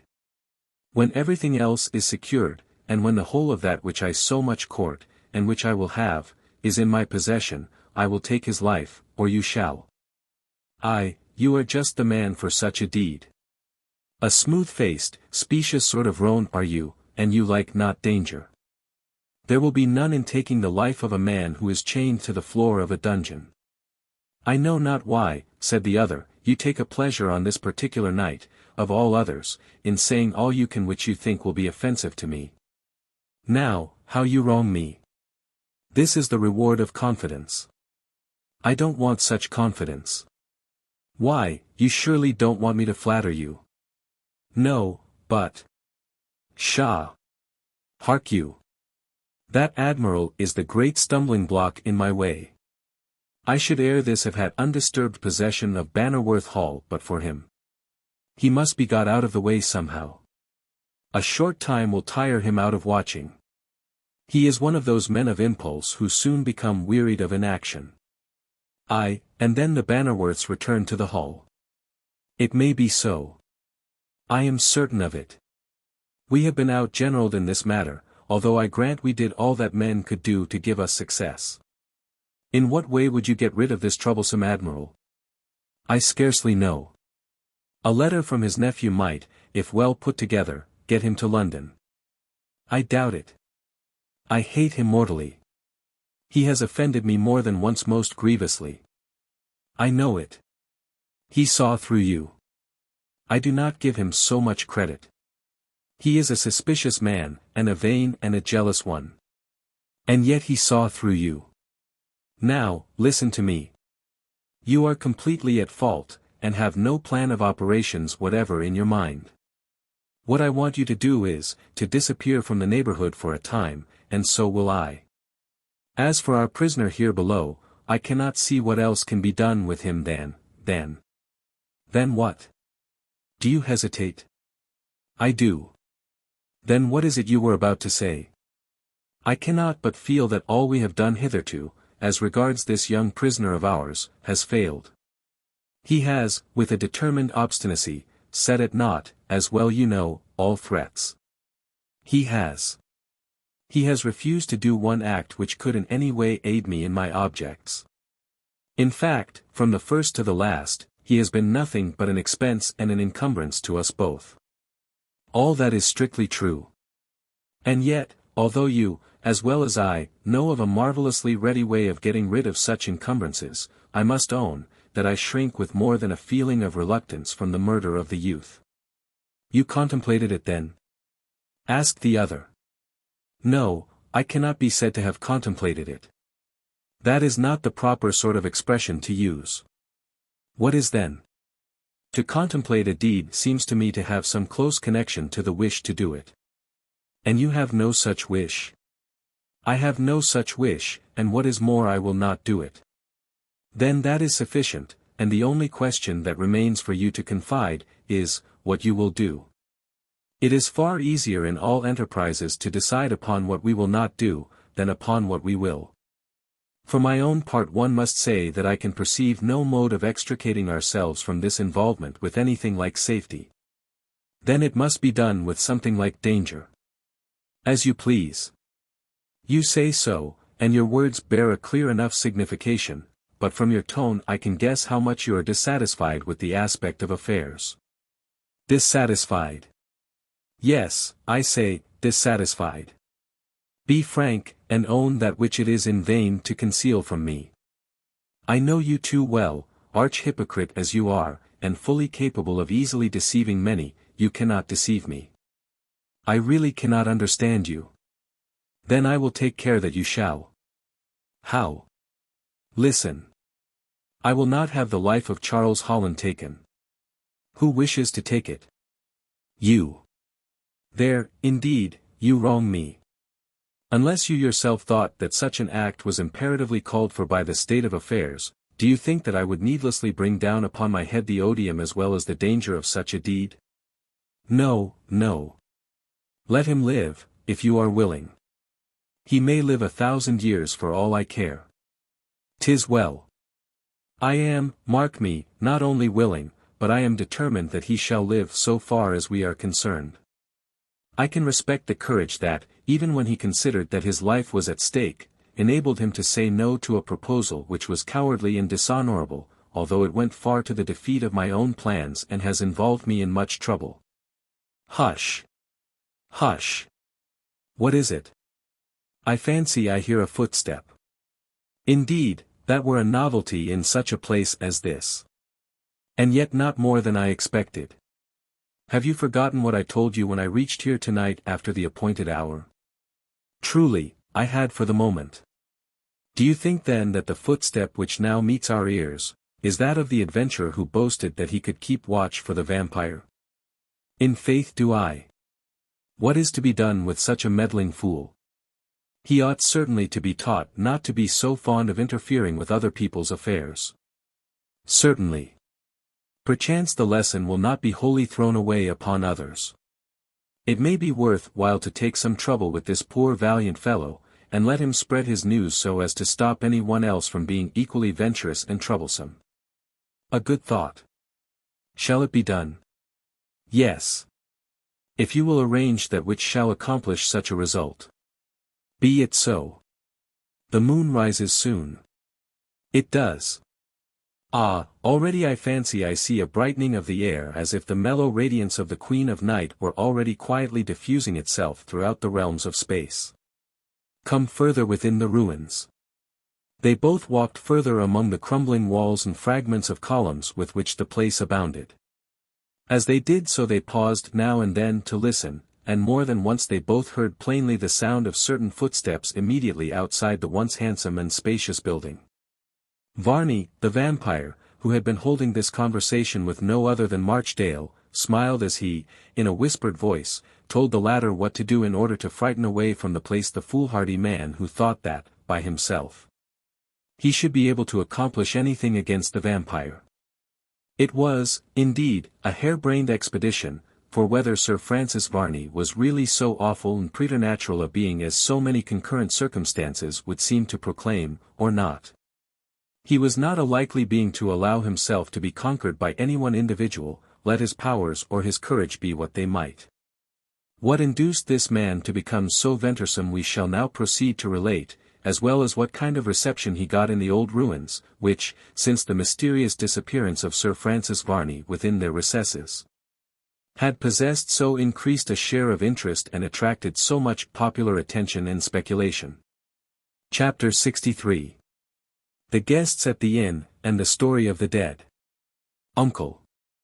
As had been truly stated by Mr. Marchdale, who now stands out in his true colours to the reader as the confidant and abettor of Sir Francis Varney. There had assembled on that evening a curious and a gossiping party at the inn where such dreadful and such riotous proceedings had taken place, which, in their proper place, we have already duly and at length recorded. It was not very likely that, on that evening, or for many and many an evening to come, the conversation in the parlour of the inn would be upon any other subject than that of the vampire. Indeed, the strange, mysterious, and horrible circumstances which had occurred, bade fair to be gossiping stock in trade for many a year. Never before had a subject presenting so many curious features arisen. Never, within the memory of that personage who is supposed to know everything, had there occurred any circumstance in the county, or set of circumstances, which afforded such abundant scope for conjecture and speculation. Everybody might have his individual opinion, and be just as likely to be right as his neighbors. And the beauty of the affair was, that such was the interest of the subject itself, that there was sure to be a kind of reflected interest with every surmise that at all bore upon it. On this particular night, when Marchdale was prowling about, gathering what news he could, in order that he might carry it to the vampire, a more than usually strong muster of the gossips of the town took place. Indeed, all of any note in the talking way were there, with the exception of one, and he was in the county jail, being one of the prisoners apprehended by the military when they made the successful attack upon the lumber room of the inn. After the dreadful desecration of the dead which had taken place. The landlord of the inn was likely to make a good thing of it, for talking makes people thirsty, and he began to consider that a vampire about once a year would be no bad thing for the Blue Lion. "It's shocking," said one of the guests. "It's shocking to think of. Only last night, I am quite sure I had such a fright that it added at least 10 years to my age." "A fright," said several. "I believe I speak English," I said. "A fright." "Well, but had it anything to do with the vampire?" "Everything." "Oh. Do tell us all about it. How was it? Did he come to you? Go on." "Well. The first speaker became immediately a very important personage in the room. And, when he saw that, he became at once a very important personage in his own eyes likewise, and, before he would speak another word, he filled a fresh pipe, and ordered another mug of ale. "It's no use trying to hurry him," said one. "No," he said, "it isn't. I'll tell you in good time what a dreadful circumstance has made me 63 today, when I was only 53 yesterday." "Was it very dreadful?" "Rather. You wouldn't have survived it at all." "Indeed?" "No. Now listen. I went to bed at 11:15, as usual. I didn't notice anything particular in the room." "Did you peep under the bed?" "No, I didn't." "Well, as I was saying, to bed I went, and I didn't fasten the door. Because, being a very sound sleeper, in case there was a fire, I shouldn't hear a word of it if I did." "No," said another. "I recollect once. Be so good as allow me to finish what I know, before you begin to recollect anything, if you please. As I was saying, I didn't lock the door, but I went to bed. Somehow or another, I did not feel at all comfortable, and I tossed about, first on one side, and then on the other, but it was all in vain. I only got, every moment, more and more fidgety." "And did you think of the vampire?" said one of the listeners. "I thought of nothing else till I heard my clock, which is on the landing of the stairs above my bedroom, begin to strike 12. "Ah! I like to hear a clock sound in the night," said one. "It puts one in mind of the rest of the world, and lets one know one isn't all alone." "Very good. The striking of the clock I should not at all have objected to. But it was what followed that did the business." "What?" "Fair and softly, fair and softly. Just hand me a light, Mr. Spriggs, if you please. I'll tell you all, gentlemen, in a moment or two." With the most provoking deliberation, the speaker relit his pipe, which had gone out while he was talking, and then, after a few whiffs, to assure himself that its contents had thoroughly ignited, he resumed. "No sooner had the last sound of it died away, than I heard something on the stairs. Yes. It was as if some man had given his foot a hard blow against one of the stairs, and he would have needed to have had a heavy boot on to do it. I started up in bed and listened, as you may well suppose, not in the most tranquil state of mind, and then I heard an odd, gnawing sort of noise, and then another dab upon one of the stairs. How dreadful it was! What to do I knew not, or what to think, except that the vampire had, by some means, got in at the attic window, and was coming downstairs to my room. That seemed the most likely. Then there was another groan, and then another heavy step. And, as they were evidently coming towards my door, I felt accordingly, and got out of bed, not knowing hardly whether I was on my head or my heels, to try and lock my door. Ah, to be sure. Yes. That was all very well, if I could have done it, but a man in such a state of mind as I was in is not a very sharp hand at doing anything. I shook from head to foot. The room was very dark, and I couldn't, for a moment or two, collect my senses sufficient really to know which way the door lay. What a situation! It was. Dab, dab, dab, came these horrid footsteps, and there was I groping about the room in an agony. I heard them coming nearer and nearer to my door. Another moment, and they must have reached it, when my hand struck against the lock. What an escape! No, it was not. No. No, indeed. The key was on the outside, and you may well guess I was not over and above disposed to open the door to get at it. No, no. I felt regularly bewildered, I can tell you. It seemed to me as if the very devil himself was coming downstairs hopping all the way upon one leg. How terrific! I felt my senses almost leaving me. But I did what I could to hold the door shut just as I heard the strange step come from the last stair on to the landing. Then there was a horrid sound, and someone began trying the lock of my door. What a moment! Yes, I can tell you it was a moment. Such a moment as I don't wish to go through again. I held the door as close as I could, and did not speak. I tried to cry out help and murder, but I could not. My tongue stuck to the roof of my mouth, and my strength was fast failing me. Horrid, horrid. Take a drop of ale. Thank you. Well, I don't think this went on above 2 or 3 minutes, and all the while someone tried might and main to push open the door. My strength left me all at once. I had only time to stagger back a step or two, and then, as the door opened, I fainted away. Well, well. Ah, you wouldn't have said well, if you had been there, I can tell you. No, but what become of you? What happened next? How did it end? What was it? Why, what exactly happened next after I fainted I cannot tell you, but the first thing I saw when I recovered was a candle. Yes, yes. And then a crowd of people. Ah, ah. And then Dr. Webb. Gracious. And Mrs. Bulk, my housekeeper. I was in my own bed, and when I opened my eyes I heard Dr. Webb say, "He will be better soon." Can no one form any idea of what it is all about? Some sudden fright surely could alone have produced such an effect. "The Lord have mercy upon me," said I. Upon this everybody who had been called and got round the bed, and wanted to know what had happened, but I said not a word of it. But turning to Mrs. Bulk, I asked her how it was she found out I had fainted.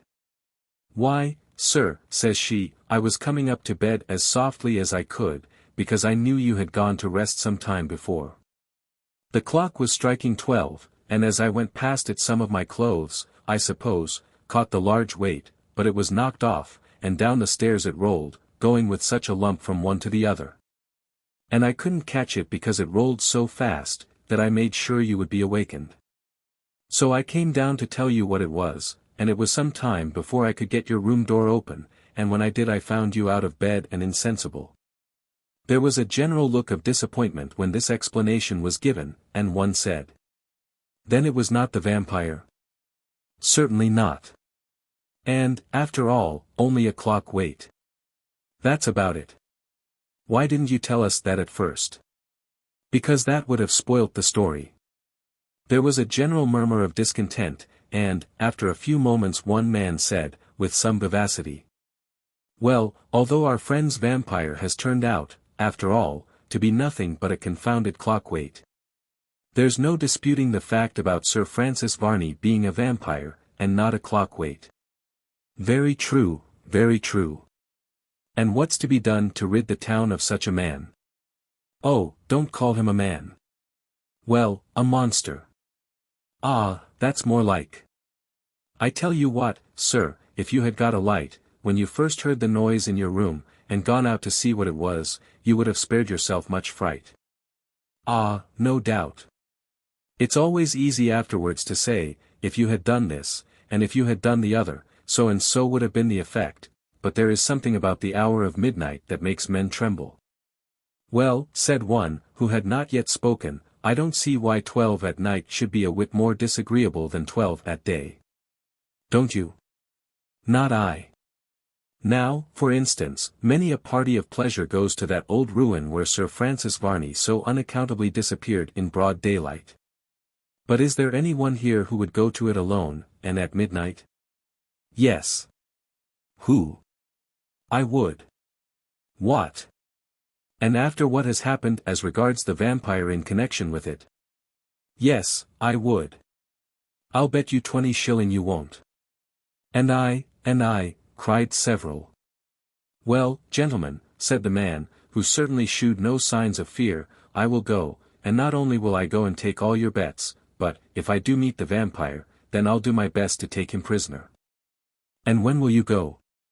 Tonight, he cried, and he sprang to his feet. Hark ye all, I don't believe one word about vampires. I'll go at once. It's getting late, and let any one of you, in order that you may be convinced I have been to the place, give me any article, which I will hide among the ruins, and tell you where to find it tomorrow in broad daylight. Well, said one, that's fair, Tom Ecclesiastes. Here's a handkerchief of mine, I should know it again among 100 others. Agreed, I'll leave it in the ruins. The wagers were fairly agreed upon. Several handkerchiefs were handed to Tom Eccles, and at 11 o'clock he fairly started, through the murky darkness of the night, to the old ruin where Sir Francis Varney and Marchdale were holding their most unholy conference. It is one thing to talk and to accept wagers in the snug parlour of an inn, and another to go alone across a tract of country wrapped in the profound stillness of night to an ancient ruin which, in addition to the natural gloom which might well be supposed to surround it, has superadded associations which are anything but of a pleasant character. Tom Eccles, as he was named, was one of those individuals who act greatly from impulse. He was certainly not a coward, and, perhaps, really as free from superstition as most persons, but he was human, and consequently he had nerves, and he had likewise an imagination. He went to his house first before he started on his errand to the ruins. It was to get a horse pistol which he had, and which he duly loaded and placed in his pocket. Then he wrapped himself up in a greatcoat, and with the air of a man quite determined upon something desperate he left the town. The guests at the inn looked after him as he walked from the door of that friendly establishment, and some of them, as they saw his resolved aspect, began to quake for the amount of the wagers they had laid upon his non-success. However, it was resolved among them, that they would stay until 12:30, in the expectation of his return, before they separated. To while away the time, he who had been so facetious about his story of the clock-weight volunteered to tell what happened to a friend of his who went to take possession of some family property which he became possessed of as heir at law to an uncle who had died without a will, having an illegitimate family unprovided for in every shape. Ah! Nobody cares for other people's illegitimate children, and, if their parents don't provide for them, why, the workhouse is open for them, just as if they were something different from other people. So they are. If their parents don't take care of them, and provide for them, nobody else will, as you say, neighbor, except when they have a fits put to their name, which tells you they are royal bastards, and of course unlike anybody else's. But go on, let's know all about it, we shan't hear what he has got to say at all, at this rate. Well, as I was saying, or about to say, the nephew, as soon as he heard his uncle was dead, comes and claps his seal upon everything in the house. But, could he do so? Inquired one of the guests. I don't see what was to hinder him, replied a third. He could do so, certainly. But there was a son, and, as I take it, a son's nearer than a nephew any day. But the son is illegitimate. Legitimate, or illegitimate, a son's a son. Don't bother me about distinction of that sort. Why, now, there was old Weatherbit. Order, order. Let's hear the tale. Very good, gentlemen, I'll go on, if I ain't to be interrupted. But I'll say this, that an illegitimate son is no son, in the eyes of the law, or at most he's an accident quite, and ain't what he is, and so can't inherit. Well, that's what I call making matters plain, said one of the guests, who took his pipe from his mouth to make room for the remark. Now that is what I likes. Well, as I have proved then, resumed the speaker, the nephew was the heir, and into the house he would come. A fine affair it was too, the illegitimates looking the colour of sloes, but he knew the law, and would have it put in force. Law's law, you know. Uncommonly true that, and the nephew stuck to it like a cobbler to his last. He said they should go out, and they did go out. And, say what they would about their natural claims, he would not listen to them, but bundled them out and out in a pretty short space of time. It was trying to them, mind you, to leave the house they had been born in with very different expectations to those which now appeared to be their fate. Poor things, they looked ruefully enough, and well they might, for there was a wide world for them, and no prospect of a warm corner. Well, as I was saying, he had them all out and the house clear to himself. Now, said he, I have an open field and no favour. I don't care for no, What? There was a sudden knocking, he thought, the door, and went and opened it, but nothing was to be seen. Oh. I see, somebody next door. And if it wasn't, it don't matter. There's nobody here. I'm alone, and there's plenty of valuables in the house. That is what I call very good company. I wouldn't wish for better. He turned about, looked over room after room, and satisfied himself that he was alone, that the house was empty. At every room he entered he paused to think over the value, what it was worth, and that he was a very fortunate man in having dropped into such a good thing. Ah! There's the old boy's secretary, too, his bureau. There'll be something in that will amuse me mightily, but I don't think I shall sit up late. He was a rum old man, to say the least of it, a very odd sort of man. With that he gave himself a shrug, as if some very uncomfortable feeling had come over him. I'll go to bed early, and get some sleep, and then in daylight I can look after these papers. They won't be less interesting in the morning than they are now. There had been some rum stories about the old man, and now the nephew seemed to think he might have let the family sleep on the premises for that night. Yes, at that moment he could have found it in his heart to have paid for all the expense of their keep, had it been possible to have had them back to remain the night. But that wasn't possible, for they would not have done it, but sooner have remained in the streets all night than stay there all night, like so many house dogs, employed by one who stepped in between them and their father's goods, which were their inheritance, but for one trifling circumstance, a mere ceremony. The night came on, and he had lights. True it was he had not been downstairs, only just to have a look. He could not tell what sort of a place it was. There were a good many odd sort of passages, that seemed to end nowhere, and others that did. There were large doors, but they were all locked, and he had the keys, so he didn't mind, but secured all places that were not fastened. He then went upstairs again, and sat down in the room where the bureau was placed. I'll be bound, said one of the guests, he was in a bit of a stew, notwithstanding all his brag. Oh!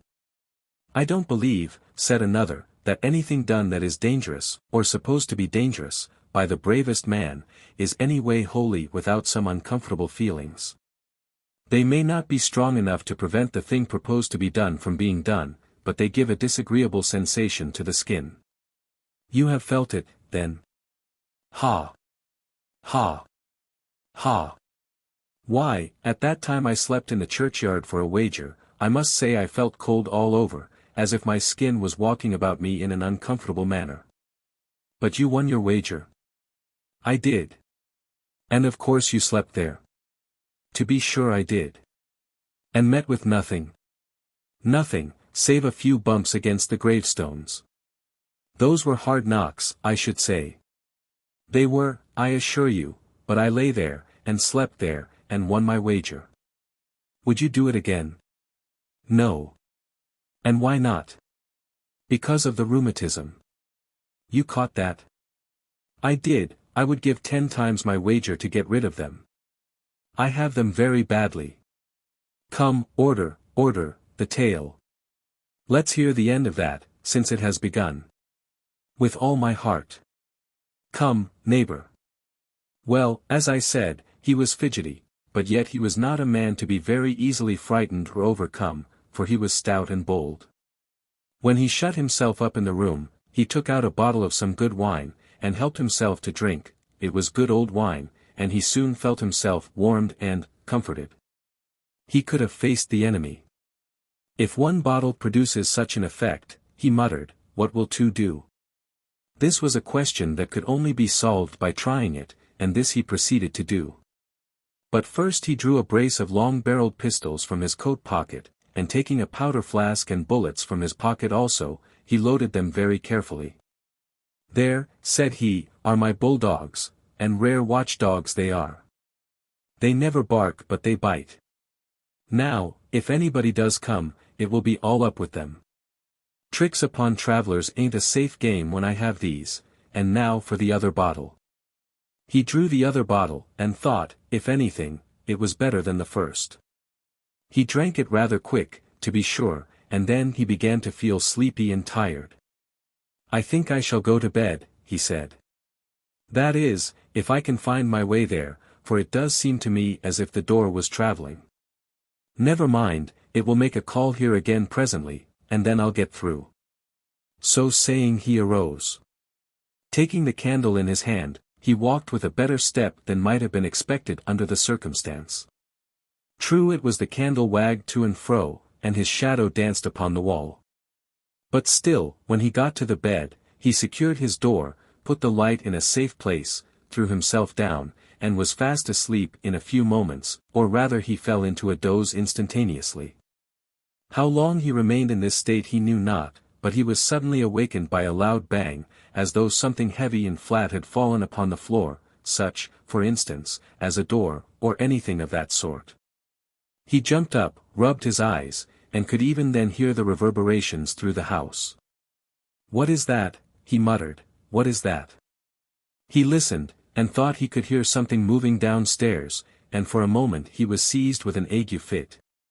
But recollecting, I suppose, that there were some valuables downstairs that were worth fighting for, he carefully extinguished the light that still burned, and softly crept downstairs.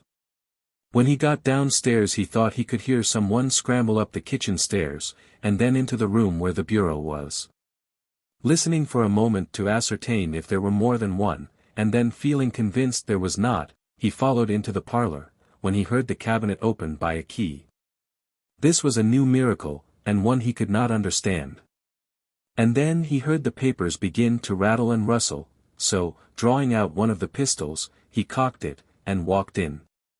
The figure instantly began to jump about. It was dressed in white, in grave clothes. He was terribly nervous, and shook, so he feared to fire the pistol, but at length he did, and the report was followed by a fall and a loud groan. This was very dreadful, very dreadful. But all was quiet, and he lit the candle again, and approached the body to examine it, and ascertain if he knew who it was. A groan came from it. The bureau was open, and the figure clutched firmly a will in his hand. The figure was dressed in grave clothes, and he started up when he saw the form and features of his own uncle, the man who was dead, who somehow or other had escaped his confinement, and found his way up, here. He held his will firmly. And the nephew was so horrified and stunned, that he threw down the light, and rushed out of the room with a shout of terror, and never returned again. The narrator concluded, and one of the guests said, "And do you really believe it?" "No, no, to be sure not." "You don't?" "Why should I?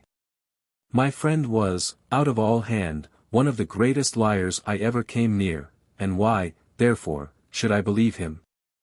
I don't, on my conscience, believe one word of it. It was now 12:30, and, as Tom Eccles came not back, and the landlord did not feel disposed to draw any more liquor, they left the inn and retired to their separate houses in a great state of anxiety to know the fate of their respective wagers. Chapter 64. The Vampire in the Moonlight. The False Friend. Part of the distance being accomplished towards the old ruins, Tom Eccles began to feel that what he had undertaken was not altogether such child's play as he had at first imagined it to be. Somehow or another, with a singular and uncomfortable sort of distinctness, there came across his mind every story that he had remembered of the wild and the wonderful. All the long-since forgotten tales of superstition that in early childhood he had learned, came now back upon him, suggesting to his mind 1,000 uncomfortable fancies of the strangest description. It was not likely that when once a man, under such circumstances, got into such a frame of mind, he would readily get out of it again, while he continued surrounded by such scenes as had first called them into existence. No doubt, had he turned about, and faced the inn again instead of the old ruins, he would soon have shaken off these thick-coming fancies. But such a result was no to be expected, so long as he kept on towards the dismal place he had pledged himself to reach. As he traversed meadow after meadow he began to ask himself some questions which he found that he could not answer exactly in a consolatory manner, under the present state of things. Among these questions was the very pertinent one of, "It's no argument against vampires, because I don't see the use of them, is it?" This he was compelled to answer as he had put it. And when, in addition, he began to recollect that, without the shadow of a doubt, Sir Francis Varney the supposed vampire, had been chased across the fields to that very ruin whither he was bound, and had then and there disappeared. He certainly found himself in decidedly uncomfortable and most unpromising situation. "No," he said, "no. Hang it, I won't go back now, to be made the laughing-stock of the whole town, which I should be. Come what may of it, I will go on as I have commenced, so I shall put on as stout a heart as I can." Then, having come to this resolve, he strove might and main to banish from his mind those disagreeable reminiscences that had been oppressing him, to turn his attention to subjects of a different complexion. During the progress of making this endeavor, which was rather futile, he came within sight of the ruins. Then he slackened his pace a little, telling himself, with a pardonable self-deceit, that it was common, ordinary caution only, which induced him to do so, and nothing at all in the shape of fear. "Time enough," he remarked, "to be afraid, when I see anything to be afraid of, which I don't see as yet. So, as all's right, I may as well put a good face upon the matter." He tried to whistle a tune, but it turned out only a melancholy failure, so he gave that up in despair, and walked on until he got within 100 yards, or thereabouts, of the old ruins. He thus proceeded, and bending his ear close to the ground, he listened attentively for several minutes. Somehow, he fancied that a strange, murmuring sound came to his ears. But he was not quite sure that it proceeded from the ruins, because it was just that sort of sound that might come from a long way off, being mellowed by distance, although, perhaps, loud enough at its source. Well, he whispered to himself, it don't matter much, after all. Go I must, and hide the handkerchief somewhere, or else be laughed at, besides losing my wages. The former I don't like, and the latter I cannot afford. Thus clinching the matter by such knock-down arguments, he walked on until he was almost within the very shadow of the ruins, and, probably, it was at this juncture that his footsteps may have been heard by Marchdale and Sir Francis Varney. Then he paused again, but all was profoundly still, and he began to think that the strange sort of murmuring noise which he had heard must have come from far off and not at all from any person or persons within the ruins. "Let me see," he said to himself, "I have 5 handkerchiefs to hide among the old ruins somewhere, and the sooner I do so the better, because then I will get away. For, as regards staying here to watch, heaven knows how long, for Sir Francis Varney, I don't intend to do it, upon second thoughts, and second thoughts, they say, are generally best." With the most careful footsteps now, as if he were treading upon some fragile substance, which he feared to injure, he advanced until he was fairly within the precincts of the ancient place, which now bore so ill a reputation.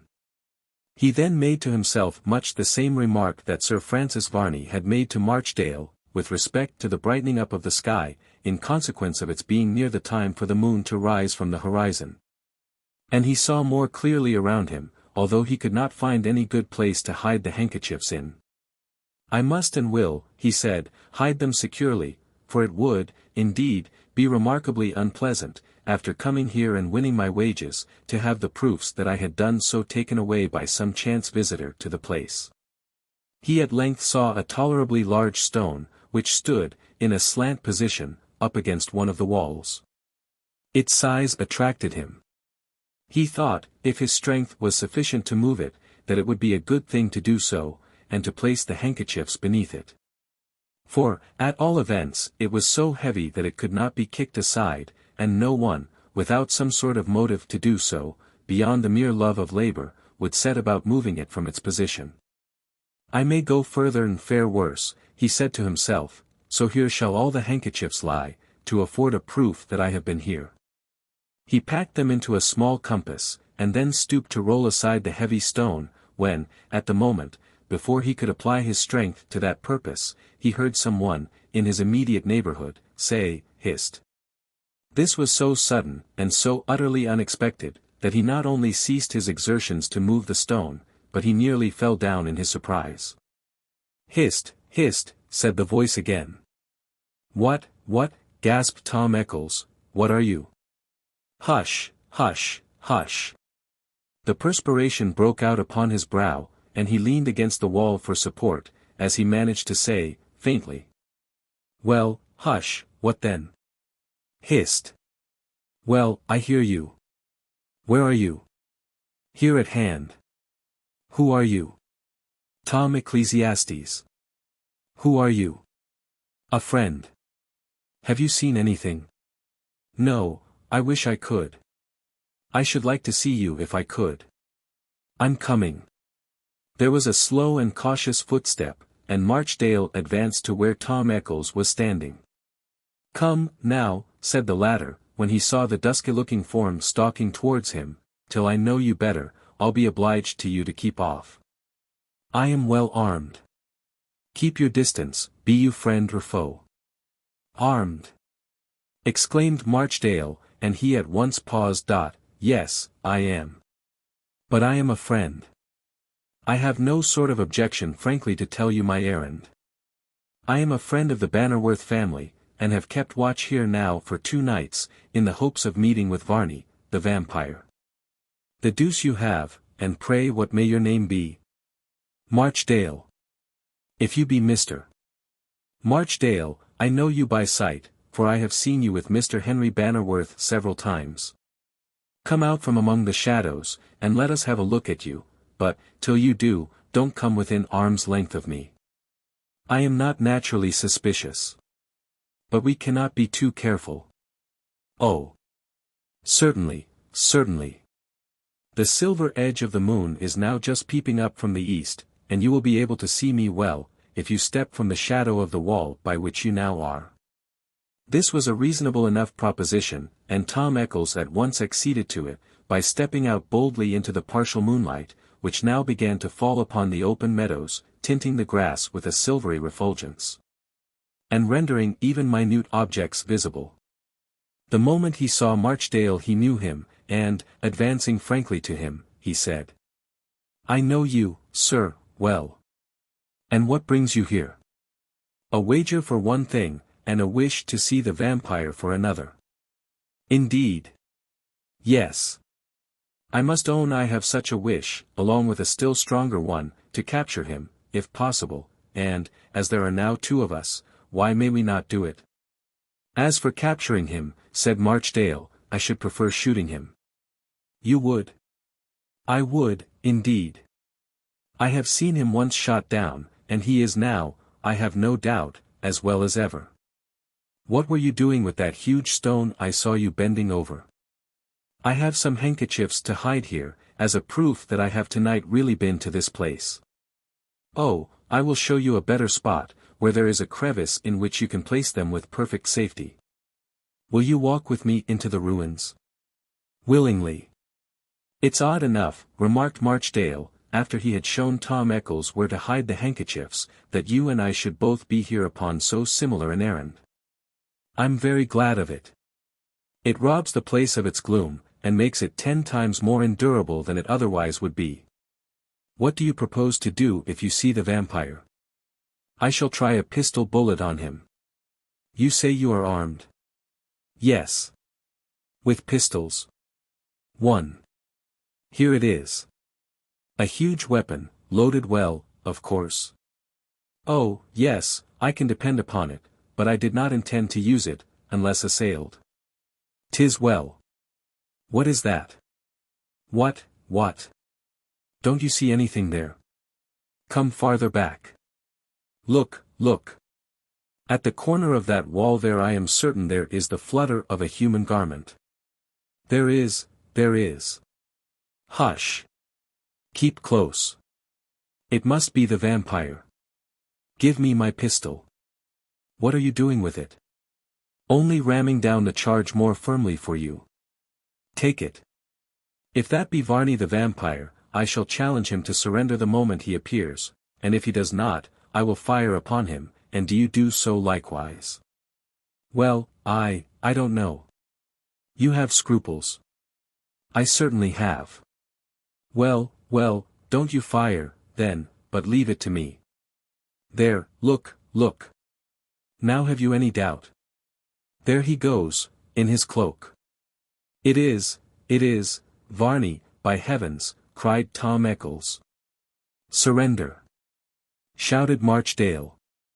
At the instant Sir Francis Varney sprang forward, and made off at a rapid pace across the meadows. Fire after him, fire, cried Marchdale, or he will escape. My pistol has missed fire. He will be off.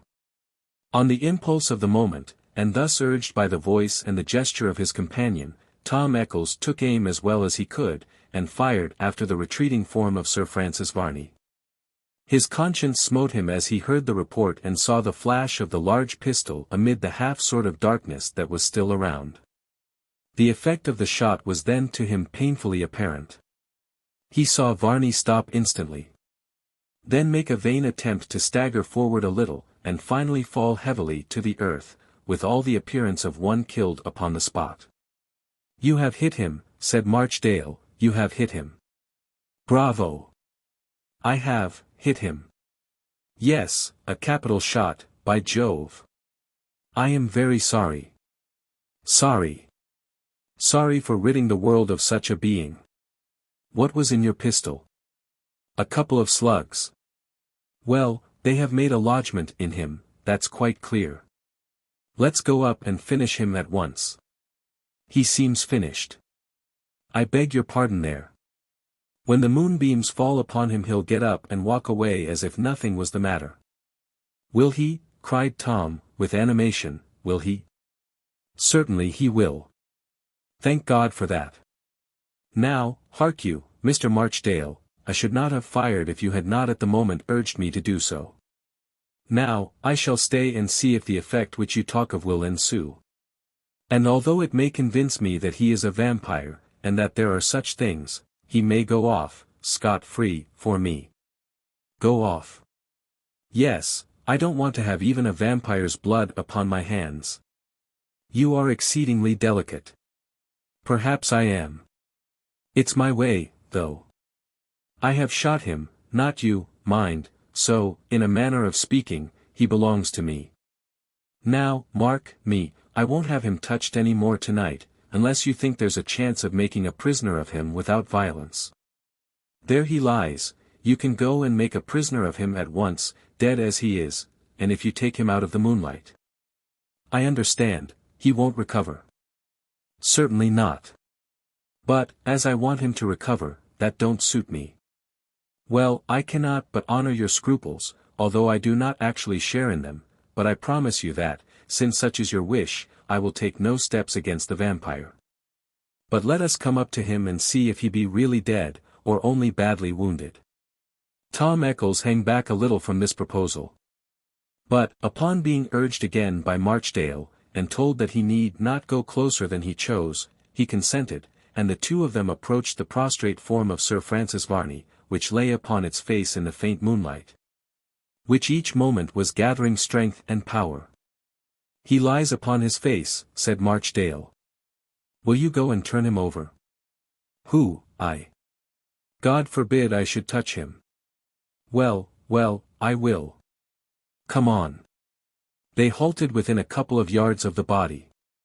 Tom Eccles would not go a step farther. So Marchdale advanced alone, and pretended to be, with great repugnance, examining for the wound. "He is quite dead," he said, "but I cannot see the hurt. I think he turned his head as I fired." "Did he? Let us see." Marchdale lifted up the head, and disclosed such a mass of clotted-looking blood, that Tom Eccles at once took to his heels, nor stopped until he was nearly as far off as the ruins. Marchdale followed him more slowly, and when he came up to him, he said, "The slugs have taken effect on his face." "I know it, I know it. Don't tell me. He looks horrible.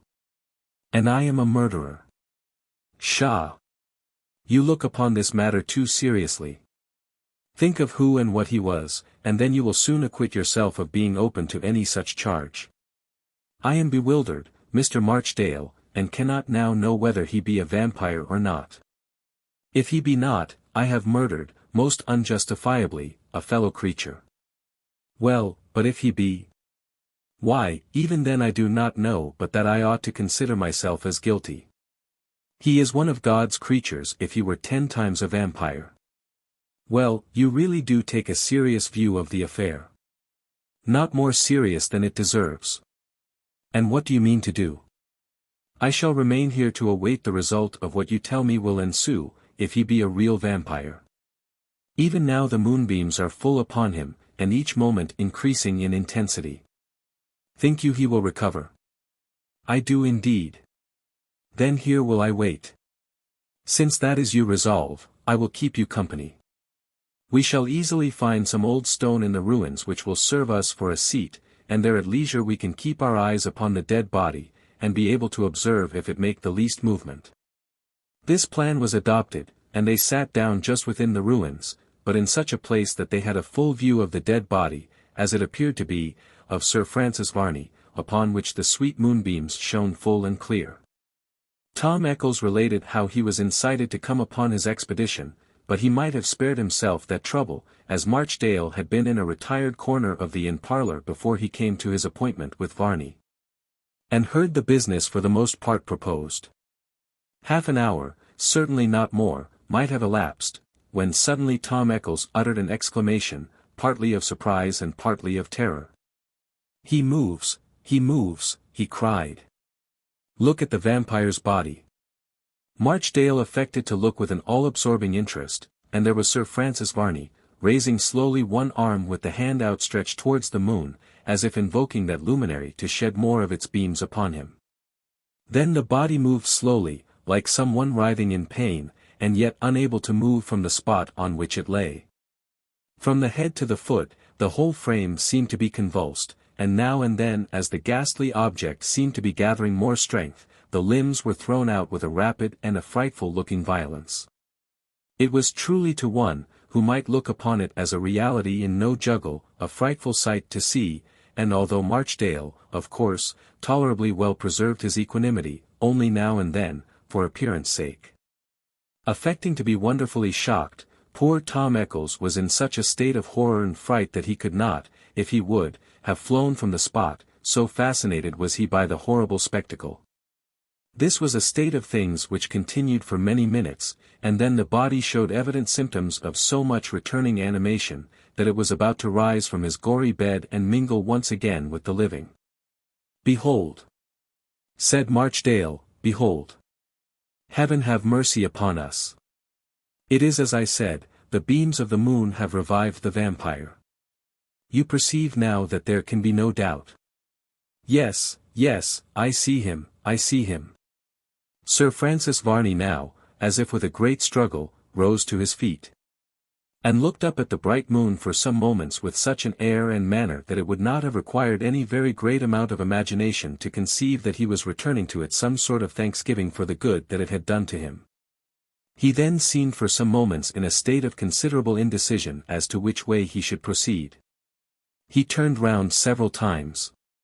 Then he advanced a step or two towards the house, but apparently his resolution changed again, and casting his eyes upon the ruins, he at once made towards them. This was too much for the philosophy as well as for the courage of Tom Eccles. It was all very well to look on at some distance, and observe the wonderful and inexplicable proceedings of the vampire, but when he showed symptoms of making a nearer acquaintance, it was not to be borne. "Why, he's coming here," said Tom. "He seems so indeed," remarked Marchdale. "Do you mean to stay?" "I think I shall." "You do you?" "Yes, I should much like to question him, and as we are 2-1 I think we really can have nothing to fear." "Do you?" "I'm altogether of a different opinion. A man who has more lives than a cat don't much mind at what odds he fights." "You may stay if you like." "You do not mean to say that you will desert me?" "I don't see a bit how you call it deserting you. If we had come out together on this adventure, I would have stayed it out with you, but as we came separate and independent, we may as well go back so." "Well, but—" "Good morning," cried Tom, and he at once took to his heels towards the town, without staying to pay any attention to the remonstrances of Marchdale, who called after him in vain. Sir Francis Varney, probably, had Tom Eccles not gone off so rapidly, would have yet taken another thought, and gone in another direction than that which led him to the ruins, and Tom, if he had had his senses fully about him, as well as all his powers of perception, would have seen that the progress of the vampire was very slow, while he continued to converse with Marchdale. And that it was only when he went off at good speed that Sir Francis Varney likewise thought it prudent to do so. "Is he much terrified?" said Varney, as he came up to Marchdale. "Yes, most completely." "This then, will make a good story in the town." "It will, indeed, and not a little enhance your reputation." Well, it don't much matter now. But if by terrifying people I can purchase for myself anything like immunity for the past, I shall be satisfied.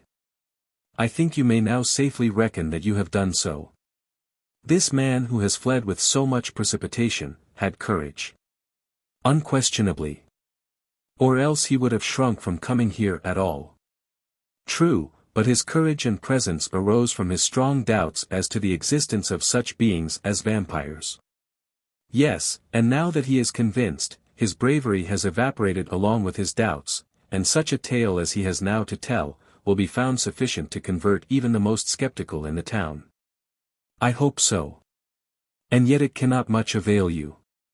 Not personally, but I must confess that I am not dead to all human opinions, and I feel some desire of revenge against those dastards who by hundreds have hunted me, burnt down my mansion, and sought my destruction.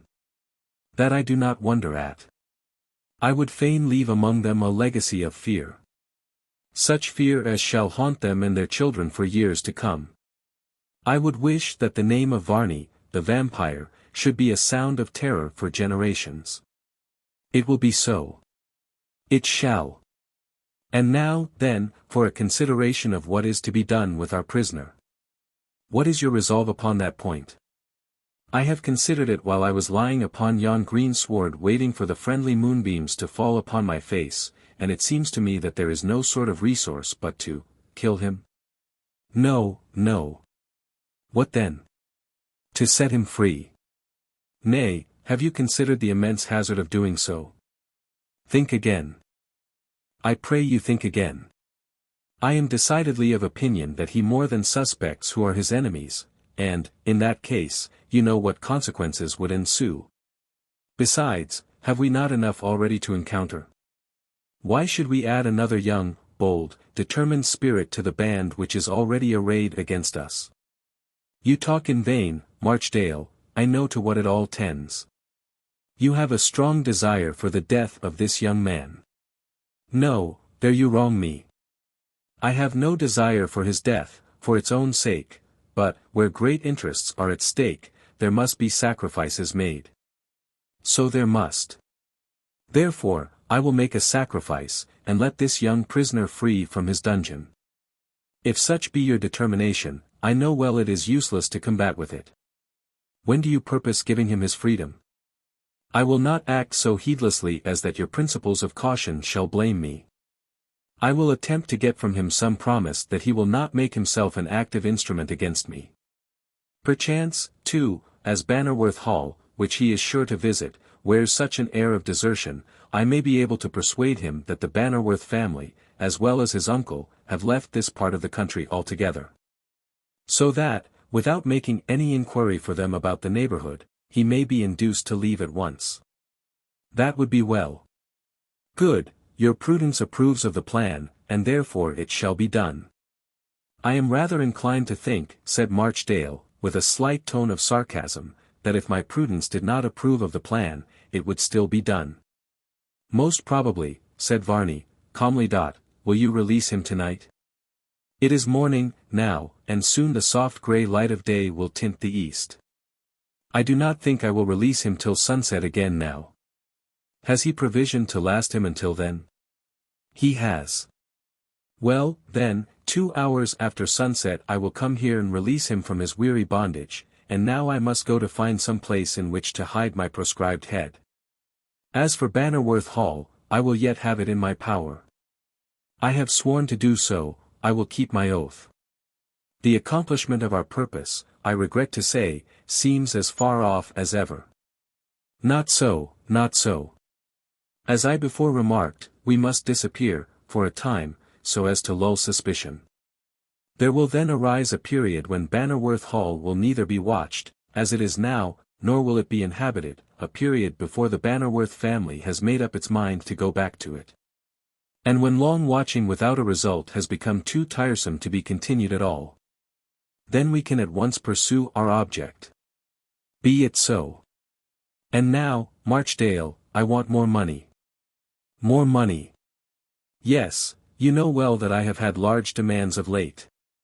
But I certainly had an impression that you were possessed, by the death of some one, with very ample means. Yes, but there is a means by which all is taken from me. I have no real resources but what are rapidly used up, so I must come upon you again. I have already completely crippled myself as regards money matters in this enterprise, and I do certainly hope that the fruits will not be far distant. If they be much longer delayed, I shall really not know what to do. However, come to the lodge where you have been staying, and then I will give you, to the extent of my ability, whatever sum you think your present exigencies require. Come on, then, at once. I would certainly, of course, rather leave this place now, before daybreak. Come on, I say, come on. Sir Francis Varney and Marchdale walked for some time in silence across the meadows. It was evident that there was not between these associates the very best of feelings. Marchdale was always smarting under an assumption of authority over him, on the part of Sir Francis Varney, while the latter scarcely cared to conceal any portion of the contempt with which he regarded his hypocritical companion. Some very strong band of union, indeed, must surely bind these two strange persons together.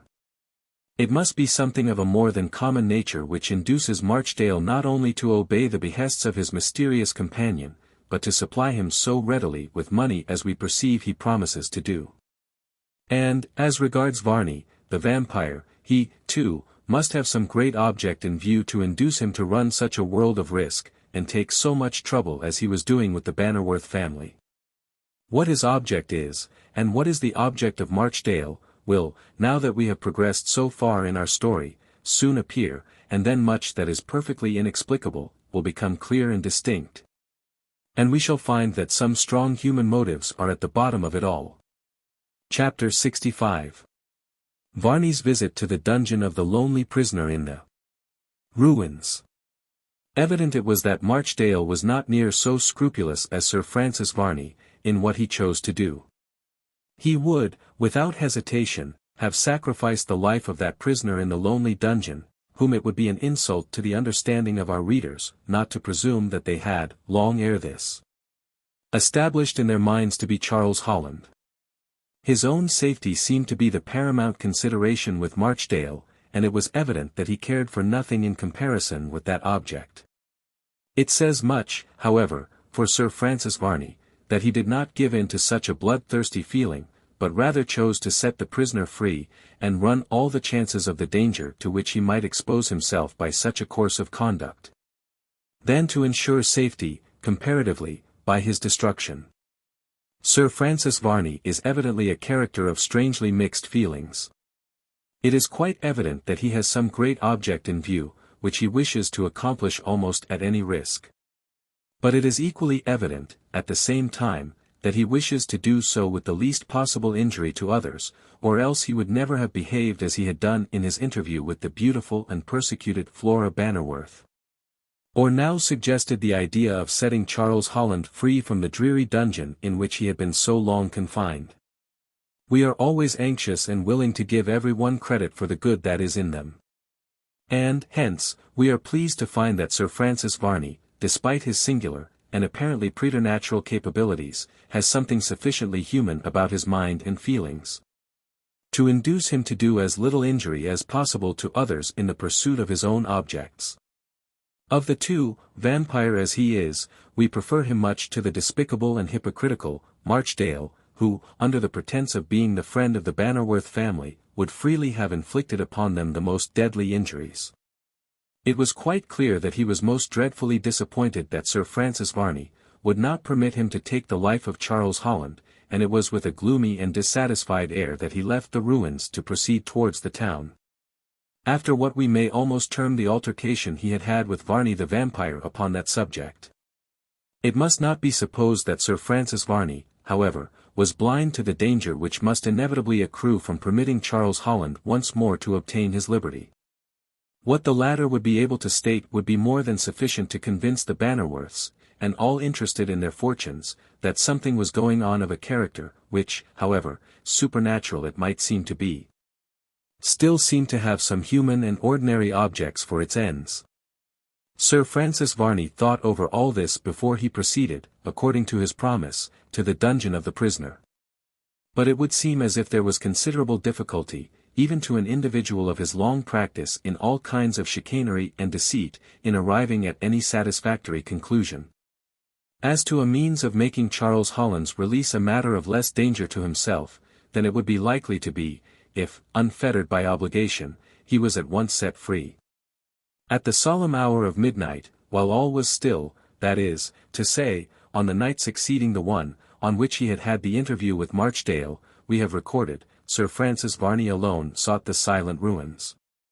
He was attired, as usual, in his huge cloak, and, indeed, the chilly air of the evening warranted such protection against its numerous discomforts. Had any one seen him, however, that evening, they would have observed an air of great doubt and irresolution upon his brow, as if he were struggling with some impulses which he found it extremely difficult to restrain. "I know well," he muttered, as he walked among the shadow of the ruins, "that Marchdale's reasoning is coldly and horribly correct, when he says that there is danger in setting this youth free.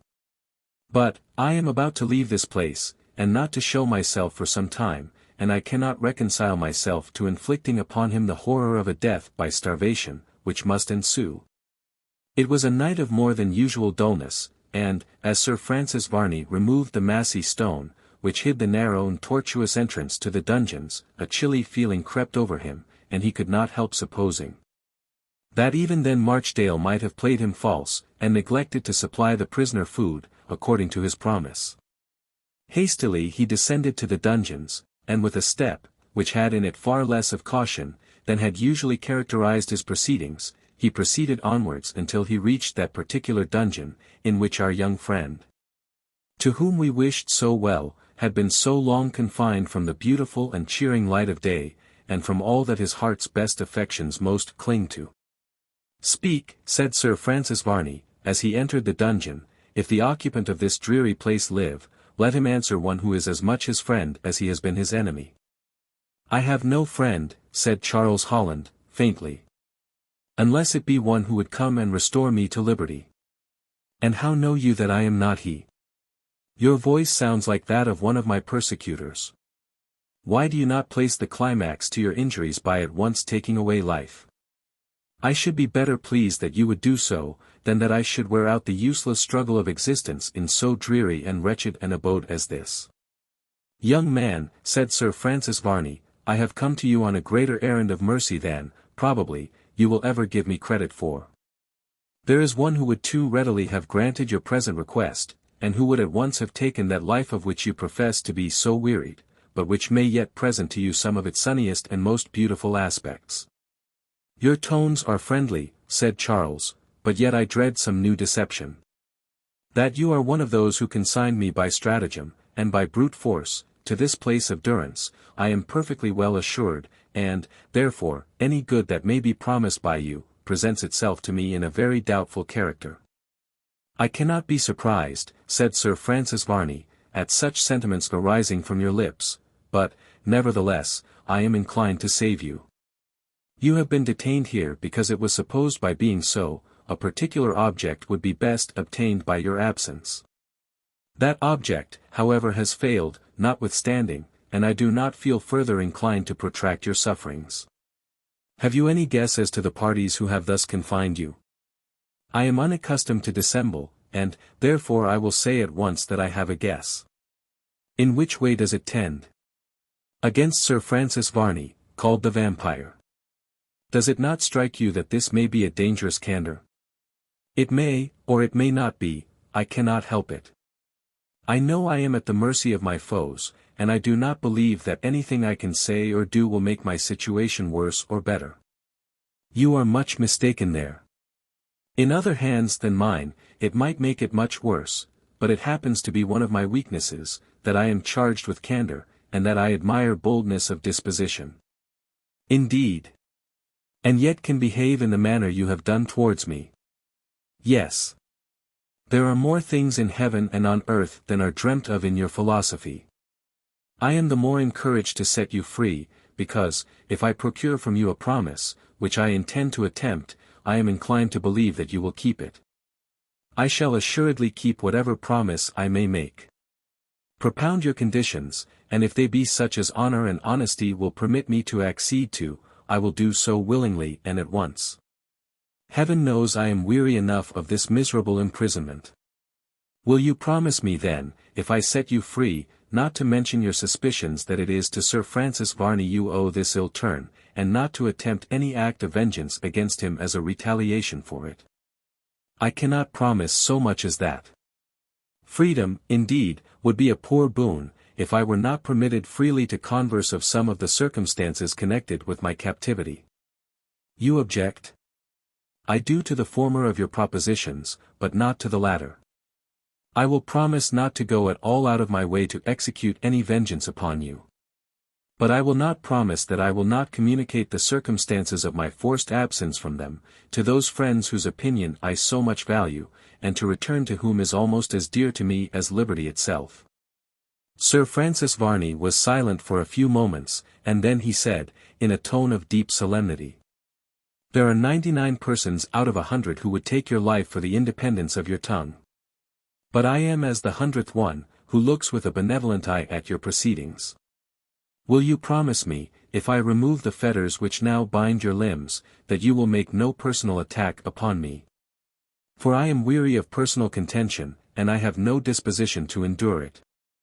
Will you make me this promise?" "I promise." "I will." Without another word, but trusting implicitly to the promise which had been given to him, Sir Francis Varney produced a small key from his pocket, and unlocked with it a padlock which confined the chains about the prisoner.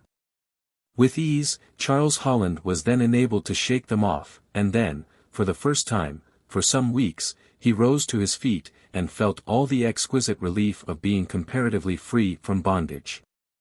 "This is delightful, indeed," he said. "It is," said Sir Francis Varney, "it is but a foretaste of the happiness you will enjoy when you are entirely free. You see that I have trusted you. You have trusted me as you might trust me, and you perceive that I have kept my word. You have. And since you decline to make me the promise which I would fain have from you, to the effect that you would not mention me as one of the authors of your calamity, I must trust to your honor not to attempt revenge for what you have suffered. That I will promise. There can be but little difficulty to any generous mind in giving up such a feeling. In consequence of your sparing me what you might still further have inflicted, I will let the past rest, and as if it had never happened really to me. And speak of it to others, but as a circumstance which I wish not to revert to, but prefer should be buried in oblivion. It is well, and now I have a request to make of you, which, perhaps, you will consider the hardest of all. Name it. I feel myself bound to a considerable extent to comply with whatever you may demand of me, that is not contrary to honorable principle. Then it is this, that, comparatively free as you are, and in a condition, as you are, to assert your own freedom, you will not do so hastily, or for a considerable period. In fact, I wish and expect that you should wait yet a while, until it shall suit me to say that it is my pleasure that you shall be free. That is, indeed, a hard condition to man who feels, as you yourself remark, that he can assert his freedom. It is one which I have still a hope you will not persevere in. Nay, young man, I think that I have treated you with generosity, to make you feel that I am not the worst of foes you could have had. All I require of you is, that you should wait here for about an hour. It is now nearly 1 o'clock, will you wait until you hear it strike 2 before you actually make a movement to leave this place? Charles Holland hesitated for some moments, and then he said, Do not fancy that I am not one who appreciates the singular trust you have reposed in me. And, however repugnant to me it may be to remain here, a voluntary prisoner, I am inclined to do so, if it be but to convince you that the trust you have reposed in me is not in vain. And that I can behave with equal generosity to you as you can to me. Be it so, said Sir Francis Varney, I shall leave you with a full reliance that you will keep your word, and now, farewell. When you think of me, fancy me rather one unfortunate than criminal, and tell yourself that even Varney the Vampyre had some traits in his character, which, although they might not raise your esteem, at all events did not loudly call for your reprobation. I shall do so. Oh! Flora, Flora, I shall look upon you once again, after believing and thinking that I had bidden you a long and last adieu. My own beautiful Flora, it is joy indeed to think that I shall look upon that face again, which, to my perception, is full of all the majesty of loveliness. Sir Francis Varney looked coldly on while Charles uttered this enthusiastic speech. Remember, he said, till 2 o'clock, and he walked towards the door of the dungeon. You will have no difficulty in finding your way out from this place. Doubtless you already perceive the entrance by which I gained admission. Had I been free, said Charles, and had the use of my limbs, I should, long ere this, have worked my way to life and liberty. 'Tis well. Good night. Varney walked from the place, and just closed the door behind him. With a slow and stately step he left the ruins, and Charles Holland found himself once more alone, but in a much more enviable condition than for many weeks he could have called his. Chapter 66. Flora Bannerworth's apparent inconsistency. The Admiral's circumstances and advice. Mr. Chillingworth's mysterious absence. For a brief space let us return to Flora Bannerworth, who had suffered so much on account of her affections, as well as on account of the mysterious attack that had been made upon her by the reputed vampire. After leaving Bannerworth Hall for a short time, she seemed to recover her spirits. But this was a state of things which did not last, and only showed how fallacious it was to expect that, after the grievous things that had happened, she would rapidly recover her equanimity. It is said, by learned physiologists, that 2 bodily pains cannot endure at the same space of time in the system. And, whether it be so or not, is a question concerning which it would be foreign to the nature of our work, to enter into anything like an elaborate disquisition. Certainly, however, so far as Flora Bannerworth was concerned, she seemed inclined to show that, mentally, the observation was a true one, for that, now she became released from a continued dread of the visits of the vampire, her mind would, with more painful interest than ever, recur to the melancholy condition, probably, of Charles Holland, if he were alive, and to soul-harrowing reflections concerning him, if he were dead. She could not, and she did not, believe, for one moment, that his desertion of her had been of a voluntary character. She knew, or fancied she knew, him by far too well for that. And she more than once expressed her opinion, to the effect that she was perfectly convinced his disappearance was a part and parcel of all that train of circumstances which had so recently occurred, and produced such a world of unhappiness to her, as well as to the whole of the Bannerworth family. If he had never loved me, she said to her brother Henry, he would have been alive and well, but he has fallen a victim to the truth of a passion, and to the constancy of an affection which, to my dying day, I will believe in. Now that Mr. Marchdale had left the place, there was no one to dispute this proposition with Flora, for all, as well as she, were fully inclined to think well of Charles Holland. It was on the very morning which preceded that evening when Sir Francis Varney called upon Charles Holland in the manner we have related, with the gratifying news that, upon certain conditions, he might be released, that Flora Bannerworth, when the Admiral came to see them, spoke to him of Charles Holland, saying, "Now, sir, that I am away from Bannerworth Hall, I do not, and cannot feel satisfied. For the thought that Charles may eventually come back, and seek us there, still haunts me. Fancy him, sir, doing so, and seeing the place completely deserted."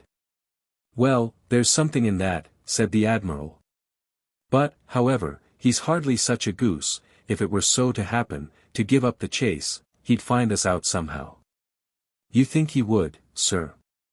Or, do you not think that despair would seize upon him, and that, fancying we had all left the spot for ever, he might likewise do so, so that we should lose him more effectually than we have done at present?" "No, hardly," said the Admiral. "He couldn't be such a goose as that. Why, when I was of his age, if I had secured the affections of a young girl like you, I'd have gone over all the world, but I'd have found out where she was. And what I mean to say is, if he's half such a goose as you think him, he deserves to lose you. Did you not tell me something, sir, of Mr. Chillingworth talking of taking possession of the Hall for a brief space of time?" "Why, yes, I did. And I expect he is there now, in fact, I'm sure he's there, for he said he would be." "No, he ain't," said Jack Pringle, at that moment entering the room. "You're wrong again, as you always are, somehow or other. What, you vagabond, are you here, you mutinous rascal?" I, sir, go on, don't mind me. I wonder what you'd do, sir, if you hadn't somebody like me to go on talking about." "Why, you infernal rascal, I wonder what you'd do if you had not an indulgent commander, who puts up even with real mutiny, and says nothing about it. But where have you been? Did you go as I directed you, and take some provisions to Bannerworth Hall?" "Yes, I did, but I brought them back again. There's nobody there, and don't seem likely to be, except a dead body." "A dead body? Whose body can that be?" "Tom somebody, for I'm d if it ain't a great he-cat." "You scoundrel, how dare you alarm me in such a way? But do you mean to tell me that you did not see Dr. Chillingworth at the Hall?" "How could I see him, if he wasn't there?" "But he was there, he said he would be there." "Then he's gone again, for there's nobody there that I know of in the shape of a doctor. I went through every part of the ship, I mean the house, and the deuce a soul could I find.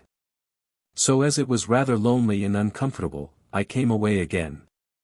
Who knows, thought I, but some blessed vampire or another may come across me." "This won't do," said the old Admiral, buttoning up his coat to the chin. "Bannerworth Hall must not be deserted in this way. It is quite clear that Sir Francis Varney and his associates have some particular object in view in getting possession of the place. Here, you Jack." I, sir. Just go back again, and stay at the Hall till somebody comes to you. Even such a stupid hound as you will be something to scare away unwelcome visitors. Go back to the Hall, I say. What are you staring at?" "Back to Bannerworth Hall," said Jack. "What? Just where I've come from, all that way off, and nothing to eat, and, what's worse, nothing to drink. I'll see you'd first." The Admiral caught up a table fork, and made a rush at Jack, but Henry Bannerworth interfered. No, he said, "Admiral, no, not that. You must recollect that you yourself have given this, no doubt, faithful fellow of yours liberty to do and say a great many things which don't look like good service. But I have no doubt, from what I have seen of his disposition, that he would risk his life rather than, that you should come to any harm. I, said Jack. He quite forgets when the bullets were scuttling our knobs off Cape Ushant, when that big Frenchman had hold of him by the scurf of his neck, and began pummeling his head, and the lee scuppers were running with blood. And a bit of Joe Wiggins's brains had come slap in my eye, while some of Jack Marling's guts was hanging round my neck like a nosegay, all in consequence of grape shot. Then he didn't say as I was a swab, when I came up and bored a hole in the Frenchman's back with a pike. It's all very well now, when there's peace, and no danger, to call Jack Pringle a lubberly rascal, and mutinous. I'm blessed if it ain't enough to make an old pair of shoes faint away. Why, you infernal scoundrel, said the Admiral, nothing of the sort ever happened, and you know it. Jack, you're no seaman. Very good, said Jack, then, if I ain't no seaman, you are what shore-going people calls a jolly fat old humbug. Jack, hold your tongue, said Henry Bannerworth, you carry these things too far. You know very well that your master esteems you, and you should not presume too much upon that fact. My master, said Jack, don't call him my master. I never had a master, and don't intend. He's my admiral, if you like, but an English sailor don't like a master. I tell you what it is, Jack, said the Admiral, you've got your good qualities, I admit. Sir, that's enough. You may as well leave off well while you can. But I'll just tell you what you resemble more than anything else. Chew me up. What may that be, sir? A French marine. A what?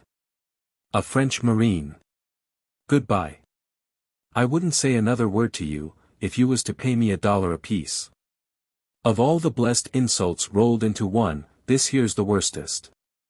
You might have called me a marine, or you might have called me a Frenchman, but to make out that I'm both a marine and a Frenchman, me, if it isn't enough to make human nature stand on an end.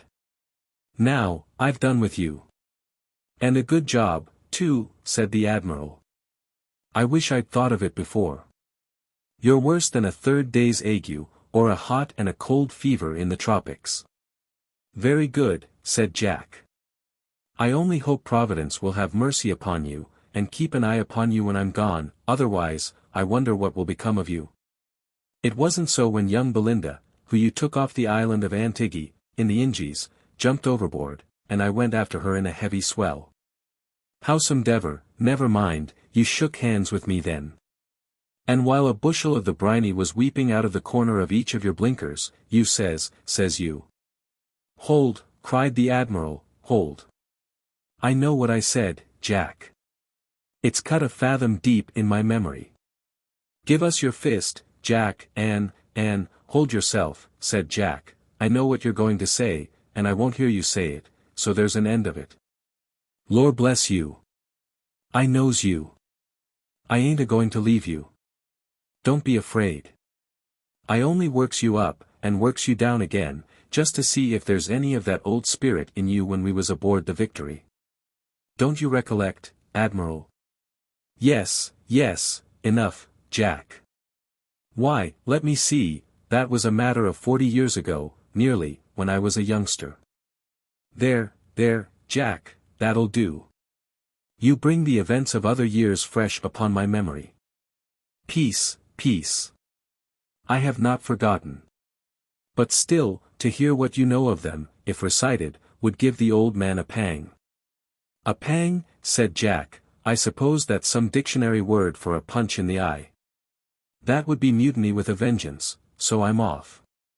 Go. I'm a-going. And just to please you, I'll go to the hall, so you shan't say that you told me to do anything that I didn't.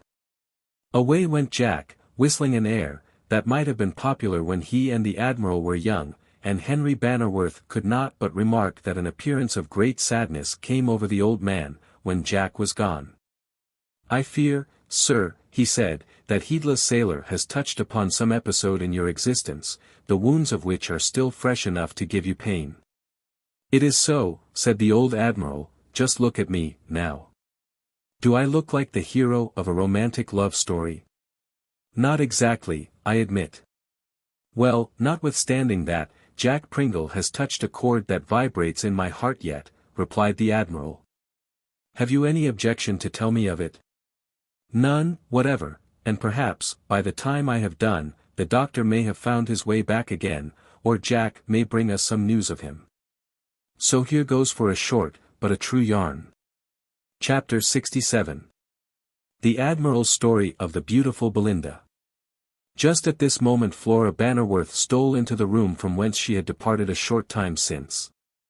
But when she saw that old Admiral Bell was looking so exceedingly serious, and apparently about to address Henry upon some very important subject, she would have retired, but he turned towards her, and said, "My story, my dear. I've no objection to your hearing, and, like all women folks, a love story never comes amiss to you. So you may as well stay and hear it." "A love story," said Flora, "you tell a love story, sir." "Yes, my dear, and not only tell it, but be the hero of it, likewise, ain't you astonished?" "I am, indeed."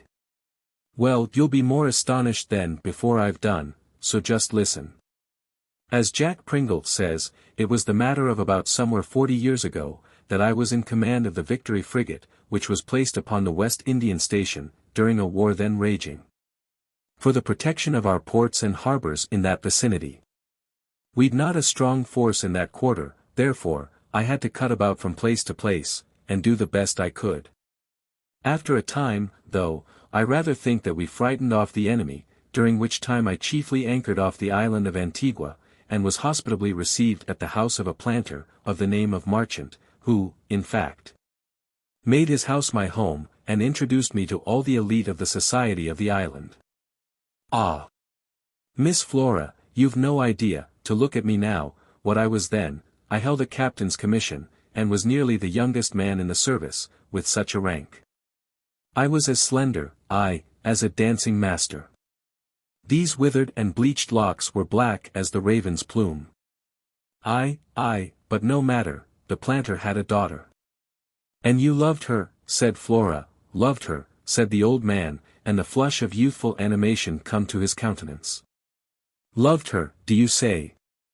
"I adored her, I worshipped her, she was to me, but what a d old fool I am, we'll skip that if you please." Nay, said Flora, "that is what I want to hear. I haven't the least doubt of that, in the world. But that's just what you won't hear, none of your nonsense, Miss Flora. The old man may be a fool, but he isn't quite an idiot." "He's neither," said Flora. "True feelings can never disgrace any one." "Perhaps not. But, however, to make a long story short, somehow or other, one day, Belinda was sitting alone, and I rudely pounced upon her. I rather think that I must have said something that I oughtn't to have said, for it took her so aback.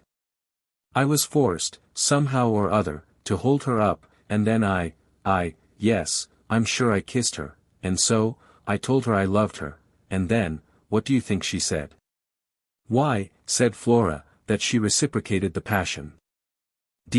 "And my rags," said Jack, who at the moment came into the room. "I suppose that's the name of some shell or other." "You here, you villain," said the admiral, "I thought you were gone." "So I was," said Jack, "but I came back for my hat, you see."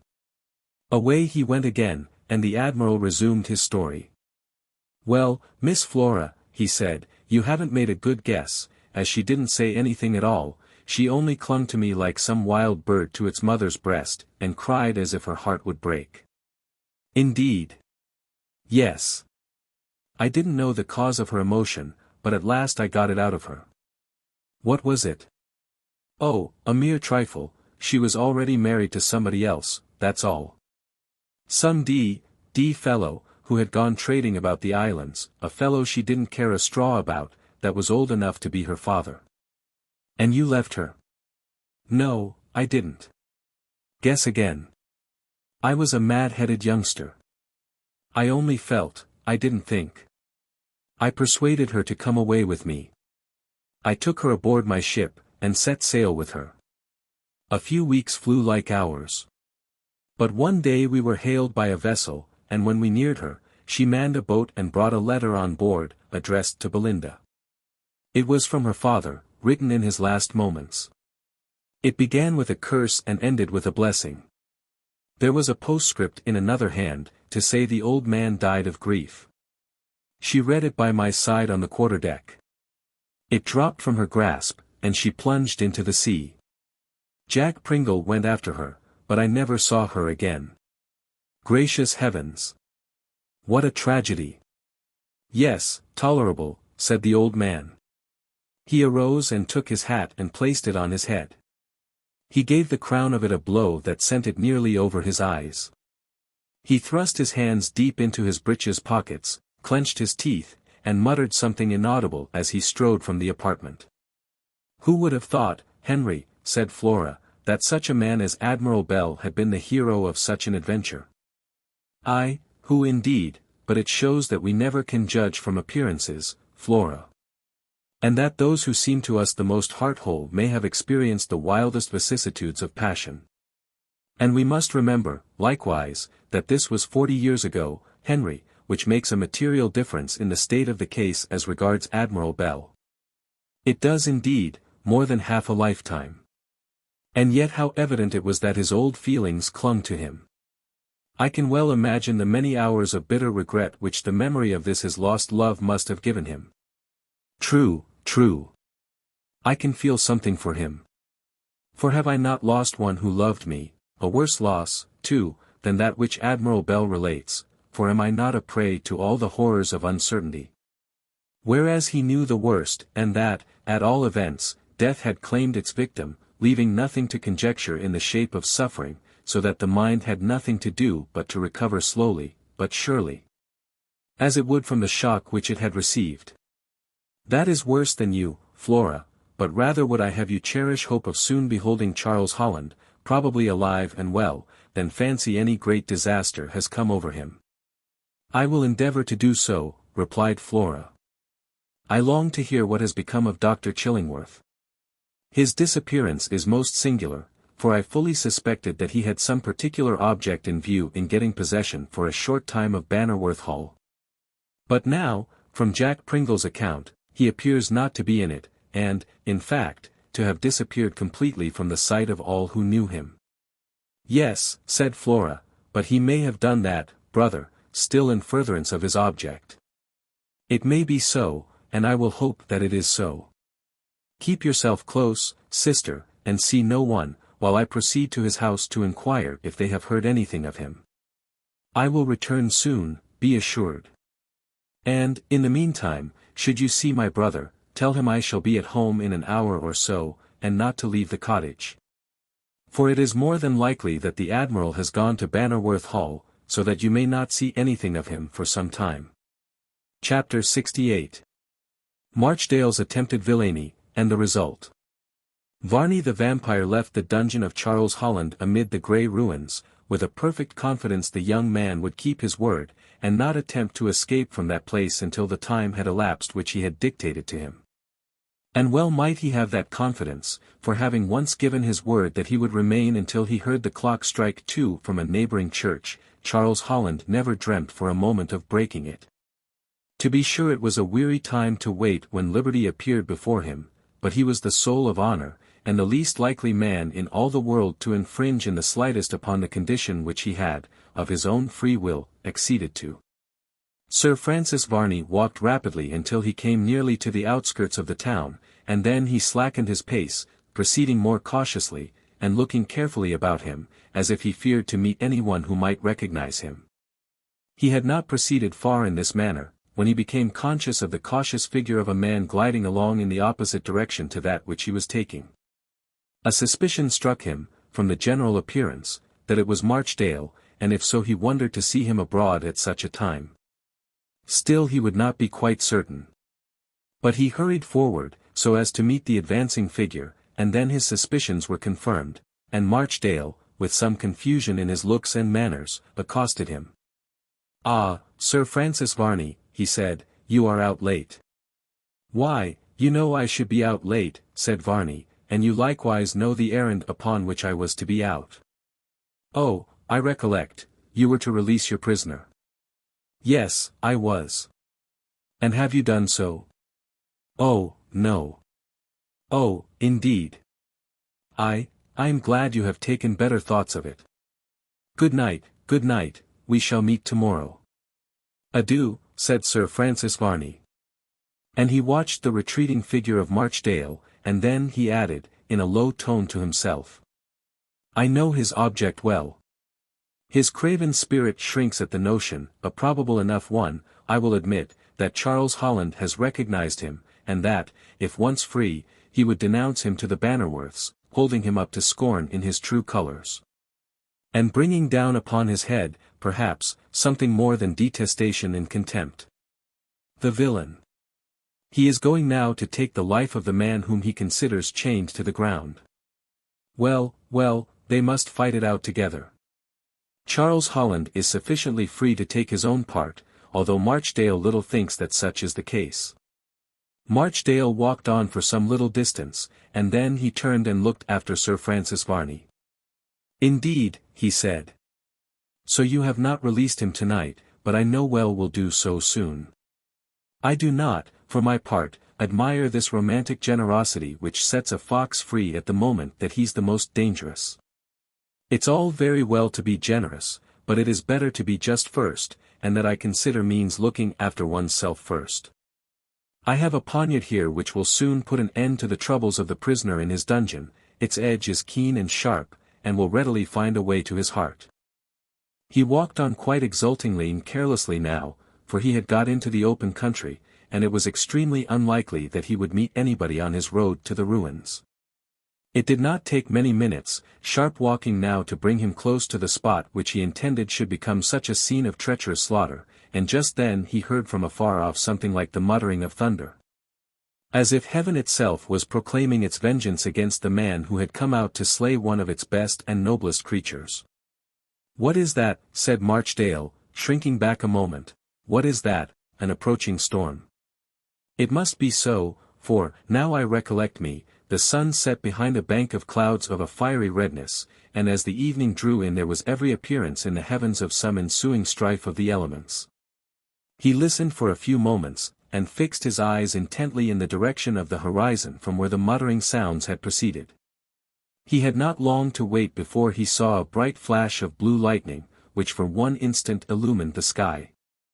Then by the time he could have counted 12 there came the thunder which the flash preceded, and he felt terribly anxious to complete his enterprise, so that he might get back to the town and be safely housed before the storm, which was evidently approaching, should burst upon him.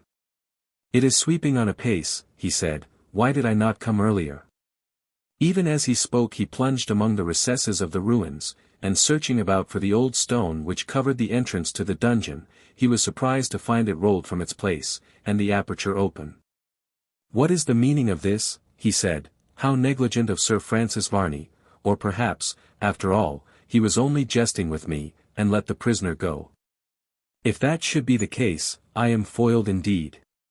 But surely he could not be so full of indiscretion.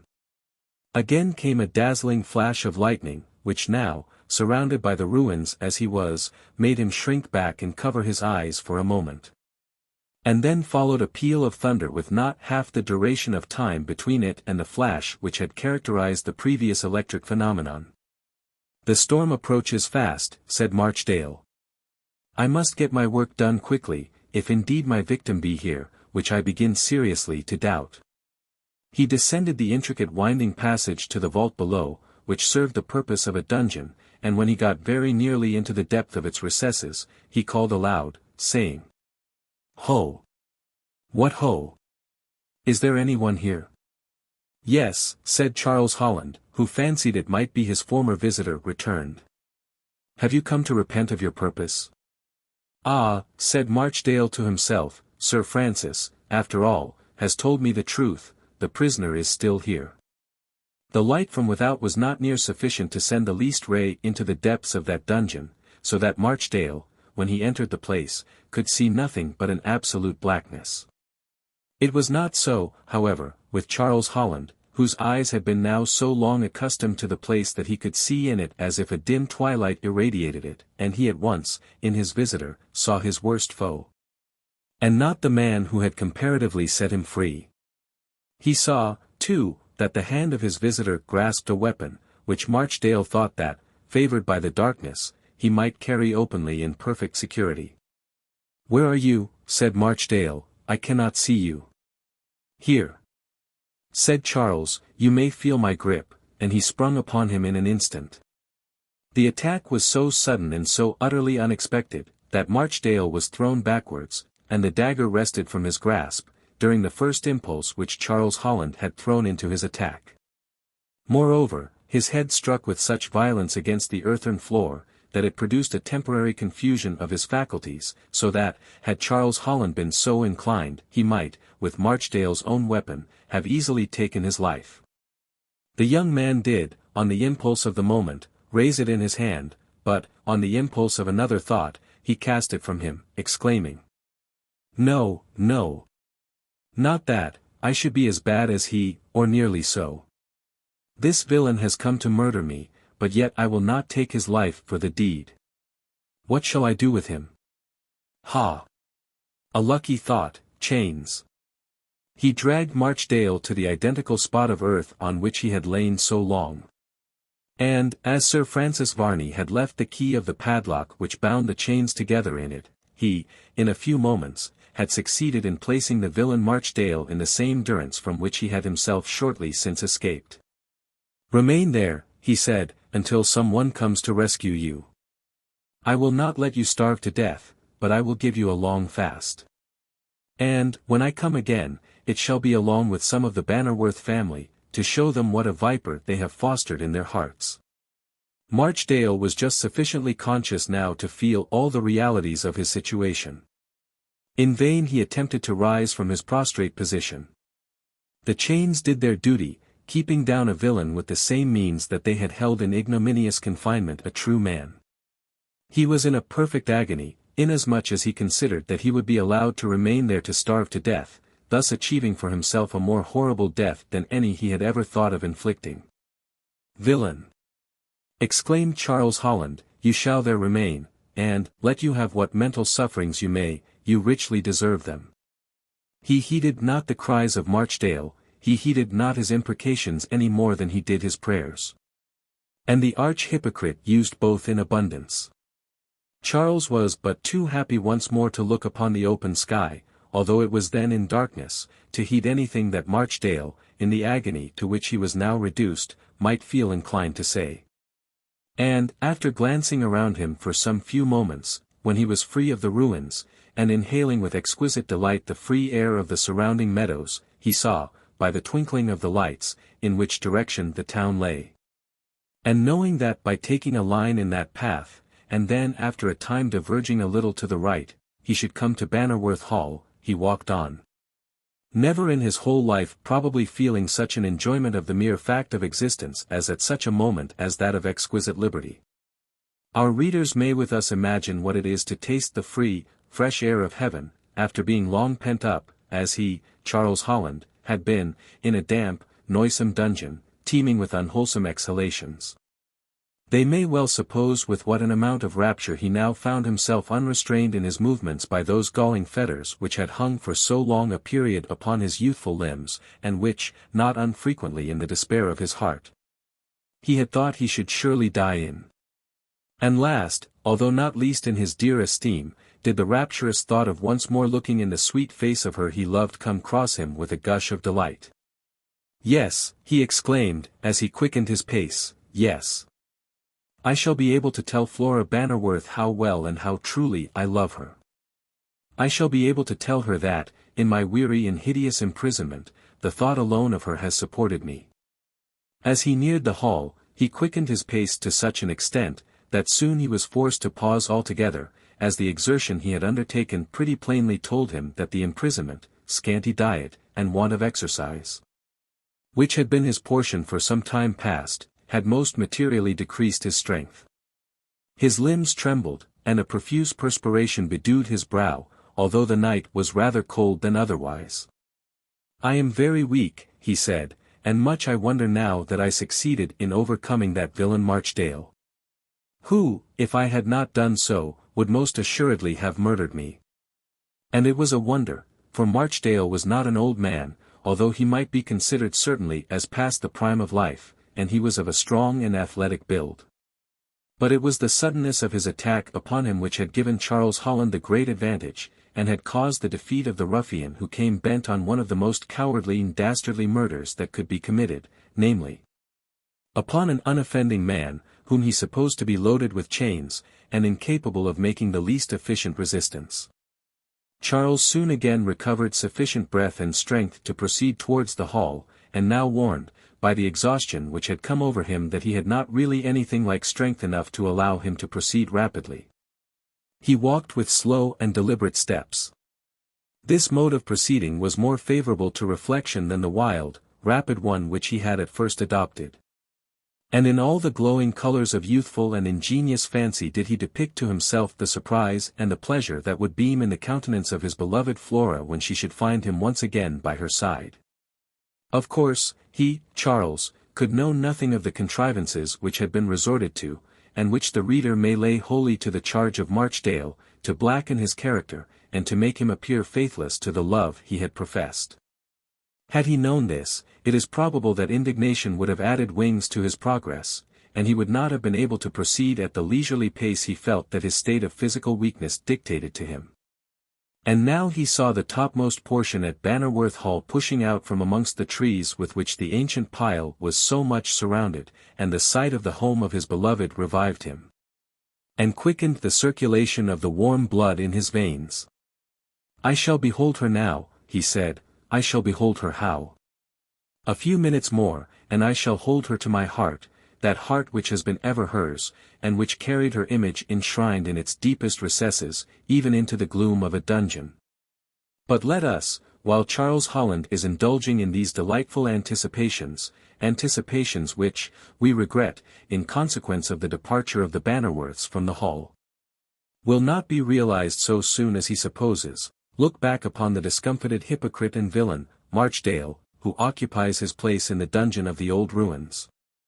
Until Charles Holland actually had left the strange, horrible, and cell-like place, he could scarcely make up his mind that the young man entertained a serious intention of leaving him there. Perhaps he did not think anyone could be so cruel and so wicked as he himself.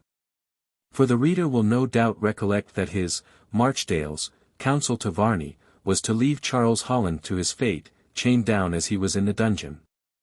And that fate would have been the horrible one of being starved to death in the course of a few days. When now, however, he felt confident that he was deserted, when he heard the sound of Charles Holland's retreating footsteps slowly dying away in the distance, until not the faintest echo of them reached his ears, he despaired indeed. And the horror he experienced during the succeeding 10 minutes, might be considered an ample atonement for some of his crimes. His brain was in a complete whirl. Nothing of a tangible nature, but that he was there, chained down, and left to starve to death, came across his intellect. Then a kind of madness, for a moment or two, took possession of him. He made a tremendous effort to burst asunder the bands that held him. But it was in vain. The chains, which had been placed upon Charles Holland during the first few days of his confinement, when he had a little recovered from the effects of the violence which had been committed upon him at the time when he was captured, effectually resisted Marchdale. They even cut into his flesh, inflicting upon him some grievous wounds. But that was all he achieved by his great efforts to free himself, so that, after a few moments, bleeding and in great pain, he, with a deep groan, desisted from the fruitless efforts he had better not have commenced. Then he remained silent for a time, but it was not the silence of reflection, it was that of exhaustion, and, as such, was not likely to last long, nor did it, for, in the course of another 5 minutes, he called out loudly. Perhaps he thought there might be a remote chance that some one traversing the meadows would hear him. And yet, if he had duly considered the matter, which he was not in a fitting frame of mind to do, he would have recollected that, in choosing a dungeon among the underground vaults of these ruins, he had, by experiment, made certain that no cry, however loud, from where he lay, could reach the upper air. And thus had this villain, by the very precautions which he had himself taken to ensure the safe custody of another, been his own greatest enemy. "Help! Help! Help!" he cried frantically. "Varney! Charles Holland! Have mercy upon me, and do not leave me here to starve. Help, oh, heaven! Curses on all your heads, curses! Oh, mercy, mercy, mercy!" In such like incoherent expressions did he pass some hours, until, what with exhaustion and a raging thirst that came over him, he could not utter another word, but lay the very picture of despair and discomfited malice and wickedness. Chapter 69. Flora Bannerworth and her mother. The episode of chivalry. Gladly we turn from such a man as Marchdale to a consideration of the beautiful and accomplished Flora Bannerworth, to whom we may, without destroying in any way the interest of our plot, predict a much happier destiny than, probably, at that time, she considers as at all likely to be hers. She certainly enjoyed, upon her first removal from Bannerworth Hall, greater serenity of mind than she had done there. But, as we have already remarked of her, the more her mind was withdrawn, by change of scene, from the horrible considerations which the attack of the vampire had forced upon her, the more she reverted to the fate of Charles Holland, which was still shrouded in so much gloom. She would sit and converse with her mother upon that subject until she worked up her feelings to a most uncomfortable pitch of excitement, and then Mrs. Bannerworth would get her younger brother to join them, who would occasionally read to her some compositions of his own, or of some favourite writer whom he thought would amuse her. It was on the very evening when Sir Francis Varney had made up his mind to release Charles Holland, that young Bannerworth read to his sister and his mother the following little chivalric incident, which he told them he had himself collated from authentic sources. "The knight with the green shield," exclaimed one of a party of men-at-arms, who were drinking together at an ancient hostel, "not far from Shrewsbury, the knight with the green shield is as good a knight as ever buckled on a sword, or wore spurs."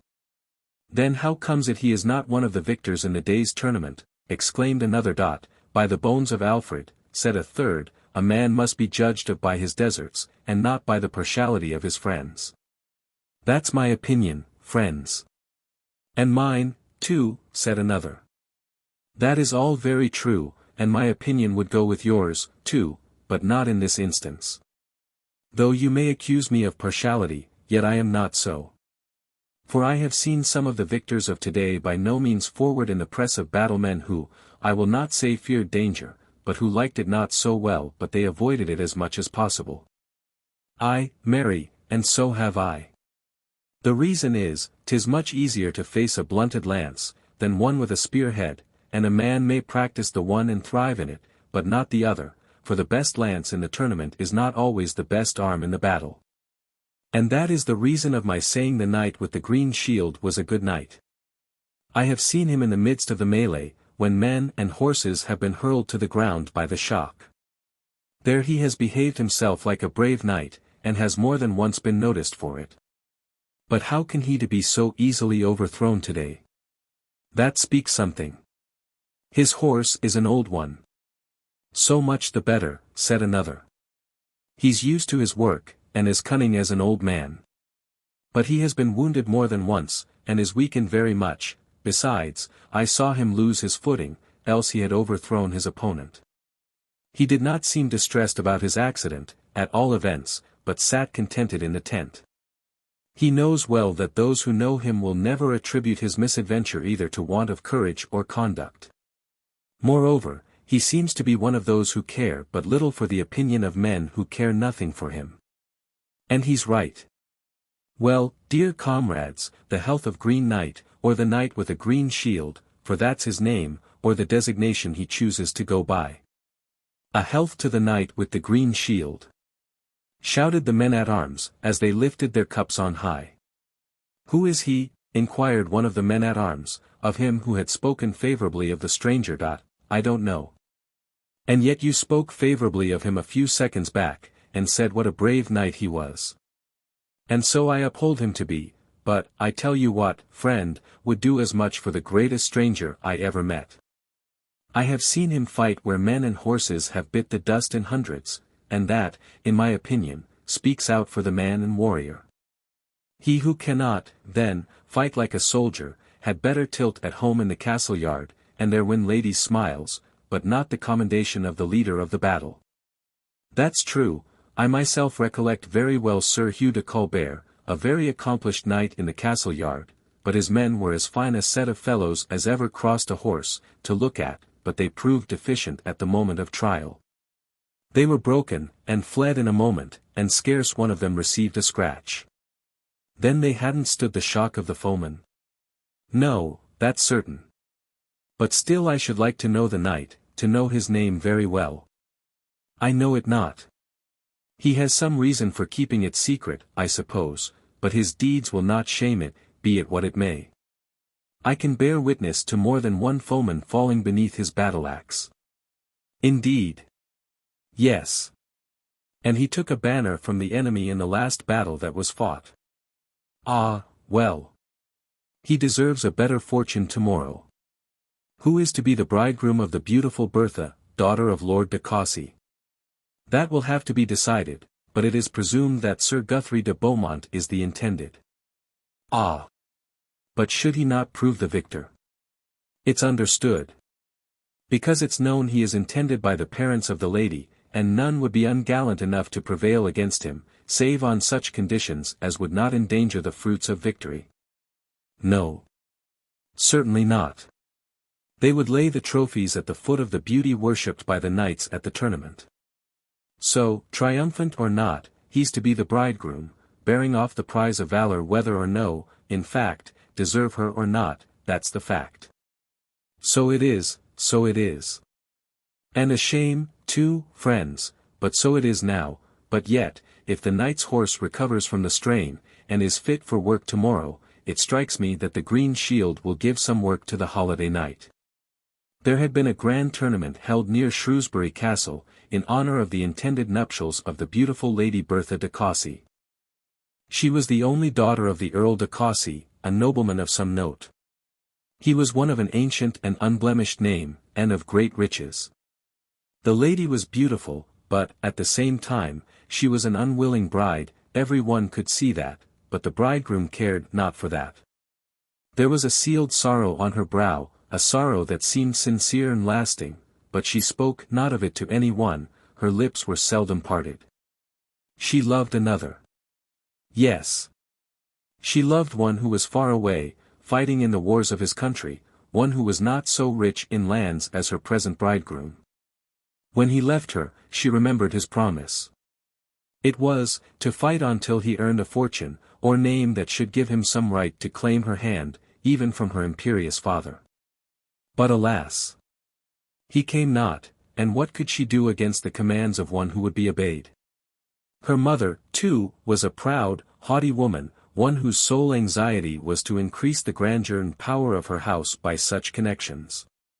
Thus it was pressed on by circumstances, she could no longer hold out, more especially as she heard nothing of her knight. She knew not where he was, or indeed if he were living or dead. She knew not he was never named. This last circumstance, indeed, gave her pain, for it assured her that he whom she loved had been unable to signalize himself from among other men. That, in fact, he was unknown in the annals of fame, as well as the probability that he had been slain in some of the earlier skirmishes of the war. This, if it had happened, caused her some pain to think upon. Not but such events were looked upon with almost indifference by females, save in such cases where their affections were engaged, as on this occasion. But the event was softened by the fact that men were continually falling by the hand of man in such encounters, but at the same time it was considered an honourable and praiseworthy death for a soldier. He was wounded, but not with the anguish we now hear of, for the friends were consoled by the reflection that the deceased warrior died covered with glory. Bertha, however, was young, and as yet she knew not the cause of her absent knight's silence, or why he had not been heard of among the most forward in the battle. "Heavens will be done," she exclaimed, "what can I do? I must submit to my father's behests, but my future life will be one of misery and sorrow."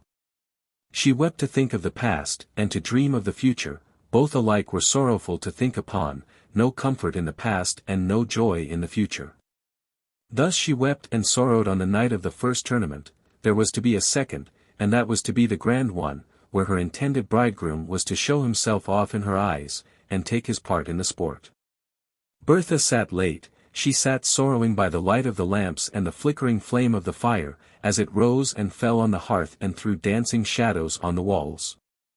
Oh, why, Arthur home, should you thus be absent? Absent, too, at such a time when you are more needed than ever. Alas, alas! You may no longer be in the land of the living. Your family is great and your name known, your own has been spoken with commendation from the lips of your friend. What more of fame do you need? But I am speaking without purpose. Heaven have mercy on me. As she spoke she looked up and saw one of her women in waiting standing by. Well, what would you? My lady, there is one who would speak with you, said the handmaiden. With me? Yes, my lady, he named you the Lady Bertha de Cossey. Who and what is he? She inquired, with something like trepidation, of the maiden. I know not, my lady. But gave he not some token by which I might know who I admit to my chamber? None, replied the maiden. And what does he bear by way of distinguishing himself? What crest or device doth he bear? Merely a green shield. The unsuccessful knight in the tournament today. Heavens! What can he desire with me? He is not, no, no, it cannot be, it cannot be. Will you admit him, lady? Indeed, I know not what to do, but yet he may have some intelligence to give me. Yes, yes, admit him, but first throw some logs on the fire.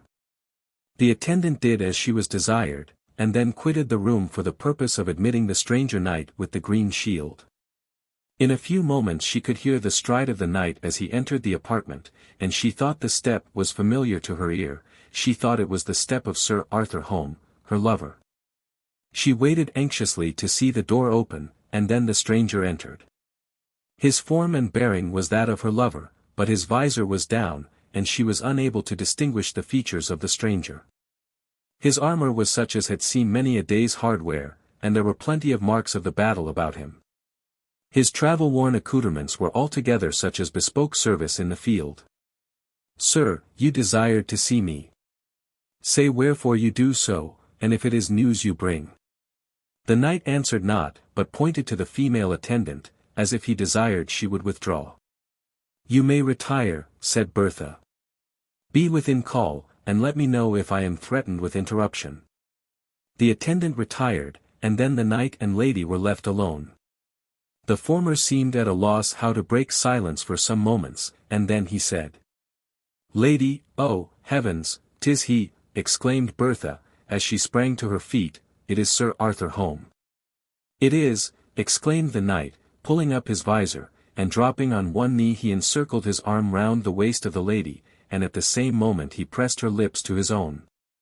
The first emotion of joy and surprise over, Bertha checked her transports, and chid the knight for his boldness. Nay, chide me not, dear Bertha, I am what I was when I left you, and hope to find you the same. Am I not? Said Bertha. Truly I know not, for you seem more beautiful than you were then. I hope that is the only change. If there be a change, it is only such as you see. Sorrow and regret form the principal causes. I understand you. My intended nuptials, yes, I have heard all.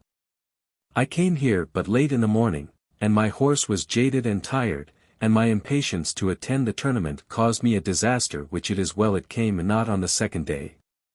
It is, dear Arthur. How is it I never heard your name mentioned, or that I received no news from any one about you during the wars that have ended? I had more than one personal enemy, Bertha. Men who would have been glad to see me fall, and who, in default of that, would not have minded bribing an assassin to secure my death for them at any risk whatever. Heavens! And how did you escape such a death from such people, Arthur? By adopting such a device as that I wear. The Knight of the Green Shield I'm called. I saw you today in the tournament. And there my tired and jaded horse gave way, but tomorrow I shall have, I hope, a different fortune. I hope so too. I will try. My arm has been good in battle, and I see not why it should be deficient in peaceful justs. Certainly not. What fortune have you met with since you left England? I was of course known but to a few. Among those few were the general under whom I served and my more immediate officers, who I knew would not divulge my secret. And they did not? No, kept it nobly, and kept their eyes upon me in battle. And I have reaped a rich harvest in force, honor, and riches, I assure you. Thank heaven, said Bertha. Bertha, if I be conqueror, may I claim you in the courtyard before all the spectators? You may, said Bertha, and she hung her head. Moreover, said Sir Arthur, you will not make a half promise, but when I demand you, you will at once come down to me and accept me as your husband. If I be the victor, then he cannot object to the match. But he will have many friends, and his intended bride will have many more, so that you may run some danger among so many enemies. Never fear for me, Bertha, because I shall have many friends of distinction there too, many old friends who are tried men in battle, and whose deeds are a glory and honor to them. Besides, I shall have my commander and several gentlemen who would at once interfere in case any unfair advantage was attempted to be taken of my supposed weakness. Have you a fresh horse? Inquired Bertha. I have, or shall have by the morning. But promise me you will do what I ask you, and then my arm will be nerved to its utmost, and I am sure to be victorious. I do promise, said Bertha. I hope you may be as successful as you hope to be, Arthur. But suppose fortune should declare against you, suppose an accident of any kind were to happen, what could be done then? I must be content to hide myself for ever afterwards, as a defeated knight. How can I appear before your friends as the claimant of your hand? I will never have any other. But you will be forced to accept this Guthrie de Beaumont, your father's chosen son-in-law. I will seek refuge in a cloister. Will you fly with me, Bertha, to some sequestered spot, where we can live in each other's society? Yes, said Bertha, anything, save marriage with Guthrie de Beaumont. Then await the tournament of tomorrow, said Sir Arthur, and then this may be avoided. In the meantime, keep up a good heart and remember I am at hand. These two lovers parted for the present, after a protracted interview, Bertha to her chamber, and the Knight of the Green Shield to his tent. The following morning was one of great preparation. The lists had been enlarged, and the seats made more commodious, for the influx of visitors appeared to be much greater than had been anticipated. Moreover, there were many old warriors of distinction to be present, which made the bridegroom look pale and feel uncomfortable as to the results of the tournament. The tilting was to begin at an early hour, and then the feasting and revelry would begin early in the evening, after the tilting had all passed off. In that day's work there were many thrown from their saddles, and many broke their lances. The bridegroom tilted with several knights, and came off victorious, or without disadvantage to either. The Green Knight, on the contrary, tilted with but few, and always victorious, and such matches were with men who had been men of some name in the wars, or at least in the tilt-yard. The sports drew to a close, and when the bridegroom became the challenger, the Knight of the Green Shield at once rode out quietly to meet him. The encounter could not well be avoided, and the bridegroom would willingly have declined the joust with a knight who had disposed of his enemies so easily, and so unceremoniously as he had. The first encounter was enough. The bridegroom was thrown to a great distance, and lay insensible on the ground, and was carried out of the field. There was an immediate sensation among the friends of the bridegroom, several of whom rode out to challenge the stranger knight for his presumption. In this, however, they had misreckoned the chances, for the challenged accepted their challenges with alacrity and disposed of them one by one with credit to himself until the day was concluded. The stranger was then asked to declare who he was, upon which he lifted his visor, and said, I am Sir Arthur Home, and claim the Lady Bertha as my bride, by the laws of arms, and by those of love. Again the tent was felled, and again the hostelry was tenanted by the soldier, who declared for one side and then for the other, as the cups clanged and jingled together. Said I not, exclaimed one of the troopers, that the knight with a green shield was a good knight? You did, replied the other. And you knew who he was, said another of the troopers. Not I, comrades. I had seen him fight in battle, and, therefore, partly guessed how it would be if he had any chance with the bridegroom. I'm glad he has won the lady. It was true, the Lady Bertha was won, and Sir Arthur Home claimed his bride, and then they attempted to defeat his claim. Yet Bertha at once expressed herself in his favour, too strongly that they were, however reluctantly compelled, to consent at last. At this moment, a loud shout as from a multitude of persons came upon their ears, and Flora started from her seat in alarm. The cause of the alarm we shall proceed to detail. Chapter 70. The funeral of the stranger of the inn. The popular commotion, and Mrs. Chillingworth's appeal to the mob. The new riot. The hall in danger. As yet the town was quiet. And, though there was no appearance of riot or disturbance, yet the magistracy had taken every precaution they deemed needful, or their position and necessities warranted, to secure the peace of the town from the like disturbance to that which had been, of late, a disgrace and terror of peaceably disposed persons. The populace were well advertised of the fact, that the body of the stranger was to be buried that morning in their churchyard. And that, to protect the body, should there be any necessity for so doing, a large body of constables would be employed. There was no disposition to riot, at least, none was visible. It looked as if there was some event about to take place that was highly interesting to all parties, who were peaceably assembling to witness the interment of nobody knew who. The early hour at which persons were assembling, at different points, clearly indicated that there was a spirit of curiosity about the town. So uncommon that none would have noticed it but for the fact of the crowd of people who hung about the streets, and there remained, listless and impatient. The inn, too, was crowded with visitors, and there were many who, not being blessed with the strength of purse that some were hanging about in the distance, waiting and watching the motions of those who were better provided. Ah! Said one of the visitors, this is a disagreeable job in your house, landlord. Yes, sir, I'd sooner it had happened elsewhere, I assure you. I know it has done me no good. No. No man could expect any, and yet it is none the less unfortunate for that. I would sooner anything else happen than that, whatever it might be. I think it must be something very bad, at all events, but I dare say I shall never see the like again.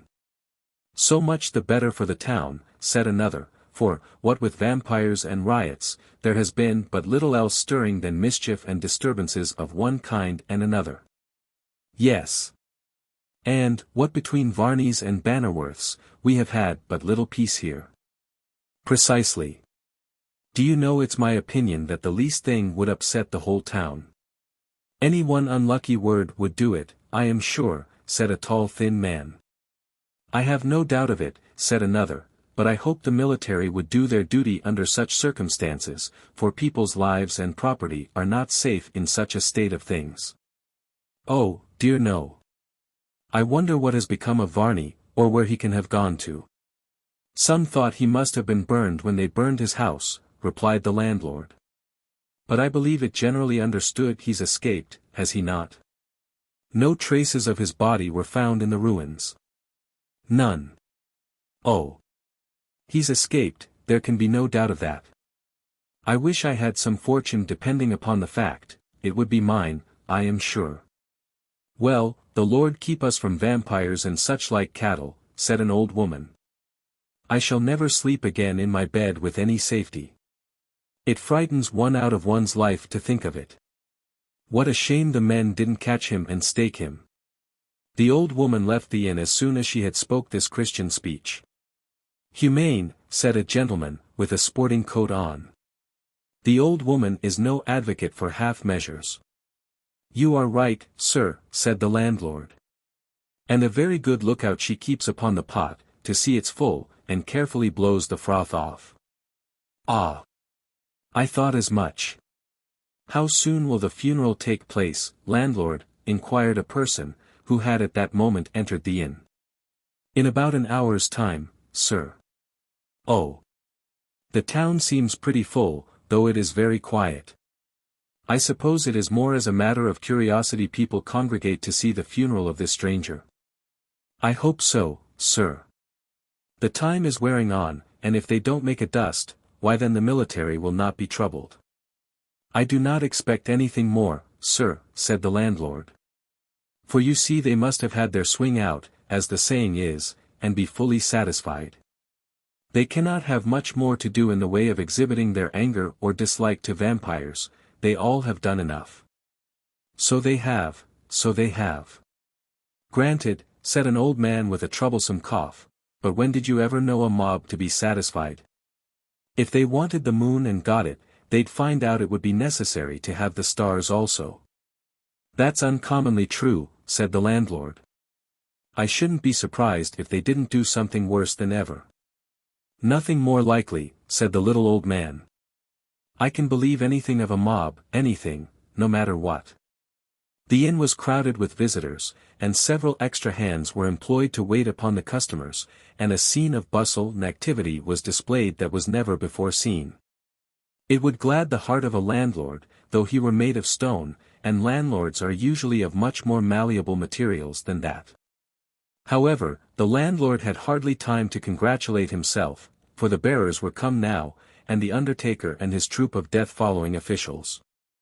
There was a stir among the people, who began now to awaken from the lethargy that seemed to have come over them while they were waiting for the moment when it should arrive, that was to place the body under the green sod, against which so much of their anger had been raised.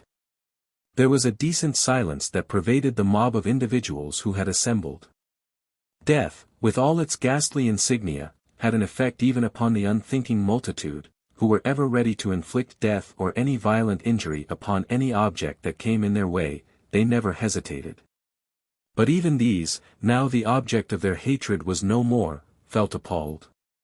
'Tis strange what a change comes over masses of men as they gaze upon a dead body. It may be that they all know that to that complexion they must come at last. This may be the secret of the respect offered to the dead. The undertakers are men, however, who are used to the presence of death, it is their element.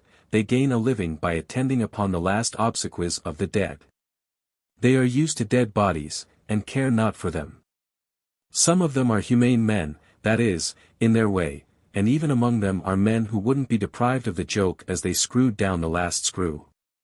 They could not forbear, even on this occasion, to hold their converse when left alone. Jacobs, said one who was turning a long screw, Jacobs, my boy, do you take the chair tonight? Yes, said Jacobs, who was a long lugubrious-looking man, I do take the chair, if I live over this blessed event. You are not croaking, Jacobs, are you? Well, you are a lively customer, you are. Lively, do you expect people to be lively when they are full dressed for a funeral? You are a nice article for your profession. You don't feel like an undertaker, you don't. Don't, Jacobs, my boy. As long as I look like one when occasion demands. When I have done my job I puts my comfort in my pocket, and thinks how much more pleasanter it is to be going to other people's funerals than to our own, and then only see the difference as regards the money.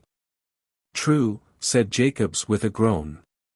But death's a melancholy article, at all events.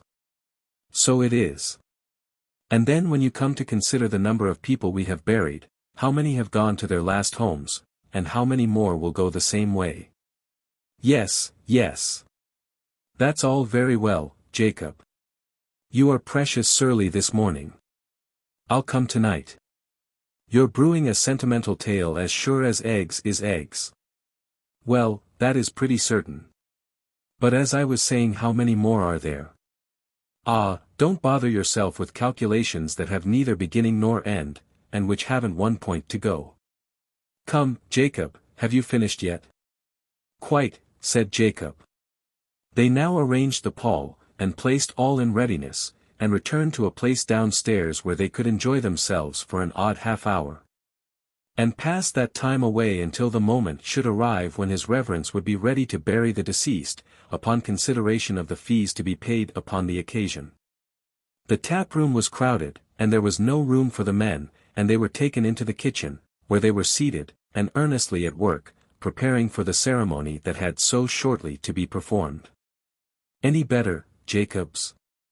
"What do you mean?" inquired Jacobs, with a groan.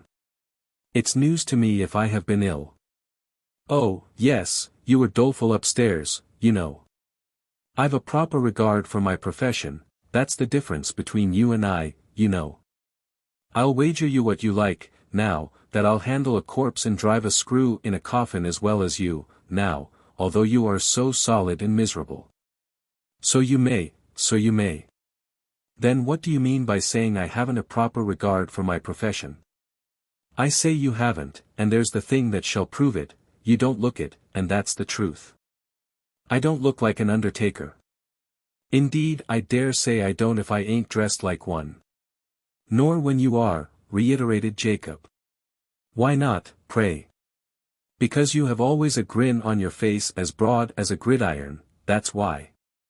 This ended the dispute, for the employer of the men suddenly put his head in, saying, "Come, now, time's up, you are wanted upstairs, all of you. Be quick, we shall have his reverence waiting for us, and then we shall lose his recommendation."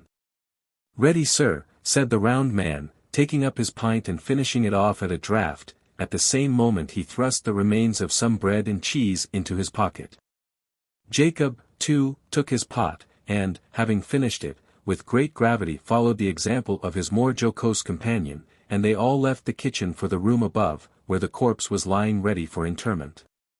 There was an unusual bustle, everybody was on the tip-top of expectation, and awaiting the result in a quiet hurry, and hoped to have the first glimpse of the coffin, though why they should do so it was difficult to define. But in this fit of mysterious hope and expectation they certainly stood. "Will they be long?" inquired a man at the door of one inside. "Will they be long before they come?" "They are coming now," said the man. "Do you all keep quiet. They are knocking their heads against the top of the landing. Hark!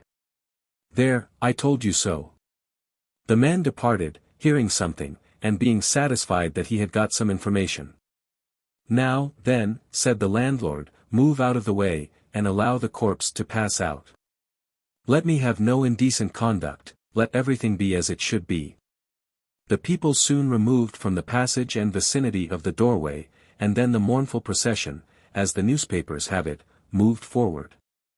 They were heard coming downstairs, and thence along the passage, until they came to the street, and then the whole number of attendants was plainly discernible.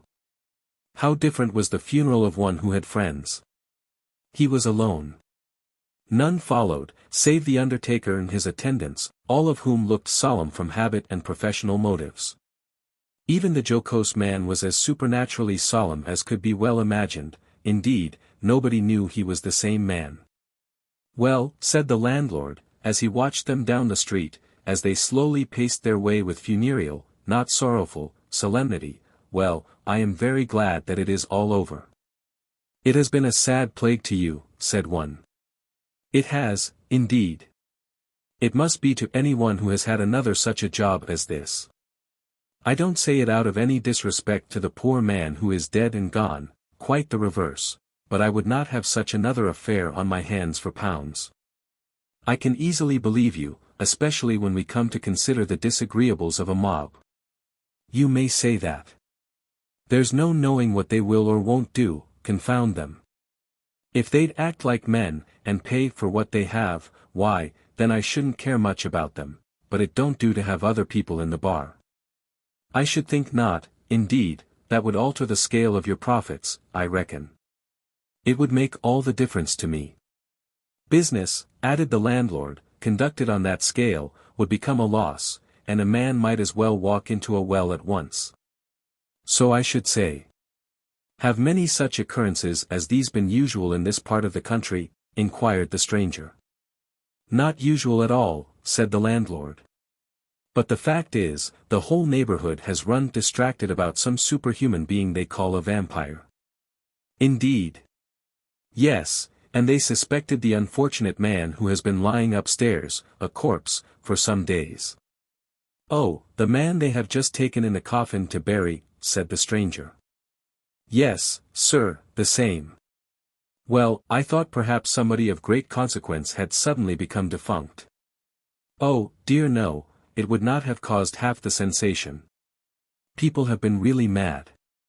It was a strange occurrence, altogether, I believe, was it?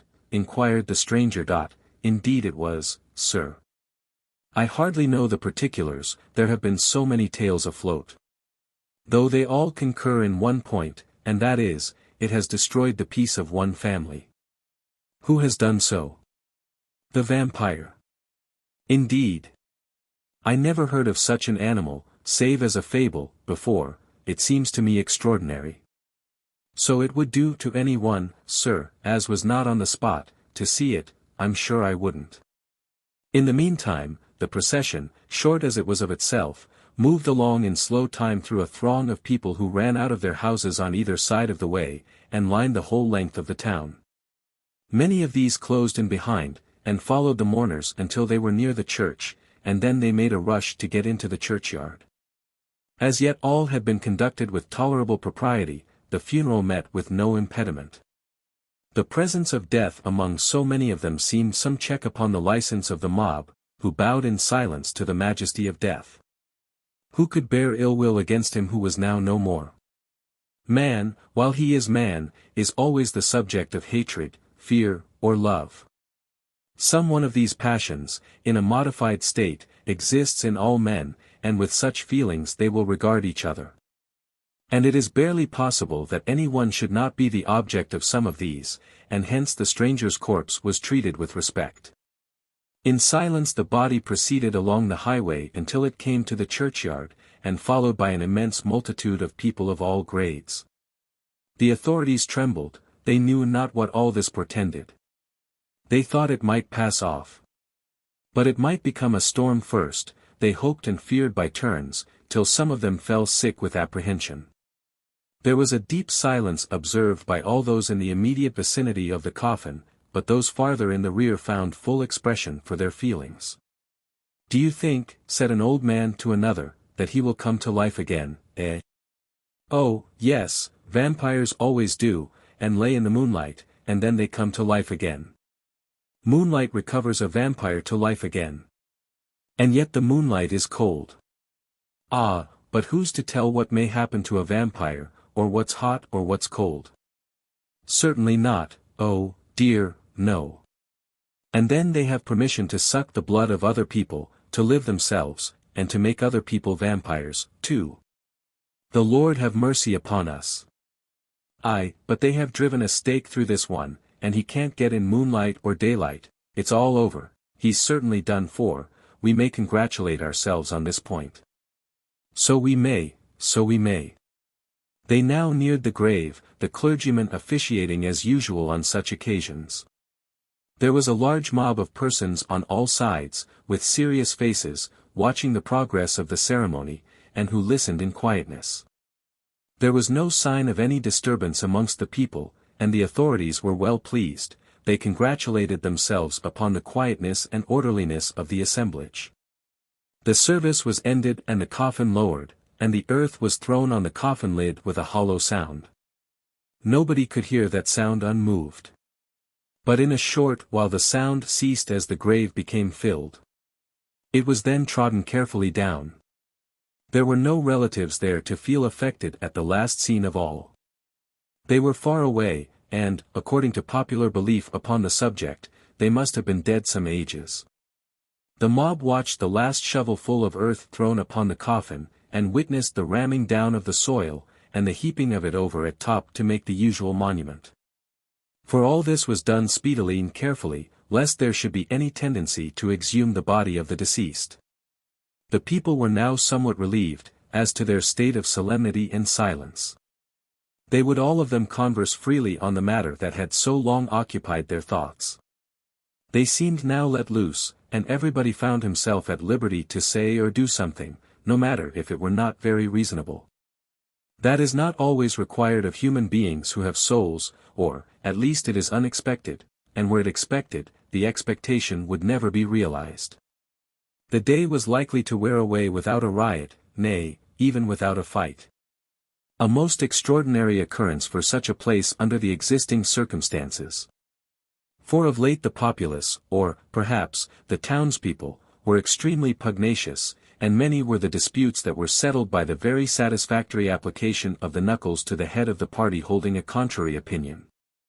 Thus it was they were ready to take fire, and a hubbub would be the result of the slightest provocation. But, on the present occasion, there was a remarkable dearth of all subjects of the nature described.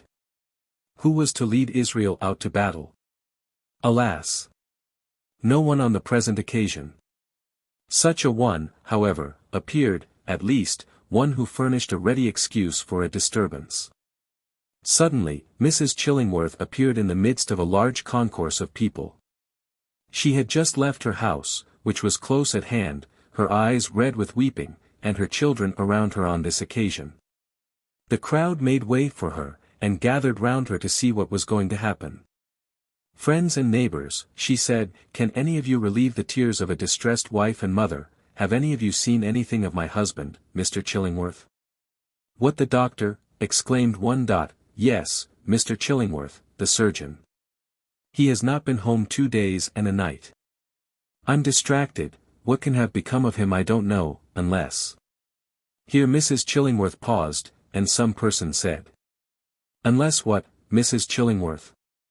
There are none but friends here, who wish the doctor well, and would do anything to serve him, unless what? Speak out. Unless he's been destroyed by the vampire. Heaven knows what we may all come to. Here am I and my children deprived of our protector by some means which we cannot imagine. He never, in all his life, did the same before. He must have been spirited away by some of the vampires. I'll tell you what, friend," said one to another, "that something must be done. Nobody's safe in their bed." "No, they are not, indeed. I think that all vampires ought to be burned and a stake run through them, and then we should be safe." "Aye. But you must destroy all those who are even suspected of being vampires, or else one may do all the mischief." "So he might." "Hurrah!" shouted the mob. "Chillingworth for ever! We'll find the doctor somewhere, if we pull down the whole town." There was an immense commotion among the populace, who began to start throwing stones, and do all sorts of things without any particular object, and some, as they said, to find the doctor. Or to show how willing they were to do so if they knew how. Mrs. Chillingworth, however, kept on talking to the mob, who continued shouting. And the authorities anticipated an immediate outbreak of popular opinion, which is generally accompanied by some forcible demonstration, and on this occasion some one suggested the propriety of burning down Bannerworth Hall. Because they had burned down the vampire's home, and they might as well burn down that of the injured party, which was carried by acclamation, and with loud shouts they started on their errand. This was a mob's proceeding all over, and we regret very much to say, that it is very much the characteristic of English mobs. What an uncommonly strange thing it is that people in multitudes seem completely to get rid of all reason, all honor, all common ordinary honesty. While, if you were to take the same people singly, you would find that they were reasonable enough, and would shrink with a feeling quite approaching to horror from anything in the shape of very flagrant injustice.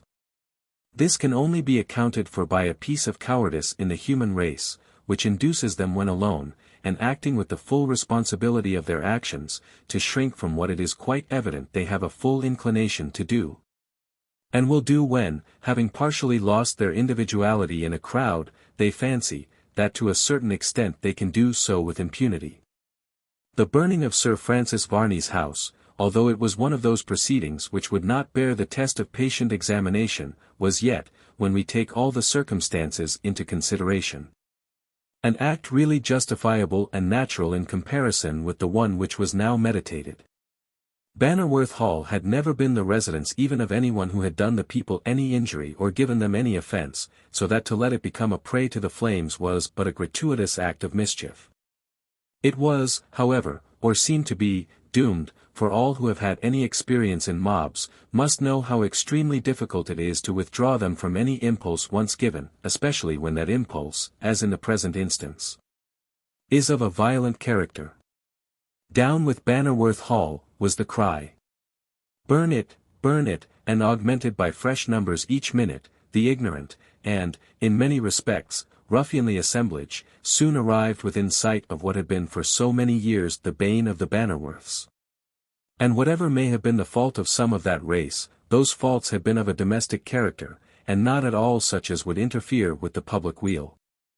The astonished, and almost worn-out authorities, hastily, now, after having disposed of their prisoners, collected together what troops they could, and by the time the misguided, or rather the not guided at all populace, had got halfway to Bannerworth Hall, they were being outflanked by some of the dragoons, who, by taking a more direct route, hoped to reach Bannerworth Hall first, and so perhaps, by letting the mob see that it was defended, induced them to give up the idea of its destruction on account of the danger attendant upon the proceeding by far exceeding any of the anticipated delight of the disturbance.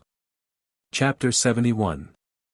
The strange meeting at the hall between Mr. Chillingworth and the mysterious friend of Varney. When we praise our friend Mr. Chillingworth for not telling his wife where he was going, in pursuance of a caution and a discrimination so highly creditable to him, we are quite certain that he has no such excuse as regards the reader.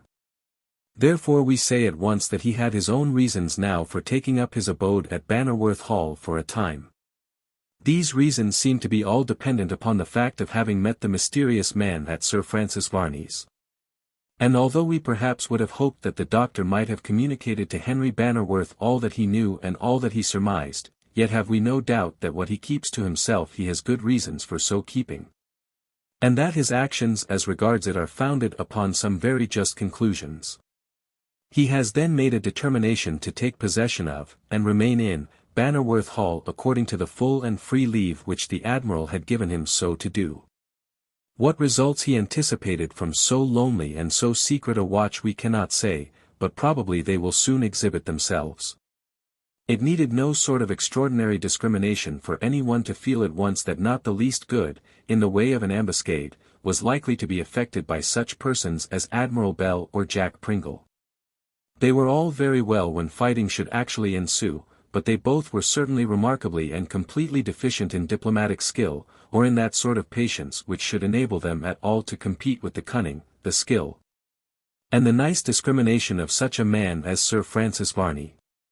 If anything were to be done in that way it was unquestionably to be done by some one alone, who, like the doctor, would, and could, remain profoundly quiet and await the issue of events, be they what they might, and probably remain a spy and attempt no overt act which should be of a hostile character.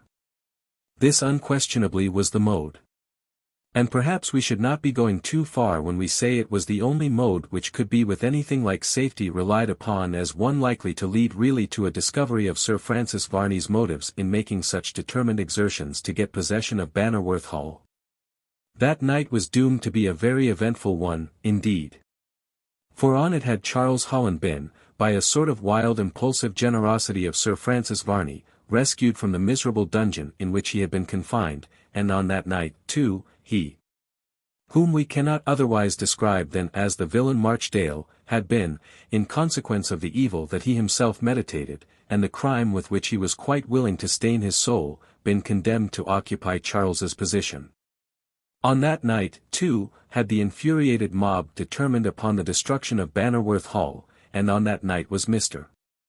Chillingworth waiting with what patience he could exert, at the hall, for whatever in the chapter of accidents might turn up of an advantageous character to that family in whose welfare and fortunes he felt so friendly and so deep an interest.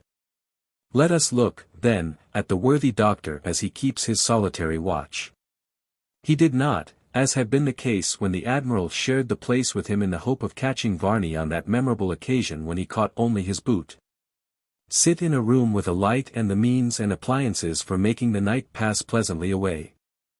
But, on the contrary, he abandoned the house altogether, and took up a station in that summer house which has been before mentioned as the scene of a remarkable interview between Flora Bannerworth and Varney the Vampyre. Alone and in the dark, so that he could not be probably seen, he watched that one window of the chamber where the first appearance of the hideous vampire had taken place, and which seemed ever since to be the special object of his attack. By remaining from twilight, and getting accustomed to the gradually increasing darkness of the place, no doubt the doctor was able to see well enough without the aid of any artificial light whether any one was in the place besides himself. Night after night, he said, will I watch here until I have succeeded in unraveling this mystery, for that there is some fearful and undreamt of mystery at the bottom of all these proceedings I am well convinced. When he made such a determination as this, Dr.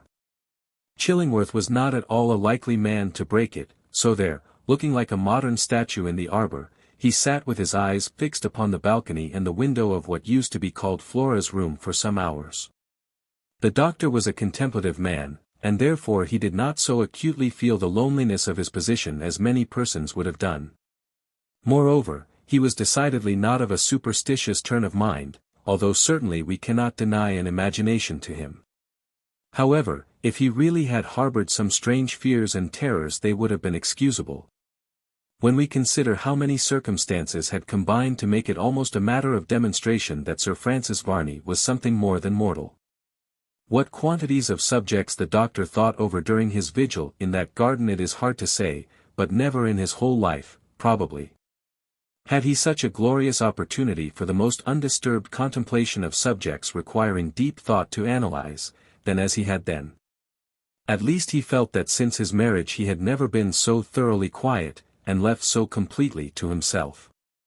It is to be hoped that he succeeded in settling any medical points of a knotty character that might be hovering in his brain, and certain it is that he had become quite absorbed in an abstruse matter connected with physiology. When his ears were startled, and he was at once aroused to a full consciousness of where he was, and why he had come there, by the distant sound of a man's footstep. It was a footstep which seemed to be that of a person who scarcely thought it at all necessary to use any caution, and the doctor's heart leaped within him as in the lowest possible whisper he said to himself, I am successful, I am successful.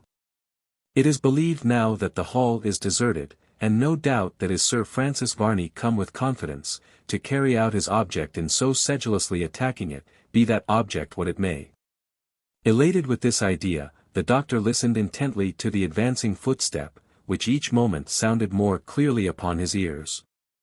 It was evidently approaching from the garden entrance towards the house, and he thought, by the occasional deadened sound of the person's feet, be he whom he might, that he could not see his way very well, and, consequently, frequently strayed from the path, onto some of the numerous flower beds which were in the way.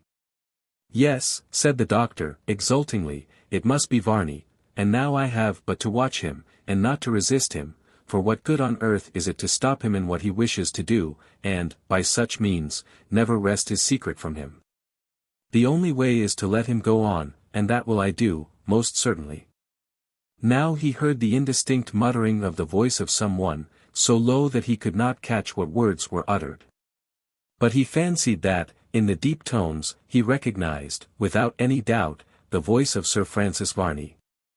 It must be he said, it surely must be he. Who else would come here to disturb the solitude of an empty house? He comes. He comes.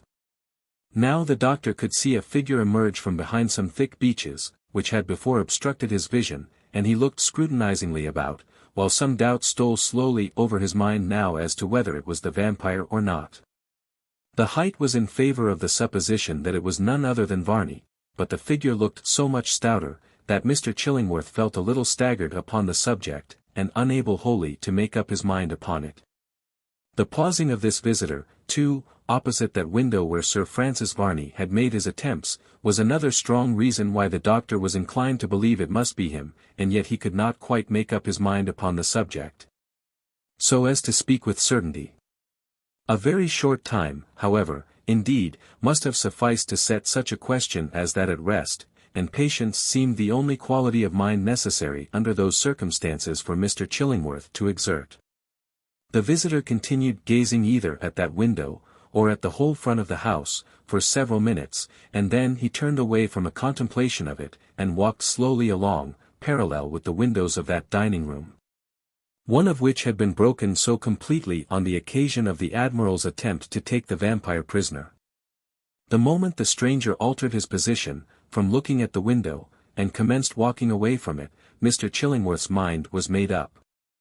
It was not Varney, of that he felt now most positively assured, and could have no doubt whatever upon the subject. The gait, the general air, the walk, all were different. And then arose the anxious question of who could it be that had intruded upon that lonely place, and what could be the object of any one else but Varney the Vampyre to do so. The stranger looked a powerful man, and walked with a firm tread, and, altogether he was an opponent that, had the doctor been ever so belligerently inclined, it would have been the height of indiscretion for him to attempt to cope with. It was a very vexatious thing, too, for any one to come there at such a juncture, perhaps only from motives of curiosity, or possibly just to endeavor to commit some petty depredations upon the deserted building, if possible. And most heartily did the doctor wish that, in some way, he could scare away the intruder. The man walked along very slowly, indeed, and seemed to be quite taking his time in making his observations of the building. And this was the more provoking, as it was getting late, and if having projected a visit at all, it would surely soon be made, and then, when he found any one there, of course, he would go. Amazed beyond expression, the doctor felt about on the ground at his feet, until he found a tolerably large stone, which he threw at the stranger with so good an aim, that it hit him a smart blow on the back. Which must have been anything but a pleasant surprise. That it was a surprise, and that, too, a most complete one, was evident from the start which the man gave, and then he uttered a furious oath, and rubbed his back, as he glanced about him to endeavor to ascertain from whence the missile had come. "I'll try him again with that," thought the doctor, "it may succeed in scaring him away," and he stooped to watch for another stone. It was well that he did so at that precise moment. For, before he rose again, he heard the sharp report of a pistol, and a crashing sound among some of the old woodwork of which the summer house was composed, told him that a shot had there taken effect. Affairs were now getting much too serious. And, accordingly, Dr. Chillingworth thought that, rather than stay there to be made a target of, he would face the intruder. "Hold, hold," he cried. "Who are you, and what do you mean by that?" "Oh! Somebody is there," cried the man, as he advanced. "My friend, whoever you are, you were very foolish to throw a stone at me." "And, my friend, whoever you are," responded the doctor, "you were very spiteful to fire a pistol bullet at me in consequence." "Not at all. But I say yes, for, probably, I can prove a right to be here, which you cannot." "Ah!" said the stranger, "that voice, why, you are Dr. Chillingworth." "I am, but I don't know you," said the doctor, as he emerged now from the summer house, and confronted the stranger who was within a few paces of the entrance to it. Then he started, as he added, "Yes, I do know you, though. How, in the name of heaven, came you here, and what purpose have you in so coming?" "What purpose have you?" "Since we met at Varney's, I have been making some inquiries about this neighborhood, and learned strange things. That you may very easily do here. And, what is more extraordinary, the strange things are, for the most part, I can assure you, quite true." The reader will, from what has been said, now readily recognize this man as Sir Francis Varney's mysterious visitor, to whom he gave, from some hidden cause or another, so large a sum of money, and between whom and Dr. Chillingworth a mutual recognition had taken place, on the occasion when Sir Francis Varney had, with such cool assurance, invited the Admiral to breakfast with him at his new abode. "You, however," said the man, "I have no doubt, are fully qualified to tell me of more than I have been able to learn from other people, and, first of all, let me ask you why you are here." "Before I answer you that question, or any other," said the doctor, "let me beg of you to tell me truly, is Sir Francis Varney?" The doctor whispered in the ear of the stranger some name, as if he feared, even there, in the silence of that garden, where everything conspired to convince him that he could not be overheard, to pronounce it in an audible tone. "He is," said the other. "You have no manner of doubt of it?" "Doubt? Certainly not. What doubt can I have? I know it for a positive certainty, and he knows, of course, that I do know it, and has purchased my silence pretty handsomely. Although I must confess that nothing but my positive necessities would have induced me to make the large demands upon him that I have, and I hope soon to be able to release him altogether from them." The doctor shook his head repeatedly, as he said, I suspected it, do you know, from the first moment that I saw you there in his house. His face haunted me ever since, awfully haunted me. And yet, although I felt certain that I had once seen it under strange circumstances, I could not identify it with, but no matter, no matter. I am waiting here for him. Indeed. That I am. And I flung a stone at you, not knowing you, with hope that you would be, by such means, perhaps, scared away, and so leave the coast clear for him. Then you have an appointment with him? By no means. But he has made such repeated and determined attacks upon this house that the family who inhabited it were compelled to leave it, and I am here to watch him, and ascertain what can possibly be his object. It is as I suspected, then, muttered this man. Confound him. Now can I read, as if in a book, most clearly, the game that he is playing. Can you? Cried the doctor, energetically, can you? What is it? Tell me, for that is the very thing I want to discover. You don't say so. It is, indeed, and I assure you that it concerns the peace of a whole family to know it. You say you have made inquiries about this neighborhood, and, if you have done so, you have discovered how the family of the Bannerworths have been persecuted by Varney, and how, in particular, Flora Bannerworth, a beautiful and intelligent girl, has been most cruelly made to suffer. I have heard all that, and I dare say with many exaggerations. It would be difficult for anyone really to exaggerate the horrors that have taken place in this house, so that any information which you can give respecting the motives of Varney will tend, probably, to restore peace to those who have been so cruelly persecuted, and be an act of kindness which I think not altogether inconsistent with your nature. You think so, and yet know who I am. I do, indeed. And what I am. Why, if I were to go into the marketplace of yon town, and proclaim myself, would not all shun me, aye, even the very lowest and vilest? And yet you talk of an act of kindness not being altogether inconsistent with my nature. I do, because I know something more of you than many. There was a silence of some moments' duration, and then the stranger spoke in a tone of voice which looked as if he were struggling with some emotion.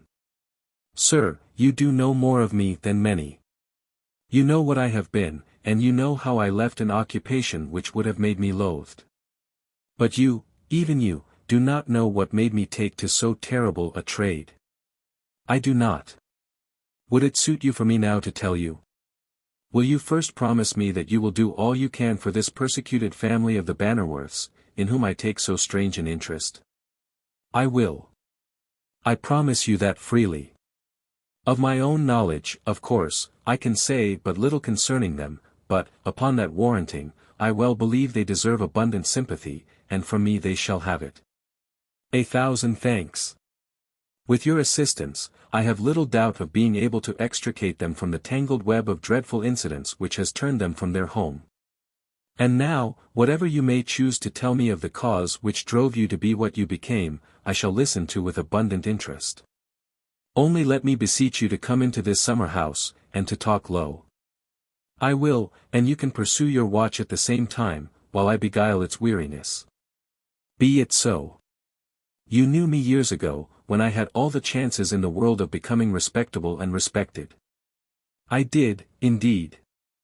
And you may, therefore, judge of my surprise when, some years since, being in the metropolis, I met you, and you shunned my company. Yes, but, at last, you found out why it was that I shunned your company. I did. You yourself told me once that I met you, and would not leave you, but insisted upon your dining with me. Then you told me, when you found that I would take no other course whatever, that you were no other than the out with it. I can bear to hear it now better than I could then. I told you that I was the common hangman of London. You did, I must confess, to my most intense surprise. Yes, and yet you kept to me. And, but that I respected you too much to allow you to do so, you would, from old associations, have countenanced me, but I could not, and I would not, let you do so. I told you then that, although I held the terrible office, that I had not been yet called upon to perform its loathsome functions. Soon, come the first effort, it was the last. Indeed. You left the dreadful trade. I did. But what I want to tell you, for I could not then, was why I went ever to it. The wounds my heart had received were then too fresh to allow me to speak of them, but I will tell you now. The story is a brief one, Mr. Chillingworth. I pray you be seated. Chapter 72. The strange story. The arrival of the mob at the hall, and their dispersion. You will find that the time which elapsed since I last saw you in London, to have been spent in an eventful, varied manner. You were in good circumstances then, said Mr. Chillingworth. I was, but many events happened after that which altered the prospect, made it even more gloomy than you can well imagine, but I will tell you all candidly, and you can keep watch upon Bannerworth Hall at the same time. You are well aware that I was well-to-do, and had ample funds, and inclination to spend them. I recollect, but you were married then, surely? I was, said the stranger, sadly, I was married then. And now? I am a widower.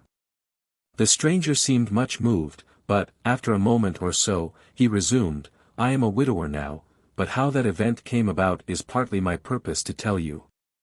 I had not married long, that is very long, for I have but one child, and she is not old, or of an age to know much more than what she may be taught, she is still in the course of education. I was early addicted to gamble. The dice had its charms, as all those who have ever engaged in play but too well know, it is perfectly fascinating. So I have heard, said Mr. Chillingworth. Though, for myself, I found a wife and professional pursuits quite incompatible with any pleasure that took either time or resources. It is so. I would I had never entered one of those houses where men are deprived of their money and their own free will, for at the gambling table you have no liberty, save that in gliding down the stream in company with others. How few have ever escaped destruction, none, I believe.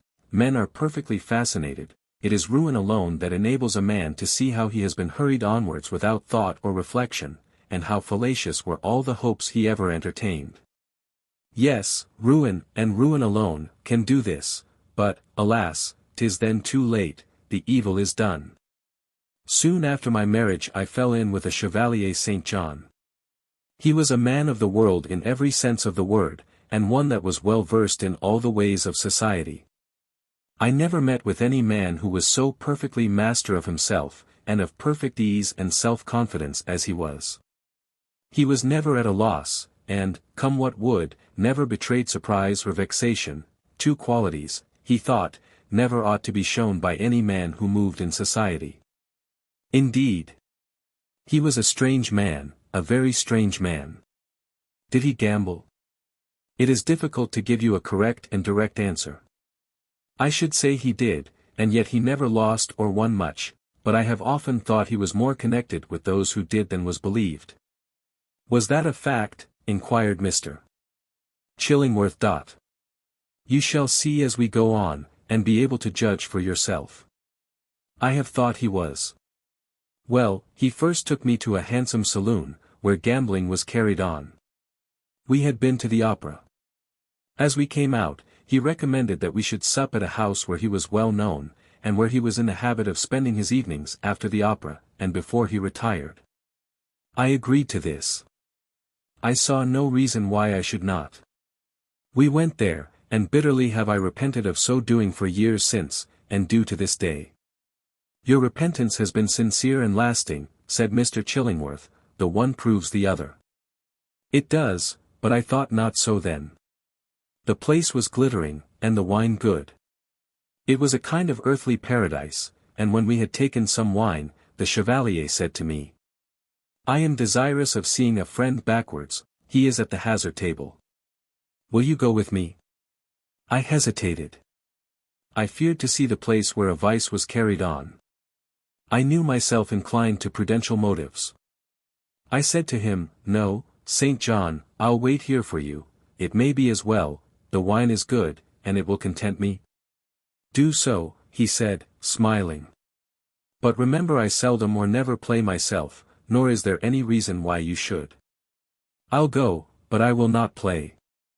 Certainly not.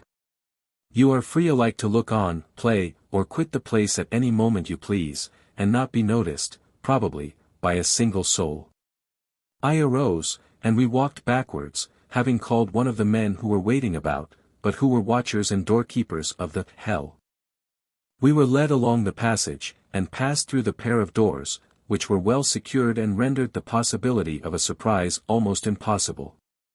After these dark places, we were suddenly led into a place where we were dazzled by the light and brilliancy of the saloon. It was not so large as the one we left, but it was superior to it in all its appointments.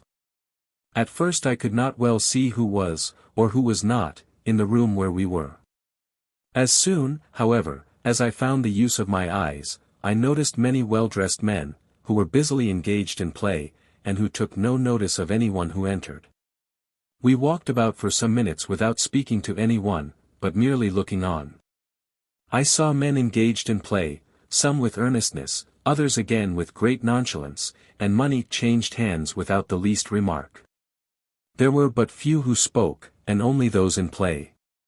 There was a hum of conversation, but you could not distinguish what was said, unless you paid some attention to, and was in close vicinity with, the individual who spoke. "Well," said St. John, "what do you think of this place?" "Why," I replied, "I had no notion of seeing a place fitted up as this is." "No, isn't it superb?" "It is beautifully done." "They have many visitors," said I, "many more than I could have believed." "Yes, they are all bona fide players, men of stamp and rank, none of your seedy legs who have only what they can cheat you out of." "Ah! And besides," he added, "you may often form friendships here that lead to fortune hereafter. I do not mean in play, because there is no necessity for your doing so, or, if you do so, in going above a stake which you know won't hurt you." "Exactly. Many men can never approach a table like this, and sit down to an hour's play, but, if they do, they must stake not only more than they can afford, but all their property, leaving themselves beggars." "They do," said I. "But men who know themselves, their resources, and choose to indulge for a time, may often come and lay the foundation to a very pretty fortune. Do you see your friend?" I inquired. "No, I do not. But I will inquire if he has been here, if not, we will go." He left me for a moment or two to make some inquiry, and I stood looking at the table, where there were 4 players, and who seemed to be engaged at a friendly game. And when one party won they looked grave, and when the other party lost they smiled and looked happy. I walked away, as the chevalier did not return immediately to me, and then I saw a gentleman rise up from a table. He had evidently lost. I was standing by the seat, unconsciously holding the back in my hand. I sat down without thinking or without speaking, and found myself at the hazard table. "Do you play, sir?" "Yes," I said. I had hardly uttered the words when I was sorry for them, but I could not recall them. I sat down, and play at once commenced. In about 10 or 15 minutes, often losing and then winning, I found myself about £120 in pocket, clear gain by the play. "Ah," said the chevalier, who came up at that moment, "I thought you wouldn't play." "I really don't know how it happened," said I, "but I suddenly found myself here without any previous intention." "You are not a loser, I hope?" "Indeed I am not," I replied, "but not much a gainer." "Nor need you desire to be. Do you desire to give your adversary his revenge now, or take another opportunity?" "At another time," I replied. "You will find me here the day after tomorrow, when I shall be at your service." Then bowing, he turned away. "He is a very rich man whom you have been playing with," said the chevalier. "Indeed." "Yes, and I have known him to lose for 3 days together, but you may take his word for any amount, he is a perfect gentleman and man of honor." "'Tis well to play with such," I replied, "but I suppose you are about to leave." "Yes, it grows late, and I have some business to transact tomorrow, so I must leave." "I will accompany you part of the way home," said I, "and then I shall have finished the night." I did leave with him, and accompanied him home, and then walked to my own home. This was my first visit, and I thought a propitious beginning, but it was the more dangerous. Perhaps a loss might have effectually deterred me, but it is doubtful to tell how certain events might have been altered. It is just possible that I might have been urged on by my desire to retrieve any loss I might have incurred, and so made myself at once the miserable being it took months to accomplish in bringing me to. I went the day but one after this, to meet the same individual at the gambling table, and played some time with varied success, until I left off with a trifling loss upon the night's play, which was nothing of any consequence. Thus matters went on, I sometimes won and sometimes lost, until I won a few hundreds, and this determined me to play for higher stakes than any I had yet played for. It was no use going on in the peddling style I had been going on. I had won £250 in 3 months, and had I been less fearful I might have had £25,000. Ah! I'll try my fortune at a higher game. Having once made this resolution, I was anxious to begin my new plan, which I hoped would have the effect of placing me far above my then present position in society, which was good. And with a little attention it would have made me an independent man. But then it required patience, and nothing more. However, the other method was so superior since it might all be done with good luck in a few months. Ah! Good luck, how uncertain is good luck, how changeful is fortune. How soon is the best prospect blighted by the frosts of adversity. In less than a month I had lost more than I could pay, and then I gambled on for a living. My wife had but one child, her first and only one, an infant at her breast. But there was a change came over her, for one had come over me, a fearful one it was too, one not only in manner but in fortune too. She would beg me to come home early, to attend to other matters, and leave the dreadful life I was then leading. Lizzie, said I, we are ruined. Ruined, she exclaimed, and staggered back, until she fell into a seat. Ruined. Ruined. It is a short word, but expressive. No, no, we are not ruined.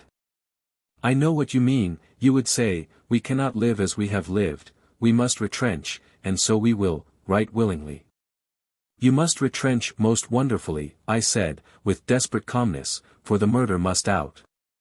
And so we will. But you will be with us, you will not go out night after night, ruining your health, our happiness, and destroying both peace and prospects. No, no, Lizzie, we have no chance of recovering ourselves, house and home, all gone, all. My God! She exclaimed. Rail on, said I, you have cause enough, but, no matter, we have lost all. How? It is useless to ask how, I have done, and there is an end of the matter, you shall know more another day. We must leave this house for a lodging. It matters little, she said, all may be won again, if you will but say you will quit the society of those who have ruined you. No one, said I, has ruined me, I did it. It was no fault of any one else's, I have not that excuse. I am sure you can recover. I may, some day fortune will shower her favors upon me, and I live on in that expectation. You cannot mean that you will chance the gaming table? For I am sure you must have lost all there. I have. God help me, she said, you have done your child a wrong, but you may repair it yet. Never. 'Tis a long day. Let me implore you, on my knees, to leave this place, and adopt some other mode of life. We can be careful, a little will do, and we shall, in time, be equal to, and better than what we have been. We never can, save by chance. And by chance we never shall, she replied, if you will exert yourself, we may yet retrieve ourselves. And exert myself I will. And quit the gaming table? Ask me to make no promises, said I may not be able to keep them. Therefore, ask me to make none.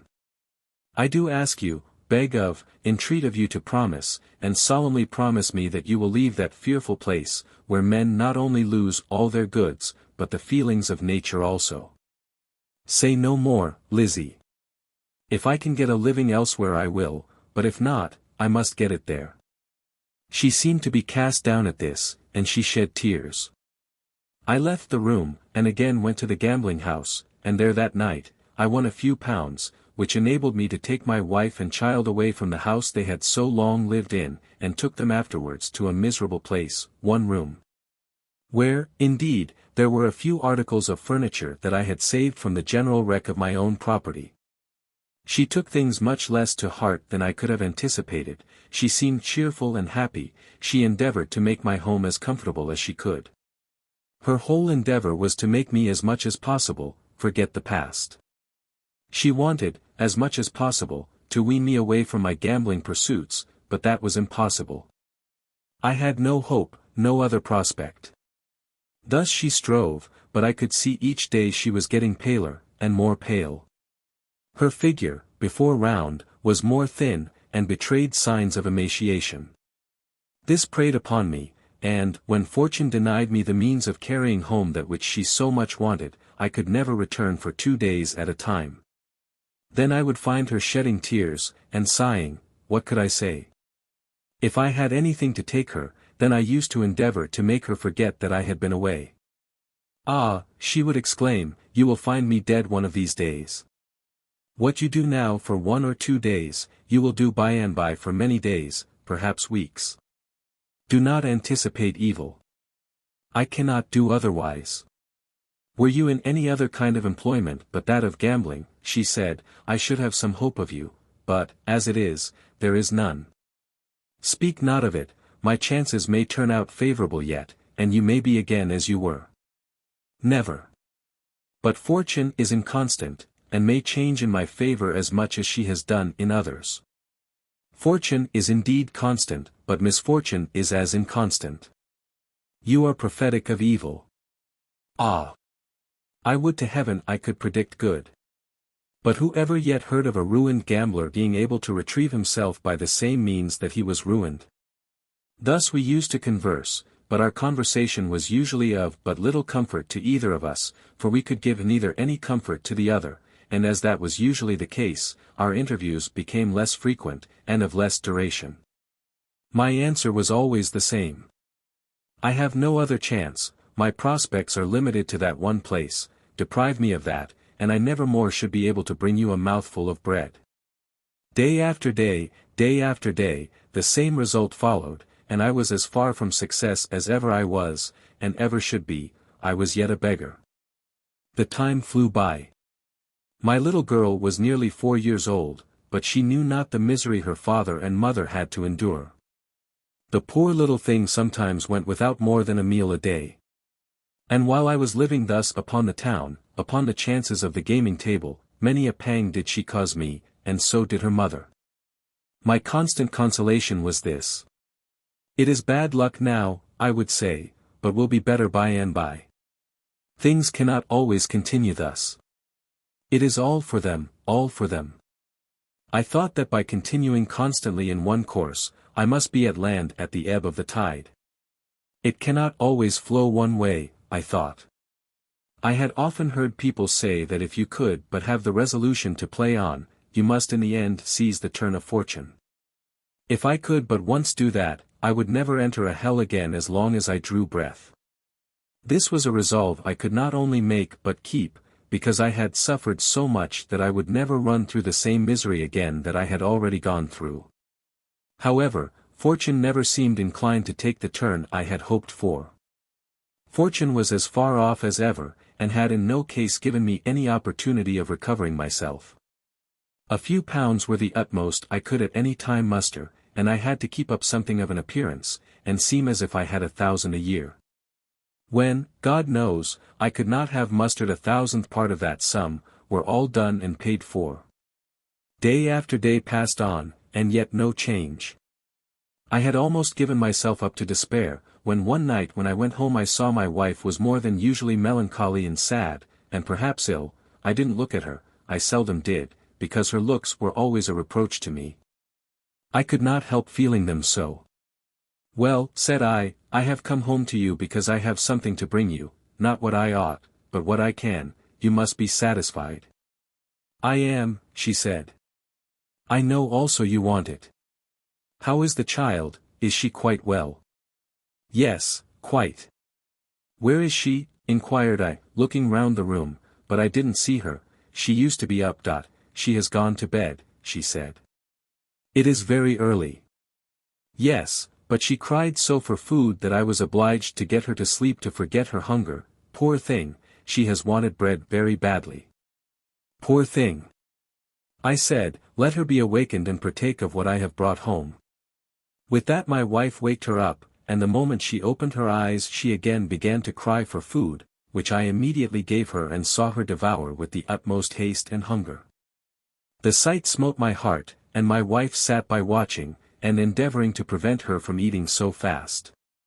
"This is bad," I said. "Yes, but I hope it may be the worst," she replied, in a deep and hollow voice. "Lizzie," I exclaimed, "what is the matter? Are you ill?" "Yes, very ill." "What is the matter with you?" "For God's sake tell me," I said, for I was alarmed. "I am very ill," she said, "very ill indeed. I feel my strength decreasing every day. I must drink." "You, too, want food?" "I have and perhaps do, though the desire to eat seems almost to have left me." "For heaven's sake eat," said I will bring you home something more by tomorrow. Eat and drink, Lizzie. I have suffered. But for you and your child's sake, I will do my best." "Your best," she said, "will kill us both, but, alas, there is no other aid at hand. You may one day, however, come here too late to find us living." "Say no more, Lizzie, you know not my feelings when you speak thus. Alas, I have no hope, no aid, no friend." "No," she replied, "your love of gaming drove them from you, because they would not aid a gambler." "Say no more, Lizzie," I said. "If there be not an end to this life soon, there will be an end to me. In 2 days more I shall return to you. Goodbye, God bless you. Keep up your heart and the child." "Goodbye," she said, sorrowfully. She shed tears, and wrung her hands bitterly. I hastened away, my heart was ready to burst, and I could not speak. I walked about to recover my serenity, but could not do so sufficiently well to secure anything like an appearance that would render me fit to go to the gaming house. That night I remained away, but I could not avoid falling into a debauch to drown my misfortunes, and shift the scene of misery that was continually before my eyes. The next night I was at the gaming house. I went there in better than usual spirits. I saw, I thought, a change in fortune, and hailed that as the propitious moment of my life, when I was to rise above my present misfortunes. I played and won, played and lost, played and won, and then lost again. Thus I went on, fluctuating more and more, until I found I was getting money in my pocket. I had, at one moment, more than £300 in my pocket, and I felt that then was my happy moment, then the tide of fortune was going in my favor. I ought to have left off with that, to have been satisfied with such an amount of money. But the demon of avarice seemed to have possessed me, and I went on and on with fluctuating fortune, until I lost the whole of it. I was mad, desperate, and could have destroyed myself, but I thought of the state my wife and child were in. I thought that that night they would want food, but they could not hurt for one day, they must have some, or would procure some. I was too far gone to be able to go to them, even if I were possessed of means. But I had none, and daylight saw me in a deep sleep, from which I awoke not until the next evening let in, and then I once more determined that I would make a desperate attempt to get a little money. I had always paid, and thought my word would be taken for once, and, if I won, all well and good, if not, then I was no worse off than before. This was easy to plan, but not to execute. I went there, but there were none present in whom I had sufficient interest to dare make the attempt. I walked about, and felt in a most uncomfortable state. I feared I should not succeed at all, then what was to become of me, of my wife and child? This rendered me almost mad. I could not understand what I was to do, what to attempt, or where to go. 1 or 2 persons came up, and asked me if I were ill. My answers were, that I was well enough. Good God! How far from the truth was that? But I found I must place more control on my feelings, else I should cause much conversation, and then I should lose all hope of recovering myself, and all prospect of living, even. At length someone did come in, and I remarked I had been there all the evening and had not played. I had an invitation to play with him, which ended, by a little sleight of hand, in my favor. And on that I had calculated as much as on any good fortune I might meet. The person I played with observed it not, and, when we left off playing, I had some £6 or £7 in pocket. This, to me, was a very great sum. And, the moment I could decently withdraw myself, I ran off home. I was fearful of the scene that awaited me. I expected something, worse than I had yet seen. Possibly Lizzie might be angry, and scold as well as complain. I therefore tapped at the door gently, but heard no one answer, but of this I took no notice, as I believed that they might be, and were, most probably, fast asleep. I had provided myself with a light, and I therefore opened the door, which was not fastened. "Lizzie," said I, "Lizzie." There was no answer given, and I paused. Everything was as still as death. I looked on the bed, there lay my wife with her clothes on. "Lizzie! Lizzie," said I. But still she did not answer me. "Well," said I, "she sleeps sound." And I walked towards the bed, and placed my hand upon her shoulder, and began to shake her, saying, as I did so, "Lizzie! Lizzie! I'm come home." But still no answer, or signs of awaking. I went on the other side of the bed to look at her face, and some misgivings overtook me. I trembled much. She lay on the bed, with her back towards the spot where I stood. I came towards her face. My hand shook violently as I endeavored to look at her. She had her eyes wide open, as if staring at me. "Lizzie," said I. No answer was returned. I then placed my hand upon her cheek. It was enough, and I started back in great horror. She was dead. This was horror itself. I staggered back and fell into a chair. The light I placed down, heaven knows how or why, but there I sat staring at the corpse of my unfortunate wife. I can hardly tell you the tremendous effect this had upon me. I could not move. I was fascinated to the spot. I could not move and could not turn. It was morning, and the rays of the sun illumined the apartment. But there sat I, still gazing upon the face of my unfortunate wife. I knew she was dead, but yet I had not spoken, but sat looking at her. I believe my heart was as cold as she was. But extreme horror and dread had dried up all the warm blood in my body, and I hardly think there was a pulsation left. The thoughts of my child never once seemed to cross my mind. I had, however, sat there long, some hours before I was discovered, and this was by the landlady. I had left the door open behind me, and she, in passing down, had the curiosity to peep, and saw me sitting in what she thought to be a very strange attitude, and could hear no sounds. After some time she discovered my wife was dead, and, for some time, she thought me so, too. However, she was convinced to the contrary, and then began to call for assistance. This awoke the child, which was nearly famished. The landlady, to become useful, and to awaken me from my lethargy, placed the child in my hands, telling me I was the best person now to take care of it. And so I was. There was no doubt of the truth of that, and I was compelled to acknowledge it. I felt much pride and pleasure in my daughter, and determined she should, if I starved, have the benefit of all I could do for her in the way of care, and the funeral over, I took my child and carried it to a school, where I left her, and paid in advance, promising to do so as often as the quarter came round. My wife I had seen buried by the hands of man, and I swore I would do the best for my child, and to keep this oath was a work of pleasure. I determined also I would never more enter a gaming house, be the extremity what it might. I would suffer even death before I would permit myself to enter the house in which it took place. I will, I thought, obtain some employment of some kind or other. I could surely obtain that. I have only to ask and I have it, surely, something, however menial, that would keep me and my child. Yes, she must have her charges paid at once.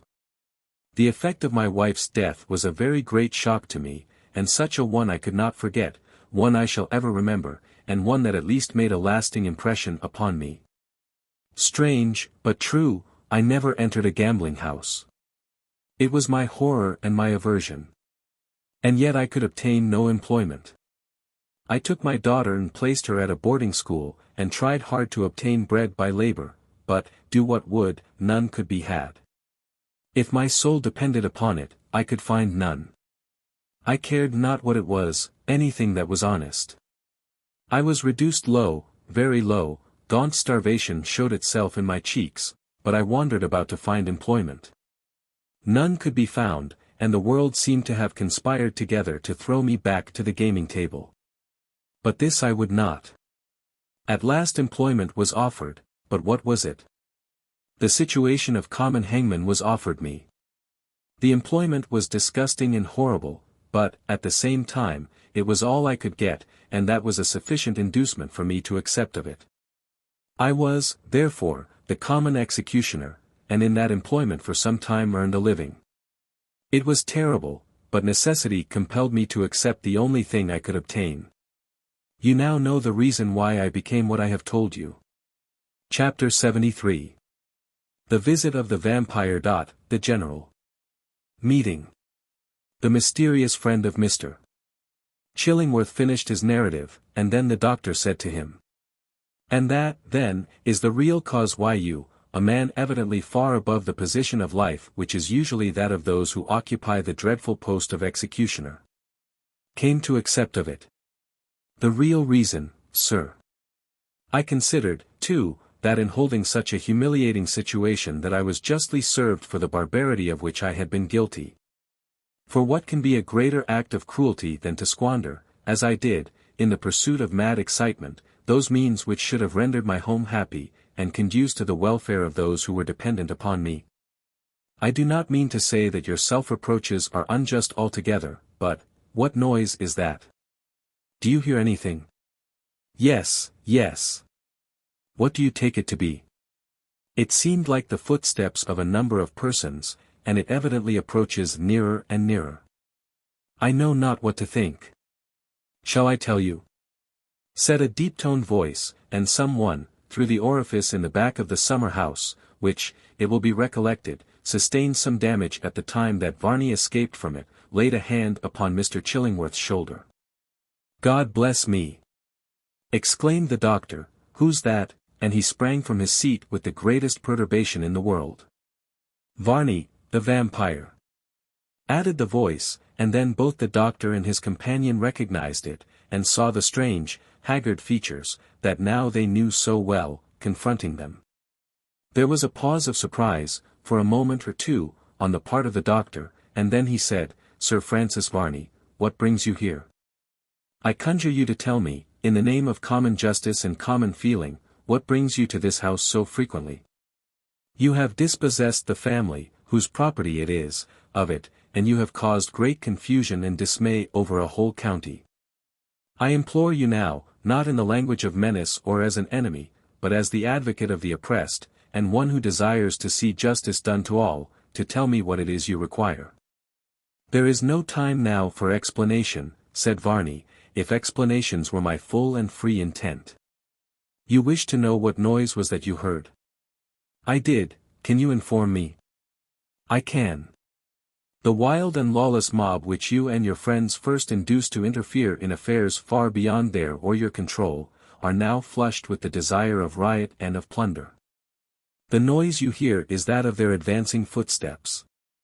They come to destroy Bannerworth Hall. Can that be possible?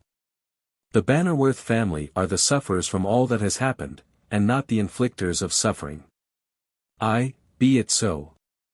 But he who once raises a mob has raised an evil spirit, which, in the majority of cases, it requires a far more potent spell than he is master of to quell again. It is so. That is a melancholy truth. But you address me, Sir Francis Varney, as if I led on the mob, when in reality I have done all that lay in my power, from the very first moment of their rising on account of this affair, which, in the first instance, was your work. To prevent them from proceeding to acts of violence. It may be so, but if you have now any regard for your own safety you will quit this place. It will too soon become the scene of a bloody contention. A large party of dragoons are even now by another route coming towards it, and it will be their duty to resist the aggressions of the mob. Then should the rioters persevere, you can guess the result. I can, indeed. Retire then while you may, and against the bad deeds of Sir Francis Varney at all events play some of his good ones, that he may not seem wholly without one redeeming trait. I am not accustomed, said the doctor, to paint the devil blacker than he really is, but yet the cruel persecutions that the Bannerworth family have endured call aloud for justice. You still, with a perseverance which shows you regardless of what others suffer so that you compass your own ends, hover round a spot which you have rendered desolate. Hark, sir, do you not hear the tramp of horses' feet? I do. The noise made by the feet of the insurgents was now almost drowned in the louder and more rapid tramp of the horses' feet of the advancing dragoons, and, in a few moments more, Sir Francis Varney waved his arm, exclaiming, "They are here. Will you not consult your safety by flight?" "No," said Mr. Chillingworth's companion, "we prefer remaining here at the risk even of whatever danger may accrue to us." "Fools, would you die in a chance melee between an infuriated populace and soldiery?" "Do not leave," whispered the ex-hangman to Mr. Chillingworth, "do not leave, I pray you. He only wants to have the hall to himself." There could be no doubt now of the immediate appearance of the cavalry, and, before Sir Francis Varney could utter another word, a couple of the foremost of the soldiers cleared the garden fence at a part where it was low, and alighted not many feet from the summer-house in which this short colloquy was taking place. Sir Francis Varney uttered a bitter oath, and immediately disappeared in the gloom. "What shall we do?" said the hangman. "You can do what you like, but I shall avow my presence to the military, and claim to be on their side in the approaching contest, if it should come to one, which I sincerely hope it will not." The military detachment consisted of about 25 dragoons, who now were all in the gardens. An order was given by the officer in command for them to dismount, which was at once obeyed, and the horses were fastened by their bridles to the various trees with which the place abounded. "They are going to oppose the mob on foot, with their carbines," said the hangman. "There will be sad work here, I am afraid." "Well, at all events," said Mr. Chillingworth, "I shall decline acting the part of a spy here any longer, so here goes. Hello! A friend here, in the summer-house." "Make it 2 friends," cried the hangman, "if you please, while you are about it." A couple of the dragoons immediately appeared, and the doctor, with his companion, were marched, as prisoners, before the officer in command. "What do you do here?" he said. "I was informed that the hall was deserted." "Here, orderly, where is Mr. Adamson, the magistrate, who came with me?" "Close at hand, sir, and he says he's not well." "Well, or ill, he must come here, and do something with these people." A magistrate of the district who had accompanied the troops, and been accommodated with a seat behind one of the dragoons, which seemed very much to have disagreed with him, for he was as pale as death, now stepped forward. "You know me, Mr. Adamson," said the doctor. "I am Mr. Chillingworth." "Oh. Yes, Lord bless you. How came you here?" "Never mind that just now, you can vouch for my having no connection with the rioters." "Oh. Dear, yes, certainly. This is a respectable gentleman, Captain Richardson, and a personal friend of mine." "Oh. Very good. And I," said the doctor's companion, "am likewise a respectable and useful member of society, and a great friend of Mr. Chillingworth." "Well, gentlemen," said the captain in command, "you may remain here, if you like, and take the chances, or you may leave." They intimated that they preferred remaining, and, almost at the moment that they did so, a loud shout from many throats announced the near approach of the mob. "Now, Mr. Magistrate, if you please," said the officer. "You will be so good as to tell the mob that I am here with my troop, under your orders, and strongly advise them to be off while they can, with whole skins, for if they persevere in attacking the place, we must persevere in defending it. And, if they have half a grain of sense among them, they can surely guess what the result of that will be. I will do the best I can, as heaven is, my judge, said the magistrate, to produce a peaceable recall, more no man can do. Hurrah! Hurrah! Shouted the mob, down with the vampire. Down with the Hall, and then one, more candid than his fellows, shouted, down with everything and everybody. Ah, remarked the officer, that fellow now knows what he came about. A great number of torches and links were lighted by the mob, but the moment the glare of light fell upon the helmets and accoutrements of the military, there was a pause of consternation on the part of the multitude, and Mr. Adamson, urged on by the officer, who, it was evident, by no means liked the service he was on, took advantage of the opportunity, and, stepping forward, he said, "My good people, and fellow townsmen, let me implore you to listen to reason. And go to your homes in peace. If you do not, but, on the contrary, in defiance of law and good order, persist in attacking this house, it will become my painful duty to read the Riot Act, and then the military and you will have to fight it out together. Which I beg you will avoid, for you know that some of you will be killed, and a lot more of you receive painful wounds. Now disperse, let me beg of you, at once." There seemed for a moment a disposition among the mob to give up the contest, but there were others among them who were infuriated with drink, and so regardless of all consequences. Those set up a shout of, "Down with the red coats, we are Englishmen, and will do what we like." Some one then threw a heavy stone, which struck one of the soldiers, and brought blood from his cheek. The officer saw it, but he said at once, "Stand firm, now, stand firm. No anger, steady. £20 for the man who threw that stone," said the magistrate. £20 for old Adamson, the magistrate, cried a voice in the crowd, which, no doubt came from him who had cast the missile. Then, at least 50 stones were thrown, some of which hit the magistrate, and the remainder came rattling upon the helmets of the dragoons, like a hail shower. "I warn you, and beg of you to go," said Mr. Adamson. "For the sake of your wives and families, I beg of you not to pursue this desperate game." Loud cries now arose of "Down with the soldiers, down with the vampire. He's in Bannerworth Hall. Smoke him out." And then one or two links were hurled among the dismounted dragoons. All this was put up with patiently. And then again the mob were implored to leave, which being answered by fresh taunts, the magistrate proceeded to read the Riot Act, not one word of which was audible amid the tumult that prevailed. "Put out all the lights," cried a voice among the mob. The order was obeyed, and the same voice added, "They dare not fire on us. Come on," and a rush was made at the garden wall. "Make ready, present," cried the officer. And then he added, in an undertone, above their heads, "Now, fire." There was a blaze of light for a moment, a stunning noise, a shout of dismay from the mob, and in another moment all was still. "There," said Dr. Chillingworth, "that this is, at all events, a bloodless victory." "You may depend upon that," said his companion, "but is not there someone yet remaining? Look there, do you not see a figure clambering over the fence?" "Yes, I do, indeed." "Ah, they have him a prisoner, at all events. Those 2 dragoons have him, fast enough. We shall now, perhaps, hear from this fellow who is the actual ringleader in such an affair, which, but for the pusillanimity of the mob, might have turned out to be really most disastrous.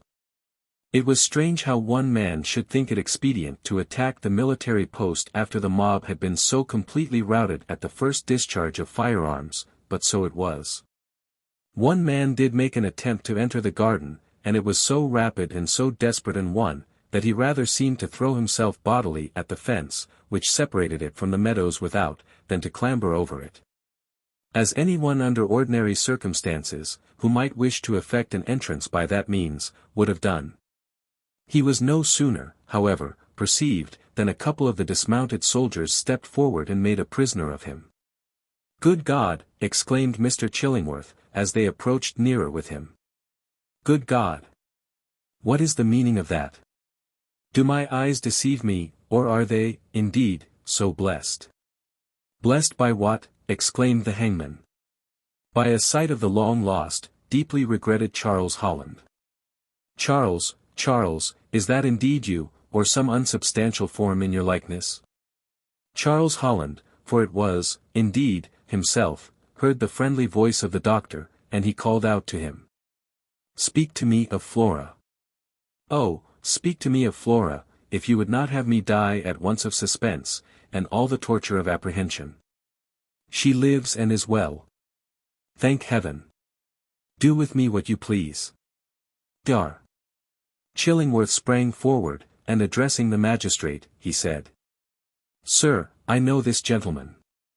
He is no one of the rioters, but a dear friend of the family of the Bannerworths. Charles Holland, what in the name of heaven had become of you so long, and what brought you here at such a juncture as this? I am faint, said Charles, I only arrived as the crowd did.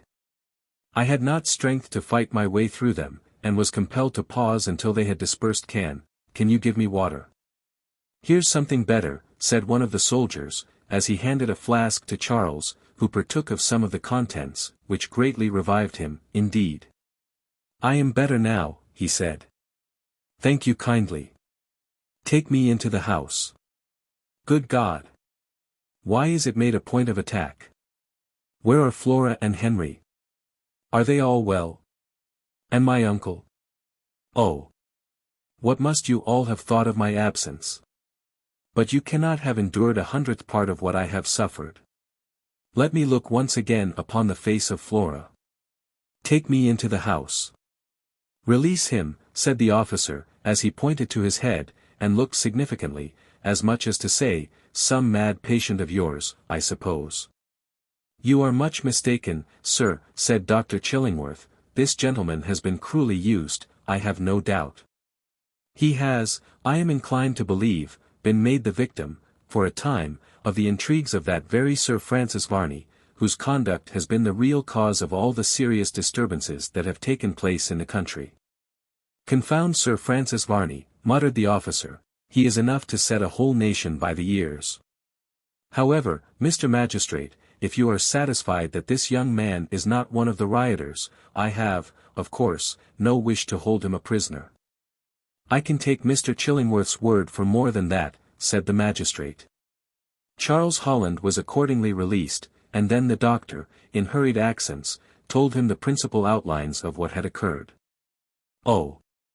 Take me to Flora, he said, let me not delay another moment in seeking her, and convincing her that I could not have been guilty of the baseness of deserting her.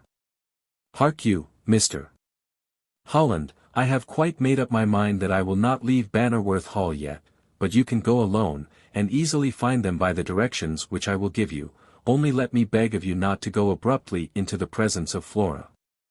She is in an extremely delicate state of health, and although I do not take upon myself to say that a shock of a pleasurable nature would prove of any paramount bad consequence to her, yet it is as well not to risk it.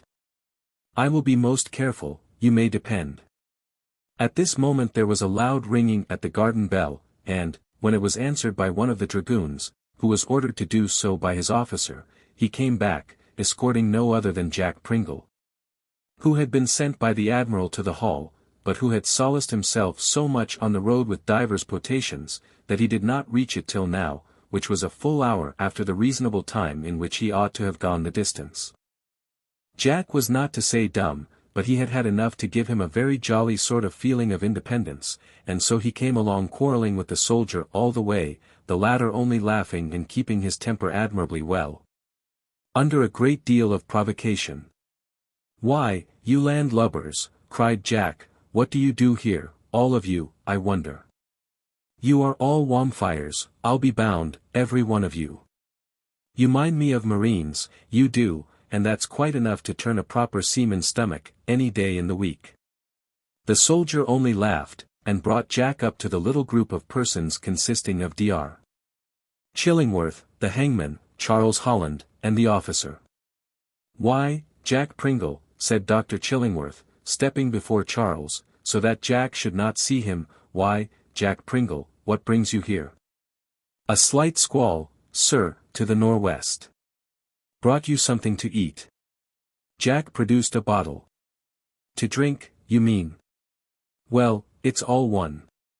Only in this here shape, you see, it goes down better, I'm thinking, which does make a little difference somehow. How is the Admiral? Oh, he's as stupid as ever. Lord bless you, he'd be like a ship without a rudder without me, and would go swaying about at the mercy of winds and waves, poor old man. He's bad enough as it is, but if so be I wasn't to give the eye to him as I does, bless my heart if I thinks as he'd be above hatches long. Here's to you all. Jack took the cork from the bottle he had with him, and there came from it a strong odor of rum. Then he placed it to his lips, and was enjoying the pleasant gurgle of the liquor down his throat, when Charles stepped up to him, and laying hold of the lower end of the bottle, he dragged it from his mouth, saying, "How dare you talk in the way you have of my uncle, you drunken, mutinous rascal, and behind his back too?" The voice of Charles Holland was as well known to Jack Pringle as that of the Admiral, and his intense astonishment at hearing himself so suddenly addressed by one, of whose proximity he had not the least idea, made some of the rum go what is popularly termed, the wrong way, and nearly choked him. He reeled back, till he fell over some obstruction, and then down he sat on a flower bed, while his eyes seemed ready to come out of his head. "Avast heavings," he cried, "who's that?"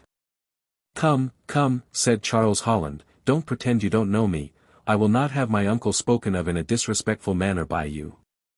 "Well, shiver my timbers, if that ain't our Nevy." "Why, Charlie, my boy, how are you? Here we are in port at last. Won't the old Commodore pipe his eye, now? Phew! Here's a go. I found our Nevy, after all." "You found him," said Dr. Chillingworth, "now, that is as great a piece of impudence as ever I heard in all my life." "You mean that he has found you, and found you out, too, you drunken fellow. Jack, you get worse and worse every day." "I, sir." "What, you admit it?" "I, sir." "Now, Master Charlie, I tell you what it is, I shall take you off to your old uncle, you sure going sneak, and you'll have to report what cruise you've been upon all this while, leaving the ship to look after itself. Lord love you all, if it hadn't been for me I don't know what anybody would have done." "I only know of the result," said Dr. Chillingworth, "that would ensue, if it were not for you, and that would consist in a great injury to the revenue, in consequence of the much less consumption of rum and other strong liquors." "I'll be hanged up at the yard if I understands what you mean," said Jack, "as if I ever drunk anything, of all people in the world. I am ashamed of you. You are drunk." Several of the dragoons had to turn aside to keep themselves from laughing, and the officer himself could not forbear from a smile as he said to the doctor, "Sir, you seem to have many acquaintances. And by some means or another they all have an inclination to come here tonight. If, however, you consider that you are bound to remain here from a feeling that the hall is threatened with any danger, you may dismiss that fear, for I shall leave a piquet here all night." "No, sir," replied Dr. Chillingworth, "it is not that I fear now, after the manner in which they have been repulsed, any danger to the hall from the mob, but I have reasons for wishing to be in it or near it for some time to come." "As you please. Charles, do not wait for or accept the guidance of that drunken fellow, but go yourself with a direction which I will write down for you in a leaf of my pocket-book." "Drunken fellow," exclaimed Jack, who had now scrambled to his feet, "who do you call a drunken fellow?" "Why you, unquestionably." "Well, now, that is hard. Come along, Nevy, I'll shew you where they all are. I could walk a plank on any deck with any man in the service, I could. Come along, my boy, come along. You can accept of him as a guide if you like, of course," said the doctor, "he may be sober enough to conduct you." "I think he can," said Charles. "Lead on, Jack, but mark me, I shall inform my uncle of this intemperance, as well as of the manner in which you let your tongue wag about him behind his back, unless you promise to reform." "He is long past all reformation," remarked Dr. Chillingworth, "it is out of the question. And I am afraid my uncle will not have courage to attempt such an ungrateful task, when there is so little chance of success, replied Charles Holland, shaking the worthy doctor by the hand. Farewell, for the present, sir. The next time I see you, I hope we shall both be more pleasantly situated. Come along, Nevy, interrupted Jack Pringle, now you've found your way back, the first thing you ought to do, is to report yourself as having come aboard. Follow me, and I'll soon show you the port where the old hulk's laid hisself up. Jack walked on first, tolerably steady, if one may take into account his divers deep potations, and Charles Holland, anticipating with delight again looking upon the face of his much-loved Flora, followed closely behind him. We can well imagine the world of delightful thoughts that came crowding upon him when Jack, after rather a long walk, announced that they were now very near the residence of the object of his soul's adoration. We trust that there is not one of our readers who, for one moment, will suppose that Charles Holland was the sort of man to leave even such a villain and double-faced hypocrite as Marchdale, to starve amid the gloomy ruins where he was immured. Far from Charles's intentions was any such thing.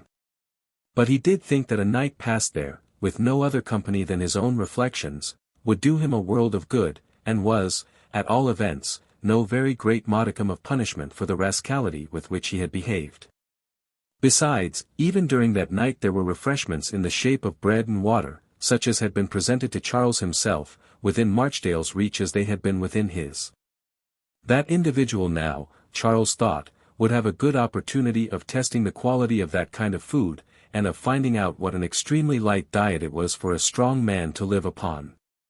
But in the morning it was Charles's intention to take Henry Bannerworth and the Admiral with him to the ruins, and then and there release the wretch from his confinement. On condition that he made a full confession of his villainies before those persons. Oh, how gladly would Marchdale have exchanged the fate which actually befell him for any amount of personal humiliation, always provided that it brought with it a commensurate amount of personal safety. But that fate was one altogether undreamt of by Charles Holland, and wholly without his control. It was a fate which would have been his, but for the murderous purpose which had brought Marchdale to the dungeon, and those happy accidents which had enabled Charles to change places with him, and breathe the free, cool, fresh air. While he left his enemy loaded with the same chains that had encumbered his limbs so cruelly, and lying on that same damp dungeon floor, which he thought would be his grave. We mentioned that as Charles left the ruins, the storm, which had been giving various indications of its coming, seemed to be rapidly approaching. It was one of these extremely local tempests which expend all their principal fury over a small space of country. And, in this instance, the space seemed to include little more than the river, and the few meadows which immediately surrounded it, and lent it so much of its beauty. Marchdale soon found that his cries were drowned by the louder voices of the elements. The wailing of the wind among the ancient ruins was much more full of sound than his cries. And, now and then, the full-mouthed thunder filled the air with such a volume of roaring, and awakened so many echoes among the ruins, that, had he possessed the voices of 50 men, he could not have hoped to wage war with it. And then, although we know that Charles Holland would have encountered death himself, rather than he would have willingly left anything human to expire of hunger in that dungeon, yet Marchdale, judging of others by himself, felt by no means sure of any such thing, and, in his horror of apprehension, fancied that that was just the sort of easy, and pleasant, and complete revenge that it was in Charles Holland's power to take, and just the one which would suggest itself. Under the circumstances, to his mind. Could anything be possibly more full of horror than such a thought? Death, let it come in any shape it may, is yet a most repulsive and unwelcome guest. But, when it comes, so united with all that can add to its terrors, it is enough to drive reason from its throne, and fill the mind with images of absolute horror. Tired of shrieking, for his parched lips and clogged tongue would scarcely now permit him to utter a sound higher than a whisper. Marchdale lay, listening to the furious storm without, in the last abandonment of despair. Oh! What a death is this, he groaned. Here, alone, all alone, and starvation to creep on me by degrees, sapping life's energies one by one. Already do I feel the dreadful sickening weakness growing on me. Help, oh! Help me heave, no, no. Dare I call on heaven to help me? Is there no fiend of darkness who now will bid me a price for a human soul? Is there not one who will do so, not one who will rescue me from the horror that surrounds me, for heaven will not? I dare not ask mercy there. The storm continued louder and louder. The wind, it is true, was nearly hushed, but the roar and the rattle of the echo-awakening thunder fully made up for its cessation, while, now and then, even there, in that underground abode, some sudden reflection of the vivid lightning's light would find its way, lending, for a fleeting moment, sufficient light to Marchdale, wherewith he could see the gloomy place in which he was. At times he wept, and at times he raved, while ever and anon he made such frantic efforts to free himself from the chains that were around him, that, had they not been strong, he must have succeeded. But, as it was, he only made deep indentations into his flesh, and gave himself much pain. "Charles Holland," he shouted, "oh! Release me! Varney! Varney! Why do you not come to save me? I have toiled for you most unrequitedly, I have not had my reward. Let it all consist in my release from this dreadful bondage. Help! Help! Oh, help!" There was no one to hear him. The storm continued, and now, suddenly, a sudden and a sharper sound than any awakened by the thunder's roar came upon his startled ear, and, in increased agony, he shouted. "What is that? Oh! What is that? God of heaven, do my fears translate that sound aright? Can it be, oh! Can it be, that the ruins which have stood for so many a year are now crumbling down before the storm of tonight?" The sound came again, and he felt the walls of the dungeon in which he was shake. Now there could be no doubt but that the lightning had struck some part of the building, and so endangered the safety of all that was above ground. For a moment there came across his brain such a rush of agony, that he neither spoke nor moved. Had that dreadful feeling continued much longer, he must have lapsed into insanity. But that amount of mercy, for mercy it would have been, was not shown to him. He still felt all the accumulating horrors of his situation, and then, with such shrieks as nothing but a full appreciation of such horrors could have given him strength to utter, he called upon earth, upon heaven and upon all that was infernal, to save him from his impending doom. All was in vain. It was an impending doom which nothing but the direct interposition of heaven could have at all averted. And it was not likely that any such perversion of the regular laws of nature would take place to save such a man as Marchdale. Again came the crashing sound of falling stones, and he was certain that the old ruins, which had stood for so many 100 years the storm, and the utmost wrath of the elements, was at length yielding, and crumbling down. What else could he expect but to be engulfed among the fragments still weighty and destructive, although in decay? How fearfully now did his horrified imagination take in at one glance, as it were, a panoramic view of all his past life, and how absolutely contemptible, at that moment, appeared all that he had been striving for. But the walls shake again, and this time the vibration is more fearful than before. There is a tremendous uproar above him, the roof yields to some superincumbent pressure, there is one shriek, and Marchdale lies crushed beneath a mass of masonry that it would take men and machinery days to remove from off him. All is over now. That bold, bad man, that accomplished hypocrite, that mendacious, would-be murderer was no more. He lies but a mangled, crushed, and festering corpse. May his soul find mercy with his God. The storm, from this moment, seemed to relax in its violence, as if it had accomplished a great purpose, and, consequently, now, need no longer vex the air with its boisterous presence. Gradually the thunder died away in the distance. The wind no longer blew in blusterous gusts, but, with a gentle murmuring, swept around the ancient pile, as if singing the requiem of the dead that lay beneath, that dead which mortal eyes were never to look upon. Chapter 74. The Meeting of Charles and Flora. Charles Holland followed Jack Pringle for some time in silence from Bannerworth Hall. His mind was too full of thought concerning the past to allow him to indulge in much of that kind of conversation in which Jack Pringle might be fully considered to be a proficient. As for Jack, somehow or another, he had felt his dignity offended in the garden of Bannerworth Hall, and he had made up his mind, as he afterwards stated in his own phraseology, not to speak to nobody till somebody spoke to him. A growing anxiety, however, to ascertain from one who had seen her lately, how Flora had borne his absence, at length induced Charles Holland to break his self-imposed silence. "Jack," he said, "you have had the happiness of seeing her lately, tell me, does Flora Bannerworth look as she was wont to look, or have all the roses faded from her cheeks?" "Why, as for the roses," said Jack, "I'm blowed if I can tell, and seeing as how she don't look at me much, I doesn't know nothing about her. I can tell you something, though, about the old Admiral that will make you open your eyes." "Indeed, Jack, and what may that be?" "Why, he's took to drink, and gets groggy about every day of his life, and the most singular thing is, that when that's the case with the old man, he says it's me." "Indeed, Jack. Taken to drinking has my poor old uncle, from grief, I suppose, Jack, at my disappearance."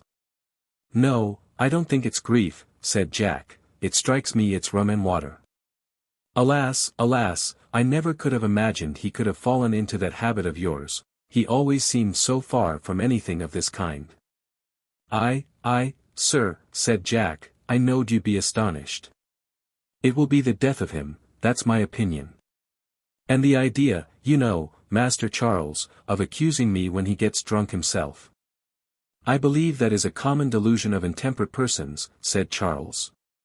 "Is it, sir? Well, it's a very awkward thing, because you know, sir, as well as most people, that I'm not the fellow to take a drop too much. I cannot say, Jack, that I know so much, for I have certainly heard my uncle accuse you of intoxication." "Lor, sir, that was all just on account of his trying it hisself, he was a-thinking on it then, and wanted to see how I'd take it. But tell me of Flora, are you quite certain that she has had no more alarms from Varney?" "What, that 'ere vampire fellow?" "Not a bit of it, your honour. Lord bless you, he must have found out by some means or another that I was on the look-out, and that did the business. He'll never come near Miss Flora again, I'll be bound, though to be sure we moved away from the Hall on account of him. But not that I saw the good of cruising out of one's own latitude, but somehow or another you see the Doctor and the Admiral got it into their heads to establish a sort of blockade. And the idea of the thing was to sail away in the night quite quiet, and after that take up a position that would come across the enemy on the larboard tack, if so be as he made his appearance." "Oh, you allude to watching the Hall, I presume?" Aye, sir, just so, but would you believe it, Master Charlie, the Admiral and the Doctor got so blessed drunk that I could do nothing with 'em. "Indeed?" "Yes, they did indeed, and made all kinds of queer mistakes, so that the end of all that was, that the vampire did come, but he got away again." "He did come then, Sir Francis Varney came again after the house was presumed to be deserted?" "He did, sir." "That is very strange, what on earth could have been his object? This affair is most inexplicably mysterious. I hope the distance, Jack, is not far that you're taking me, for I'm incapable of enduring much fatigue." "Not a great way, your honour, keep 2 points to the westward, and sail straight on, we'll soon come to port." "My eye, won't there be a squall when you get in?" "I expect as Miss Flora will drop down as dead as a herring, for she doesn't think you're above the hatches." "A good thought, Jack, my sudden appearance may produce alarm. When we reach the place of abode of the Bannerworths, you shall precede me, and prepare them in some measure for my reception." "Very good, sir, do you see that their little white cottage ahead, there in the offing?" Yes. "Is that the place?" "Yes, your honour, that's the port to which we are bound." "Well, then, Jack, you hasten ahead, and see Miss Flora, and be sure you prepare her gently and by degrees, you know, Jack, for my appearance, so that she shall not be alarmed." Aye, sir, I understand, you wait here, and I'll go and do it." "There would be a squall if you were to make your appearance, sir, all at once. She looks upon you as safely lodged in Davy's locker. She minds me, all the world, of a girl I knew at Portsmouth, called Bet Bumplash. She was one of your delicate little creatures as don't live long in this here world. No, blow me, when I came home from a 18 months cruise, once I seed her drinking rum out of a quart pot, so I says, hello, what cheer? And only to think now of the wonderful effect that there had upon her, with that very pot she gives the fellow as was standing treat a nobber on the head as lasted him 3 weeks. She was too good for this here world, she was, and too romantic. Go to blazes, she says to him, here's Jack Pringle come home. Very romantic indeed, said Charles. Yes, I believe you, sir, and that puts me in mind of Miss Flora and you. An extremely flattering comparison. Of course I feel much obliged. Oh, don't name it, sir. The British tar as can't oblige a feller creetur is unworthy to tread the quarter-deck, or to bear a hand to the distress of a woman. Very well, said Charles. Now, as we are here, precede me, if you please, and let me beg of you to be especially cautious in your manner of announcing me. Aye, sir, said Jack, and away he walked towards the cottage, leaving Charles some distance behind. Flora and the Admiral were sitting together conversing. The old man, who loved her as if she had been a child of his own, was endeavoring, to the extent of his ability, to assuage the anguish of her thoughts, which at that moment chanced to be bent upon Charles Holland. Never mind, my dear, he said.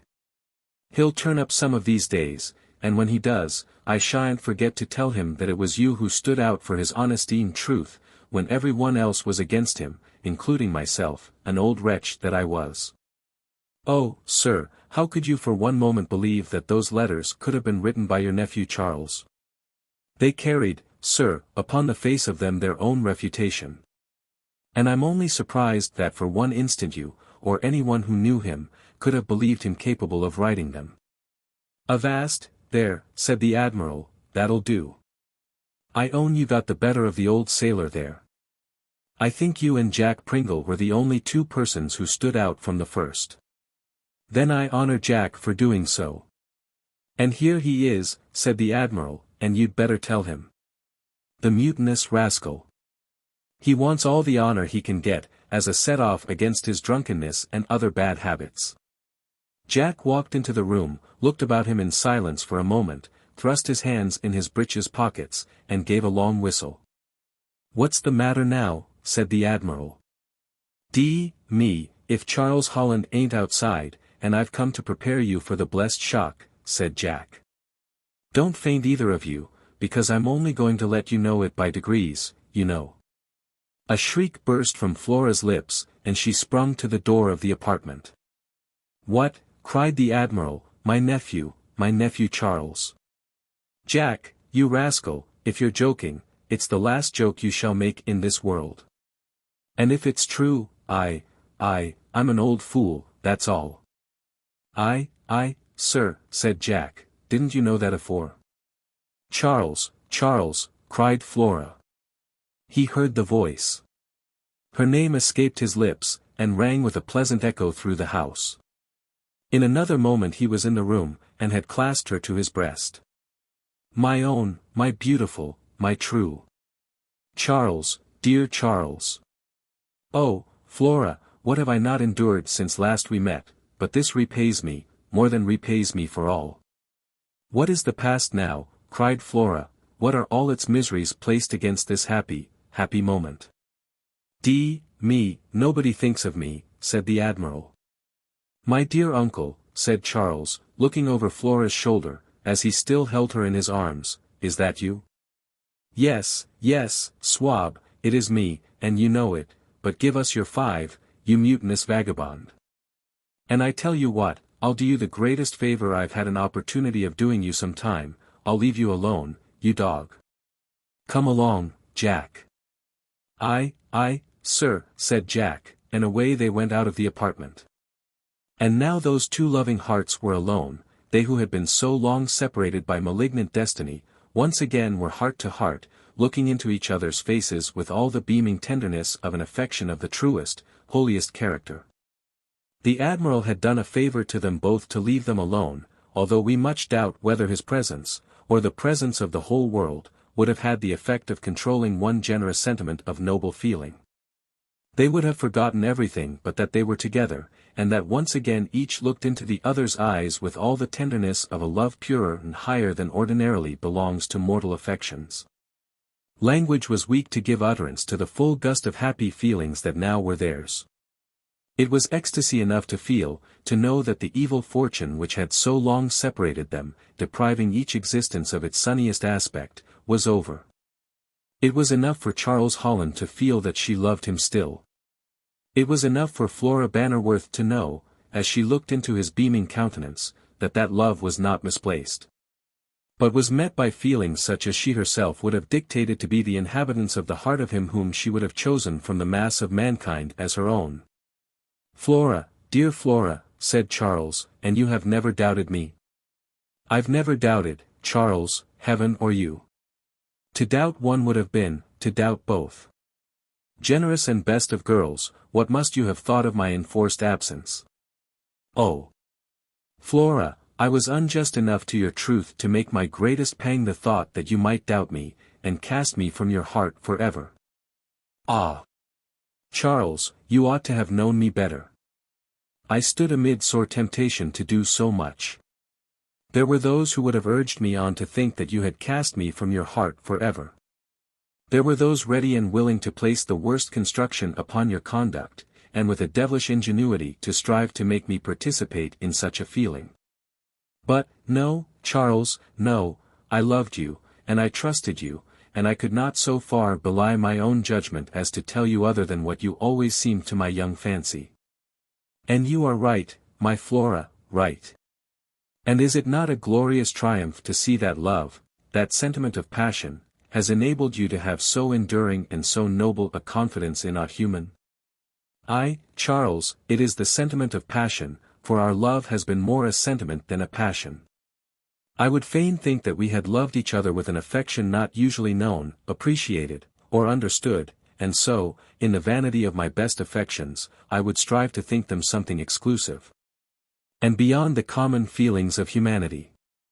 And you are right, my Flora, such love as yours is the exception. There may be preferences, there may be passions, and there may be sentiments, but never, never, surely, was there a heart like yours.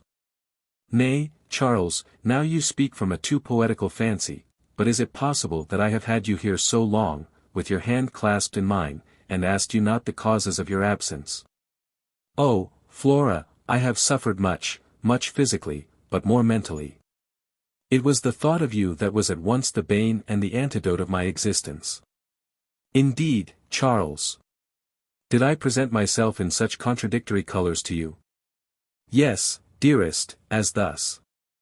When I thought of you, sometimes, in the deep seclusion of a dungeon, that thought almost goaded me to madness. Because it brought with it the conviction, a conviction peculiar to a lover, that none could so effectually stand between you and all evil as myself. Yes, yes, Charles, most true. It seemed to me as if all the world in arms could not have protected you so well as this one heart, clad in the triple steel of its affections, could have shielded you from evil. I, Charles. And then I was the bane of your existence, because I filled you with apprehension. For a time, dearest, and then came the antidote. For when exhausted alike in mind and body, when lying helpless, with chains upon my limbs, when expecting death at every visit of those who had dragged me from light and from liberty, and from love. It was but the thought of thy beauty and thy affection that nerved me, and gave me a hope even amidst the cruelest disaster. And then, Charles. You were my blessing, as you have ever been, as you are, and as you will ever be, my own Flora, my beautiful, my true. We won't go so far as to say it is the fact. But, from a series of singular sounds which reached even to the passage of the cottage, we have our own private opinion to the effect, that Charles began kissing Flora at the top of her forehead, and never stopped, somehow or another. Till he got down to her chin, no, not her chin, her sweet lips, he could not get past them. Perhaps it was wrong, but we can't help it, we are faithful chroniclers. Reader, if you be of the sterner sex, what would you have done? If of the gentler, what would you have permitted? Chapter 75. Mutual Explanations, and the Visit to the Ruins.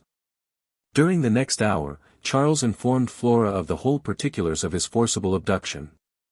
And to his surprise he heard, of course, for the first time, of those letters, purporting to be written by him, which endeavoured to give so bad an aspect to the fact of his sudden disappearance from Bannerworth Hall.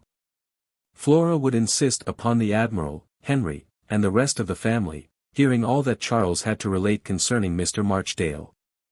For well she knew that her mother, from early associations, was so far impressed in the favour of that hypocritical personage, that nothing but damning facts, much to his prejudice, would suffice to convince her of the character he really was. But she was open to conviction, and when she really found what a villain she had cherished and given her confidence to, she shed abundance of tears, and blamed herself exceedingly as the cause of some of the misfortunes which had fallen upon her children. "Very good," said the Admiral, "I ain't surprised a bit. I knew he was a vagabond from the first time I clapped eyes upon him. There was a down look about the fellow's figurehead that I didn't like, and be hanged to him, but I never thought he would have gone the length he has done." "And so you say you've got him safe in the ruins, Charles?" "I have, indeed, uncle. And then there let him remain, and a good place, too, for him." "No, uncle, no. I'm sure you speak without thought. I intend to release him in a few hours, when I have rested from my fatigues. He could not come to any harm if he were to go without food entirely for the time that I leave him, but even that he will not do, for there is bread and water in the dungeon." "Bread and water. That's too good for him.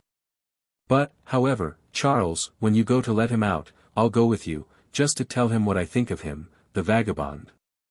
He must suffer amazingly, for no doubt knowing well, as he does, his own infamous intentions, he will consider that if I were to leave him to starve to death, I should be but retailing upon him the injuries he would have inflicted upon me. The worst of it is," said the Admiral, "I can't think what to do with him." "Do nothing, uncle, but just let him go. It will be a sufficient punishment for such a man to feel that, instead of succeeding in his designs, he has only brought upon himself the bitterest contempt of those whom he would fain have injured.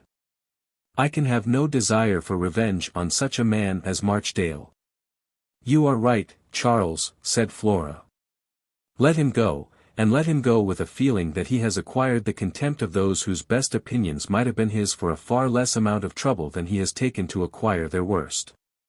Excitement had kept up Charles to this point, but now, when he arose and expressed his intention of going to the ruins, for the purpose of releasing Marchdale, he exhibited such unequivocal symptoms of exhaustion and fatigue that neither his uncle nor Flora would permit him to go, so, in deference to them, he gave up the point, and commissioned the Admiral and Jack, with Henry, to proceed to the place, and give the villain his freedom.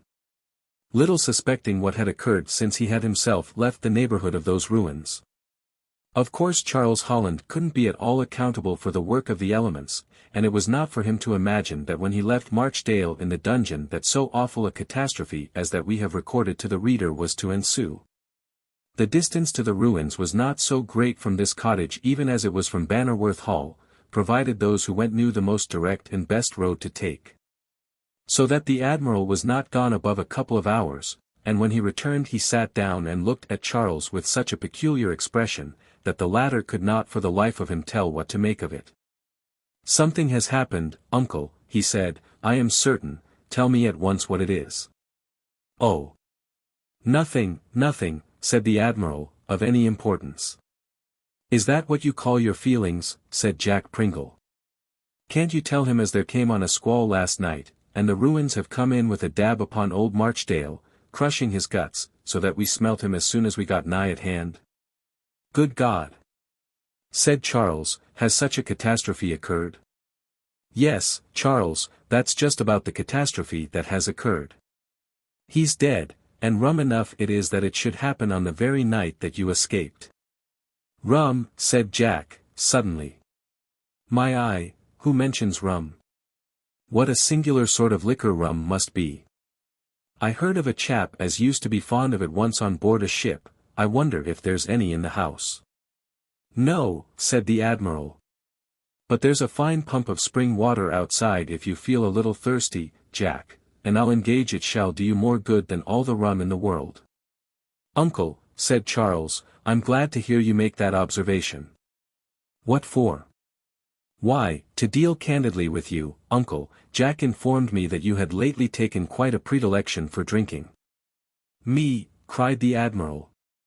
"Why, the infernal rascal, I've had to threaten him with his discharge a dozen times, at least, on that very ground, and no other." "There's somebody calling me," said Jack. "I'm a-coming. I'm a-coming." And, so he bolted out of the room, just in time to escape an inkstand, which the Admiral caught up and flung after him. "I'll strike that rascal off the ship's books this very day," muttered Admiral Bell. "The drunken vagabond, to pretend that I take anything, when all the while it's himself. Well, well, I ought certainly to have suspected the quarter from whence the intelligence came. But he told it to me so circumstantially, and with such an apparent feeling of regret for the weakness into which he said you had fallen, that I really thought there might be some truth in it. The rascal! I've done with him from this moment. I have put up with too much from him for years past. I think now that you have given him a great deal of liberty, and that, with a great deal more he has taken, makes up an amount which you find it difficult to endure. And I won't endure it. Let me talk to him, and I dare say I shall be able to convince him that he goes too far, and when he finds that such is the case he will mend. Speak to him, if you like, but I have done with such a mutinous rascal, I have. You can take him into your service, if you like, till you get tired of him, and that won't be very long. Well, well, we shall see. Jack will apologize to you I have no doubt, and then I shall intercede for him, and advise you to give him another trial. If you get him into the apology, then there's no doubt about me giving him another trial. But I know him too well for that. He's as obstinate as a mule, he is, and you won't get a civil word out of him, but never mind that, now. I tell you what, Master Charlie, it will take a good lot of roast beef to get up your good looks again. It will, indeed, uncle. And I require, now, rest, for I am thoroughly exhausted. The great privations I have undergone, and the amount of mental excitement which I have experienced, in consequence of the sudden and unexpected release from a fearful confinement, have greatly weakened all my energies. A few hours' sleep will make quite a different being of me. Well, my boy, you know best, returned the Admiral, and I'll take care, if you sleep till tomorrow, that you shan't be disturbed. So now be off to bed at once.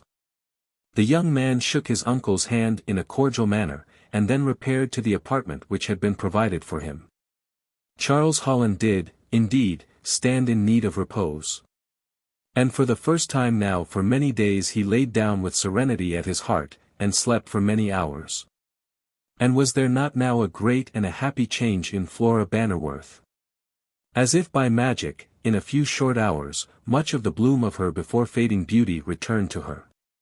Her step again recovered its springy lightness, again she smiled upon her mother, and suffered herself to talk of a happy future.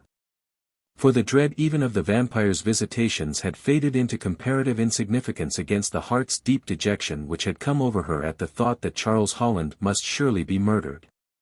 Or he would have contrived to come to her.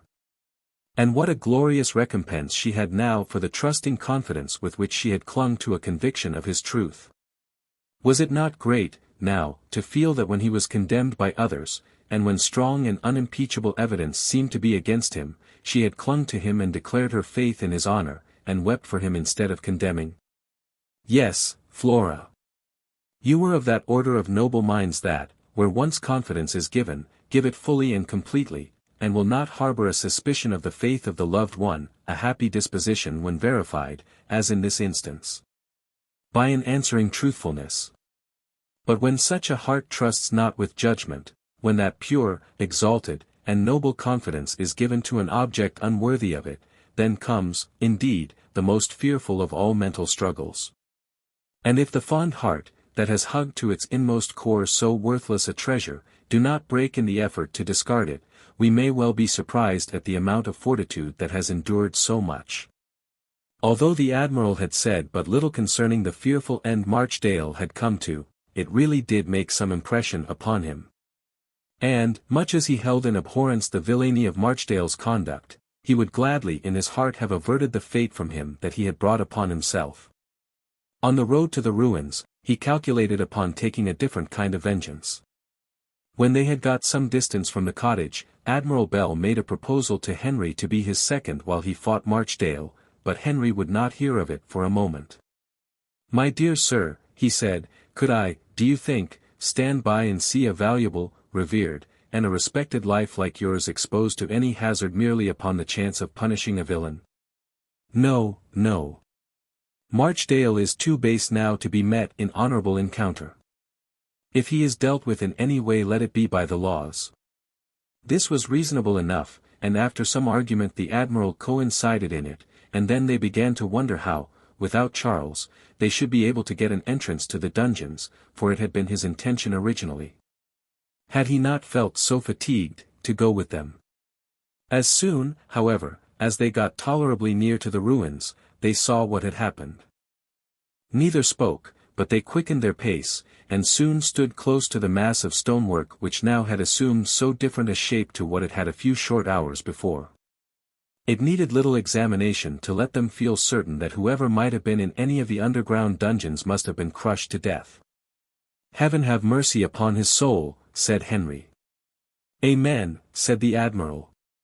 They both turned away, and for some time they neither of them spoke, for their thoughts were full of reflection upon the horrible death which Marchdale must have endured. At length the admiral said, "Shall we tell this or not?" "Tell it at once," said Henry, "let us have no secrets." "Good. Then I will not make one, you may depend. I only wish that while he was about it, Charlie could have popped that rascal Varney as well in the dungeon, and then there would have been an end and a good riddance of them both." Chapter 76. The second night watch of Mr. Chillingworth at the Hall. The military party in the morning left Bannerworth Hall, and the old place resumed its wonted quiet. But Dr. Chillingworth found it difficult to get rid of his old friend, the hangman, who seemed quite disposed to share his watch with him. The doctor, without being at all accused of being a prejudiced man, might well object to the continued companionship of one, who, according to his own account, was decidedly no better than he should be, if he were half so good. Moreover, it materially interfered with the proceedings of our medical friend, whose object was to watch the vampire with all imaginable quietness and secrecy, in the event of his again visiting Bannerworth Hall. "Sir," he said, to the hangman, "now that you have so obligingly related to me your melancholy history, I will not detain you." "Oh, you are not detaining me." "Yes, but I shall probably remain here for a considerable time. I have nothing to do, and one place is about the same as another to me." "Well, then, if I must speak plainly, allow me to say, that as I came here upon a very important and special errand, I desire most particularly to be left alone. Do you understand me now?" "Oh. Ah, I understand, you want me to go." "Just so. Well, then, Dr. Chillingworth, allow me to tell you, I have come here on a very special errand likewise." "You have?" "I have. I have been putting one circumstance to another, and drawing a variety of conclusions from a variety of facts, so that I have come to what I consider an important resolve, namely, to have a good look at Bannerworth Hall. And if I continue to like it as well as I do now, I should like to make the Bannerworth family an offer for the purchase of it." "The devil you would. Why all the world seems mad upon the project of buying this old building, which really is getting into such a state of dilapidation, that it cannot last many years longer." "It is my fancy." "No, no. There is something more in this than meets the eye. The same reason, be it what may, that has induced Varney the Vampyre to become so desirous of possessing the hall, actuates you." "Possibly. And what is that reason?" "You may as well be candid with me." "Yes, I will, and am. I like the picturesque aspect of the place." "No, you know that is a disingenuous answer, that you know well. It is not the aspect of the old hall that has charms for you. But I feel, only from your conduct, more than ever convinced, that some plot is going on, having the accomplishment of some great object as its climax, a something of which you have guessed. How much you are mistaken. No, I am certain I am right. And I shall immediately advise the Bannerworth family to return, and to take up their abode again here, in order to put an end to the hopes which you, or Varney, or anyone else may have, of getting possession of the place. If you were a man, said the hangman, who cared a little more for yourself, and a little less for others, I would make a confidant of you. What do you mean? Why, I mean, candidly, that you are not selfish enough to be entitled to my confidence. That is a strange reason for withholding confidence from any man. It is a strange reason, but, in this case, a most abundantly true one. I cannot tell you what I would tell you, because I cannot make the agreement with you that I would fain make. You talk in riddles. To explain which, then, would be to tell my secret. Dar. Chillingworth was, evidently, much annoyed, and yet he was in an extremely helpless condition, for as to forcing the hangman to leave the hall, if he did not feel disposed to do so, that was completely out of the question, and could not be done. In the first place, he was a much more powerful man than the doctor, and in the second, it was quite contrary to all Mr. Chillingworth's habits, to engage in anything like personal warfare. He could only, therefore, look his vexation, and say, "If you are determined upon remaining, I cannot help it. But, when some one, as there assuredly will, comes from the Bannerworths, here, to me, or I shall be under the necessity of stating candidly that you are intruding." Very good.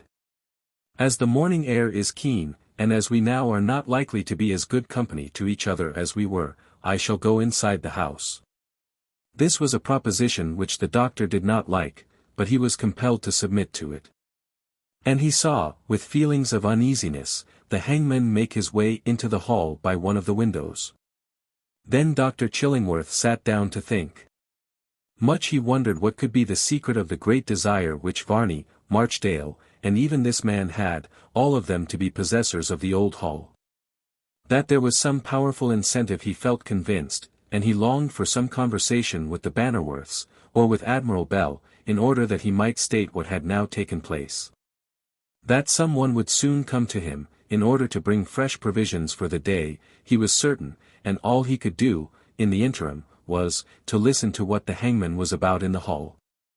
Not a sound, for a considerable time, disturbed the intense stillness of the place, but, now, suddenly, Mr. Chillingworth thought he heard a hammering, as if some one was at work in one of the rooms of the hall. What can be the meaning of that? He said, and he was about to proceed at once to the interior of the building, through the same window which had enabled the hangman to gain admittance, when he heard his own name pronounced by some one at the back of the garden fence. And upon casting his eyes in that direction, he, to his great relief, saw the Admiral and Henry Bannerworth. "Come round to the gate," said the doctor. "I am more glad to see you than I can tell you just now. Do not make more noise than you can help, but, come round to the gate at once." They obeyed the injunction with alacrity, and when the doctor had admitted them, the Admiral said, eagerly, "You don't mean to tell us that he is here?" "No, no, not Varney. But he is not the only one who has taken a great affection for Bannerworth Hall. You may have another tenant for it, and I believe at any price you like to name." "Indeed." "Hush. Creep along close to the house, and then you will not be seen. There. Do you hear that noise in the hall?" "Why, it sounds," said the Admiral, "like the ship's carpenter at work." "It does, indeed, sound like a carpenter. It's only the new tenant making, I dare say, some repairs." D.N. his impudence. "Why, it certainly does look like a very cool proceeding, I must admit." "Who, and what is he?" "Who he is now, I cannot tell you, but he was once the hangman of London, at a time when I was practicing in the metropolis, and so I became acquainted with him. He knows Sir Francis Varney, and, if I mistake not, has found out the cause of that mysterious personage's great attachment to Bannerworth Hall, and has found the reason so cogent, that he has got up an affection for it himself." "To me," said Henry, all this is as incomprehensible as anything can possibly be. What on earth does it all mean? My dear Henry, said the doctor, will you be ruled by me? I will be ruled by anyone whom I know I can trust. For I am like a man groping his way in the dark. Then allow this gentleman who is carpentering away so pleasantly within the house, to do so to his heart's content, but don't let him leave it. Show yourselves now in the garden, he has sufficient prudence to know that 3 constitute rather fearful odds against 1, and so he will be careful, and remain where he is. If he should come out, we need not let him go until we thoroughly ascertain what he has been about. You shall command the squadron, doctor, said the admiral, and have it all your own way, you know, so here goes. Come along, Henry, and let's show ourselves, we are both armed too. They walked out into the center of the garden, and they were soon convinced that the hangman saw them, for a face appeared at the window, and was as quickly withdrawn again. There, said the doctor, now he knows he is a prisoner, and we may as well place ourselves in some position which commands a good view of the house, as well as of the garden gate, and so see if we cannot starve him out. Though we may be starved out ourselves. Not at all, said Admiral Bell, producing from his ample pockets various parcels, we came to bring you ample supplies. Indeed. Yes, we have been as far as the ruins. Oh, to release Marchdale. Charles told me how the villain had fallen into the trap he had laid for him.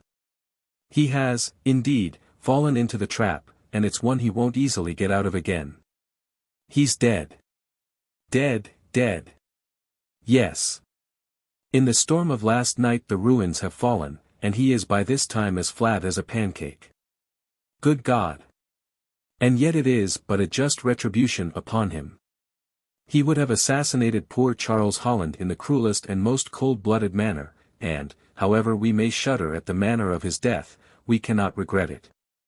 Except that he has escaped your friend the hangman, said the admiral. Don't call him my friend, if you please, said Dr. Chillingworth, but, hark how he is working away, as if he really intended to carry the house away piece by piece, as opportunity may serve, if you will not let it to him altogether, just as it stands. Confound him. He is evidently working on his own account, said the admiral, or he would not be half so industrious. There was, indeed, a tremendous amount of hammering and noise, of one sort and another, from the house, and it was quite clear that the hangman was too heart and soul in his work, whatever may have been the object of it, to care who was listening to him, or to what conjecture he gave rise. He thought probably that he could, but he stopped in what he was about, and, until he was so, that he might as well go on. And on he went, with a vengeance, vexing the admiral terribly, who proposed so repeatedly to go into the house and insist upon knowing what he was about, that his wishes were upon the point of being conceded to by Henry. Although they were combated by the doctor, when, from the window at which he had entered, out stepped the hangman. Good morning, gentlemen. Good morning, he said, and he moved towards the garden gate. I will not trouble you any longer. Good morning. Not so fast, said the admiral, or we may bring you up with a round turn, and I never miss my mark when I can see it, and I shall not let it get out of sight, you may depend. He drew a pistol from his pocket, as he spoke, and pointed it at the hangman, who, thereupon paused and said, What? Am I not to be permitted to go in peace? Why, it was but a short time since the doctor was quarrelling with me because I did not go, and now it seems that I am to be shot if I do. Yes, said the admiral, that's it. Well. But. You dare, said he, stir another inch towards the gate, and you are a dead man. The hangman hesitated a moment, and looked at Admiral Bell. Apparently the result of the scrutiny was, that he would keep his word, for he suddenly turned and dived in at the window again without saying another word. Well, you have certainly stopped him from leaving, said Henry. But what's to be done now?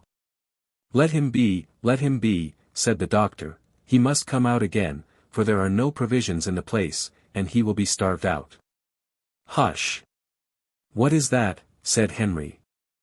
There was a very gentle ring at the bell which hung over the garden gate. That's an experiment, now, I'll be bound, said the doctor, to ascertain if anyone is here. Let us hide ourselves, and take no notice. The ring in a few moments was repeated, and the three confederates hid themselves effectually behind some thick laurel bushes and awaited with expectation what might next ensue. Not long had they occupied their place of concealment, before they heard a heavy fall upon the gravelled pathway, immediately within the gate, as if someone had clambered to the top from the outside, and then jumped down.